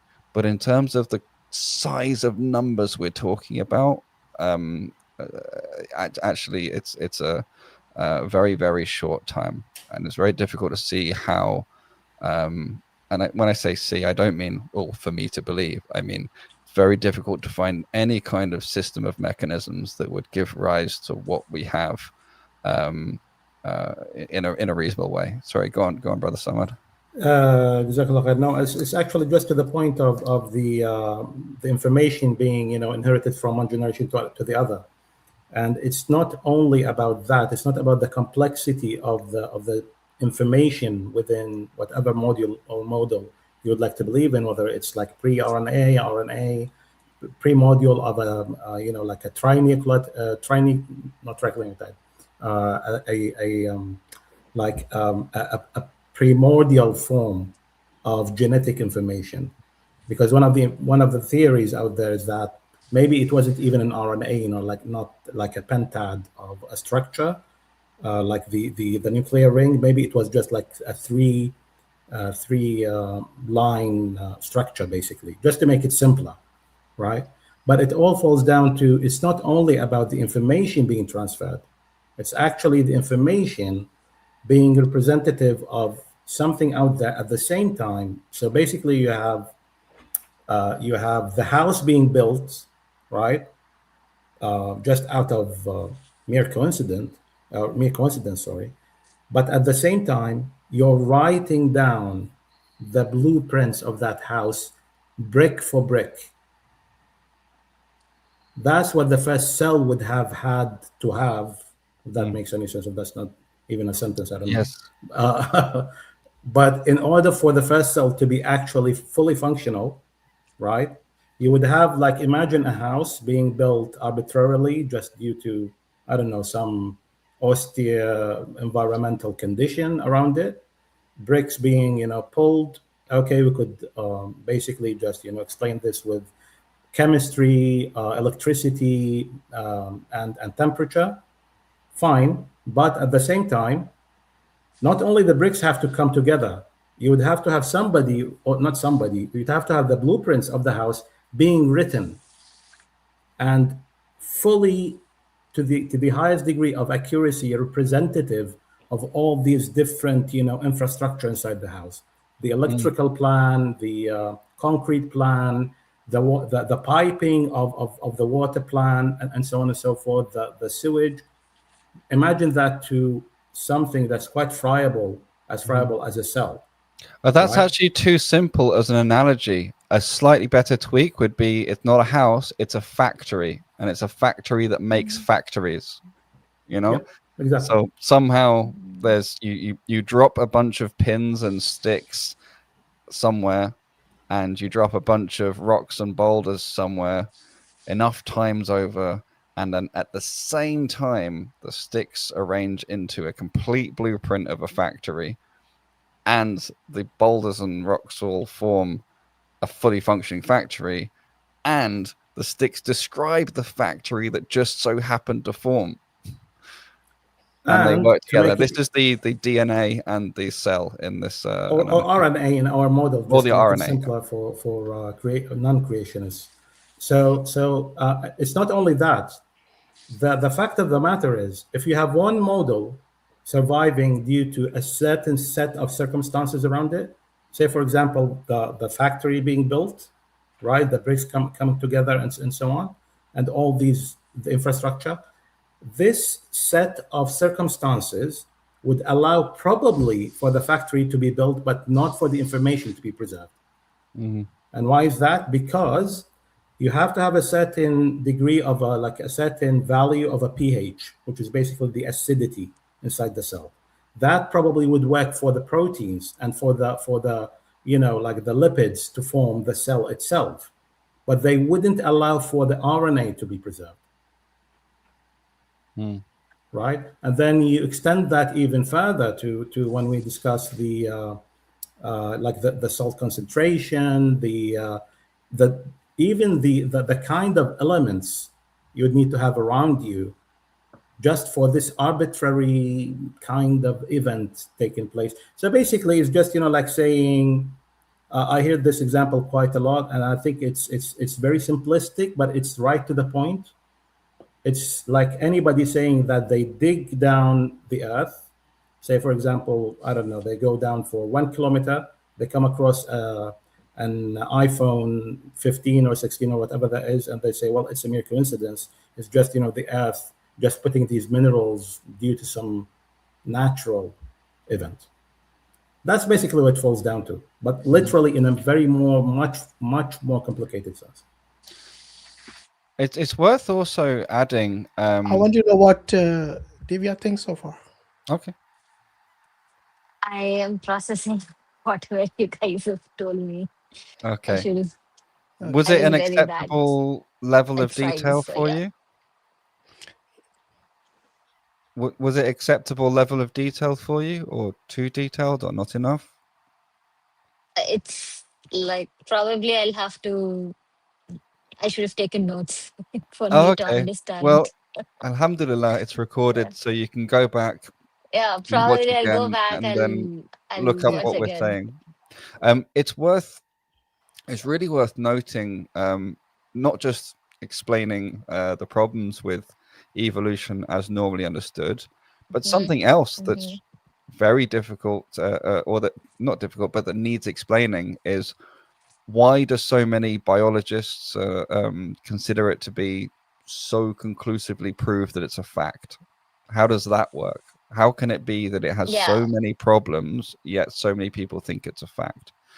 And this comes down to what is accepted as an explanation in science, in the sciences. Because God is just simply not permitted anywhere in any paper. They are only allowed to write down explanations that don't contain that. And so what they've come up with essentially is really the bit that's not provable. It's not even falsifiable. It's just essentially saying some things survive, and we're gonna say they're better because they're better at surviving. It's very circular. Like, you're never going to get that disproved, but it's also, you know, exactly the same as we would believe, you know, under God created it, right? God makes things, and he keeps making things, you know, and he keeps the better things and all that kind of stuff. Like, there's nothing really differentiates the two ideas here. Now, one thing that the naturalists think they have is, oh, well, you know, this gene in like this early chimpanzee, for example, this, you know, ape, one of the ape family, is the same as, you know, or most of this gene, a big section of it is also in this supposed later thing, or sometimes shown to be later thing. And so they say it must have been inheritance, because in their mind there has to be some mechanism that they can follow, a naturalistic mechanism that doesn't need any external thing. Now, if God designs these things and makes these things, actually we would expect him to be very efficient. We would expect him to reuse systems. That makes perfect sense. If humans use genetics, but fish use something completely different, and plants use something completely different, and, you know, if all the living things and birds like had completely, totally different systems with no similarities, that would be extremely inefficient. That would be a pretty bad design. And then people would say, oh, doesn't look like there was a designer here. It looks like this was not designed. And so actually it makes a lot of sense that it's an extremely efficient system, and that it makes sense that you don't see too many, you know, variations. There are one interesting example is birds. Birds have social systems now, and a degree of self-awareness. It used to be believed that birds didn't have real social brains at all. They didn't have the same parts of the brain that humans have and use for their social interactions. And then later they found, oh yes, obviously birds are social, but they just implement it with a different parts of their brain. Same story for self-awareness. So there are different bits of DNA, if you like, that encode for different structures that can sometimes have the same, you know, behaviors or the same outputs and results, and sometimes the same genetic structure leads to different outputs and results, and so, you know, it's not as straightforward as it's often told, but for this to be, you know, a nice, neat mechanism that you know, is used to create such a diverse range of things, fits perfectly with our view, even though, you know, we don't believe that evolution, what's called speciates, you know, Allah created these things, separate things, fine, and he used similar methods. There's nothing wrong with that. There's nothing in any of the scientific evidence whatsoever that contradicts that or could contradict it.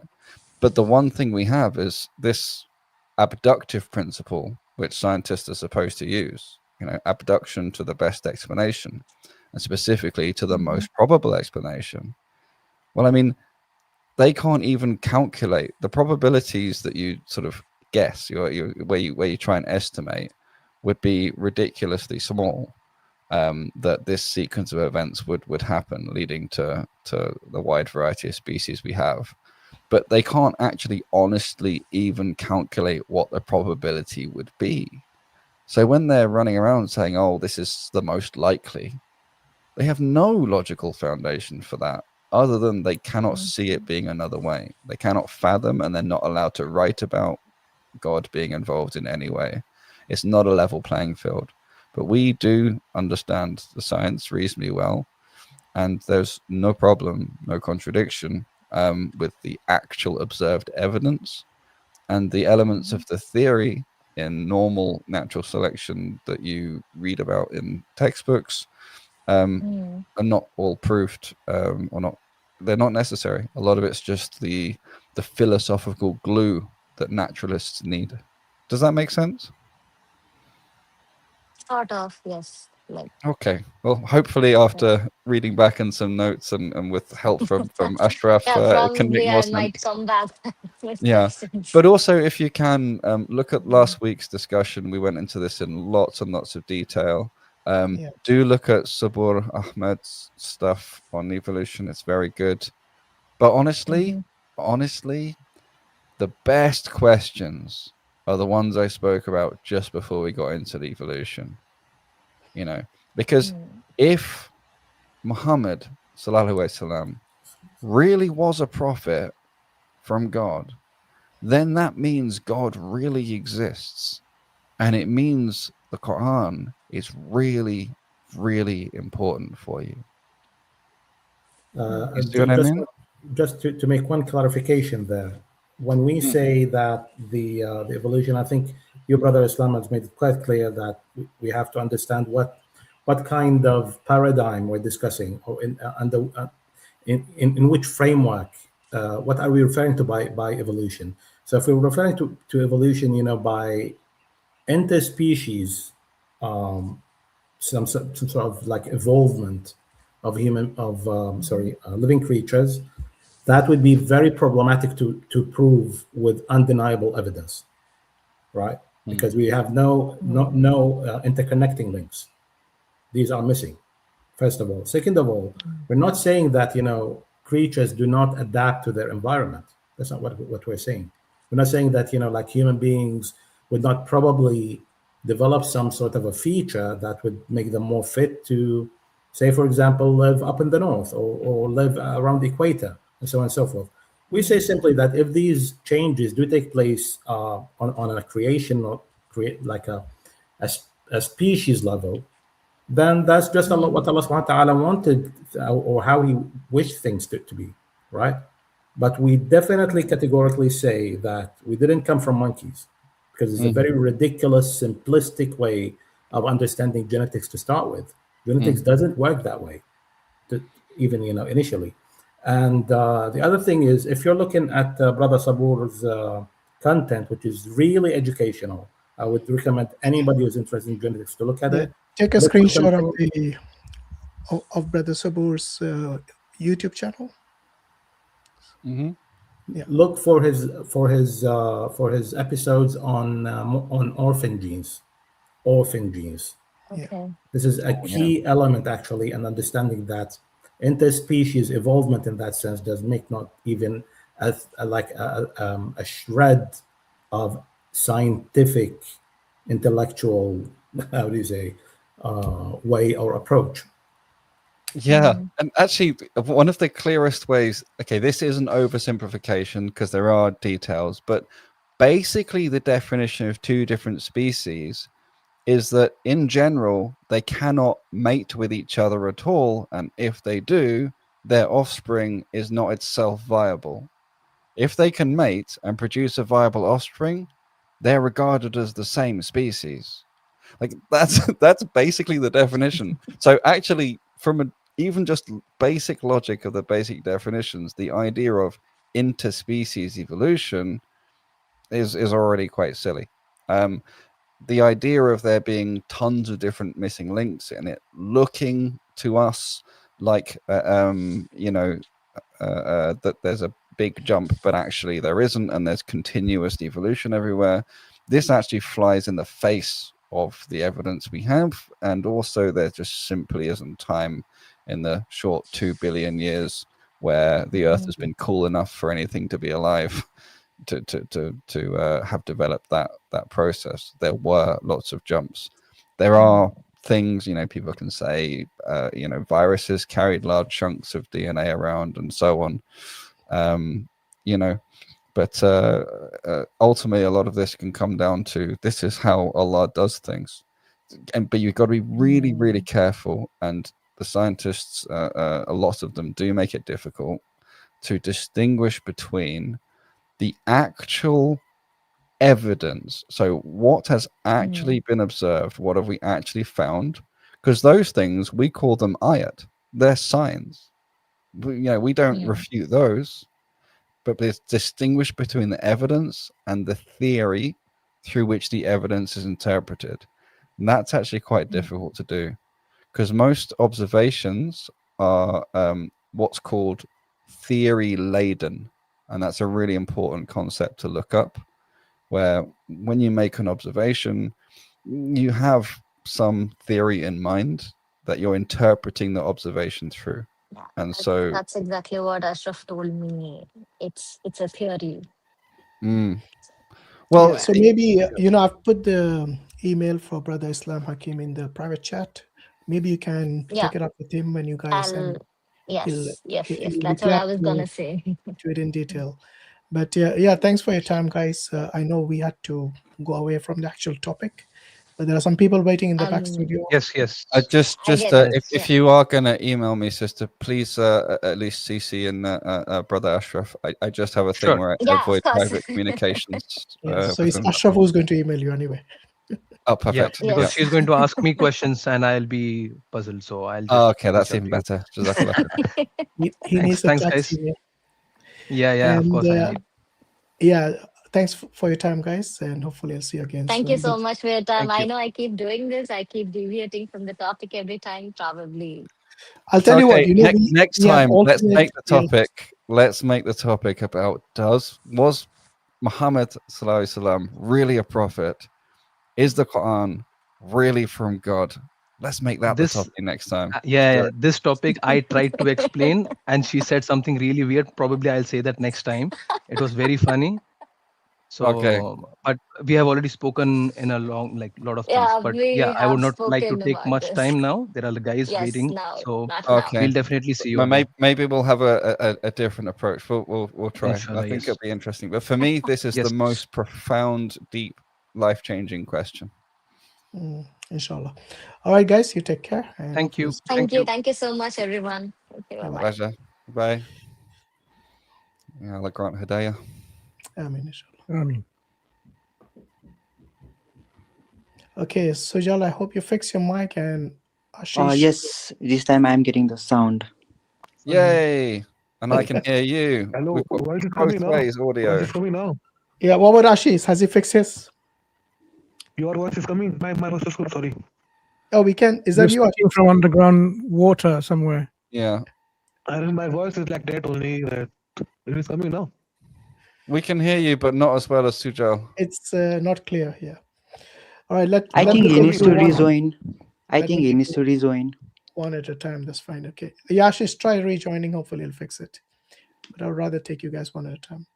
Okay, Sujal, go ahead. So we will be talking about the original topic or just that evolution. Yeah, the original topic. Yeah. Because I find very interesting in that. Which one? Original, that Advaita Vedanta or evolution. No, Advaita Vedanta. Yeah. So, do you believe in? Okay, wait a minute. Do you believe in a non-duality, or do you believe in duality?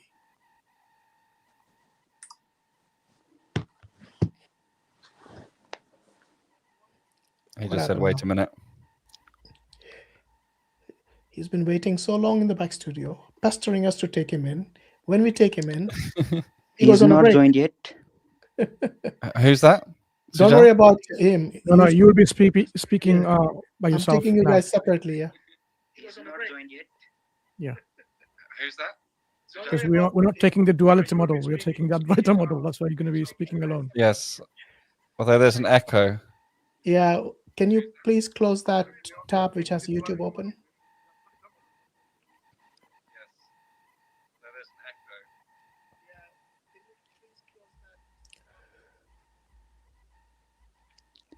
All right, guys.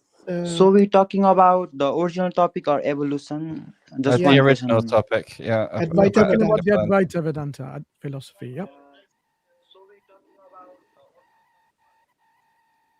Yep, go Okay. speak. Sujal, Okay, come okay, on, man. okay. Hurry up. So from what I have learned, in Islam, God and individual are different, right? Yes.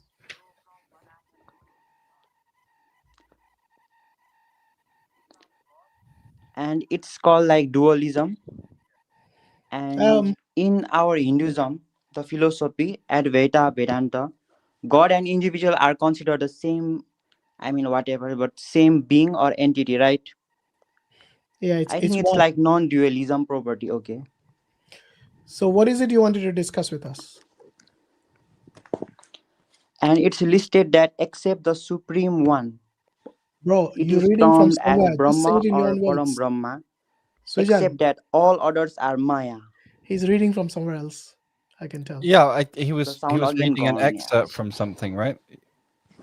Was that a holy scripture or? No, it's probably just ChatGPT or Google or somewhere. I think the sound is already gone again. Okay. Oh, Good night. we can I hear can't you. deal with this, honestly. Okay, Ashish, last chance. If your audio doesn't work, you're out as well. Now it is came. Hello. Okay, it's working now. That's It quite worked good. now. That's it. This is what you need to do, Hashim. Alhamdulillah. All right. Okay. Go for it. Okay. Now we can. I can say that what we were talking last time, that is consciousness and the material body same or different. Okay. Was that your question? I was saying no. What do you believe in duality? Though that's why I'm asking. Well, Yeah, I mean, I wouldn't say topic duality. today is about Advaita Vedanta. Yeah. So if you can stick to So that. Advaita Vedanta is also in that Advaita Vedanta is also there are different types of Advaita Vedanta like Kashmir Vaishnism, Lingat, and Data Vadeda, and different types of we can talk about it. But you're saying that you believe in duality. We have to tell no why you believe in duality. So we're interested in what you believe in. Your version. I'm saying no. I believe in I believe in non-duality. You believe in non-duality. non-duality. Okay, so let's Yeah. talk about that because that is a topic today. Yeah. Yes, but now So you tell me us why how it makes you. sense to you, Ashish. How does non-duality make sense to you in our existence? In non-duality, we can say that everything it came out of same existence in like world in the world. So Well, you actually believe that you believe in Brahman, right? Yes, Brahman Okay, so you're saying Brahman created everything. created no it appearance it appears like universe appears in the Brahman. I don't get it. When you say appears in Brahman, are you Means saying like that Brahman is the ultimate reality, and its appearance is always changing in different types. Yeah, That I'm saying. what Hashim is asking you, when you say the universe appears from within Brahman, did Brahman know this, that the universe is appearing from him? Brahman is there. It is internal. Its appearance is universe. When the universe appears from the Brahman, does Brahman know? Brahman knowing is and not knowing is not the question. Main question is how is So that's my question to you. universe appearing. So is Brahman Knowing conscious? and not knowing Is and Brahman not knowing is self-aware? in the knowing and not knowing is in duality. In ultimate level, we do not know how it is experienced. Let's leave the duality. In your Advaita philosophy, the universe appears or emerges from the Brahman, correct? Yeah, that much we can know. Yes. Right. Does Brahman know that this is what's happening? That in duality we know what is happening. In duality we know it is appearing from Brahman. And Let's leave duality aside. In Advaita Vedanta philosophy, when things appear, this is an action that happened, right? Action, not man. In Brahman, appearance is that only from every time that it is continuously changing. Like if first when Big Bang was happening, whenever Let- something is changing. Let me finish. Let me finish. The first before Big Bang, there was one concentrated point which was 6.6 to the 10 to the power 26 Planck minus 26 Planck diameter of length. Where do you get this from? Concentrated heat. Is that from the Veda? Was that in the Upanishads? Is that in the Veda or Upanishad? Where is it? In the Gita? I'm talking about the science, man. Now, I'm not Logical, interested in thinking. science. I'm No, but- interested in Advaita But philosophy. even if you were talking about I'm that, telling what you you said is- in Advaita Vedanta, I'm to telling you in Brahman, as we are Science experiencing in believes in duality, duality. it is, as we can see, Ashish. it is appearing from Brahman. Ashish, science believes in duality. Yes. How? How? It believes that Because science can define consciousness. no, consciousness is something No, which no, is so from it is how it is proving that. How it is So if proving you that let me consciousness. answer, I will tell You you. can You prove. keep interrupting. Yes, tell. So when you talk about non-duality, in your belief, Yes. the only reality is Brahman. Am I right? Yes.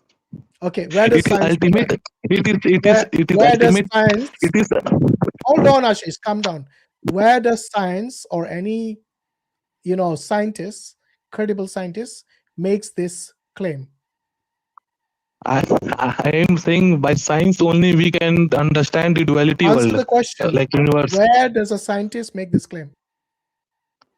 What scientists cannot define first consciousness. Stop, Then how stop you will interjecting define? science in when you actually whatever you believe is not even in the Vedas. Where in the Vedas does it say What? everything is Brahman?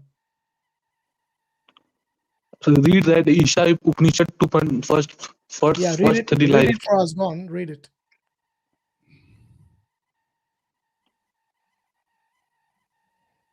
I think you should stick to the Hindu scriptures instead of interjecting science in when science makes no such claims.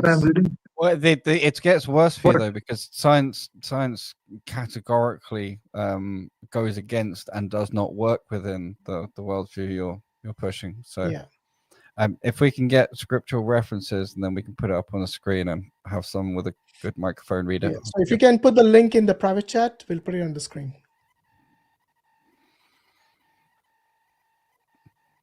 Because there is this question of, does non-duality even come from the scriptures in the first place? If it does, how so? It seems that it's could be argued. Isha Upanishad verse 6. Who sees everything in Atman, and his Atman is everything. By that he has no revolution. Yeah, Atma is your soul. It's not the Brahman. Atman is everything. That only Atman is that No, only Brahman. Atma and Paramatma are two different things. Okay? Atman is same, and Atman and Brahman are same. No, they are not the same. Because if you think, do you have Atma? What? Do you have Atma? Everyone has Atma. Rather, the question would be: Are you underline Are you Atman? What you define by Atman? Atman, I am saying, when you kill your ego, and from that awareness which we are seeing, what is different and what taste we are taking from timeline, what we thought that in 2 years before, what we thought we are connecting that line, that awareness, that is Brahman, and that is Atman. Wait a minute. Let me ask you something. You think Atman and Brahman are the same? Is that right? Yes. Okay. Which of these two suffers from Maya? Suffering. What we Maya. what Which one we are is suffering from clouded by Maya. Maya is suffered by our ego. Brahman is always in moksha. It is always eternal. Wait a minute. How do you define ego? Ego by what we are observing and what thoughts our mind. Ego is not what our you're brain. observing. Sorry. Define ego. By ego, we define that what we are observing and what we interpret from that, and what our desire, I'm observing Ashish speaking on my screen. Yes. Is that my ego? Yes. Really? So what you're thinking? You're thinking that he's a Hindu, he will go to hell. That we're thinking. How do you make that is the connection? ego that is the ego that you know the ultimate truth is All I did was ask someone you, revealed the book. what is the definition of I'm ego? telling And he you, says, that is only the ego. What is coming in your mind now? okay, wait a minute. So when you see something, Yes, is that real? it is real. It is real in the Maya level. I know, but Ultimate is it truth real? is Does to it Brahman exist? only. From base is to Brahman only. Wait. From Does where it, it is appearing, whatever you see, does it exist? it is always it is real, but it is real in that conceptual in duality in Make up Maya. your mind, man. Does Does does it the exist or Maya not? does the Maya level exist? Maya in Maya it is appearance in Brahman. Like we are absorbing that only. We are knowing it is appearing in Brahman. Like we are absorbing that.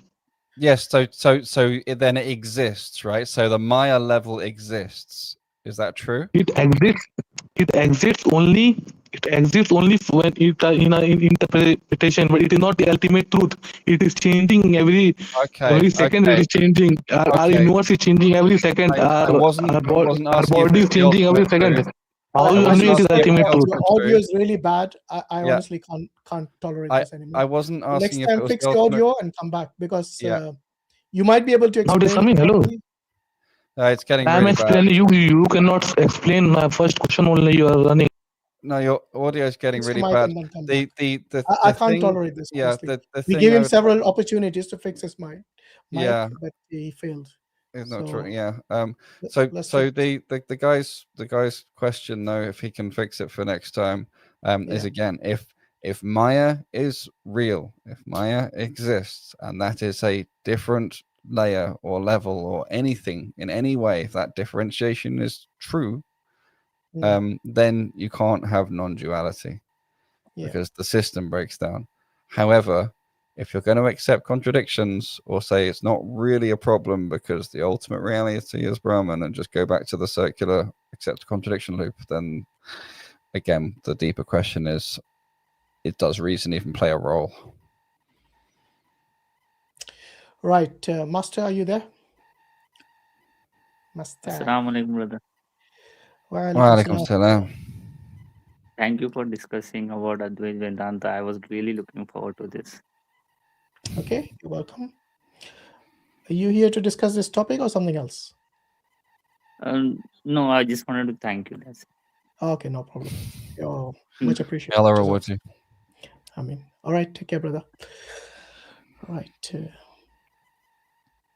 Okay, Sujal. Really dangerous discussing you this. too, last chance, Sujal. Make sure your mic's No, working. Make some I sense. wanted to show you. I wasn't like reading from ChatGPT or something like. I have little You're reading from some papers notes. on that. That's fine. I want you to say it in your own words. If those are your words, it shouldn't be a problem. Actually, say I whatever think you're my saying in network your own is words. sometimes poor. I think the mute it happens due to the network errors. Yeah, we honestly don't have time for that. So if your mic's not working, you'll have to come back some other time. Okay. So about which topic, evolution or that? No. It's about Advaita Vedanta, and it's about non-duality. The fundamental problems we seem to keep coming up against is that if people say that the ultimate level of reality, there is no real distinction, then even doing so, they're talking about different levels or layers or types of reality, Maya and so on. And so either those distinctions exist, in which case non-duality fails, or they don't really exist. Even if they're apparent, we end up with this problem that I described before as being like the liar's paradox, where they're saying, look, this isn't true, this isn't an accurate representation, but this is all we have to talk. And in which case then it becomes, if it's true, it's false.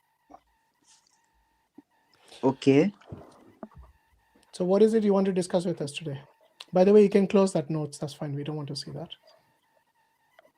But nice handwriting, though, I have to say. Very good. Not quite. It's not like that much great. It's messy up. Yeah, that's okay, fine. Very much like Gandhiji. Come on, So to Sujat, the you're here topic. now. Let's discuss. What is it you want to discuss? So first, do you want me to go through the points from the Vedas or like self-talk? Yeah, so tell us where in the Vedas or the Upanishads or the Bhagavad Gita So it about Atma describes and Brahma, Brahman. there are actually many quotes on Vedas, different types. So in Rig Where Veda, does it one talk of the about the Brahman? That's what I want to say. So yeah. in the Vedas, you see Atman and Brahman, and they seem to be used to refer to different things that are not the same as each other. Can you show us anything that says these are the same thing? Okay. So when we're talking about Atma and Param Brahma, we need to talk about consciousness, right? I want to So see where in your scriptures it talks about the Brahman. And if you don't I have did it, some just say. like Googles and I found some translated into English words, and I'm going to read it now. So according to Rig Veda, it's one of the oldest book in the Hindu scriptures. It says consciousness is the Brahma, right? Some people say this, yes. Okay. And if we go to the other Vedas, according to the Yajur Veda, it says that God has no image, nor he can be named it, nor anyone can imagine of it. Okay. The true Does definition of the consciousness only one is that it's omnipotent and it's omniversal. Hinduism also talks omnipotent, about that and what was the multiverse second and one? things. Sorry, omnipotent, and what was the second one? And omniversal means Omniversal. multi-universal concepts. He probably meant omnipresent. Yeah, but by omniversal, do you mean the same as omnipresent or So it's something that else? the Brahma is not only for the like one universe which we live in, it's of multiverse total. Okay. It describes like No, it's described fine. like multiversal concepts. Does consciousness have any kind of attributes? Attributes Consciousness. in my opinion, that can be, I think, applied to God because it's the only one. No, so It can't be judged by any attributes. Simply, it can be judged by any attributes. Okay, so this concept of consciousness, why did you use the word consciousness at all?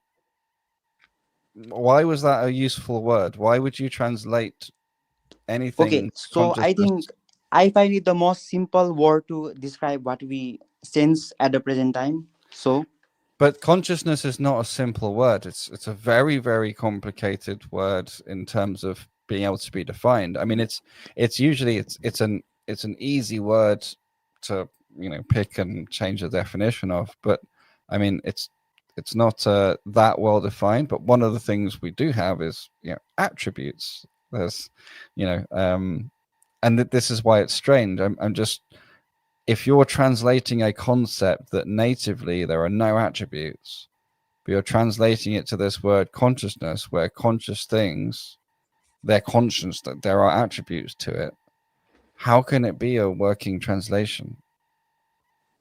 So, yep, consciousness, the thing is itself complex. If we go through science, the neurons firing is the result of consciousness. So, I would like to know, do you believe in or not? Usually it's most naturalists say it's the other way around. That the consciousness results from neurons firing. I want like direct answer. You said it's complex now in terms of science, religion. It depends on various things. What do you believe? Okay, so that's why I use it simply like use consciousness for a broader term, not specific term, science, religion. I just use it to explain something that is present, omnipotent, omniversal. I simplified it into consciousness. Where did you get this definition? But how is consciousness simplified? This is what I'm asking, is because consciousness normally, you can be in a state of being conscious, you can be unconscious, you can be partially conscious, and you can also your consciousness changes. You can be more or less aware. It can be altered, especially through psychedelic drugs and things like this. People have vastly different altered consciousnesses and so on.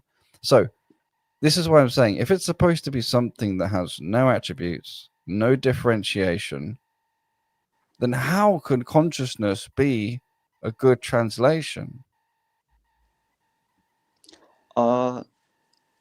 Okay, listen, I use it for a broader term to describe what is omnipotent and omniversal.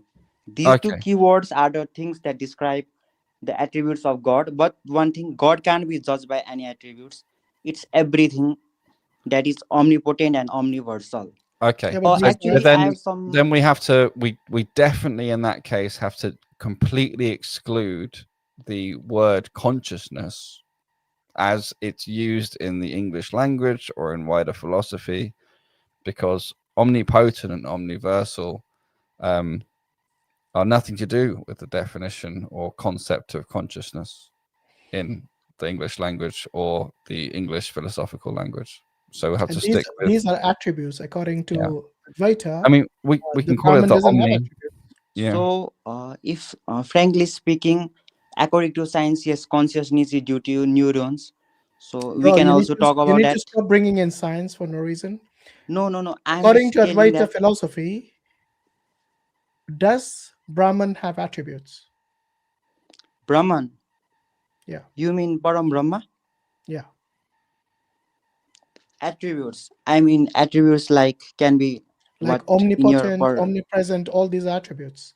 Does it have that Yes, attribute? I think those are the best words to describe it. I'm No, but not the telling Advaita DC because philosophy says Brahman okay. does not have attributes. It's nirguna and nirakar. Yes. So you're wrong to say that he's omnipresent and omnipotent. No, I think these are the words that can like describe how it would be. Yeah, but I don't want you to give us something against that Advaita philosophy when you're trying to explain that Advaita philosophy. So this is a real problem, Suja, right? You see, No, wait a minute.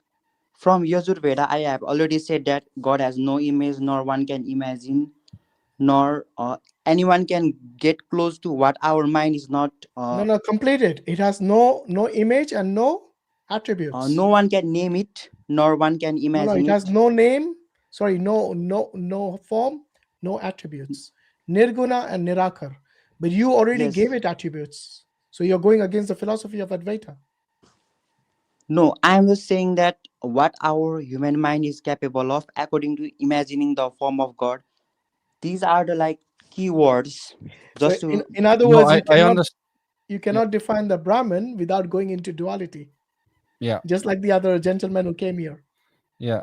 And this is a fundamental problem, Sujal, because again, you're saying, oh, it's like this, but it's not this. And no. No? Yeah, on one hand, you're saying he doesn't have attributes, and then you're describing it with attributes. So Yeah. it is a contradiction, in case you didn't realize. So telling if that, I think there is no thing in the universe can describe it then. Okay, so don't Simply describe it. telling. Why are you describing it? If you cannot describe it, don't describe it. Who told you to make suggestions about No, but something that you is said not in tell your me book? its attributes. No, I was telling that you said it. Tell me its attributes. So I was No, we telling didn't to ask. describe in my We didn't own ask perceptions. attributes. We asked you to tell us about the Brahman from your scriptures. But what you're doing is you keep some way or the other going to science, trying to say that look, this is the only way you'll understand. But then no, you're relying on duality to explain your non-duality. Well, interestingly, those words, the omnipotent and omniversal, they were supposedly also derived from scripture. So the scripture in one place says he has no attributes, and the scripture in another place gives him some attributes. It's a straightforward contradiction, right? But then they say, oh, never mind, because it's not precise, it's only an indication. But this is the fundamental problem, is that we are in this world of current duality. That is the world in which our language works. And so it can never, whatever words you're going to put together and however you do, they can't actually be true if the truth is this undifferentiated thing, and nothing exists besides it. Okay. The thing is that the meaning of the word omnipotent is the same that has been written here. That What is God it? has no image, no one can No, name no. it. It's the same Omnipotent just meaning of means all omnipotent. powerful. It doesn't mean that. It means all powerful. Yep. No, I mean it's a broader term, not a like No, we don't specific ask term. for It broader can be. terms. Give us the specific terms. It Because has what been you're doing is okay. you're taking stuff from science or from other religions and then trying to shoehorn it into your belief. Okay, from the Muslim perspective, it might No, be no, not different, from the but Muslim according to the perspective. Vedas, Give us I from mean, your perspective, man. Come on.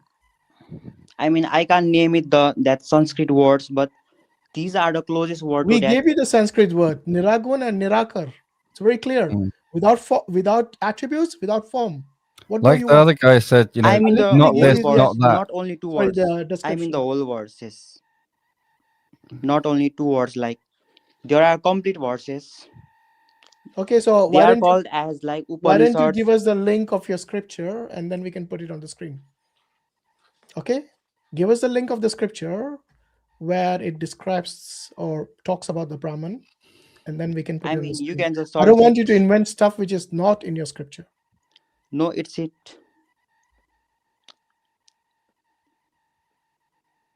Okay. The thing that I told, it was also in that like Okay, famous I'll give you another description from your scripture.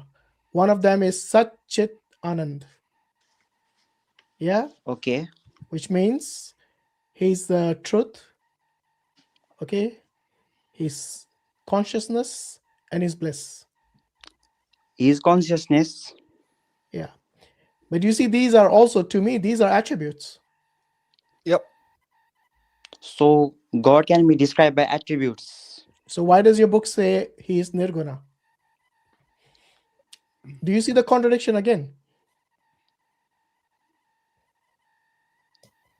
I mean, describing gods with attributes, I think it's the biggest mistake. But it's the mistake that your scripture makes.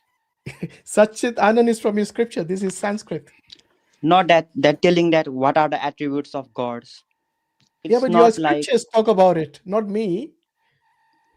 Yeah, your scriptures literally list several attributes of God, and yet you say even the it's a nirguna mistake and to do that. nirakar are from your scripture.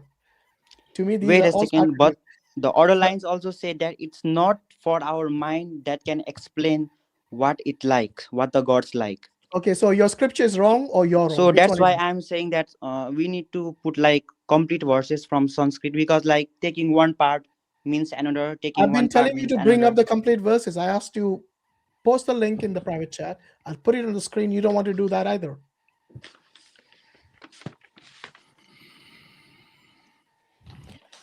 Because the problem is this philosophy only came like in the 7th century, yeah? Or the 8th century. From Hindu texts? Yes. Nah, they No, are I'm the talking about the oldest. Advaita Vedanta, the dualism, the non-duality philosophy. And even amongst the Hindus, it is not the majority who believe in this. Most they follow the bhakti path. Yeah, 7th century. where they give devotion to statues and statues of the gods and goddesses. Did you mention they were like given in 7th century? I mean, Yeah, because Hindu Adi texts Shankara, are way older. Adi Shankara came in the 8th century, not even the 7th. What about the Vedas? The Vedas don't mention anything about this Brahman who is the one that Advaita defines it as. Oops, where's he gone? He left? Okay, maybe disconnected. No problem. Right, S15. You're a Muslim. Hello there. Are you a Muslim? I can't hear you for some reason. Let me rejoin. Are you a Muslim? It says best Muslim. Yeah, that's what it says. Why doesn't any of them? Why do all of them have the same problem? No idea. Right, Sujal, We can see you in Yes. case you want Sorry, to I show. had like network problem. Okay. So can I continue? Okay. Yeah, you can. Yeah. So give us the. this Give us like the. non-duality like stuff, it has been You were actually going to read give us by a famous. reference for your scriptures. Can you put that in the private chat, please? Actually, I had like listened that way time ago. Also from like Dr. Zakir Naik, I had heard its speeches and also inspired by him. He inspired about Advaita from Zakir Naik. I find that hard to believe somehow. No. Like he You. was quoting some verses I had checked and I had learned at that time. Oh, I I had see. read some of that. So look here. Wait a Like I sec. said, most Hindus actually do not, abide by or follow this philosophy of Advaita Vedanta. In fact, it's a very small minority. Most of them follow either duality or they follow the bhakti path, where they show devotion to their gods and goddesses in form and with attributes. Yes. So maybe you can answer this question, okay? The scholars, the Hindu scholars who studied the Yes. Upanishads and the Vedas and the Bhagavad Gita and the Brahma Sutras, why did they all come? Basically, they come to a conclusion which is contradictory to each other, because the Dvaita school says we live in a duality, whereas the Advaita says we are in a non-duality. They basically studied the same scriptures, but concluded completely different philosophies from you, even though they read. Yes. Why do you think that happened? Is it because the Uh, scriptures are not clear? okay, Hinduism is like more like a philosophy than a religion. I know, but they read the same scriptures. So why did they Yes. come to different conclusions? I think in India and most of the Hindu nations, I think they are mostly culturally There is only one Hindu influenced. nation. Even that is not the case anymore.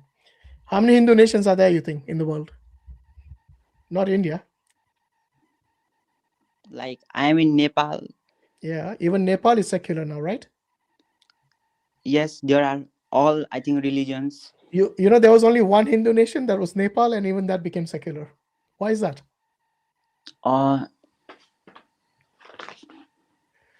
Yes, that was actually also altered by the British influence after that Anglo-Nepal War. This was recent, by the way. The British went away 70 years ago. No, I mean that Stop like blaming Nepal the changing British all from the a time. single Hindu nation to like other religions also coming. Okay, That was anyway, influenced by India tell us, mostly. forget about politics for now. Tell us why the scholars came to contradictory conclusions about the most important aspect of your religion, which is existence and God.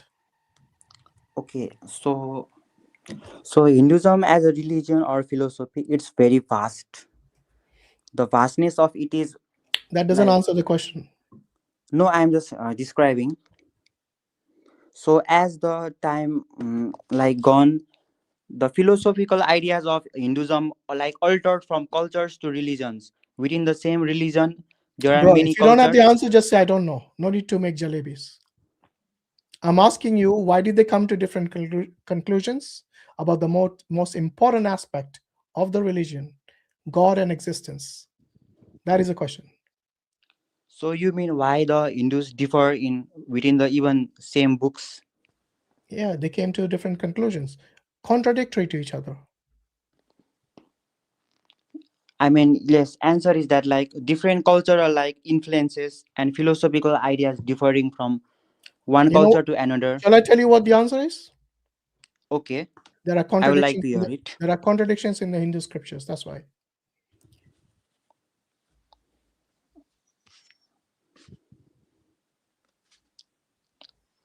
Do you agree with that? Can you list them? Yeah, do you agree? I just told you, your scholars came to, if it was clear, then they would come to the same conclusion.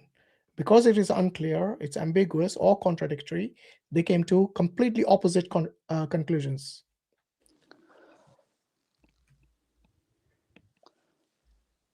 Okay.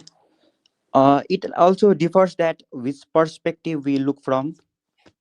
These are your scholars, so you tell me which perspective they look from.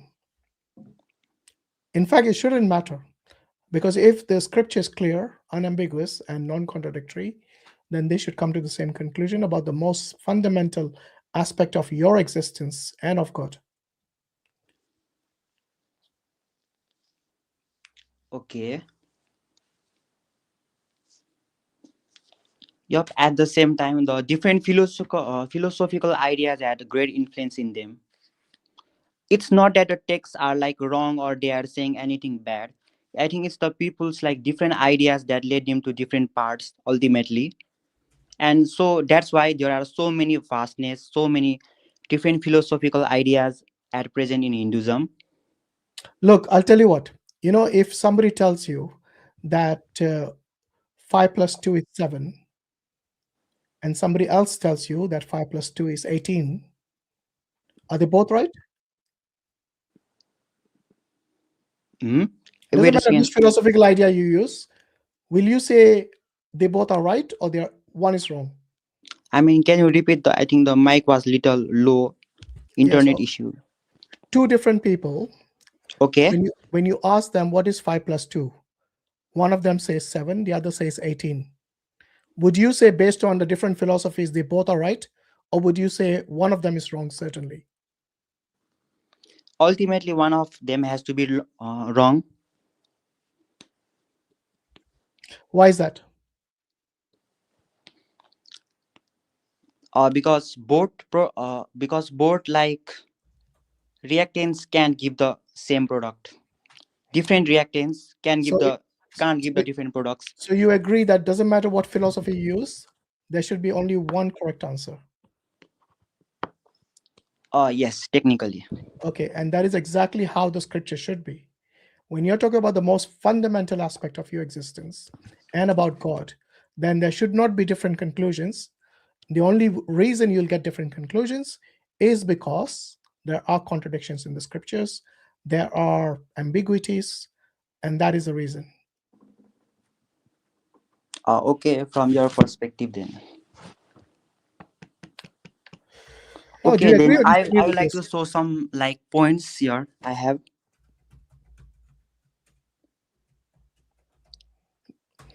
Okay, anyway, brother, I don't think this is going anywhere. So this like it's on the basically what you said about property. Advaita Vedanta, with all due respect, is Yes, neither it's from about your the scriptures, non-duality it's property. basically from your own interpretation. I would like to show some like famous scientists who have actually done something on that. I don't think any credible scientist will say that all of this existence is just an illusion. Okay? Because this is what Advaita believes in. They believe the I'm only talking about that non-duality absolute nature. reality and the only absolute existence is Brahman. Everything else is just a illusion. So, have you heard about that wave particle non-duality? Say again? Wave and particle, waves and particles non-duality. That's completely, totally misusing, misunderstanding with non-duality quantum or mechanics entirely. If you are understanding your scriptures as well as you're understanding quantum mechanics, then you're not talking about your scriptures. No, I am telling that on the basis of this concept, famous scientists have done research, and one of them even got Nobel Peace Prize. Yeah, I'm familiar with it. I graduated in and theoretical his name physics. is Erwin Schrödinger. Yes, I know Erwin Schrödinger. Yes, I know his also work very well. Heisenberg and Bohr's. Yes, I've studied it all very, very well. I know quantum physics. Lots of these books are on quantum physics and quantum field theory. Like I say, I graduated in it. Wave particle duality, or the appearance of wave particle duality, in no way whatsoever, even slightly, supports non-duality. Not in any level, not in any way is there any legitimate understanding that can be drawn from quantum mechanics that supports non-duality. The opposite is true. In fact, duality is required for quantum mechanics. A dualistic or pluralistic perspective is necessary for quantum mechanics to even be expressed, to even work. It's how it functions, it's how it's interpreted, it's how it's understood. What is happening here, and this is really good evidence, so I'm glad you brought it, is that you are trying to fit things to what you want to believe, not looking at the evidence and letting it lead you to truth. So by your sayings, the Heisenberg's uncertainty principle is false. By No, your commitment. no. The Heisenberg uncertainty principle wait a has second. a specific domain of validity. What is false is you connecting it with non-duality. No, the thing that you just said before this, it literally contradicts the uncertainty principle at its base. What? Where's the contradiction? Where's the contradiction? You just said it. Where? What contradiction? How? So you have, let's take, for example, the conjugate variables, x and p, right? X is a position, p is a momentum. Delta x, delta p is greater than or equal to 2h bar over 2. Okay, go. Fine. How does that contradict the idea that you need duality or plurality in order for quantum mechanics to work? Do you know what commuting and non-commuting variables are even? Because this whole thing about the uncertainty principle, is to do with commuting and non-commuting variables in a more general sense. By the way, the uncertainty principle also applies for classical electrical signals. It's not even specific to quantum. It's something that's true of all finitely sampled Fourier decompositions, harmonic analysis in general. So it's an artifact of an analysis technique. And what? Go for it. Tell me where the contradiction is. By your earlier sayings, I think you were talking about that non-duality coexisting. Am I right? Non-duality is completely unworkable, self-defeating, and logic cannot touch or work with it at all. There is no mechanism by which logic could even be used with non-duality in any fashion, in any way. We've established this in detail previously, and there's very good reasons for it, because you have to have attributes in order to start doing logic. And so anything that's connected to it, okay. Right? Okay. So you got that first of all. So that's a problem. Now, what's this got to do? I will ask you something. So where's light, the contradiction in what photon. I said? Light, sorry? Light, photon particle. You have a photon. Okay, cool. Okay, is it a wave or particle? What do you mean, is it a wave or a particle? It's an excitation in a quantum field. Okay, that's okay, but I'm just asking simply, tell me it's wave or particle. It's a false dichotomy. It's just a stupid layman's thing that was always used for popular science and has never really been the issue. Very, very, very early on in the development, before anybody had quantum mechanics, there was a question of is the wave, is the matter wave-like or particle-like? And then what happened is they developed Schrodinger's, eventually we got Schrodinger's equation, and then we got Heisenberg's formulation, so matrix formulation, and from that point on, this idea that, is it a wave, is it a particle, is only really of interest to laymen. When somebody speaks the mathematical language quantum theory is written in, you realize that is simply a false dichotomy. The better language that most people use, especially since we've developed, quantum field theory, is excitations. You have a field excitation. And asking if it is a wave or a particle is like asking if a car is a body or wheels.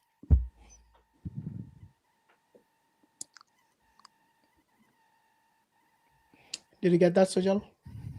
A car is a body or wheel is like very different, and like I mean it doesn't make sense in context of light It's as wave okay. or Let me make it particle. really simple. It's neither. It's not a wave. It's not a particle.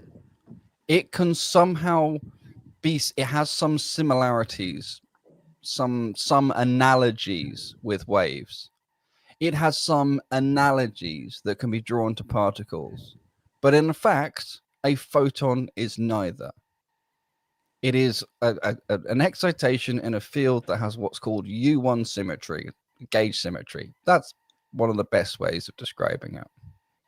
That's it. That's what it actually is. It is neither a wave nor a particle. Waves and particles are just analogies for some aspects of what this actual different thing is, which is called a photon. But it can behave as both, right? It has been scientifically proven. No, that's the silly No? layman's. No, let's No? listen, Sujal. Have you understood what I said before? The silly popular science layman understanding, when they misunderstand it because they don't know what they're talking about, they say things like it can be both.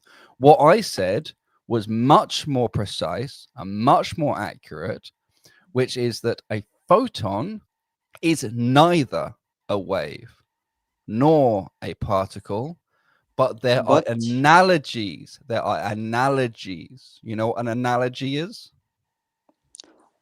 Okay, Yes? but So my it's- question was, so it it's can not behave as one- a It's not behaving particle as and wave, one. yes It's or not. no? No, it's not behaving as one and then behaving as the other. Those are analogies. It's not behaving as one or the other, right? You can use waves as an analogy to describe some aspects of how it behaves. You can use particles as an analogy to describe some aspects of how it behaves, but neither is a correct description. But there is a correct description. The problem is, really, you need to speak mathematics in order to really understand the correct description, in order to Yes. understand what we mean by an excitation in a quantum field. So again, stop saying behaves as a wave and behaves as a particle. It's just wrong. So it's not both. How can I be any clearer? No, it's not both. It's neither. That you could say there's an analogy. There are some analogies with the wave. There are some analogies with the particle, you know, but it's not either of them. Just like there are analogies between my behavior and the behavior of a rock, right? If you're dropping us in a vacuum and seeing how fast we accelerate towards Earth, oh, in that sense, we're the same. There's an analogy that I have mass and it has mass, but I'm not a rock. That's just wrong. That is the sense in which a photon is like a wave and like a particle. There are analogies that work partially for some aspects of photonic behavior, and there are other analogies that work partially, but neither of them are correct. It is not both. It is neither. It is something else. So you're telling that it's neither wave or nor particle? Yes. Although it's it something behaves else. as some. No, again. I mean, you just said the same thing. No, it didn't. No. So okay. I think it's been a long conversation. Okay, I was pulling out you this can topic use because analogies, but you cannot So- say it behaves as it's not behaving as a wave and then Okay. swapping to behave like a particle. So from the sun we receive light as a wave, yes or no? It's life as a wave. Neither. Nature travels from sun to earth. Okay. It just doesn't work like that at all. No, that's completely wrong. I mean, simply speaking. Well, yes, simply speaking, if you want, but it's as long as you understand it's wrong. Okay, at like deeper understanding, I will be wrong, but simply speaking, it's right. Yes. But it for most cases. Okay, same. It also like Einstein's photoelectric effect. No, but the thing where is, it shows you're that using photon the is like words. behaves like No, a particle. you're using Einstein's photoelectric effect and then saying, well, simply it's right, and then you're saying, well, light travels from the sun like a wave, and in a simple sense, it's right. Just no. Like it doesn't make sense. You can't be talking about traveling as a wave and then saying, oh, it's simplified. No, it's just wrong. Okay, light as a photon was considered at early times. It was just a wave. After Einstein's that experiment, it was also like it behaves as a particle, for which he won the Nobel Peace Prize. Yeah, the energy is delivered in discrete chunks, in quantized steps. There are not in indefinite. Yeah, and what?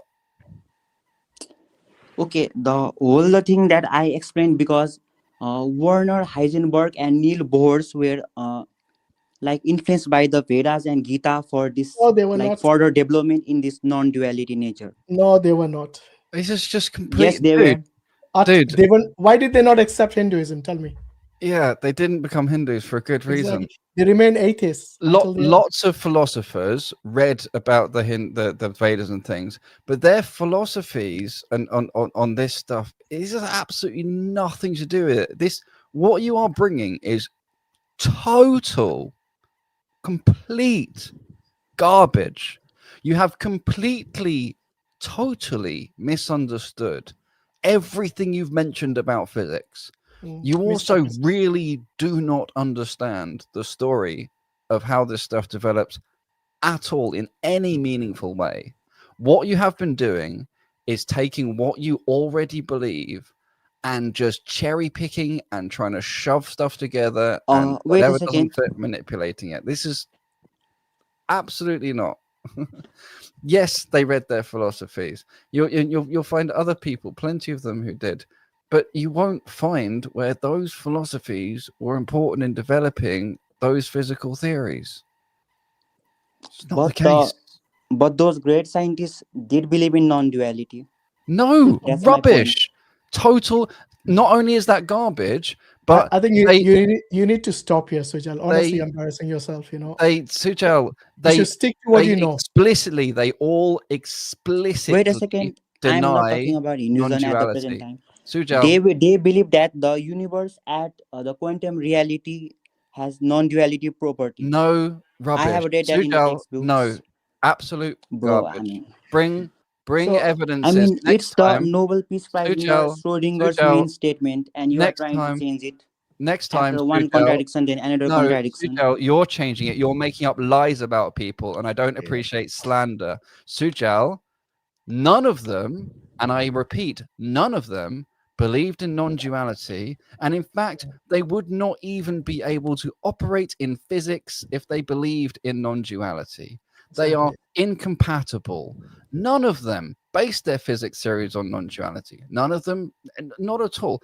Even, I've got books, by the way, by Krishnamurti and Bohm, where they went talking about all these kind of, different philosophies they could go through and so on. Like, I've gone digging. There's people like Fridtjof Capra who write books about the relationship between, Shakti, Team Vishnu, and things in quantum theory. Yeah, people do that sort of stuff, for fun and for philosophical interest. But to say that non-duality is in any way important or even consistent with quantum theory or with any of its developers or with the history of quantum theory or with the physics before it or with the physics after it or with general relativity is just total manufactured garbage lies. You are making up lies about Nobel Prize winners. You are making up lies about physics. You're making up lies about history. You're making up the whole thing.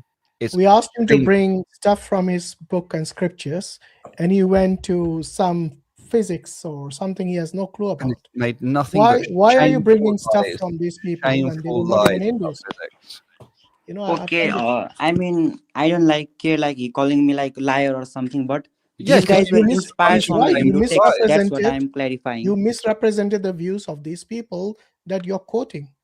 Okay, so it is that exactly slander, basically. Anyway, Sujal, look, if you don't have evidence from your scripture. Stop bringing in, stuff from some people who are scientists. They can have any views about any religion. They might even pick stuff from Buddhism or from Islam. That doesn't make them follow that religion. They might be impressed by a few things here and there. It doesn't mean they adopt your entire ideology. This is complete and utter nonsense. And certainly, 100%. And you're making a fool of yourself by doing this in public in front of so many people watching. Okay? Yeah. When we asked you to bring evidence from your scripture, you didn't want to do that. No, In fact, wait a you second. misrepresented even your own scripture, because you said Brahman was omnipotent and omnipresent. Okay? And that is also a misrepresentation of your own scripture. So I'm not surprised you're doing it elsewhere. No, I said omnipotent and omniversal because you asked like its attributes, and I Yeah, where said does it I say can't he's explain its omnipotent? Where does it attributes. say that? Show me. You said before I that mean, you you got just those asked the attributes from the attributes. scriptures, so whatever. I didn't ask you to bring his attributes. I asked you to tell us about the Brahman from your scriptures. And you said I that mean, came from the scriptures, and you said they Yes. were. So you're so lying about your own scriptures. So I'm not surprised you're lying about other people as well. Stop embarrassing yourself like that. Bring so solid you didn't evidence. tell me to If you ask don't the have it, attributes of remain God. quiet. That's better for you. I mean, okay, but didn't you ask me to tell the attributes of No, God? I asked you to tell me about the Brahman. But you didn't ask the attributes or not? In fact, I Okay, now you specified. asked, and now Hold on, Sujat. okay, few I minutes later you specified said from I your, didn't. from Now your you scripture are saying you did. that is Nirguna and Nirakara. I repeated many times. And Nirguna means someone who does not have attributes. But you put in attributes there to sound No, smart. because you asked. He asked you about it, and you got those attributes and insisted to us that you got them from scripture. And so then we asked you, hang on a minute, how does your scripture both give you some attributes and tell you he has no attributes? We then went off and found more attributes in the scripture as well. And it got very confusing, didn't it? Because then we started talking about contradictions. Say, well, hang on a minute. Why does it say he has no attributes? And then give him a bunch of attributes. That's what happened. So stop trying to lie about Hashim in a negative way as well, because Okay. that's also called slander. So In fact, when you asked about I was attributes, surprised that you clearly said mentioned that God attributes. cannot be judged on the basis of attributes. So I just Why? told him what I You just just believe. made up things, yeah? Wait a second. The omnipotent and omniversal, I told you in my own perspective. I didn't say they were from the Exactly. It's not Vedas. from your scripture. My point Wait a exactly. second. You I made it up. clearly said from the Yajur Veda, God has no image, no one can name it.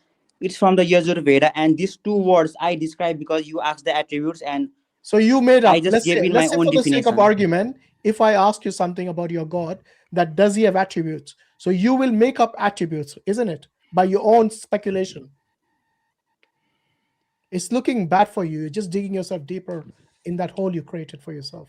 By the way, there's another WhatsApp graduate here. He keeps saying that Allah is Brahman. No, it's not. Brahman doesn't have attributes. Allah has attributes. Okay? Yeah. So it's clearly not. You guys have to really take that head out of the sand, get an education, and not be, somehow be looking only on your WhatsApp universities, Joshua Get Brown, a proper education, man. Come on. that's really embarrassing because Be like Daniel who came earlier. we're supposed to be, some kind of manifestations inside this thing, which is exactly the opposite of Allah. Allah is distinct. We are not in him. We are not part of him. We're not made from him. We're not manifestations of him in any way.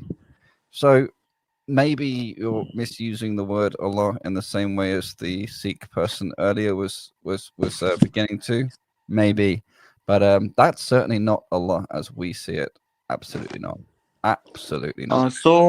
I would like to clarify some things. Does it involve The word quantum physics? omnipotent and omniversal, I clearly said it's like my definition of God, because you asked attributes and I didn't know. You said try something like, and I pointed out to Sir Hakim because he said first light is neither wave nor particle. Then he said it partially like that, partially like that. So I wanted to point it out that so I would name the Nobel Prize winners, nothing That No, it's not partially like this. Again, I very clearly mean, chose, I very okay, carefully wait a chose second. my language. And what keeps happening, Sujal, is instead of repeating or understanding my language, you change it to something else to make it sound like you had a legitimate point when you don't. And if you had understood these things in the first place, you never would have bought them to support the idea of non-duality. So by your telling, photoelectric effect is like waste. No, photoelectric effect is perfectly valid science. It just has nothing. Okay, now it's perfect. To do. No, it has Few nothing minutes to do with earlier, you. you were saying it's like that kind of simply. No, but at photoelectric like deeper effect. levels is not. The photoelectric I mean, effect is a perfectly legitimate experiment. Your understanding now of it it's and how you're legitimate. trying to suit out. No, nothing's changed. You just don't understand. There's nothing wrong with the photoelectric effect or with the experiments of it. There's nothing wrong with No, shining a UV. You, Sujal, stop interrupting me. I'm going to get really, really annoyed with you, and then I'm not going to speak to you next time. The photoelectric effect, where you shine UV light, right, on a piece of gold or whatever you want to, or a piece of metal, and then you have a voltage across it, and you see what frequency lets electrons jump, and what energy makes them jump, all that kind of stuff. Perfectly legitimate experiment. Plenty of interesting explanation of stuff went around it. All good, no problem. Worth a Nobel Prize. Good, right? But it has nothing at all to do with non-duality. It has nothing at all to do with supporting any of the misrepresentations of quantum mechanics you were trying to give. And your attempt to try and twist what I said and say, oh, you did denying the photoelectric effect before and whatever, all it shows is that you don't understand physics, you don't understand the things you're quoting, and you don't understand me. And you are just desperately trying to twist and manipulate these things to make them fit your prejudged, preconceived notions. You are demonstrating to me that you are all ego with zero interest whatsoever whether anything you say is true or legitimate. All right, I don't think we need to waste any more time with Sujal. Looks like I mean, okay, I'm not like can being I, ego or Sujal, can I something, ask but you like one he was thing? literally saying like, Sujal, okay, when I Sujal. first mentioned photoelectric effect, he was literally saying it's not like legitimately true, Sujal, and now he's saying Sujal, no, can I ask you one Sujal, thing? you just don't understand anything, and all you want to do is try and make up lies to protect your ego, and it's disgusting. Okay. I mean, but Sujal, if you are like that, you Sujal, could have like hello. simple. You said like this. It's partially true, partially not true. I mean, it's Sujal, that's about wave and wants to ask you a particles. question. So last question, and we're going to end it there. Yeah.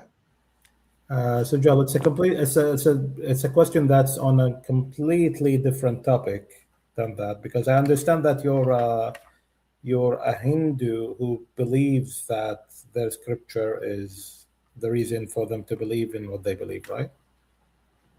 no, I'm not like forcing anyone to like believe in this or No, that. I'm asking about you. I'm not asking about you forcing anybody else.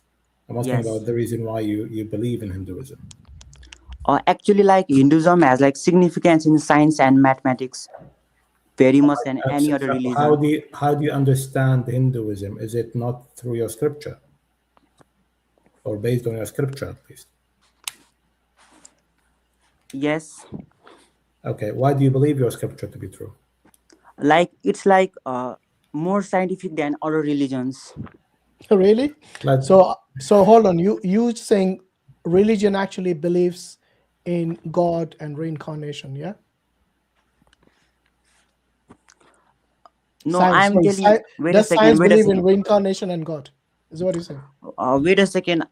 When I tell something like users like try to like like go from Islamic perspective, I'm not saying that I believe in God, this and that, Hinduism, but I'm telling that Hinduism has given more scientifically based like things to the world than any other religion has ever.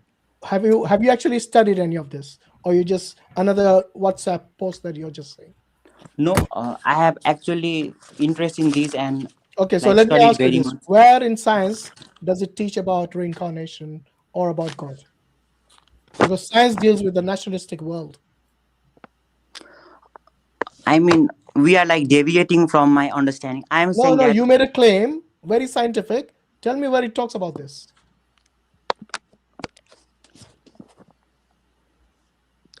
so I mean, did you like listen No, my words carefully? don't try to change the topic or do whataboutery. Answer the question. Where in science does it is anywhere that talks about God or about reincarnation, for example? If you want to stick to your religion, stick to it. Stop interjecting science, trying to somehow prove that this is a valid religion. Okay? Okay, so Because I will what you're doing clarify is once and all. it shows your insecurity about your religion. So you have to take the help of science every time. No, in I order am to saying. validate yourself. Wait a second. Sujal, let me rephrase my question to you.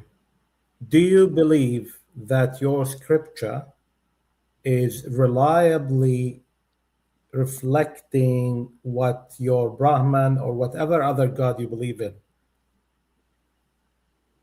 That's my question. I can't tell about that because it's like so much controversial, and even I can understand like all things. I am So saying that your scripture is controversial. wait a second. I am saying that I like Hinduism than other because it has given more to science than any other religion. Where is your proof for that? Where is your evidence for that? Where is your proof? So mathematics, yoga, surgery. Mathematics and yoga are scientific. Mathematics itself is considered a philosophy. So do you know about Vedic maths? No, hold on. Before you go there, tell me what part of yoga is science? You mentioned yoga. What part of yoga is science? Just making claims without any evidence doesn't really work in your favor. I mean, the whole world knows yoga is from like Indian philosophy, so I can't so describe tell me it. what in Sorry. yoga is scientific. Tell me. Go on. I'm waiting. I mean, it's simple. Like you can just like go. No, not simple. If it is simple, say it now. Go on. Okay. What's the question again? You're going to look up online? Nope. Then answer the question. What part of yoga is scientific? What part of yoga is scientific? Yeah. So you mean like yogas and physical exercise don't help our body? Physical exercise can be done in many ways, not only yoga. What is scientific so yoga about is not a physical exercise. What is scientific about it? Answer that question. That's not what he said, Sujal. He said that physical exercise can be done in ways that don't need to be yoga. All right. Yeah, exactly. So Pilates, for example, is that why yoga? are you twisting? Why are you twisting the words? I don't You see, he can't answer the question, so he's now making jalebis. So you are asking that what are the scientific benefits Can you admit of yoga? that you don't have an answer to this question, that yoga is scientific? No, he's saying that how could you say that yoga is purely scientific? Purely scientific. Because By the way, that's what I understand. Have you done yoga yourself, Sujal? Yes. What have you learned from yoga? So like yoga, and I do like gyms also. No. What have you learned from yoga other than the physical aspect, which is, exercise? So, what have you learned? Science is only learning and not our keeping like body. What have healthy you learned physically. from yoga? Just answer the question. What have you learned from yoga? Yeah. Very scientific. Okay, let me. Wait a second. Yoga and physical exercises have scientific benefits. Do you agree or not? You know the purpose of the yoga? Let me just prove yoga him is wrong. not just physical exercise. Allow me to prove him wrong on the misunderstood scientific the thing. point of yoga. Okay, allow me to prove you wrong on the scientific thing. So, do you think that everybody could do yoga and benefit from it, or anybody could benefit from it? Yoga. Yes. So which are you talking? There are many types. Yeah, the thing that attributes to your physical well-being. So you are making it broader. anything. I'm just saying any part of yoga that would build up your body in a physical way.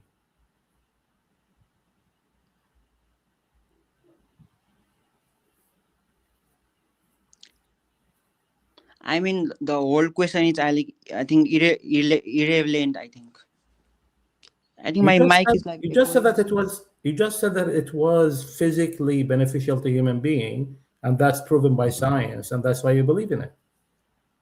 No. Yes. You didn't say that. Yes. My point was actually that. Okay, perfect. So. Yes. Is that for any human being? Like any human being could benefit from it. So it's telling it benefits for humans are like you are telling it it's a yes or no benefits question, all sir. humans. It's a yes or no question. I mean, it's for broader term, anybody, yes. It's either any human being could benefit from it or it's not. For yoga, taking as a broader term, not like specific yoga asanas, yes. Okay, so if somebody has a hypertrophic myocardiopathy, which is a hypertrophic cardiomyopathy, that's a scientifically proven problem, right? It affects young human beings.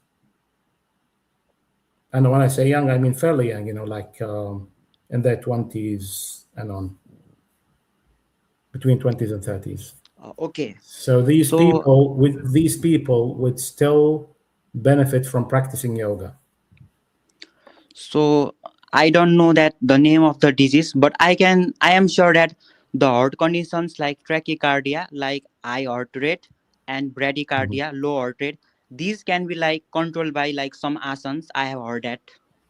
Yeah. But because actually these are like not, physical exercises like running and those stretching are actually good for heart. Okay. And there are many yoga asanas also. All right, let's just go back to the two words you just used, because these are not conditions. These are symptoms. Sorry? These are not diseases. These are symptoms. By the way, the essence of yoga is not just the asana, not just the different poses that you have. Do you realize that? What is the purpose of yoga? Let's see if you know that. So don't you know it? Well, you tell me. It's your religion. I have already explained, and Sir all you did was asana. That's all. The different. Let's go even more direct. You said that this yoga was one of the scientific advancements that you cited. Where were chakras found? Right, chakras was the center. That was what you brought. That was what was brought in terms of the underlying theory of yoga. Were chakras validated by science? Or did science go, no, it's not about chakras? That's nonsense. Which one did science do? So, okay, let me ask you. Yoga and physical exercises. You can answer the question first, because you were trying to portray that the philosophies from that you're referring to was brought as a scientific advancement. Many different attempts to give scientific explanation and understanding of the body and its function were proposed in history. Yours was one of them. Yours, involving chakras, has been shown through scientific means and by the scientific lens to be junk. It is not something that science was built on. It's something that science rejected. So how can you make the claim that that was a scientific advancement that was brought? Not only that, brother Islam, he answered my question by mentioning two symptoms for a heart: tachycardia and bradycardia. Tachycardia is just high pulse, and bradycardia is the opposite, right? It's slow pulse. And my question to you was using yoga for a disease, not a symptom, right? And I mentioned to you a disease of the one condition of the heart, and you didn't give me an answer. I'll just deduce from that you probably went a little bit soft and said, well, it could benefit this condition Yes, in definitely. one way. All right. So Definitely it does. it would actually kill somebody who has a hypertrophic myocardiopathy. That's the problem, you see. So your I'm not proposed saying like instantly on wait a second. The disease you said I had no idea about, and I am talking about like tachycardia, bradycardia, not a disease. Like that's not the a total. disease, sir. That's not a disease. Tachycardia, bradycardia is Yes, not yes. a disease. I mean, So you can't the say disease I would. involving them as symptoms. The disease All right. involving them as symptoms. Let me tell you. Let me just explain to you what you just said in other words, right? Okay. You basically told me that I could cure somebody who's having a high rate or a low rate, so a slow rate or a fast rate. You didn't explain to me why they were having the condition. I'm telling you that they would be having high rate if they had a cardio or like a hypertrophic cardiomyopathy, right? They would be having a fast rate. Now the question to you again, if they're having fast rate and they're having cardiomyopathy, hypertrophic cardiomyopathy, would you still say that yoga would benefit them?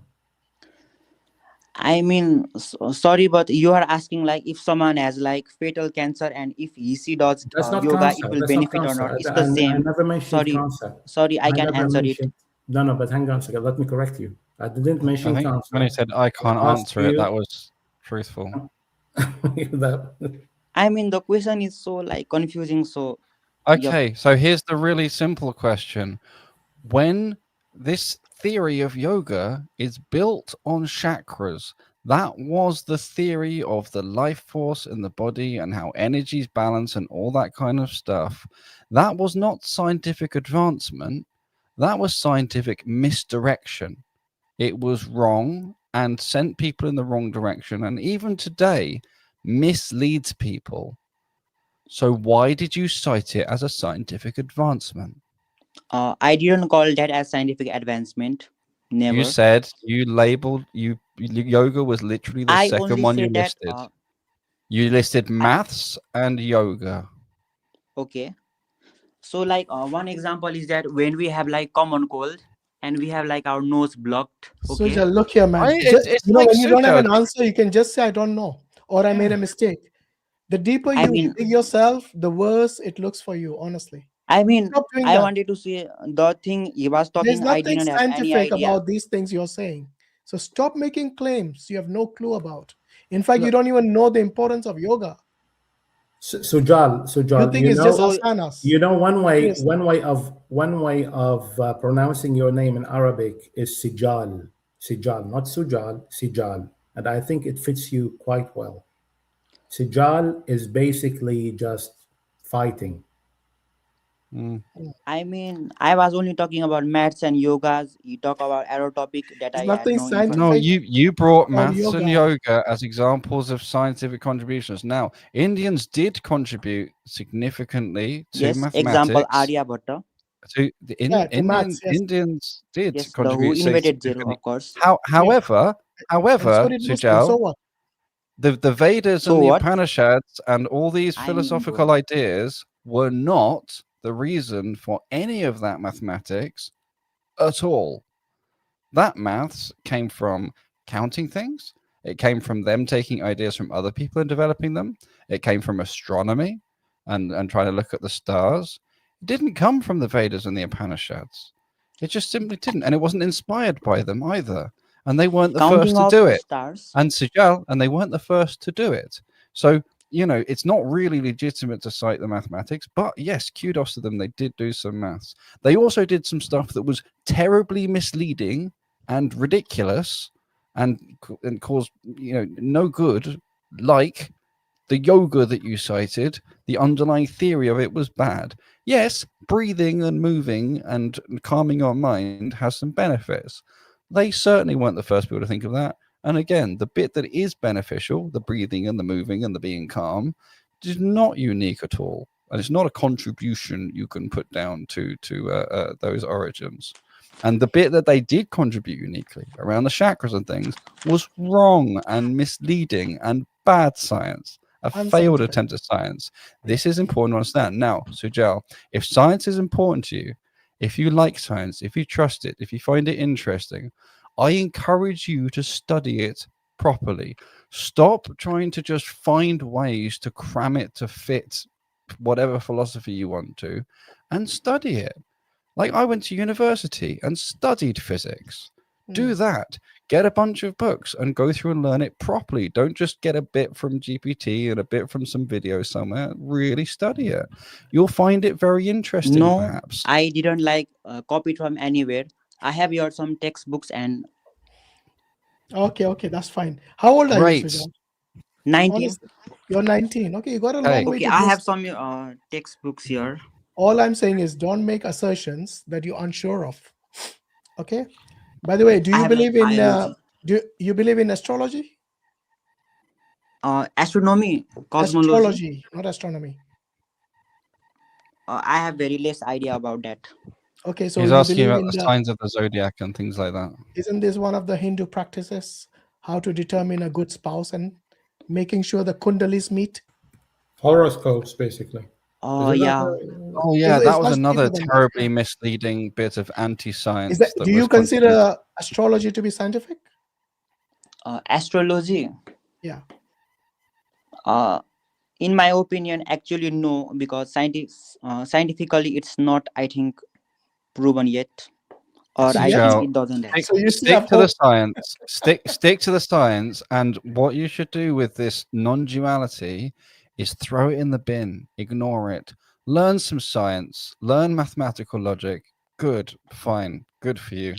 That's cool. No, just you know? I was just confused because you said like photon is neither this, and you said like partially this, partially this. So I had like brought up the whole conversation, not like ego war or something. Yeah, because I explained So that's it my and you opinions. didn't. Yeah, but okay, fine. Learn the science properly. Okay, Stop trying I to fit think it to other actually, ideas. we are done here. Actually, We are done so here. you I all think know like there's a meeting, so we need to take them as well. Okay, but thanks for your time, mate. He's still young. He's all Learn the science and then got a learn lot to Islam. learn still. Throw this rest of the stuff. I in the know how bin. they come across, very confident, but you know, we have been through this so many times. Yeah, it's just actually the point I was trying to make to him is that he was making very categorical, quite categorical statements without even giving the due respect to what he was saying. You know, he could say that I think that it's, like to some people it's beneficial. That's fine, but when you say that it was scientifically proven to be beneficial, I know this is a common and rhetoric we saying hear you- from many young Hindus. They think it Yes, makes them look good. As soon as you use the term scientific, oh, my religion must be yeah, true. that's But like the but the abuse of quantum mechanics to support all kinds of new age and old school spirituality is just rife. And this is the thing, it's just a tiny prod and a little bit of understanding. It's irrelevant. So I really hope that guy does actually, learn about this stuff properly, not just a layman's thing and then make up what he wants about it. Yeah. And I do hope that at some point he looks into Islam and it treats it on Keep its an own open merits. mind, Sujal, if you're listening. Yeah. And Take it on its yeah, own merits. Don't try and force it through a Veda Vedanta philosophy or anything. Look at it for what it is, and you will find something that very logically and rationally goes together with science.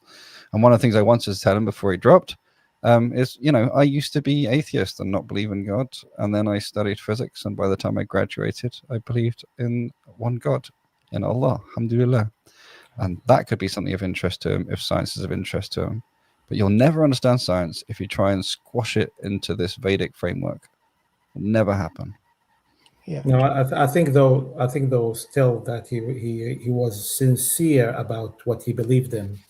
It's just that he was phrasing it in like a wishy-washy kind of language. But he wasn't sincere about the thing is, or however insincere his intentions were, the things he was trying to say about quantum mechanics, non-duality, and no, that was absolutely garbage.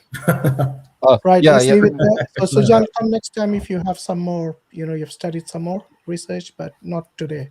So just to let you know that you won't be taken again today. We've taken But he had a good intention. That's what I mean Yeah. by sincerity. All right, Akali is back. Hope his mic is fixed now. Good Akali, can you hear evening us? all. Can you hear me? I can hear you. Can you hear me? I can hear you, sir. Thank you. Okay, Good brilliant. stuff. Just for the sake of the audience, we didn't kick you out last time. It is because of the microphone issue. We told you to fix and come back. That's fine. Yeah, I didn't think you did earlier. Yeah, because some people were, speculating in the, he couldn't answer the question, so they threw him out. No, that wasn't the intention. I don't think you guys are. Yeah, you guys are intelligent enough to answer any questions. I think it will be a constructive debate. Yeah, inshallah. Let's see. So where did we? I don't know. How far did we get last time? I think we were talking about the AV's Sikh interpretation of the AV and Islam, and how it draws parallels of non-duality, and it reaffirms non-duality in the Sanatan Dharmic sense, which is very, very often misconstrued by Sikhs and Hindus themselves that don't really study the text. Okay. Would you consider Sikhism to be pantheism or panentheism? It's non-dualism, Sikhism. Yeah, but non-dualism is normally pantheism. It doesn't really say that. The way that it's outlined by the Sikh philosophers is non-dualism, because it gets to the root cause of why there is dualism, and that's part of the core fundamentals of Sikhism. Okay, so do you believe God is in all human beings or all existence? Do you believe that? No. It's a bit more complicated, a bit more nuanced than that. So God is the designer, the creator, and without God, there can be no creation, right? But God's hand is in everything. So there's a very common metaphor that is used, like God is the ocean and the human is the drop. But ultimately, the drop goes back to the ocean. That is how Sikhism defines.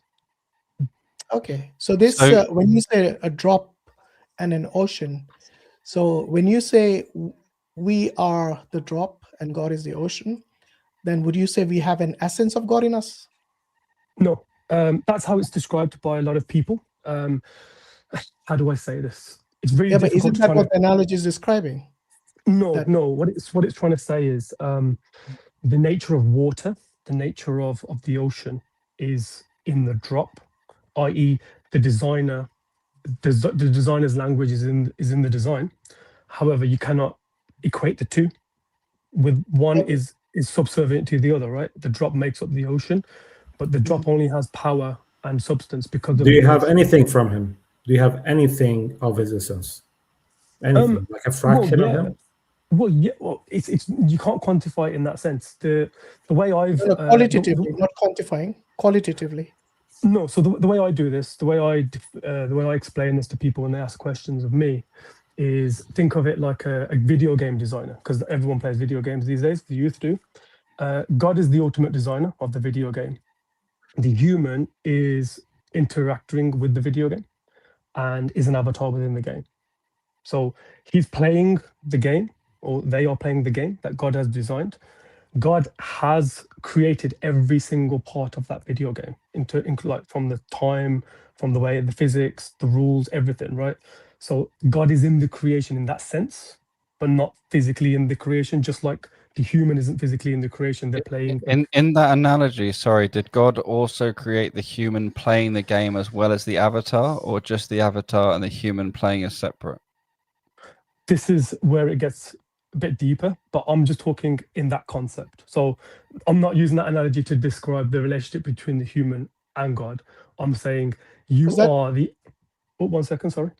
Yeah, that analogy seems like duality, not non-duality. So yeah, this when is you, why. As you use the term created, it implies that it is separate from him because that creation didn't exist before. Yeah, I agree, because this is where the Western lens breaks apart the Eastern philosophies, and it is very, very hard for someone that has studied in the Western sense to sort of to explain these concepts. So this is why I wanted to speak, and I think I'm open for you guys just to break briefly it down. though, just a reminder, we come from the Islamic paradigm primarily. Although I'm Western raised, I come from the Islamic paradigm, and I think in that primarily, which is obviously not a Western thought system at all. But the English language is designed around the Western Yeah. belief system, right? So that's what I'm So we referring have to. that I'm not issue. referring to. I'm not referring to Islam. I'm referring to the way that these things are discussed in the debate field. The debates are sort of heavily engineered to this. What Sikhi talks about is everything. I was getting to this earlier, right? But like Ek Onkar is one reality. That's essentially what Ek Onkar means, right? It's 1 + 1 = 1. The reason I use that analogy is because 1 + 1 = 2, actually. I know, but that's the equation that it starts with, which is Yeah, 1 + it's 1. a wrong. It's a wrong conclusion, isn't it? Based on that logic. It's a wrong premise, incorrect premise. Yeah. Of course, in theoretics, yeah. But what it's trying to explain to the reader is there is no duality. Everything is one. Yeah, but I'm still failing to understand, where do you see, because from so far what you have explained to us, it clearly seems as duality.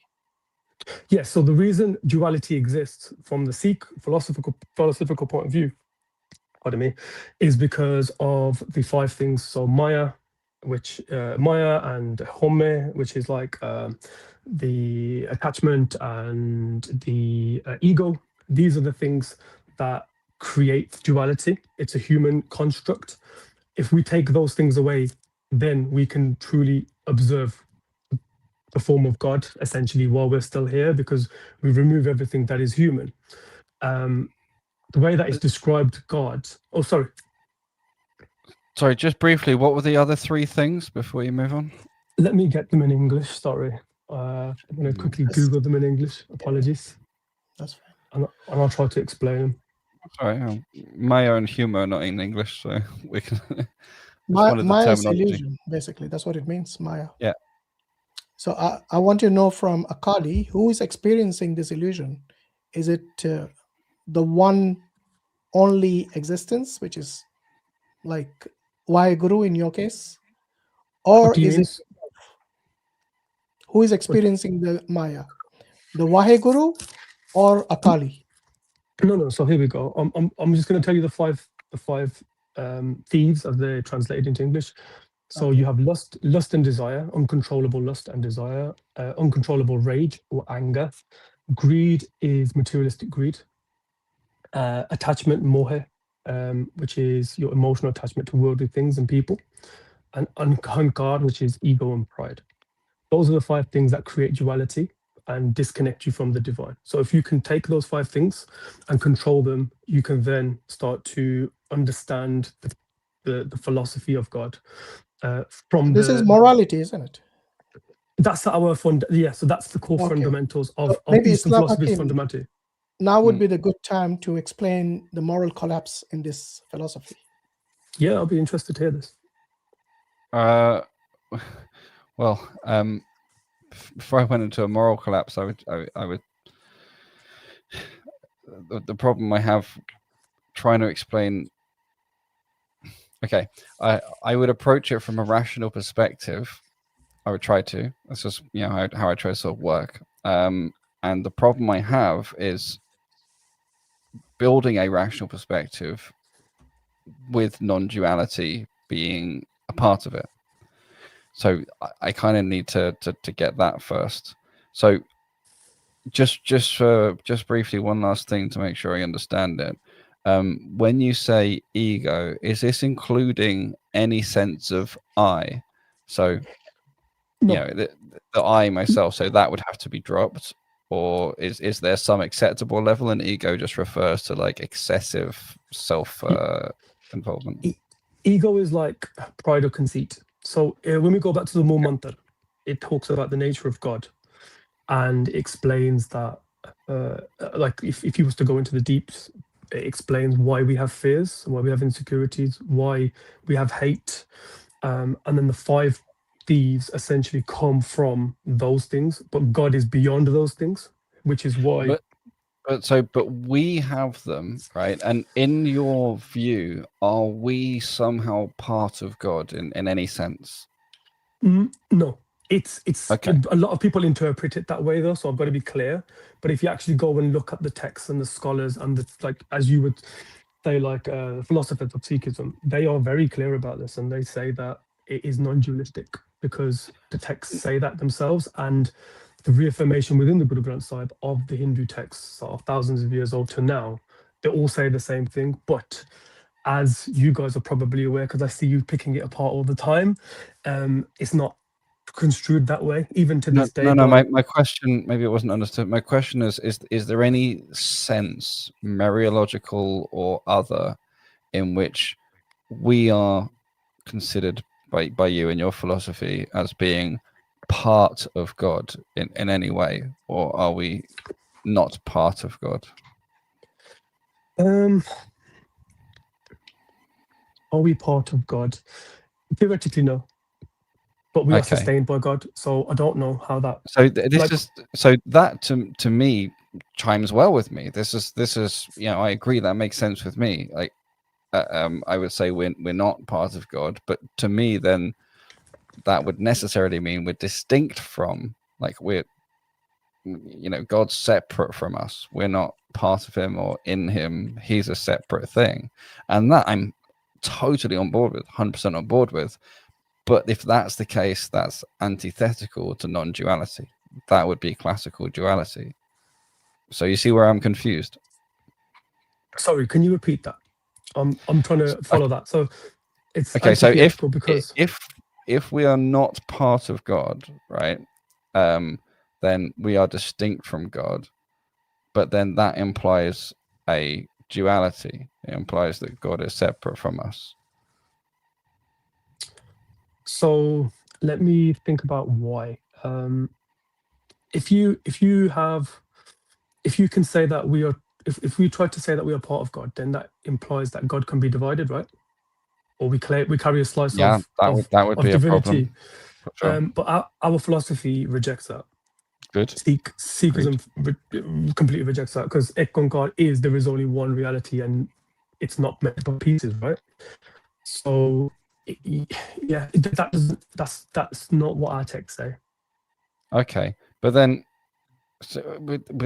so we are in some, so we're separate. So to me, this just screams duality of some form, which is fine. It basically, we exist, God exists, we're not God. Cool. Like I don't see any problem with that at all, but I also don't see why that would be referred to as non-duality. For me, that's classic duality. Yeah, I guess Sikhism talks about, okay, so this is what you need to go into the text, right? So essentially we exist by, through, and within God. So it's more of a dependence rather than a part of God. We depend upon God. Therefore, it's a relationship that relies on dependence as opposed to being separate or individualistic. By independence, I totally get behind those. Again, they're really consistent with our framework, and I don't see a logical problem with that. But when we say in him, again, like in would mean either he has parts because you're part of him, or it would mean that you somehow are him in some sense, and both of those seem quite antithetical to at least the sort of Sikh monotheism that I normally hear, but also rationally irreconcilable. I get it. It's like this is where I was talking about language earlier, right? This is where the philosophy sort of falls apart in English. We don't mean in as in like we're in a box, or I don't know, a glass of water. Like we're in the glass of water, right? That's not what Sikhi talks about in the philosophy. It doesn't treat God as a being and a guy in the sky that strokes his beard and blesses you in that sense, if that makes sense. It doesn't have any of that. It actually rejects that quite openly. And I mean, yeah, we reject the guy in the sky as well, and we have quite an abstract understanding. So that bit's fine. And if within doesn't work properly in English language, like Is there another word or a phrase you can put together that works? I'm trying to think. Yeah, that's I'm trying to think of how to sort of put it in English. But I guess the way it talks about it is you don't enter God. Like you're not going into God. You're not going like the universe. It's like you were never outside of God to begin with. You are sort of it's in and out, don't exist. You can't explain God in that sense. It's like you're trying to quantify and pin down God in an explanation. Sikhi's trying to say, like I said to you guys earlier, you can't think about this in terms of a human way. Like time doesn't apply. My name. Yeah, I mean, I wasn't thinking when I'm thinking in and out. I'm not necessarily thinking, spatially. For example, I'm not visualizing a sphere, right? I'm just thinking. Remember what you said about being distinct from him, in whatever way or manner of any kind we're distinct from him, sets up some kind or type of inside-outside distinction. 100%, and that is what we class as ego. That is the line of ego. That's where duality starts. When we start to say we. Hang on a minute though, because remember I asked if I was this thing, if does ego all the way to just removing the I, and you said no, it's this thing about pride and conceit. But what you just said there seems to be, you take all self-identity as gone. Yeah, because it's defined not in that way. So when you start to say I exist on my own, you are then removing God from you're not depending upon God. So you need to recognize that dependence to say I. Without that, if you say I did this, but you don't recognize God as the doer, so to speak, the one that allowed you to do it, then you cannot that's ego by saying I did this. Oh yeah, we would agree with that. In fact, we'd go even further and just say that's straight up arrogance, right? Because we depend on God, and it's only by His permission anything can happen. We say that, right? But if you say that to an atheist, they'll be like, "You're nuts. You believe that God did this for you." Like, don't worry. The atheists aren't here. We're in a safe space. This is just. Just want to ask a quick question. Do you believe that the creator, which is Vaheguru, and the creation are the same? Yes. Are the creation and God the same? Creator and the creation the same? Yeah. In what sense? In any sense, because you believe in non-duality. That was what we were trying to sort of get to one way or another. Try and tease out. Yeah. Are the creator and the creation the same? Short answer: no. Really? So how is it non-duality then? But they're not separate either. Bro, you can't have it both ways. Yeah, I know. You either believe in non-duality or duality. If you believe that the creator and the creation are distinct and separate, like the way we, the Muslims, believe, or the Christians believe, or the Jews believe, then yes, you would be in agreement with the duality. But on the other hand, you're also saying that you believe in non-duality, yet you do not maintain that God and creation are one and the same. What Sikhism says, and it goes back to that equation at the start: 1 + 1 is 1. God cannot be divided, right? So there's only one reality. And it only makes sense if you said that you believed in non-duality and all of existence is what God is. That's exactly what non-duality is. But somehow you don't want to maintain that. You want to believe in duality. Because what I'm trying to get to is the framework that this operates in, but break it down so you understand it logically, because it's very difficult to do that without going into the depths of Sanatan dharmic philosophy, right? But hey, we're no strangers to depths, Yeah, exactly. We've been dealing with it for quite a while. I know, but I just from listening to the conversations you've had, a lot of people that have come on, no disrespect to anybody, their narratives were not rooted within the Sanatan dharmic tradition. It was very much opinionated. When I've studied this, and I'm studying this every day, and I do speak to Islamic scholars regularly, and I love listening to debates around God, because that's why we're all here, right? We want to talk about who is your favorite Muslim scholar? My best friend Abbas. Me and him talk regularly. Yeah, his name's Abbas. He doesn't call himself a scholar, but he is. He studies Islam. Yeah, but I want to know which scholar. You said you follow Muslim scholars. Which is your favorite? I think technically the term student of knowledge probably is what you mean. I don't mean an actual mufti or anything like that, right? Just Okay, someone yeah. that Fair studies enough. every day. So yeah, And let's I'm get a, I'm a back to the yeah, I just want to creation make it clear, guys. thing, because from what I read in the Sikh scriptures, it says they are the same. What have you God read? permeates everything. What have you read? Just that. What are you referring to there? That you know, the example of the ocean and the drop, which you also, I think, you did mention that earlier. Yeah. So the creator is not separate in essence to the creation, because the drop is the essence of the ocean, and essence and nature are the same thing. I think you use this term nature to explain it, but essence and nature are basically synonymous. They're the same. So let me. So I think the only way for me to answer this, right? God does not equal the creation. Yeah. Let me maybe make that clear. Okay, so Humans is aren't that seen as qualitatively or quantitatively? Both. Then how are you believing in non-duality? I fail to understand. Because the framework. Go on. I know. So the framework that I'm going to try my very best to explain this, right? So I apologize if it doesn't make sense. Feel free to ask any questions. God is described as Akali, which is timeless, Akal, beyond time, unborn, self-existent, beyond form and limitation. The creation has time. It is born. It is self-existent, and you could argue in a black hole it's beyond form and limitation, right? Or there is some sort of limitations to it. But on the other hand,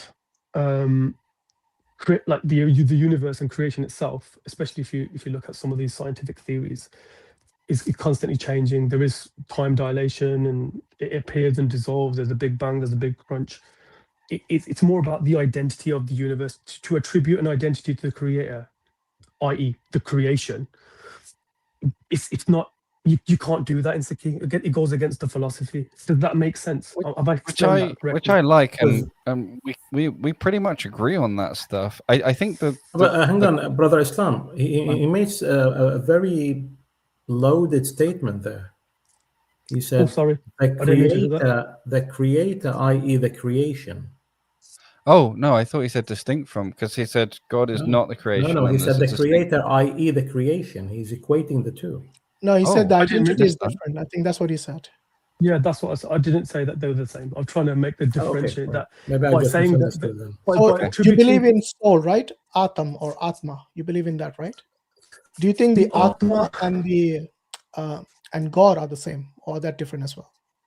No, they're very different, but that is a completely different. We're going down a completely different same thing about being, because this is all part of duality or non-duality, and every answer you gave is basically implying you believe in duality. Yeah, I want to really understand now, if we can, if it's possible, just can you give me an understanding of how you understand non-duality? Because honestly, for me, it's not just a Western thing, you know.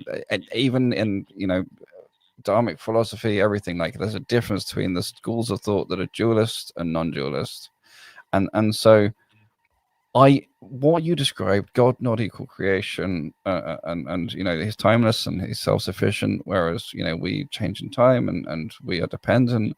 I mean, this is great. This is fantastic. This is, you know, exactly like we think, and for us, we just understand this as dualism, and therefore not non-dualism. So I'm really struggling to understand what you think, or what non-dualism means to you. I think without that, we're not going to understand. So what's the why question? it has a role. What's my What's your understanding of non-dualism, such that all of these concepts you're describing, which sound dualist and just like what we believe, are also somehow non-dual? So my definition of non-duality from a Sikh philosopher's point of view is that is Ekankar, is the one reality. There is only one reality, and everything that exists does so by that one, and that one is known by many different names, but ultimately we see that as God. Okay, so if I were to say, okay, so you know, in Islam we believe there is the creator and there is the creation, and they are Yeah. completely separate, right? And the creator created the creation, the created thing, and we're in no way part of him. So on, all that stuff. Good. We change. We're dependent. He doesn't change. He's independent. Cool. Now, if I were to metaphorically draw a box around the whole thing, including God and his creation, is that what you mean when you say one reality? No, because you can't put a box around God. But this is why I said metaphorically, because God encompasses everything and nothing encompasses him, right? Do you agree with that or not?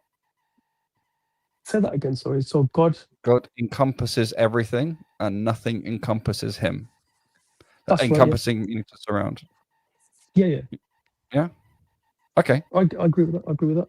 Okay. So not when I say box around metaphorically, maybe a better way to say it is, if I were to have a set of things that exist, and in that set of things that exist, God is one thing that exists, and other things also exist. Is that whole set this one reality? No, kind of. The way that it's sort of laid out is, I keep coming back to that one reality, undivided, right? There is no second. So without God, there is no creation. If God chooses, the creation can cease to exist, right? It's like the way that it's described in the old texts, and I think you may have seen this, and it's a lot of the older texts, they are told in mythology and stories because that's easier to sort of tell the common man rather than tell them the truth, right? Is that Brahma's dreaming? We're just a fragment of his imagination. And when he wakes up, it all goes back to him. That's another metaphor that was used in older philosophies. Does that one make sense to you? So we're almost like I know it's using, we're trying to put an identity and a creation onto God. I think the problem with that one as a attempted load-bearing analogy is, in that one, then we're in or part of God, and that has all those problems we spoke about before. So that's kind of rejected. Yeah, but it's like a dream is not really real, is it? It's more of it's a figment of your imagination. Whereas you could argue that I can think of something that breaks the laws of physics and design. However, it doesn't exist in this reality. But however you think of your mind, whether you're one of the people that, and I don't think you are, but the kind of people who think of the mind as just being the brain, or the kind of people who think of the mind as being something more, whatever it is, whatever exists in the mind is a part of the mind, a part of its thoughts, a part of its mental state. So you see what I mean? Like it still has this problem where it's not one. So that's why I say, as a load-bearing analogy, I don't think that dreaming thing's very good for that reason. The reason I use that is because without the human dreaming, there is no dream. And I think that's what I'm trying to get at with Siki. I get God, that. there is. Sorry, I thought you'd finished. Go on. Yeah, without God, there is no creation. God is the sustainer, right?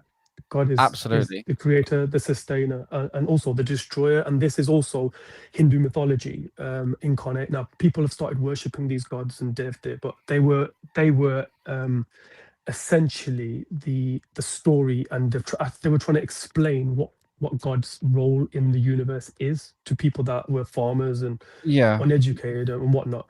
And they were given these roles as creator, destroyer, and sustainer. And people have started worshipping these Devta, right? That's why Guru Nanak Dev Ji had to come. That's why we say, because Islam came and it had the truth and what we believe. But as you probably may be aware, the religion gets hijacked by power and governance. So when Guru Nanak Dev Ji came, people asked, well, we know this truth. Why are you telling us? And he said, because people have used it to subdue and take away from the true essence of what the religions are saying. Yeah, No, I understand that sort of one view, and another view is obviously that the guy was trying to basically unite the Hindu and Islamic beliefs. But I don't think he was. I think he was picking. I think he was picking apart the So like I said at the start, when he did Japaji Sahib, right, he was picking apart the sadhus who were like this ancient order of monks, and he was like, what are you guys doing sitting in caves and praying? He was trying to say, get back to what the text actually said, which is what we're talking about now, right?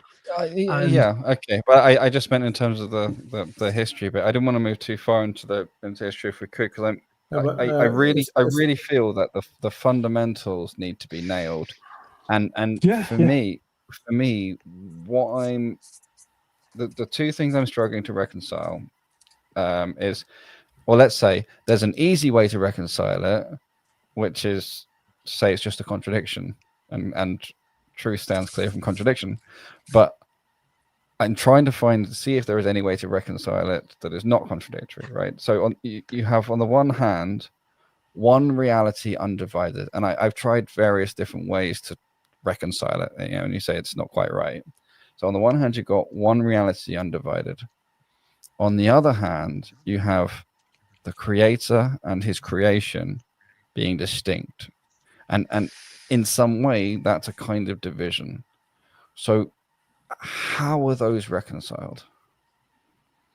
Because God is not reducible to creation. Does that make sense? No, not to me. Yeah, okay, fair. That's fair.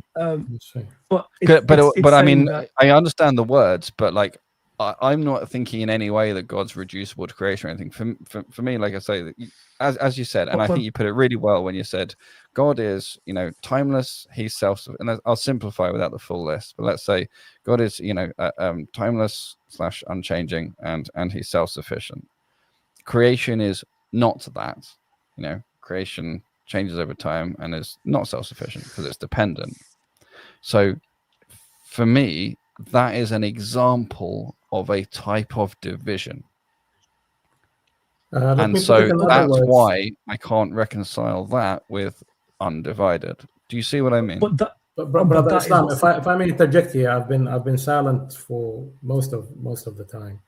I must say that all I've been hearing so far is somebody who's trying to reinvent the wheel in a very, very wrong way.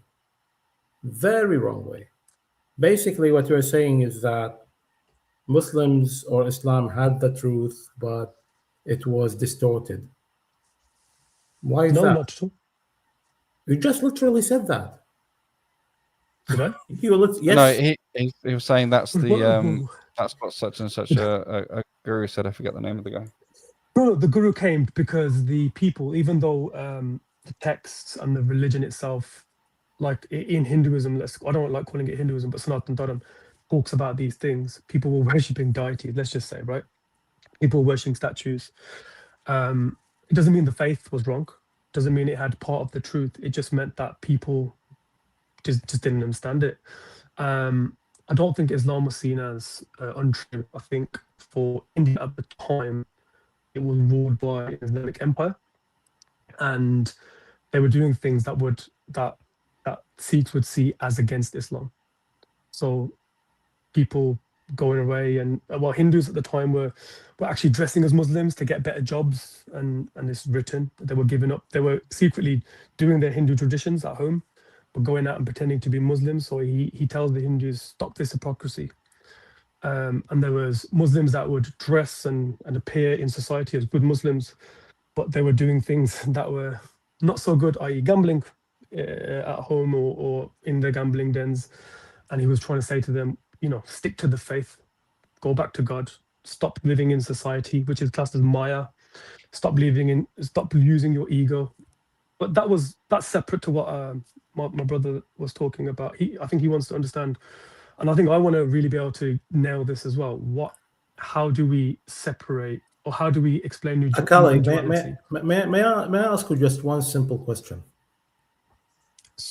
We are Muslims. We believe that Islam is true, the way we understand it, and we believe that it is 100% the only way to God. Okay. Why are you not following us? My Muslim friend says to me, you are a Muslim. And he said, you have submitted to the will of God. And I'm asking you now. But for why are you not following us? because for me, Islam is a discipline, and if you follow it properly, you will get to God. But that's not the only way. And that's the only point I disagree with. So, but which is would mean basically that you're disagreeing with Islam. it would mean that we've misunderstood Islam. Yeah. Islam says on it, that one point. The Quran. Hang on a second. The Quran says it in an unambiguous way. The only way to Allah subhanahu wa ta'ala is Islam. That's the only way. That's the only point I disagree with. Then you disagree with Quran, you disagree with Allah subhanahu wa ta'ala, then you're not going to find Allah. I know. Unless you follow Allah. I know. But for me, because I'm from a Sanatan tradition, and my ancestors literally gave their blood and their lives for this, I found when I studied Islam, Christianity, Sikhism, Hinduism, I wanted to understand why they would do that. This is my personal story. It's nothing to do with this debate, but I want to give you an insight into why. And I studied all these faiths. And when I realized that, people weren't following, I mean, even Muslims don't follow Islam. If it's the complete truth, they have exposure to Islam, they still go out, even though they have an Islamic background. What do you mean that Muslims don't follow Islam? Hang on a second. Let's understand. Well, nobody's perfect. What I mean is, exactly that. Exactly. Nobody's perfect, right? So they have. That's not explaining the point. That's not explaining the point. So what I was trying to say being is, a Muslim, okay, hang on a second. Islam doesn't ask us to be perfect. So again, you are reinventing the wheel in a very wrong way. Well, I'm not reinventing anything. I'm following yes, you are. Sikhism. Right? Believe me, you are. All I'm doing is following. I don't reinvent or invent anything, right? It's all. I'm just following. It's a metaphor. Okay, fair play. All I'm trying to say is, for me, let's just say Sikhism, because I don't want to offend you guys, right? There's people that dress as Sikhs, have beards, have turbans, that may look like outwardly Sikhs, but they haven't studied the texts. They don't follow the text. They don't follow the things that we're speaking about right now. We're not talking about Sikhism. We're talking about Islam. I know. But what? Right? I'm asking you. I asked you if you think that we are not following Islam. Just say it. You're not offending us by saying that. Why going all the 9 yards and giving an analogy about Sikhs where actually you're talking about Muslims? Say it out. I think. Why are you so ashamed of it? I'm not ashamed. What I'm trying to do is trying to keep this conversation respectful and ensure that there is no, even if you say it in the way I'm asking you to, it would still be respectful. Well, the way that you entered the conversation felt like I had offended you. So if I have, I'm sorry. No, you didn't. The issue is that I was just sitting there silently, and I asked you one question, and because listen. Our job is when we sit here for hours is not just to show our faces, right? No, of course you want to convey to the truth, convey the message of Islam, and ask people, why are you not following this book? So the question is to you directly: why are you not following the book of Allah subhanahu wa ta'ala, which is the only true book? It's the only true book. Yeah. If you go to Sikhism, you go to your, I don't know, your poetry, or with all due respect, it's false.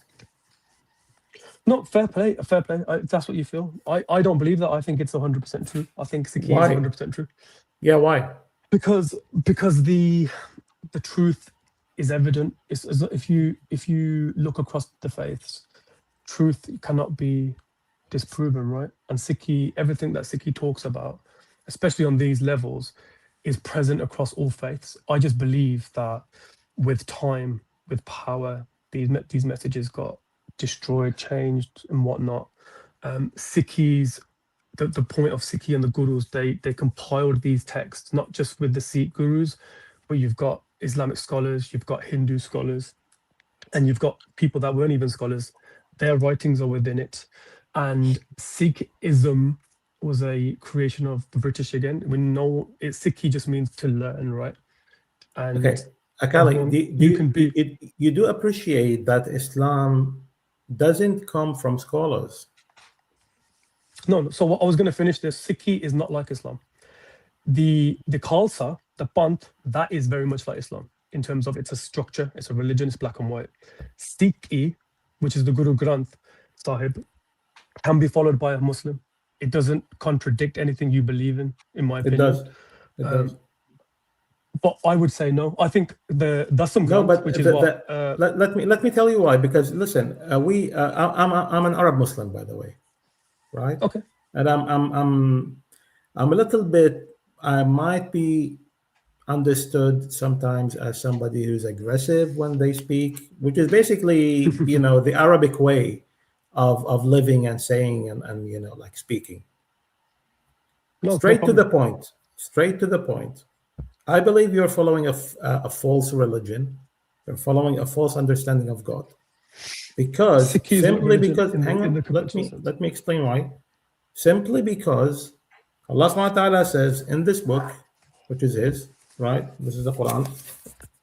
He says in here, in more than just one occasion, at least the one I could tell you off the top of my head in chapter 3, if you follow anything other than Islam, you'll go straight to hellfire. Okay, so can I respond to that? Can I respond to that? If you read the Guru Granth Sahib as a Muslim, it would not make you feel as if it's attacking Islam in any way, shape, or form. If anything, it should reaffirm what you believe. What the Guru Granth Sahib's position is, and what it does disprove of, is empty rituals, identity pride, religious pride, external religiosity, which is what I was referring to just before we started our conversation. It doesn't really single out Islam or Hinduism or Sikhism. It's not a religion in the way that you would critique Christianity, for example. Sikhism, again, was a British construct. Sikhi just means to learn. All the Guru Granth Sahib Ji does is critique the people that are hypocritical. Why would I listen to him? You're not addressing the question again, with all due respect. Again, I've been listening to you. I've been listening to you for so long. I asked you one question, you failed to answer. Why would I listen to you? Hang on a second. Why would I listen to you when you are going against what this book unambiguously tells me, and I don't need to listen to anybody else? I disagree with that statement. I don't think we are. Ali, can I just make a quick observation? You said that the Guru Granth Sahib, it affirms what Islam teaches. Did I hear you right? Yeah, I would say so. Okay. Do you know in Islam we believe that Allah has attributes? Do you believe Waheguru has attributes? When you say attributes, what does that mean? Define attributes.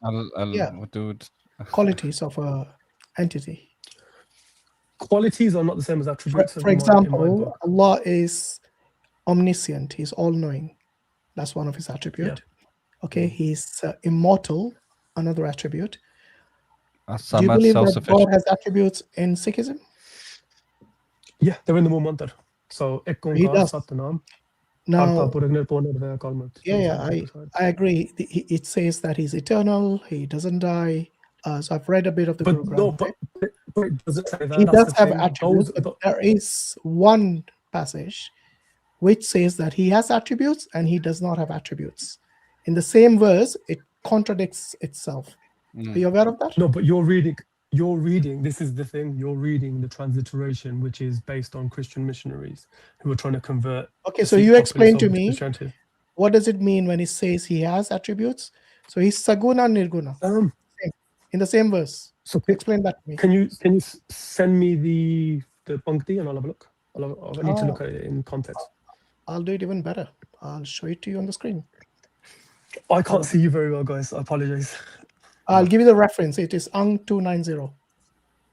That's page 290. Yeah. So it says here. I'll try to make it as big as possible. Now it says in Punjabi as well for you to read if you want, and also in English. It says here the formless God himself is the one who possesses all attributes and no attributes. He himself remains in absolute meditation. Okay, so it's Sargun, Nirgun, Nirankar, Sun, Samadhi, Aap. Because the two words, sargun and nirgun, they are opposites, aren't Okay, they? so yeah, so what it's trying to say is, from what, let me break this down into a way that's going to make sense. Give me 1 minute. So, as you know, you can't just take a line out of context, right? No, I totally agree. Put it in context. Yeah. No problem. Yeah, let me give me a moment. I'm just going to read through. So give me 1 minute. Apologies.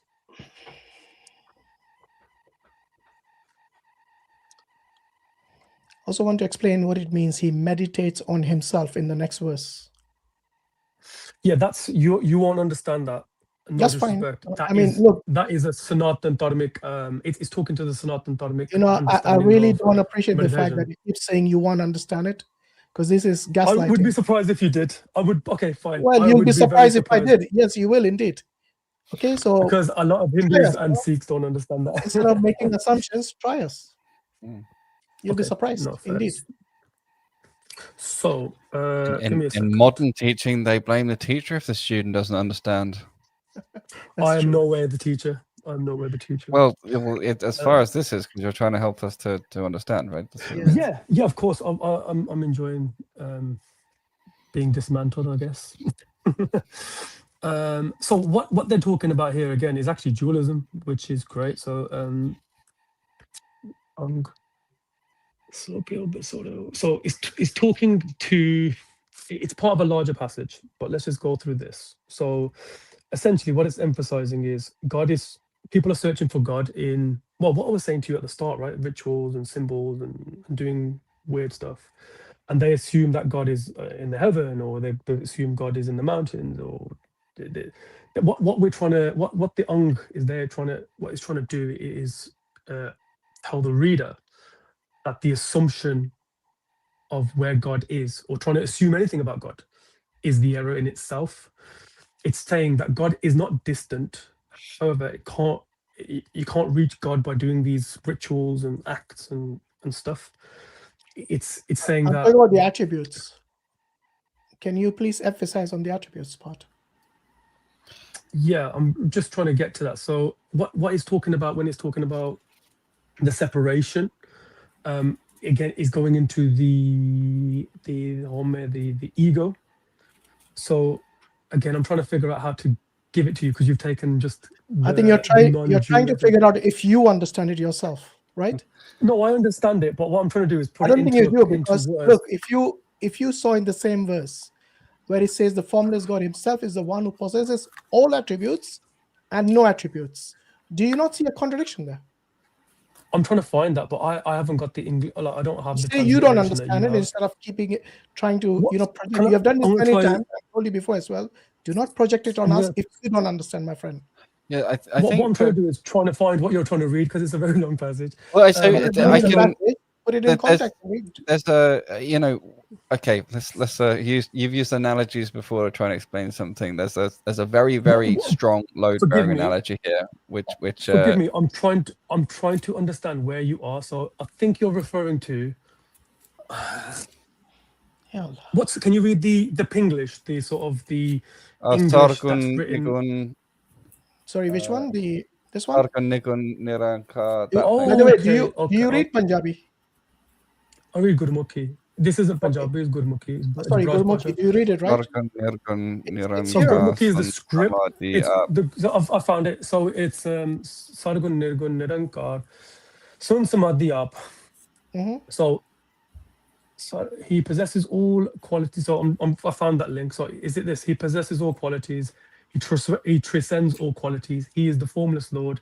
He himself is in primal samadhi. Is that what you're talking about, right? So that's interesting. You use the word transcends. So the English translation has been one who possesses all attributes and no attributes.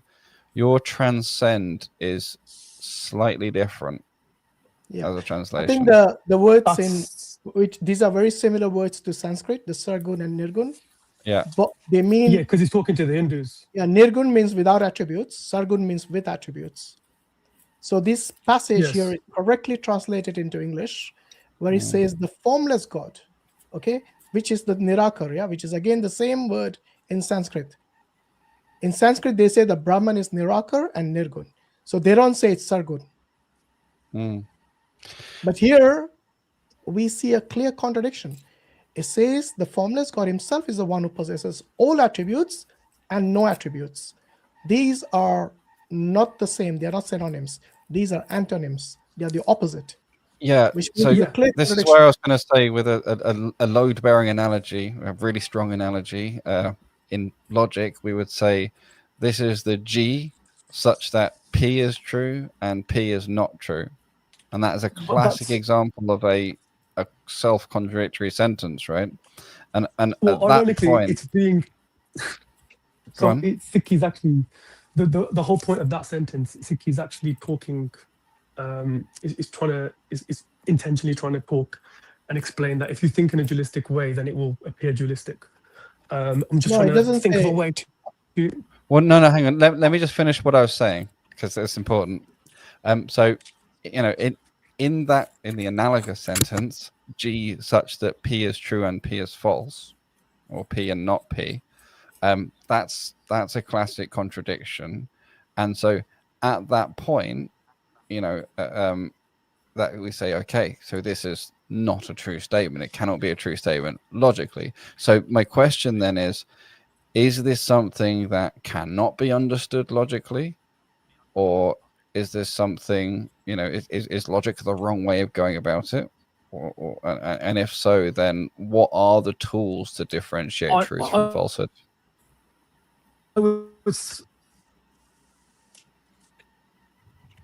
Yeah, sorry? I think... Let me think about this, because you're asking me something quite deep. I said, let me just think. Can you hear me? Hello? Yeah, I hear you. You said, let me think, because it's quite deep. We all can hear you. Yeah, I think you're lagging a little I'm bit. saying... Apologies. Can you hear me now, clearly? Yeah, I hear you. Yeah. Oh, fantastic. So, what you are... Let me get this right.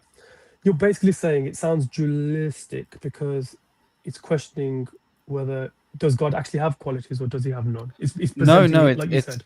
It's slightly different. If you're talking about my question, well, I mean, Hashim and I have very, very similar questions, which is, you know, it seems to affirm, you know, attributes and no attributes. Now, this seems to sort of have the cake and eat it. It seems to take these two different positions, just say it's both. And the problem with that is that it's a contradiction. At least it appears to be a contradiction. And my question, first of all, is this something that is logically resolved in some, you know, logical, rational way, or is the part of the point, or what you want to say, that logic's the wrong tool and it's beyond logic? In which case, what approach do we take? It's beyond it.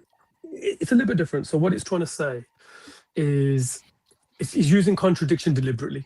Guru, the Guru is using the contradiction deliberately to collapse false opposites. So is that a motif? Is that something that's often used, or is that a one-off? No, that's used in Job Sahib. So he got a Guru Gobind Singh Ji, for example, in Dasam Granth, which isn't in this text. He says that God is up, God is down, God is left, God is right, God is in the universe, God is outside of the universe. And a lot of Sikhs prescribe to that, but they don't understand why he's using it. And when they come and speak to people, they just say, yeah, God is everything. But what he's trying to say to that is he's using that contradiction deliberately to explain to the human, you cannot understand, and you can't put a statue and worship that statue as God. You can't point at the sky and say, "Is that's the sun?" Like, he's trying to explain that God is beyond all of this. He possesses all the qualities, but he also transcends all the qualities, because the qualities are man-made. Those qualities that you hold dear, you only hold them dear because of your. No, but we are not talking about man-made qualities. We are talking about God's qualities. Oh, no. If God has qualities, but he has attributes. But when you talk cannot about, say that he does not have attributes.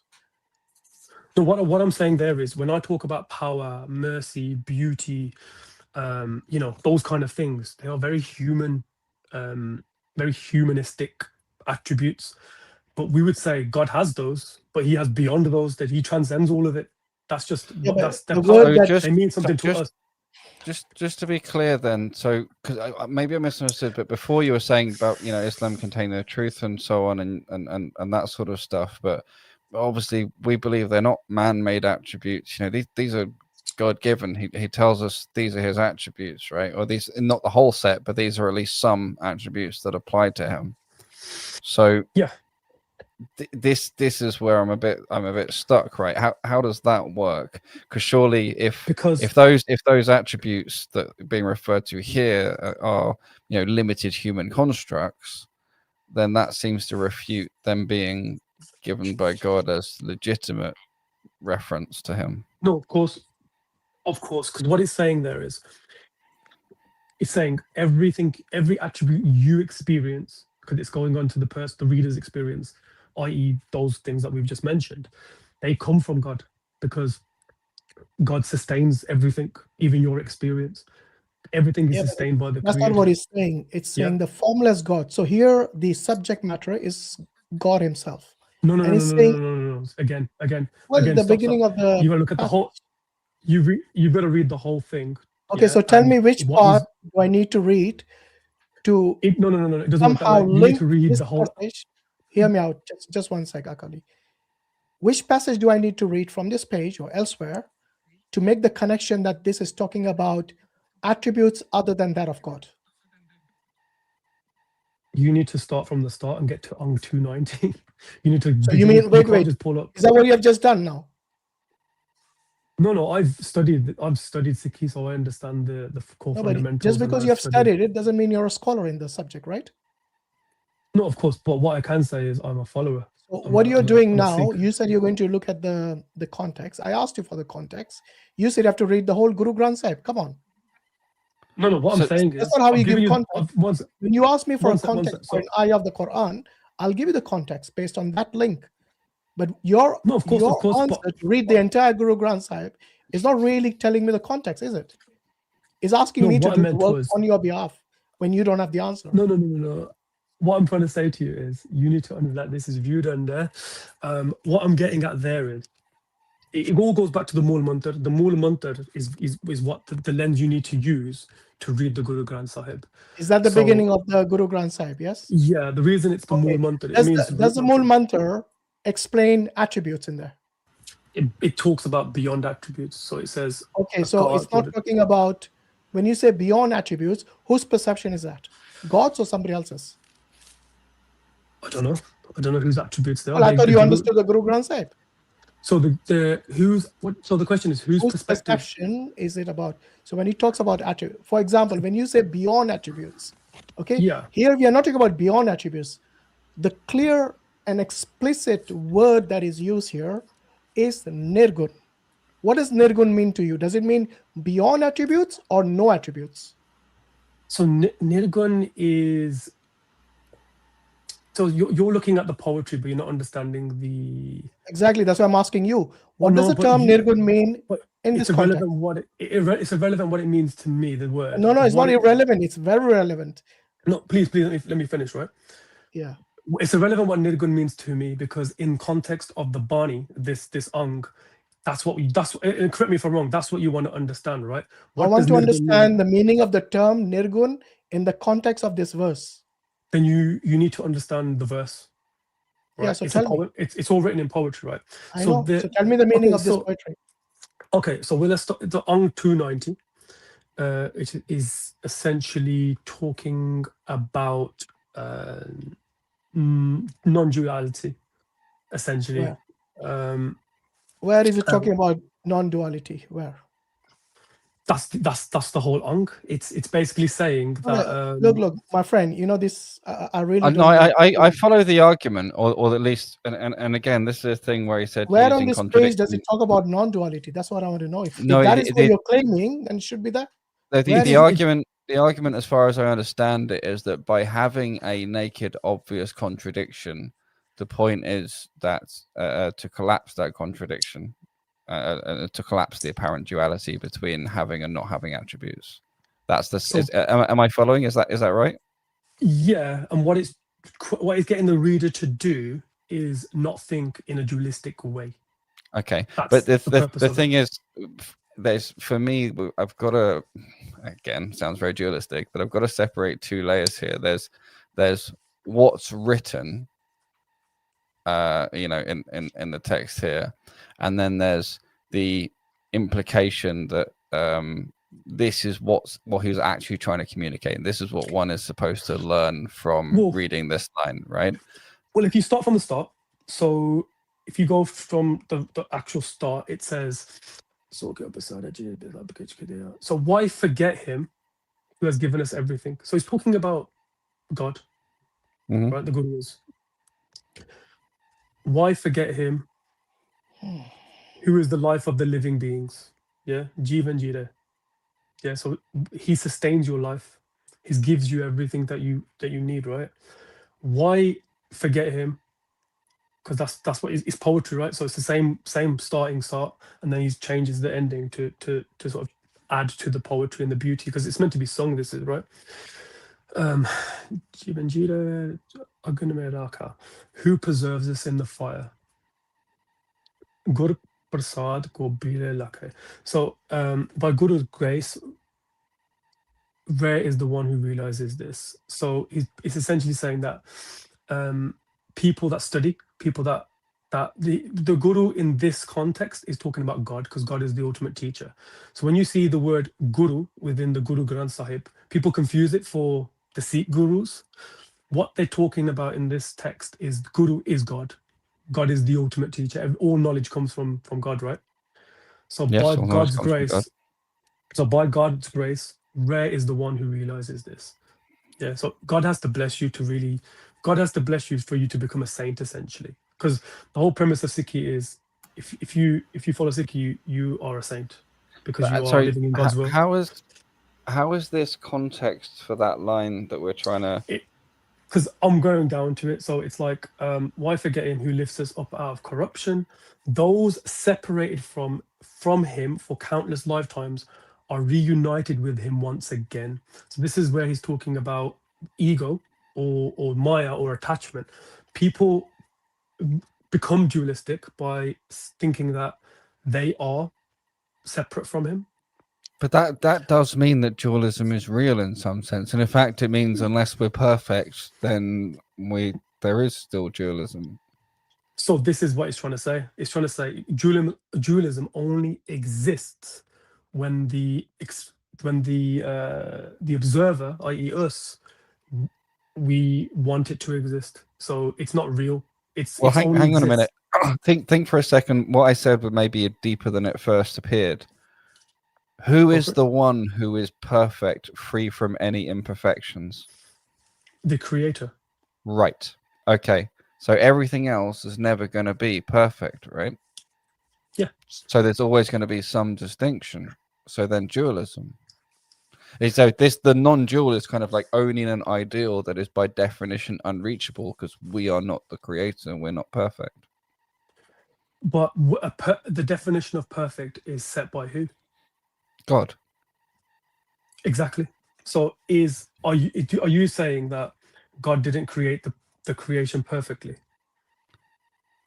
No, he created exactly as intended. What I'm saying is that the only one that can be perfect is the perfect one. There is only one who is perfect, and if God, we are not perfect.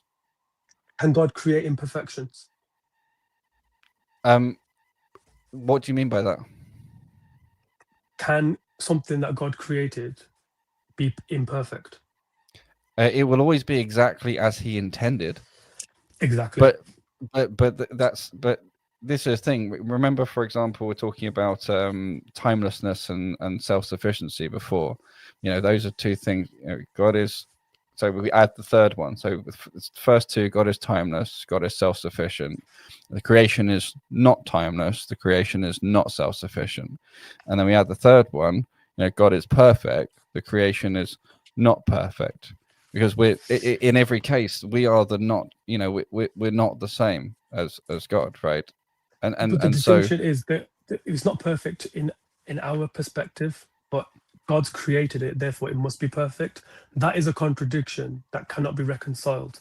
No, I don't think that follows. I don't think it's contradictory. Because if I think actually Jannah is a beautiful example of this. The paradise we believe follows, because dunya is not supposed to be Jannah, right? So we will be recreated in a better form in Jannah than we are in Dunya.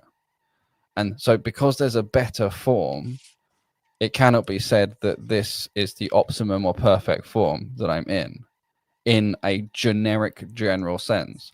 But for the specific case, for the specific purpose that I am in right now, this is exactly right. But you see So what I would you mean? say would you so say that it's perfect? only relative to this context. Relative, exactly, it's relative, right? And But that's what hang on. Sikhs No, use. I've got to let me finish some of this stuff. Otherwise, it won't make sense. Okay. So yeah, relative to this context, so it's perfect choice, yeah, to make, but I'm not suffering from non-duality. I'm perfectly happy saying I'm separate. There's God and there's creation, and they are separate things, and there is a duality between them. And under that rubric, there's absolutely no problem saying, "Hey, this is exactly how I was supposed to be.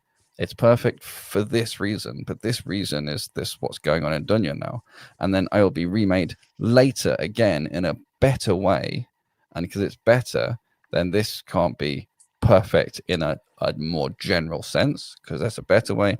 And then even in heaven, even in Jannah, everything will always improve, and there will never be going backwards. But however much everything improves, it will never get up to the levels of God, because God is always bigger and better, right? Do you get what I mean? Of course. But I guess the distinction there is this creation and Jannah perfect for what? Are they perfect because God created them that way? Well, this is why I say saying perfect without any qualifier or context is the problem, and that's why I said is the problem. Exactly right. Exactly. So this is what in comparison to our existing state of both the world and ourselves, Jannah is perfect. Yes. Yeah, but the texts that we've just read or we were reading are making, I guess, that distinction, that perfection and the qualities, the Sorry, which attributes. text are you referring to? The 290, when we were talking about no, here it's not talking about the creation, it's talking about God. So you cannot say it's the same analogy. No. What I'm not saying it's the same analogy. What I'm saying is it draws a similar. It doesn't. One is talking about the creator, and the other, which you brought up, was talking about the creation.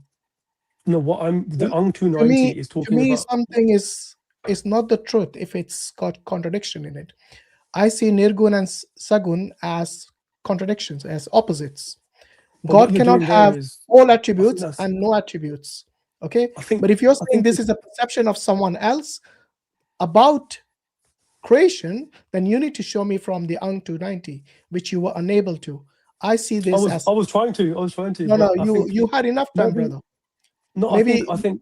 Do you think you have it now? Understanding what I'm saying? No, I was going through it. It's not something. I mean, this is what you're talking. It's like me pulling out a couple of lines from the Quran and saying, "I believe this. Explain this word." You can. No, I wouldn't, because you know about I wouldn't do that. Is we read it, we understand it, we have tafsir of it.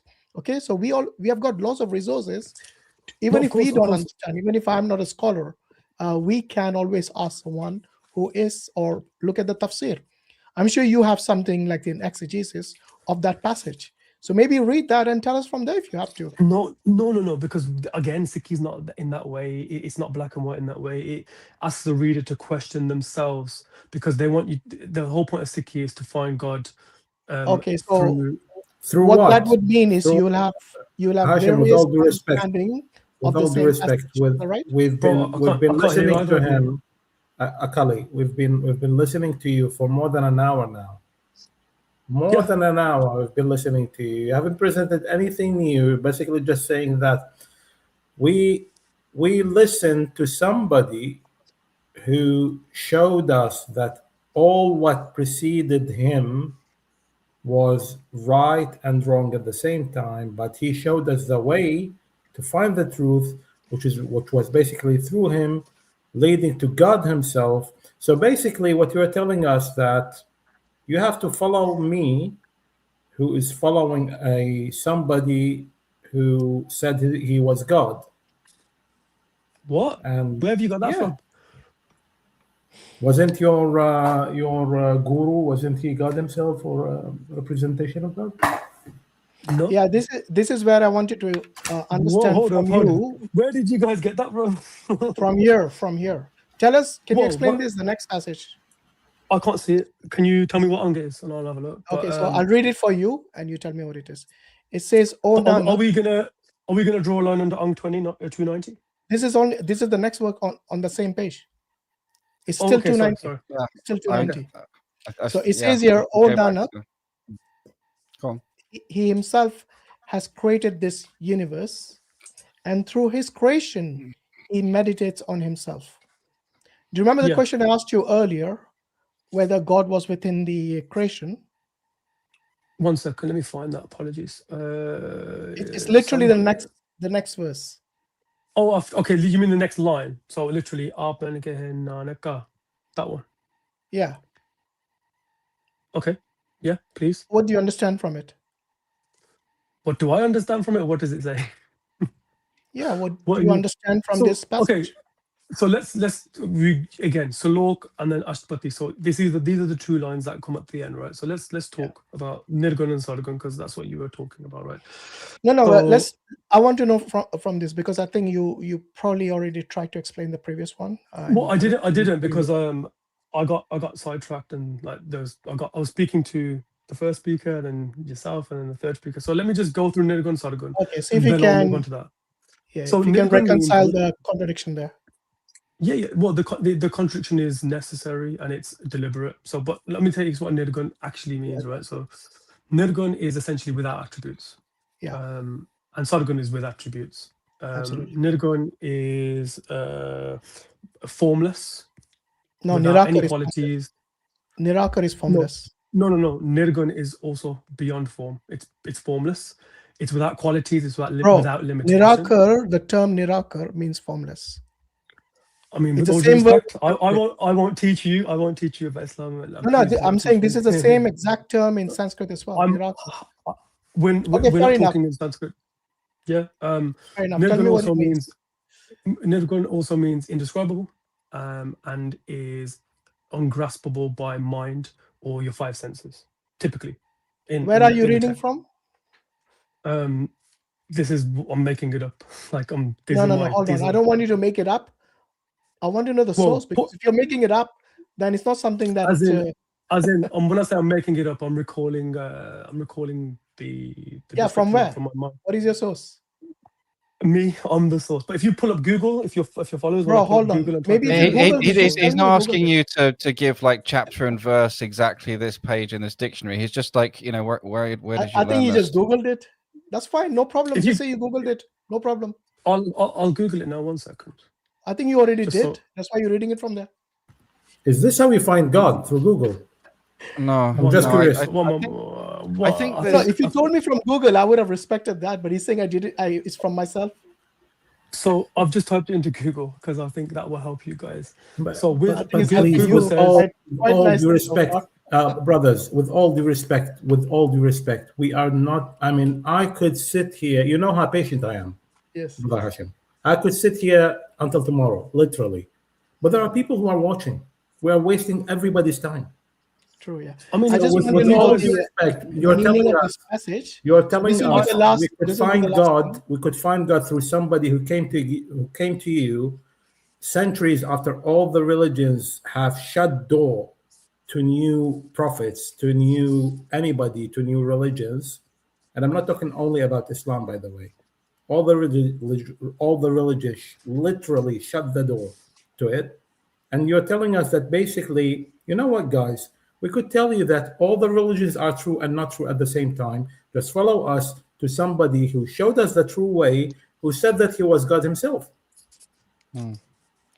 I don't agree with that statement. But okay, if you guys aren't interested in speaking, or you don't want me to define what I believe, to be honest, I think for me, there's just I don't want to get into these disrespectful conversations. No, it's not disrespectful. I just want. What was disrespectful? What was disrespectful?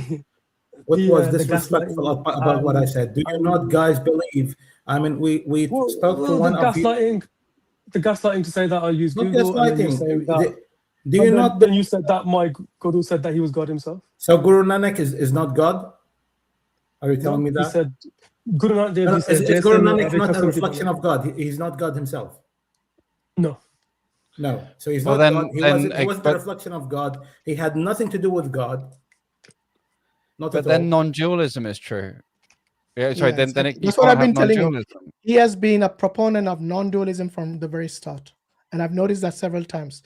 But look, Akali, I just want you to explain the next passage to me about O Nanak. Well, one second. I want to just address the fact that if is this conversation worth having? I think you've made it clear that you're not really interested in what I've got to say. No, I think when you start saying that I made it up myself, then I don't think you'll be respected, will you?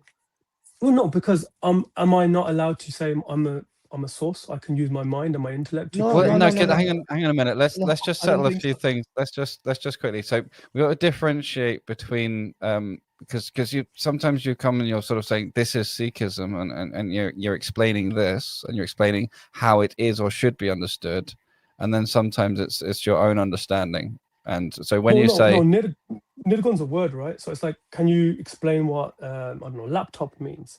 You wouldn't use an ancient philosophy to describe the definition of something. Right? No, of course. But if someone asks me what laptop means and they say, "Where did you get that definition from?" I wouldn't say like I just made it up. You know what I mean? So I think that's what he's getting at. Okay, no, fair enough. It is like early morning here for me, so maybe my brain's tired. Yeah, what I meant to say was me too as well.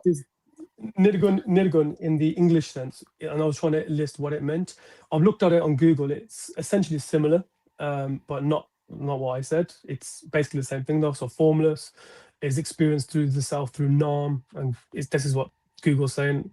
This is why I don't use Google, because I can't back it up. I don't know where it's coming from. That's fine. I think. But are you guys interested in listening to this? I'm happy to answer. Akali, we are really short on time right now. So unless you can explain to me the next passage, we'll have to call the next caller and then end it here. So it's up to you. Yeah, well, the thing is, it's not going to take 2 minutes. So I think we should. How long are you going to take to explain this one line? It depends on your questions.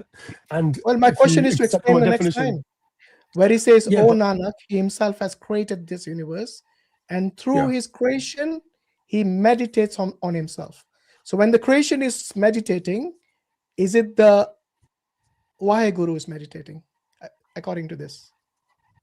Yeah, but when you say meditating, again, you're using English words to define. Bro, I'm reading from your book. This is not written by Muslims. No. Let's be clear. Sikh has translated this passage, not the Muslims. No, you're reading a transliteration of. No, I'm not reading the transliteration. I'm reading the translation in English. If you want, you can read the transliteration. Is that what you want? Because for you to understand the words that are used, I mean, you were trying to tell me what Nirgun meant, right? That in itself shows me that you don't understand the words that are being I explained to you Nirgun from the very beginning without looking at Google, because we have been speaking of course. to the Hindus. I don't think you. Please don't talk over me. Let me finish. Oh, sorry, I didn't mean to. It's the audio. That's fine. Apologies. Nirgun and Sargun are Sanskrit word, and so is the term Nirakar. We use this all the time with the Hindus when we discuss non-duality. For you to say that we don't understand it, I think you're just projecting your own ignorance on this term, where you have to go and Google it in order to check what it means. Even the term Nirakar here means formless. And it's like I said, these passages here are not translated by Muslims. This is from a Sikh website. I can give you the name of the website I'm looking at as well. It's called sggsonline.com, which means Sri Guru Granth Sahib, online.com. So it's not something that we have written. I'm just reading from here. If you think the translation done by another Sikh is wrong, then you can correct that person, no problem. But I've been asking you for a long time if you can explain the next passage, and it looks like we're not getting anywhere. So if you don't want to continue, we can stop it here. It's up to you. No, all I was going to say to that is, if you think that you can understand Sikhism by going on Google and looking at websites. I didn't go on Google. I said I went to this book written by, this online website by the Sikhs. Yeah, Sorry, Akali, I have to interrupt you again, with all due respect. Who was the one who said look it up on Google? Yeah. No. I said look it up in terms of Akali, just answer the question. Who was it? Was it you or was it any of the brothers? I wanted to explain. So I said look it up. You don't need to explain. It's a simple question, brother. Who was it that said look it up on Google? I cannot allow you to take me down this path. Don't allow me what? I'm just asking a question. It's intellectually. I'm asking a question. Who was it who said, who asked us to look it up on Google? If you are not going to allow me to answer how I want, I'm not going to allow you to gaslight everybody. I'm asking you a simple question. I think it's clear to the listeners, right? Was it you? Was it you, or was it Brother Hashim or Brother Islam? Hashim. No, I think there are clear. It's your fault, Hashim. It's your fault. Wallah, by Allah, it's your fault. Okay, Akali. Well, thank you for your time, guys. One thing I wanted to say. I've been trying to talk for the last 15 minutes, 20 minutes, and I haven't. I really something I have to say on this, and I've been waiting for an opportunity. It is fundamentally what's broken in this dynamic is that we are trying to rationally understand. We're asking rational questions and looking for rational answers, and on the one hand, you are proposing to us that there is a cohesive, rational way to understand this stuff, yet also it's embedded in contradictions, and contradictions are used, in fact, as a tool, right, and as a sort of teaching method or so on. Now, this is why it's difficult to reconcile. This is really, at best. At the very best you could do is to use some kind of paraconsistent logic that tries to contain the inconsistencies. So if we come back for another conversation, we're gonna have to think really seriously about how we're going to be able to communicate properly, because when you sort of sit there and say, oh, you're not going to get it, and then unless you agree to what I'm saying, you don't get it. Like, that's not working, right? And but if we're trying to go on this basis of reason and try and say, okay, well, where's this contradiction or not contradiction? This appears to be contradictory and you can't resolve it, but never mind, because the point is it's contained contradictions. We lose rational tools, and we lose the ability to do that analytical, critical thinking and so on. And it's not all Western framework. This is universal stuff. So I don't know, have a think about that, and think about how can we bridge that gap? How can we proceed? And is it fundamentally a logical thing, or it's not logically accessible? In which case, then I think how can we communicate about it and have like a rational dialogue? You know what I mean? Yeah, 100%. But the thing is, when you try to pull Ongs out of context and try to say, explain this, I can't do that. If you want to talk about the fundamental philosophies of Sikhi and what they mean, I can do that.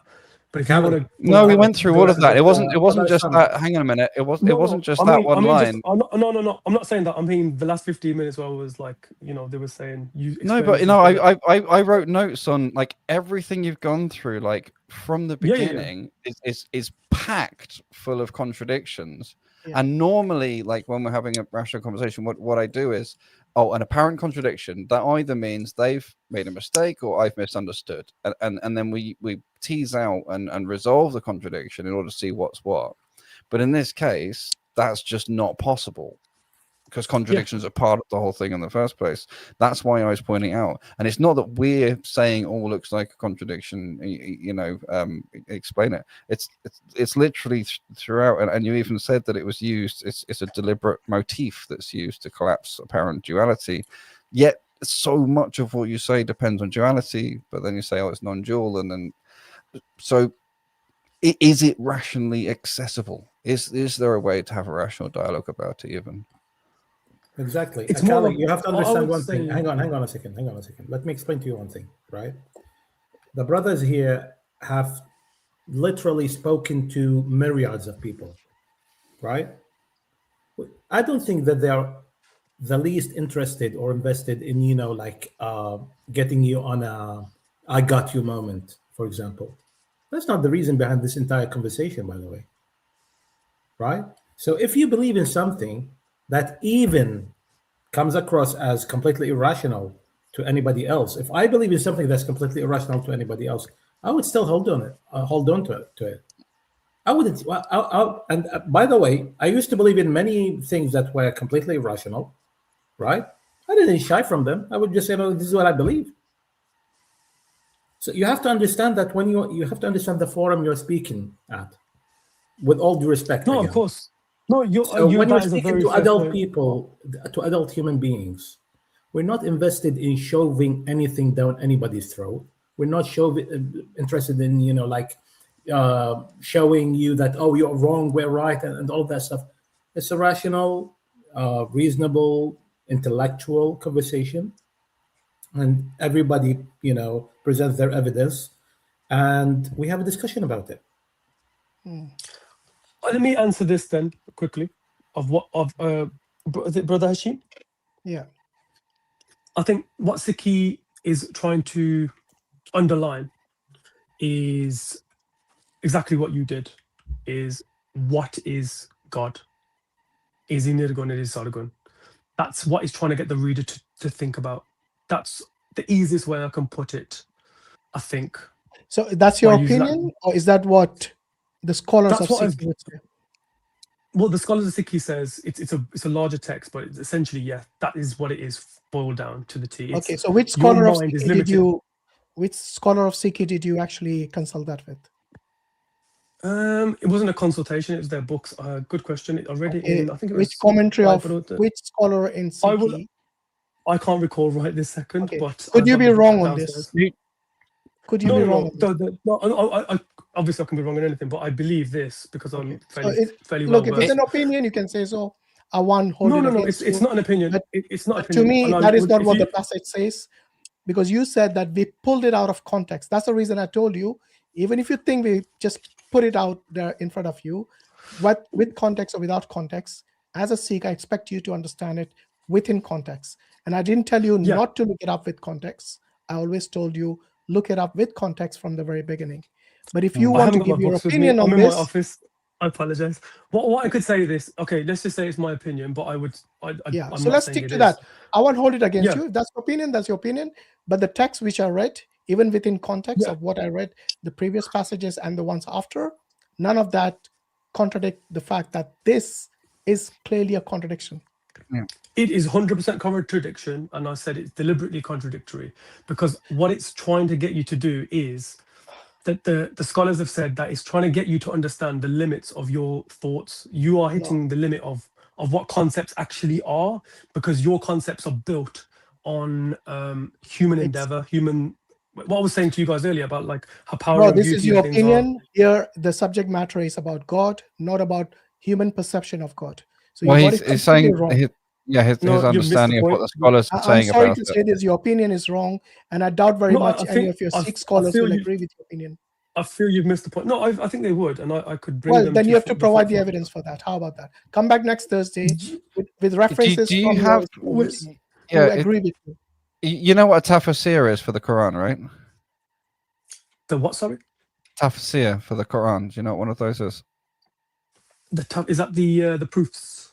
Tafsir is like the exegesis explanation by scholars, right? Or we call them mufassirun, the specialists in that.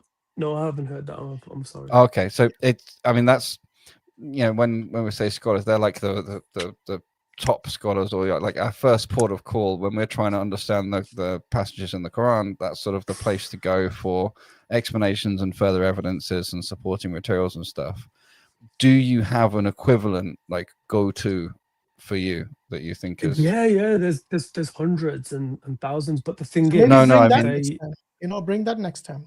Yeah. I would rather look at a scholarly view of a Sikh guru or whoever it is than someone that I don't know their opinion. Because and I would say the same thing about the Quran. If a Muslim tries to do that with the Quran or the Hadith, I'll say the exact same thing. Because to me, a scholar's view has more weight than some random person who's not qualified in that field. And the thing is, Akali, the same applies to me, by the way.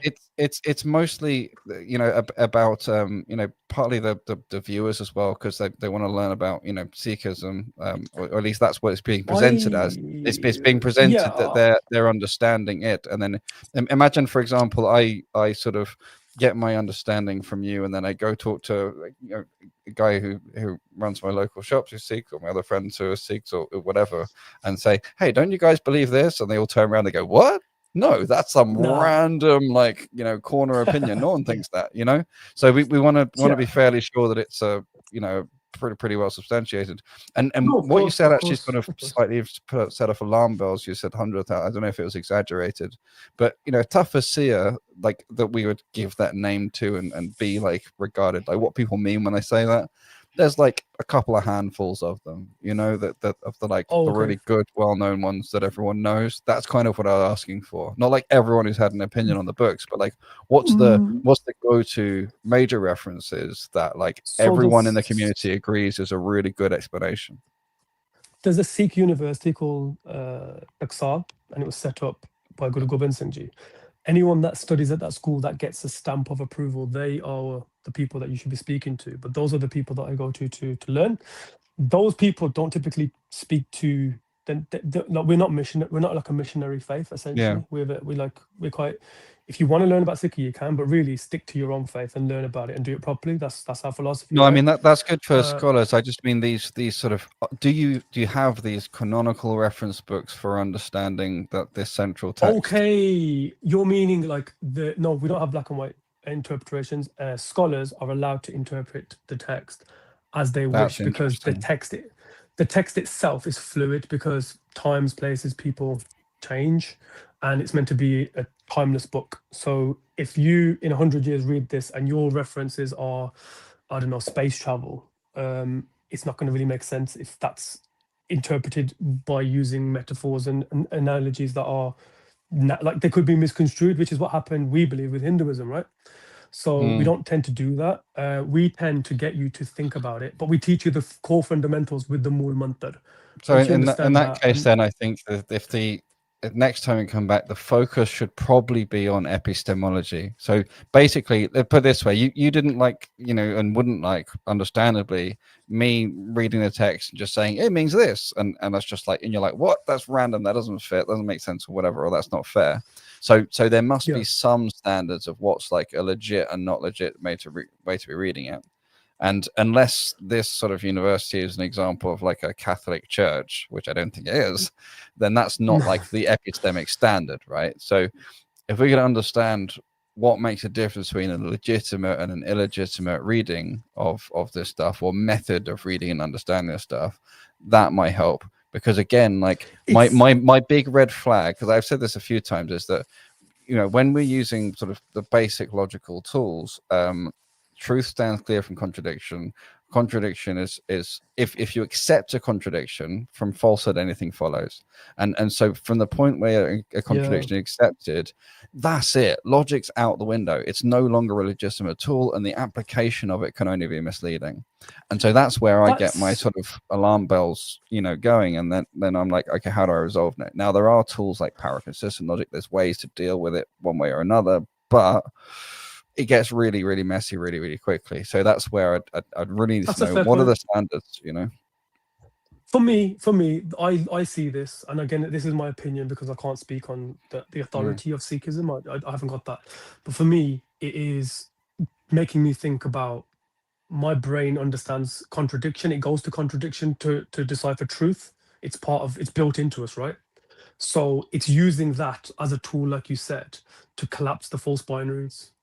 Well, this is the thing, though. Not normally we use contradictions are a sign that we need to resolve the contradiction in order to access truth and understanding, which is that's my point. Which is different from accepting the contradiction.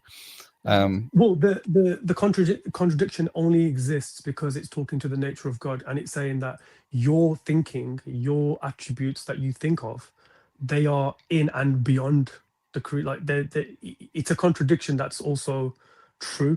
That's why it's so contradictions profound. Cannot be true. Exactly, but this one is when because you of the way when it's you written. try to interpret something in order to reconcile a contradiction, but this is nothing to do with the context, then this is basically just it's a cope, basically. Yeah, exactly. No, Well, exactly. this I is get where you're coming from, and Yeah, that's the you limit know, of to the be text. honest, I It's think saying, we're going to end it here because Yeah, it's sorry. quite late here. It's Yeah. like Yeah. 2:30 in the morning here. But let's So- offer you the Thank you. Quran, the Quran as we understand it, free from contradictions, real easy Yeah. to explain most of the contradictions. We you know, most of the sort of apparent ones people come up with, really strong criteria, epistemologic and stuff, really clear and stuff like that. And there is also so much scope for all this kind of interesting free thought and philosophy and everything else like that within appropriate prescribed bounds and so on. So from what you've said about Islam, I'm not sure you've understood it as well as you think you have. Might be something interesting for us to talk about at some point in the future. But we'll see. Thank you. First Thank of you all, for listening need to me, get the guys. academic limits. All right. I really appreciate your time and your respect. I know we had a few And likewise, abrasive moments, but it's been respectful overall. Apologies if I offended any of you. I didn't mean to do any of that. I really enjoyed talking to you, and I was hoping you would grow me, because the more you grow me, the more I think about what I believe, and it allows me to grow as a person, right? Yep. So thank you for that, and I will try Like to security attend, because testing, you find vulnerabilities and fix them. yeah, exactly right. And if Sometimes if the I- solution is a new operating system. Maybe it's Islam. Look, I will accept the truth if I believe that what I believe is wrong. And that's, Beautiful. I've always done that, because I was an atheist originally. So Me too. So yeah, I'm always up for listening to people that are passionate and truthful. If people are Right. disingenuous, I turn off. So honestly, thank you for your time. I'm sorry you had to listen to me. No, that's don't know what fine. I that think brother's name is. Why are you sorry? He, We are not sorry for listening to you. We're engaging. Because you said to but me, we're said to me trying. that you- No. You missed the entire point. Listen. Let's not go over it again. Go on, next time. Yalla. Just try to let's try to be on the level. We're all adults here. We're trying to have a fruitful conversation. That's it. That's all. Where We are don't you need to calling from, shy Akali, by the way? behind what we believe in. Where are you calling from, Akali? Yeah, I'm in the UK. In the Okay, Midlands. no problem. All right, take care, mate. See you later. Thank you, sir. Have a wonderful day, guys. Take care. Bye. Bye. Right. I'm sorry for calling you out, Hashim. That wasn't that No, might that's have fine. been misunderstood. What I mean is that sometimes you're too nice to people, and you get the exact opposite of what you should be, like treated like. I mean, some people don't even get to speak about these subjects, and they get like hours here on your lives, and I just don't get why people. We don't. To be honest, we don't get many Sikhs. Let's put it that way. I know, but we it really have breaks to my treat heart. the very few we get. At least we. I mean, we you have could to think of be it like honest. that. It's like replacing 3 or 4 other guests. It makes things more balanced, because otherwise it's too Hindu heavy. Yeah, so it that's gets right. a bit longer. No, I know, but And to it be is- honest, once you come on the stream and you say that you believe in non-duality, and every question we asked him, it turned out to be duality. I mean, we'll let the people judge. To be honest, I'm not going to be. Well, this Because is where you I was remember, going was with it the last academic Thursday when the standards. Sikh guy came on our stream? Was it last Thursday, right? I think And it he was clearly last told week. us he believes in non-duality. He believes like He did. like the guru and the He did, and you said one and the same. yourself. You said yourself they were one and the same, and Yeah. I even didn't know that. You remember that, yeah? Yeah. And this guy denied it. So there you go. Maybe they have difference of opinion amongst the Sikhs as well. Yeah. No, I so- wanted to give the example of like Allahu awalu wal akhiru, right? He's first and the last. Yeah. And like someone can really naively look at it and they go, "Oh, that's a contradiction." But we resolve the contradiction very obviously. It's like it was before everything, and like it's part of this whole encompassing idea. Okay, cool. Now resolving that contradiction, that's what I call resolving rather than accepting. You're saying, okay, now this apparent contradiction has given way to a deeper understanding. Good, that's cool. But when you say then has attributes and has not attributes, that's for me. I can't see how that's resolving to a deeper understanding. Quite the opposite. It seems to actually limit understanding, and that's what I was trying to communicate to him. Like, contradictions are a critically important tool to try and access the truth, but not. Some ways are very healthy, and some ways are very, very unhealthy. That's why epistemology matters. I mean, I have to be fair to him. He was respectful. He was nice, but it's just, when it comes to being uncharitable to somebody who's been having you for more than an hour on their stream. I mean, come on, it's just it. Yeah, I wanted this gets Islam on my Hakim to explain the moral collapse, but maybe next time, inshallah. But Moral or the that would be- modal? Sorry, the modal collapse. Yeah, not moral collapse. Yeah. So Yeah, that would have maybe- made more sense. I wasn't sure. There were a bunch of moral questions I had, which Yeah, is, yeah. but they were following the logical thing. My bad. I think I said moral collapse even back. when You then did, It was and I actually was modal trying to think. collapse. Yeah. Hang on, which I saw of the the question mark on your face, and he goes, "What is he on about?" yeah, I was thinking which of the moral consequences are you going for? Because for me, like the associating partners with Allah is such a deep moral. It's like the deepest moral corruption, and so I thought maybe he's going somewhere like that. Okay, and I was like, there's so many points, but first of all, let's sort out this whole are contradictions okay? Like the last guy, not the one we were just talking to, but the guy before who was just like, yeah, no problem with contradictions. In which case, it's like, why are we using logic? What is truth? From falsehood, everything follows. Yeah, Mm. that's a good one. All right, this guy keeps bugging me. I don't know why is he back. Sujal, what do you want now? No, I was actually saying that in your YouTube comments now, some people were like mocking me. Really? What were they saying about you? Since I mentioned like that evolution, others started telling that did you evolve from like monkey stuffs, and oh my goodness. Is that what you're worried about? Seriously? Well, hang No, on a minute. I mean, like, isn't evolving from monkeys the scientific status quo that you're pointing at? Exactly. I don't think that's necessarily a that's not the same as mocking, calling you something. That's just saying, hey, isn't this a consequence of your beliefs? Like, if you feel that's mocking, that you should question the beliefs, right? No, I mean, since I have like little studied about evolution, and they started calling me, you have like no knowledge, and like Well- evolved from monkey, so that's little like hurting. Yeah. Well, I think okay. we need- I'm sorry for you not feeling good, or for people who made you feel upset if they did anything that's wrong or said anything that's wrong. I would say the moderators are exceptionally good. They're brilliant. May Allah reward them. So we can't control everyone either. it's if there's something they miss, may Allah forgive them. But maybe it's something that they thought was absolutely fine, and you're reading it away different from how they would see it in the context. But dude, honestly, the way you're using science, you do open yourself up to some stuff like this. So be careful. You've got plenty of time to learn. You've got a lot to learn, and I think if you had presented yourself in a way that had more humility, and less sort of in fact, I did things, warn him when he was on the stream. I did warn him, stop talking about science. You don't have much knowledge about it, and you're just basically opening yourself up to ridicule. Yeah, I mean, talking about science can be fine, but I mean, you were literally trying to. So let me just give you some context. So I'm practically 40, a few days away. Okay. And and I've studied. I started coding on computers and doing math stuff when I was 13. I've been doing geeky stuff since ever. 12 or 13. I've been doing geeky stuff since ever. I graduated in theoretical physics, kept up the studies. I'm a big geek in this stuff.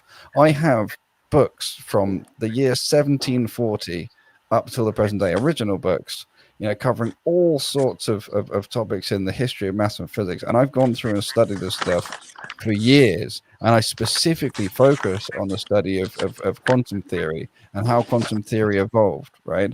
And I've done the mathematics from it at lots of different levels. And I've studied history books on it, and I've studied the actual books from history on it.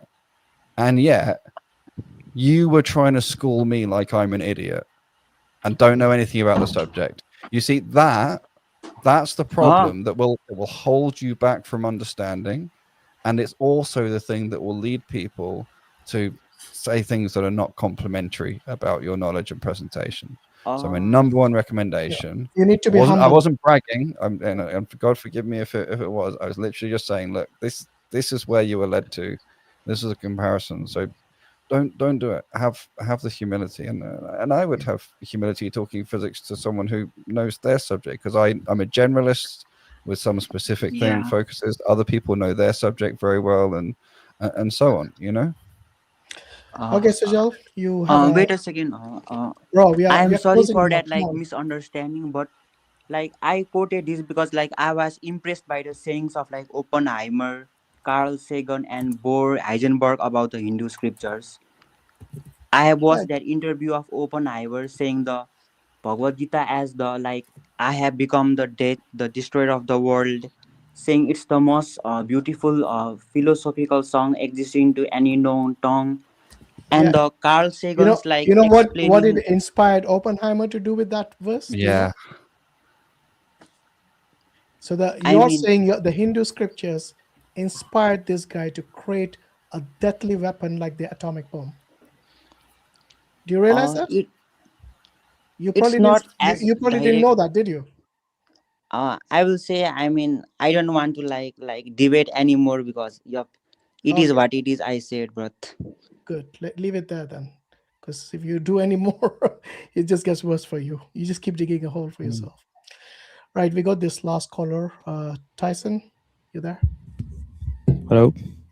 Hi. Can you guys hear me? Yep. Wait, where are you calling from, Tyson? Canada. From Canada. Okay. And what's your religion? Well, I'm a Sikh.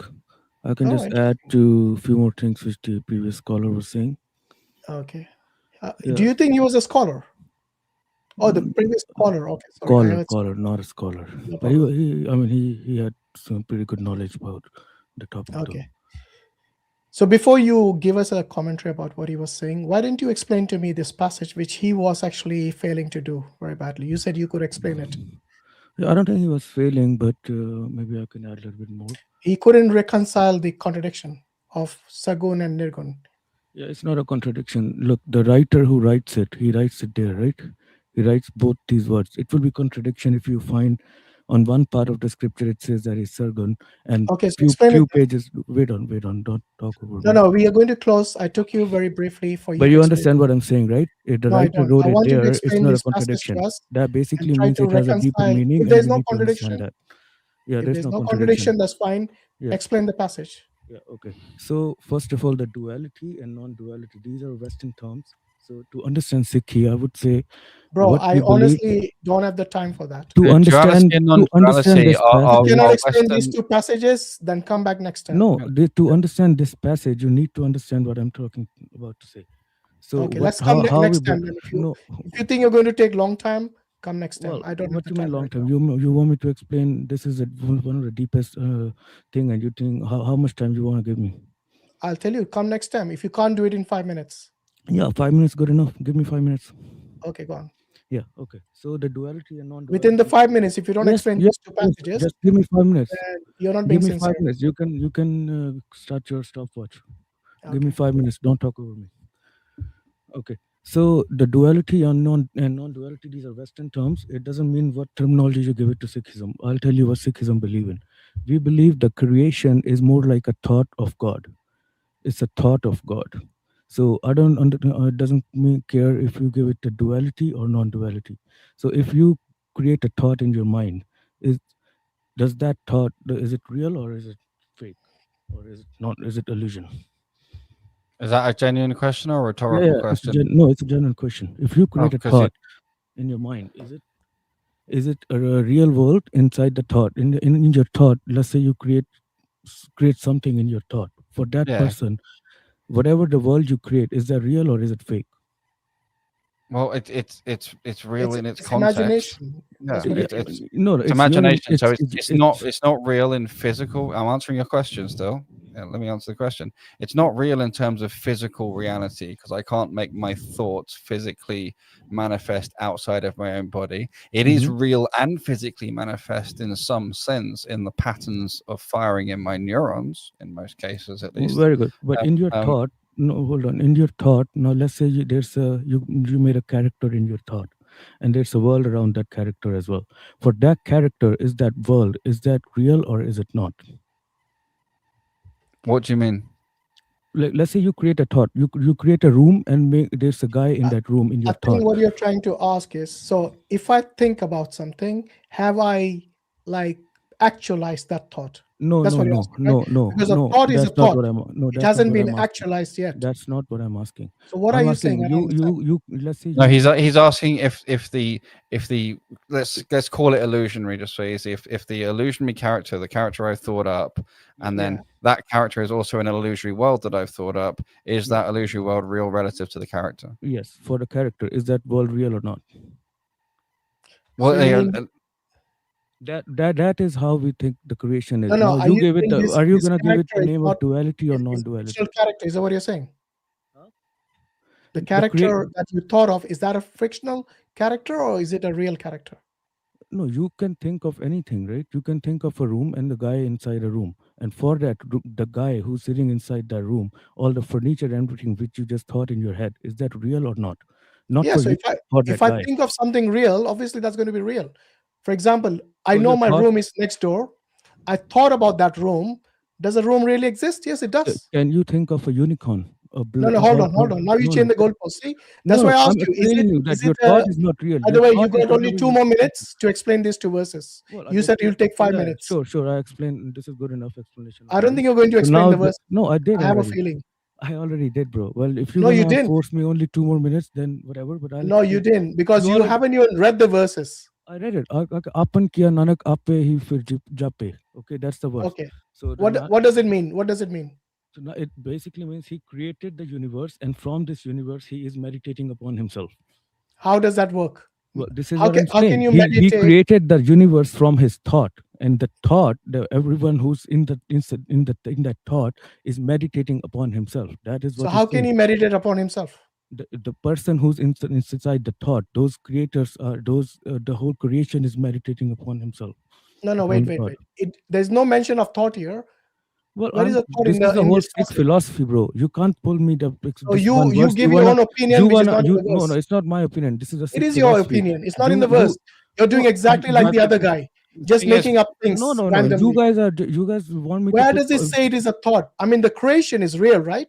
It's not a thought. No, it is a thought of God. It's a thought of God. Look That's here, what I it said. says, You "Oh, said Nanak, you yourself he said that himself when has you think created of the universe. Is That's the why I universe asked you real or that just a question. thought?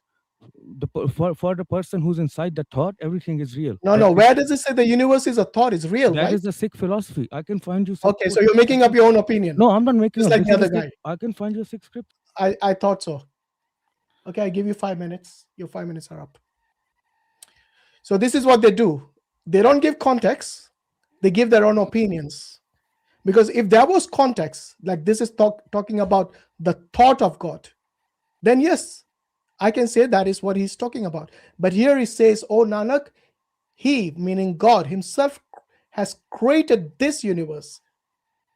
And through his creation, he meditates on himself.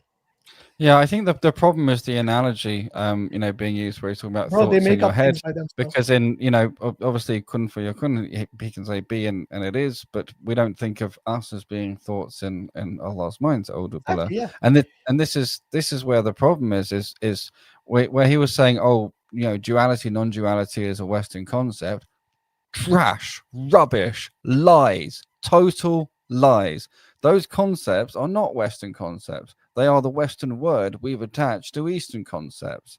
And this is really underhand. And that's to be as polite and nice as I possibly could. And he's not the only one that's used this tactic, which is a very manipulative tactic. Yeah. It's like, oh, you're just a stupid, idiotic Westerner, and you don't have the capability to think of these clever, high, intellectual, philosophical concepts that we can wrap our heads around. And unless you agree with me, you're an idiot. That's what they're really saying. That's what he's really saying. And it's just a matter of how polite they're saying it. But anyone who says, oh, well, you're just using Western concepts, that is exactly what they're saying. You're dumb. Yeah. And the irony is they will use Western people to validate their philosophies. So they'll bring Bohr and they'll bring people, who are philosophers like Carl Sagan. Well, and that's these are their favorites. that was the Oppenheimer other guy. and all that. that was the other guy in between. But this thing, I mean, you know, this duality, non-duality, no, it is not of Western origin, and no, we are not fundamentally changing the concept when we're using English or any other Western language equivalent words to label those concepts. No. This is the thing. Is it duality or non-duality? He was asking. Well, you know what? You can choose it to be either, but it has consequences for whether or not God is whole or made of parts. And this is the problem. You know, if we are thoughts that really exist in God's head, for example, you've just made God made of parts, right? And that's really bad for other parts of the Sikh belief system and scripture. Right. And then, you know, so that's the sense in which you can support all non-duality. But then if you just accept duality, then there's just no problem. And it was exactly as I was describing. There's different kind of types or layers of reality and so on and so forth. Fine. Like, you know, I just despair when they take, and he's not the only one, just take this view of, oh, well, you know, you won't get it because you're a Westerner. I just... Yeah, the gaslighting, yeah. You're right. So yeah, quoting a few Western philosophers, you know, white men, in order to validate their incoherent philosophies, is just mentally colonized. Well, I thought that's the Hindus. I don't think the Sikhs do that. No, I'm talking about the Hindus. I was talking about the Sikhs, yeah. So it was the Hindus who mentioned this. Anyway, we're going to... It's been, what, 9 hours? Alhamdulillah. Again. Barakallah Feek for your patience, Brother Sarmat. No, yeah, brother. I'm really sorry again about what I said, but sometimes it happens. I know. It's the Arab persona, you know, that takes over sometimes. When we say to somebody, for example, that it's your fault, we're saying that you're being too nice. Yeah. You should have been, you know, a little bit harsher. You should have been, you know, like, pin them against the wall. Don't worry. Inna Allah ma sabirin. Inshallah. Inshallah. So yeah, I just want to thank all the moderators once again. MashaAllah, you guys done wonderful job. Brother Habib, Sister Laila, MashaAllah, they have been at it since the beginning. And I wonder what's happened to Sister Aram. She's disappeared again. Anyway, thanks for all the moderators and also the ones that I haven't mentioned. I think Brother Aurangzeb was here. Naeem Aurangzeb was here earlier. And thanks to all of them and the people I haven't mentioned as well. Jazakumullah khairan. And thank you to all the viewers as well for your patience. I know some of the conversations went pretty long today because the subject matter was such, isn't it? The only way we could do justice is to explain the intricacies of it.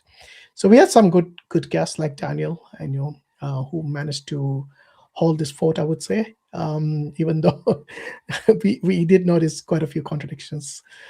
I think the greatest lesson that we learned from this is that the scholars, when they read the scriptures, they come to like opposite contradictory conclusions based on the most fundamental aspects. It's not like a few things here and there. These, like God and the concept of existence itself, come to completely opposite conclusions and contradictory to each other. This is something which is mind-boggling in itself. And they all claim that they read the same books, which just shows maybe there's a fault with the books, where the contradictions are, or they are too ambiguous to make consistent, or for the reader to understand things consistently. So, alhamdulillah, what do you think, Brother Islam Hakim? How do you think it went today? Alhamdulillah for Islam. Alhamdulillah ala ni'matil That's Islam. my top Listen, observation. That is my top comment, my top takeaway feeling. Alhamdulillah for Islam. But apart from that, I think you've probably seen, yay, Brother SMK. Assalamu alaikum wa No, I rahmatullah. thought we were going to finish. No, that's it. We've got to do a whole nother round now. I was actually sitting. I thought I'd just come up after you guys ended. And I was going to let you guys end. But Jazakallah khair, Hashim bhai, for taking me. Yeah, I thought I'll just let you in to say the salams. Barakallah feek, Brother Sarmad bhai, Islam, Brother Islam. One of the main reasons I came up is because I heard some rumblings that, Hashim bhai and Mansur bhai are going to do Hindi streams. I was like, they're going to, because we talk to these Advaitis on the regular. I know. So yeah, I think there are quite a few streams in Urdu and Hindi, and we don't have any in English, to be honest. I mean, there are people who do it now and then, but not regularly. So we thought, let's do it regularly, because in a way there's a billion strong Hindu population out there. I'm not even including the Sikhs and the other dharmic faiths like Jainism and Buddhism and all that. So yeah, definitely we should not give them a free pass, because many times they just bring the philosophy. People think it's too complicated. They just say, okay, we just just nod their heads and move on. So we want to go beyond that. We want to understand it ourselves, and then maybe there comes a time when we teach them, just like we do with the Christians, read the Bible and teach them from their own books and point out the contradictions and the inconsistencies. So inshallah, that's the objective with the dharmic faiths as well. Hashim bhai, I think more than teach them, it's kind of, like Brother I.Hakim with the last caller who came, where he summed it up. He's like, you know what, we're going to have to go back to epistemology, because at the end of the day, more than just teaching them, you kind of have to show them that what you claim to know, you don't really know. Teaching how to learn or how to evaluate things can be more difficult, but also it's at some point it's something that someone has to choose for themselves as well. What is your foundation for truth? But definitely it's something to ask questions on. And I think this is why there was this consistent theme that I kept coming back to of like, okay, so contradictions, what are we doing about them? Because Islam's pretty clear. Truth stands clear from contradiction. If you have a contradiction, you've got to clear it out. You can't have contradictions, and that lines up beautifully with logic as it works in math and physics and other kind of stuff. All good. A consistent picture. I can live with that. I know what I'm doing, and it means we can use this apparent contradiction to root out: am I misunderstanding you? Are you misunderstanding me? Are we misunderstanding the text? Whatever. But as soon as people are accepting contradiction and saying, yeah, it is contradictory, it's okay. That's where we have to ask serious questions about, well, hold up. So what is truth? Contradictory but true? Hold up. By the way, look at this ungrateful guy whom we actually give so much time to him. Let him in 3 times, and this is what he says.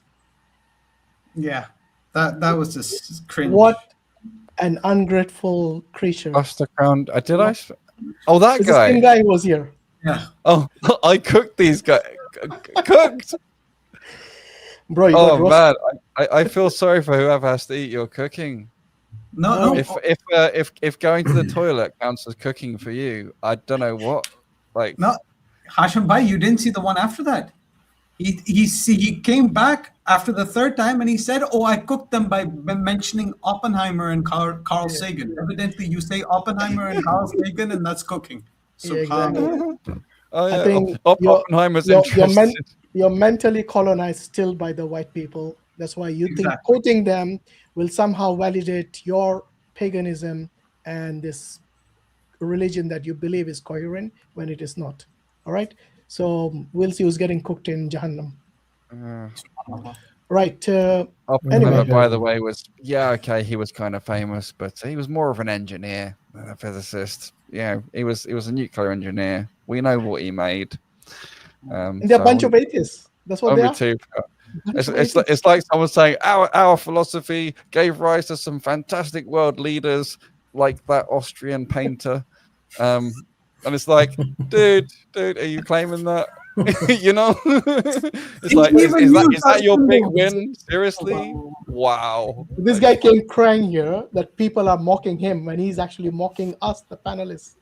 I mean, you can't get more ungrateful than that. Anyway, I don't think there's much we can do with this big head of people. So that's many of them, like Daniel, one verse of poetry. I'm not saying one verse of poetry I'm thinking of in Arabic. It go on. says something to the effect of in English. I'll say it in Arabic first. إن أنت أكرمت الكريم ملكته وإذا أكرمت اللئيم تمرد. So basically it translates to something to the effect of, if you show hospitality or generosity to somebody who's generous in their nature, it's as if you own them, like you own them literally, all of them. They would be grateful for the rest of their lives to you.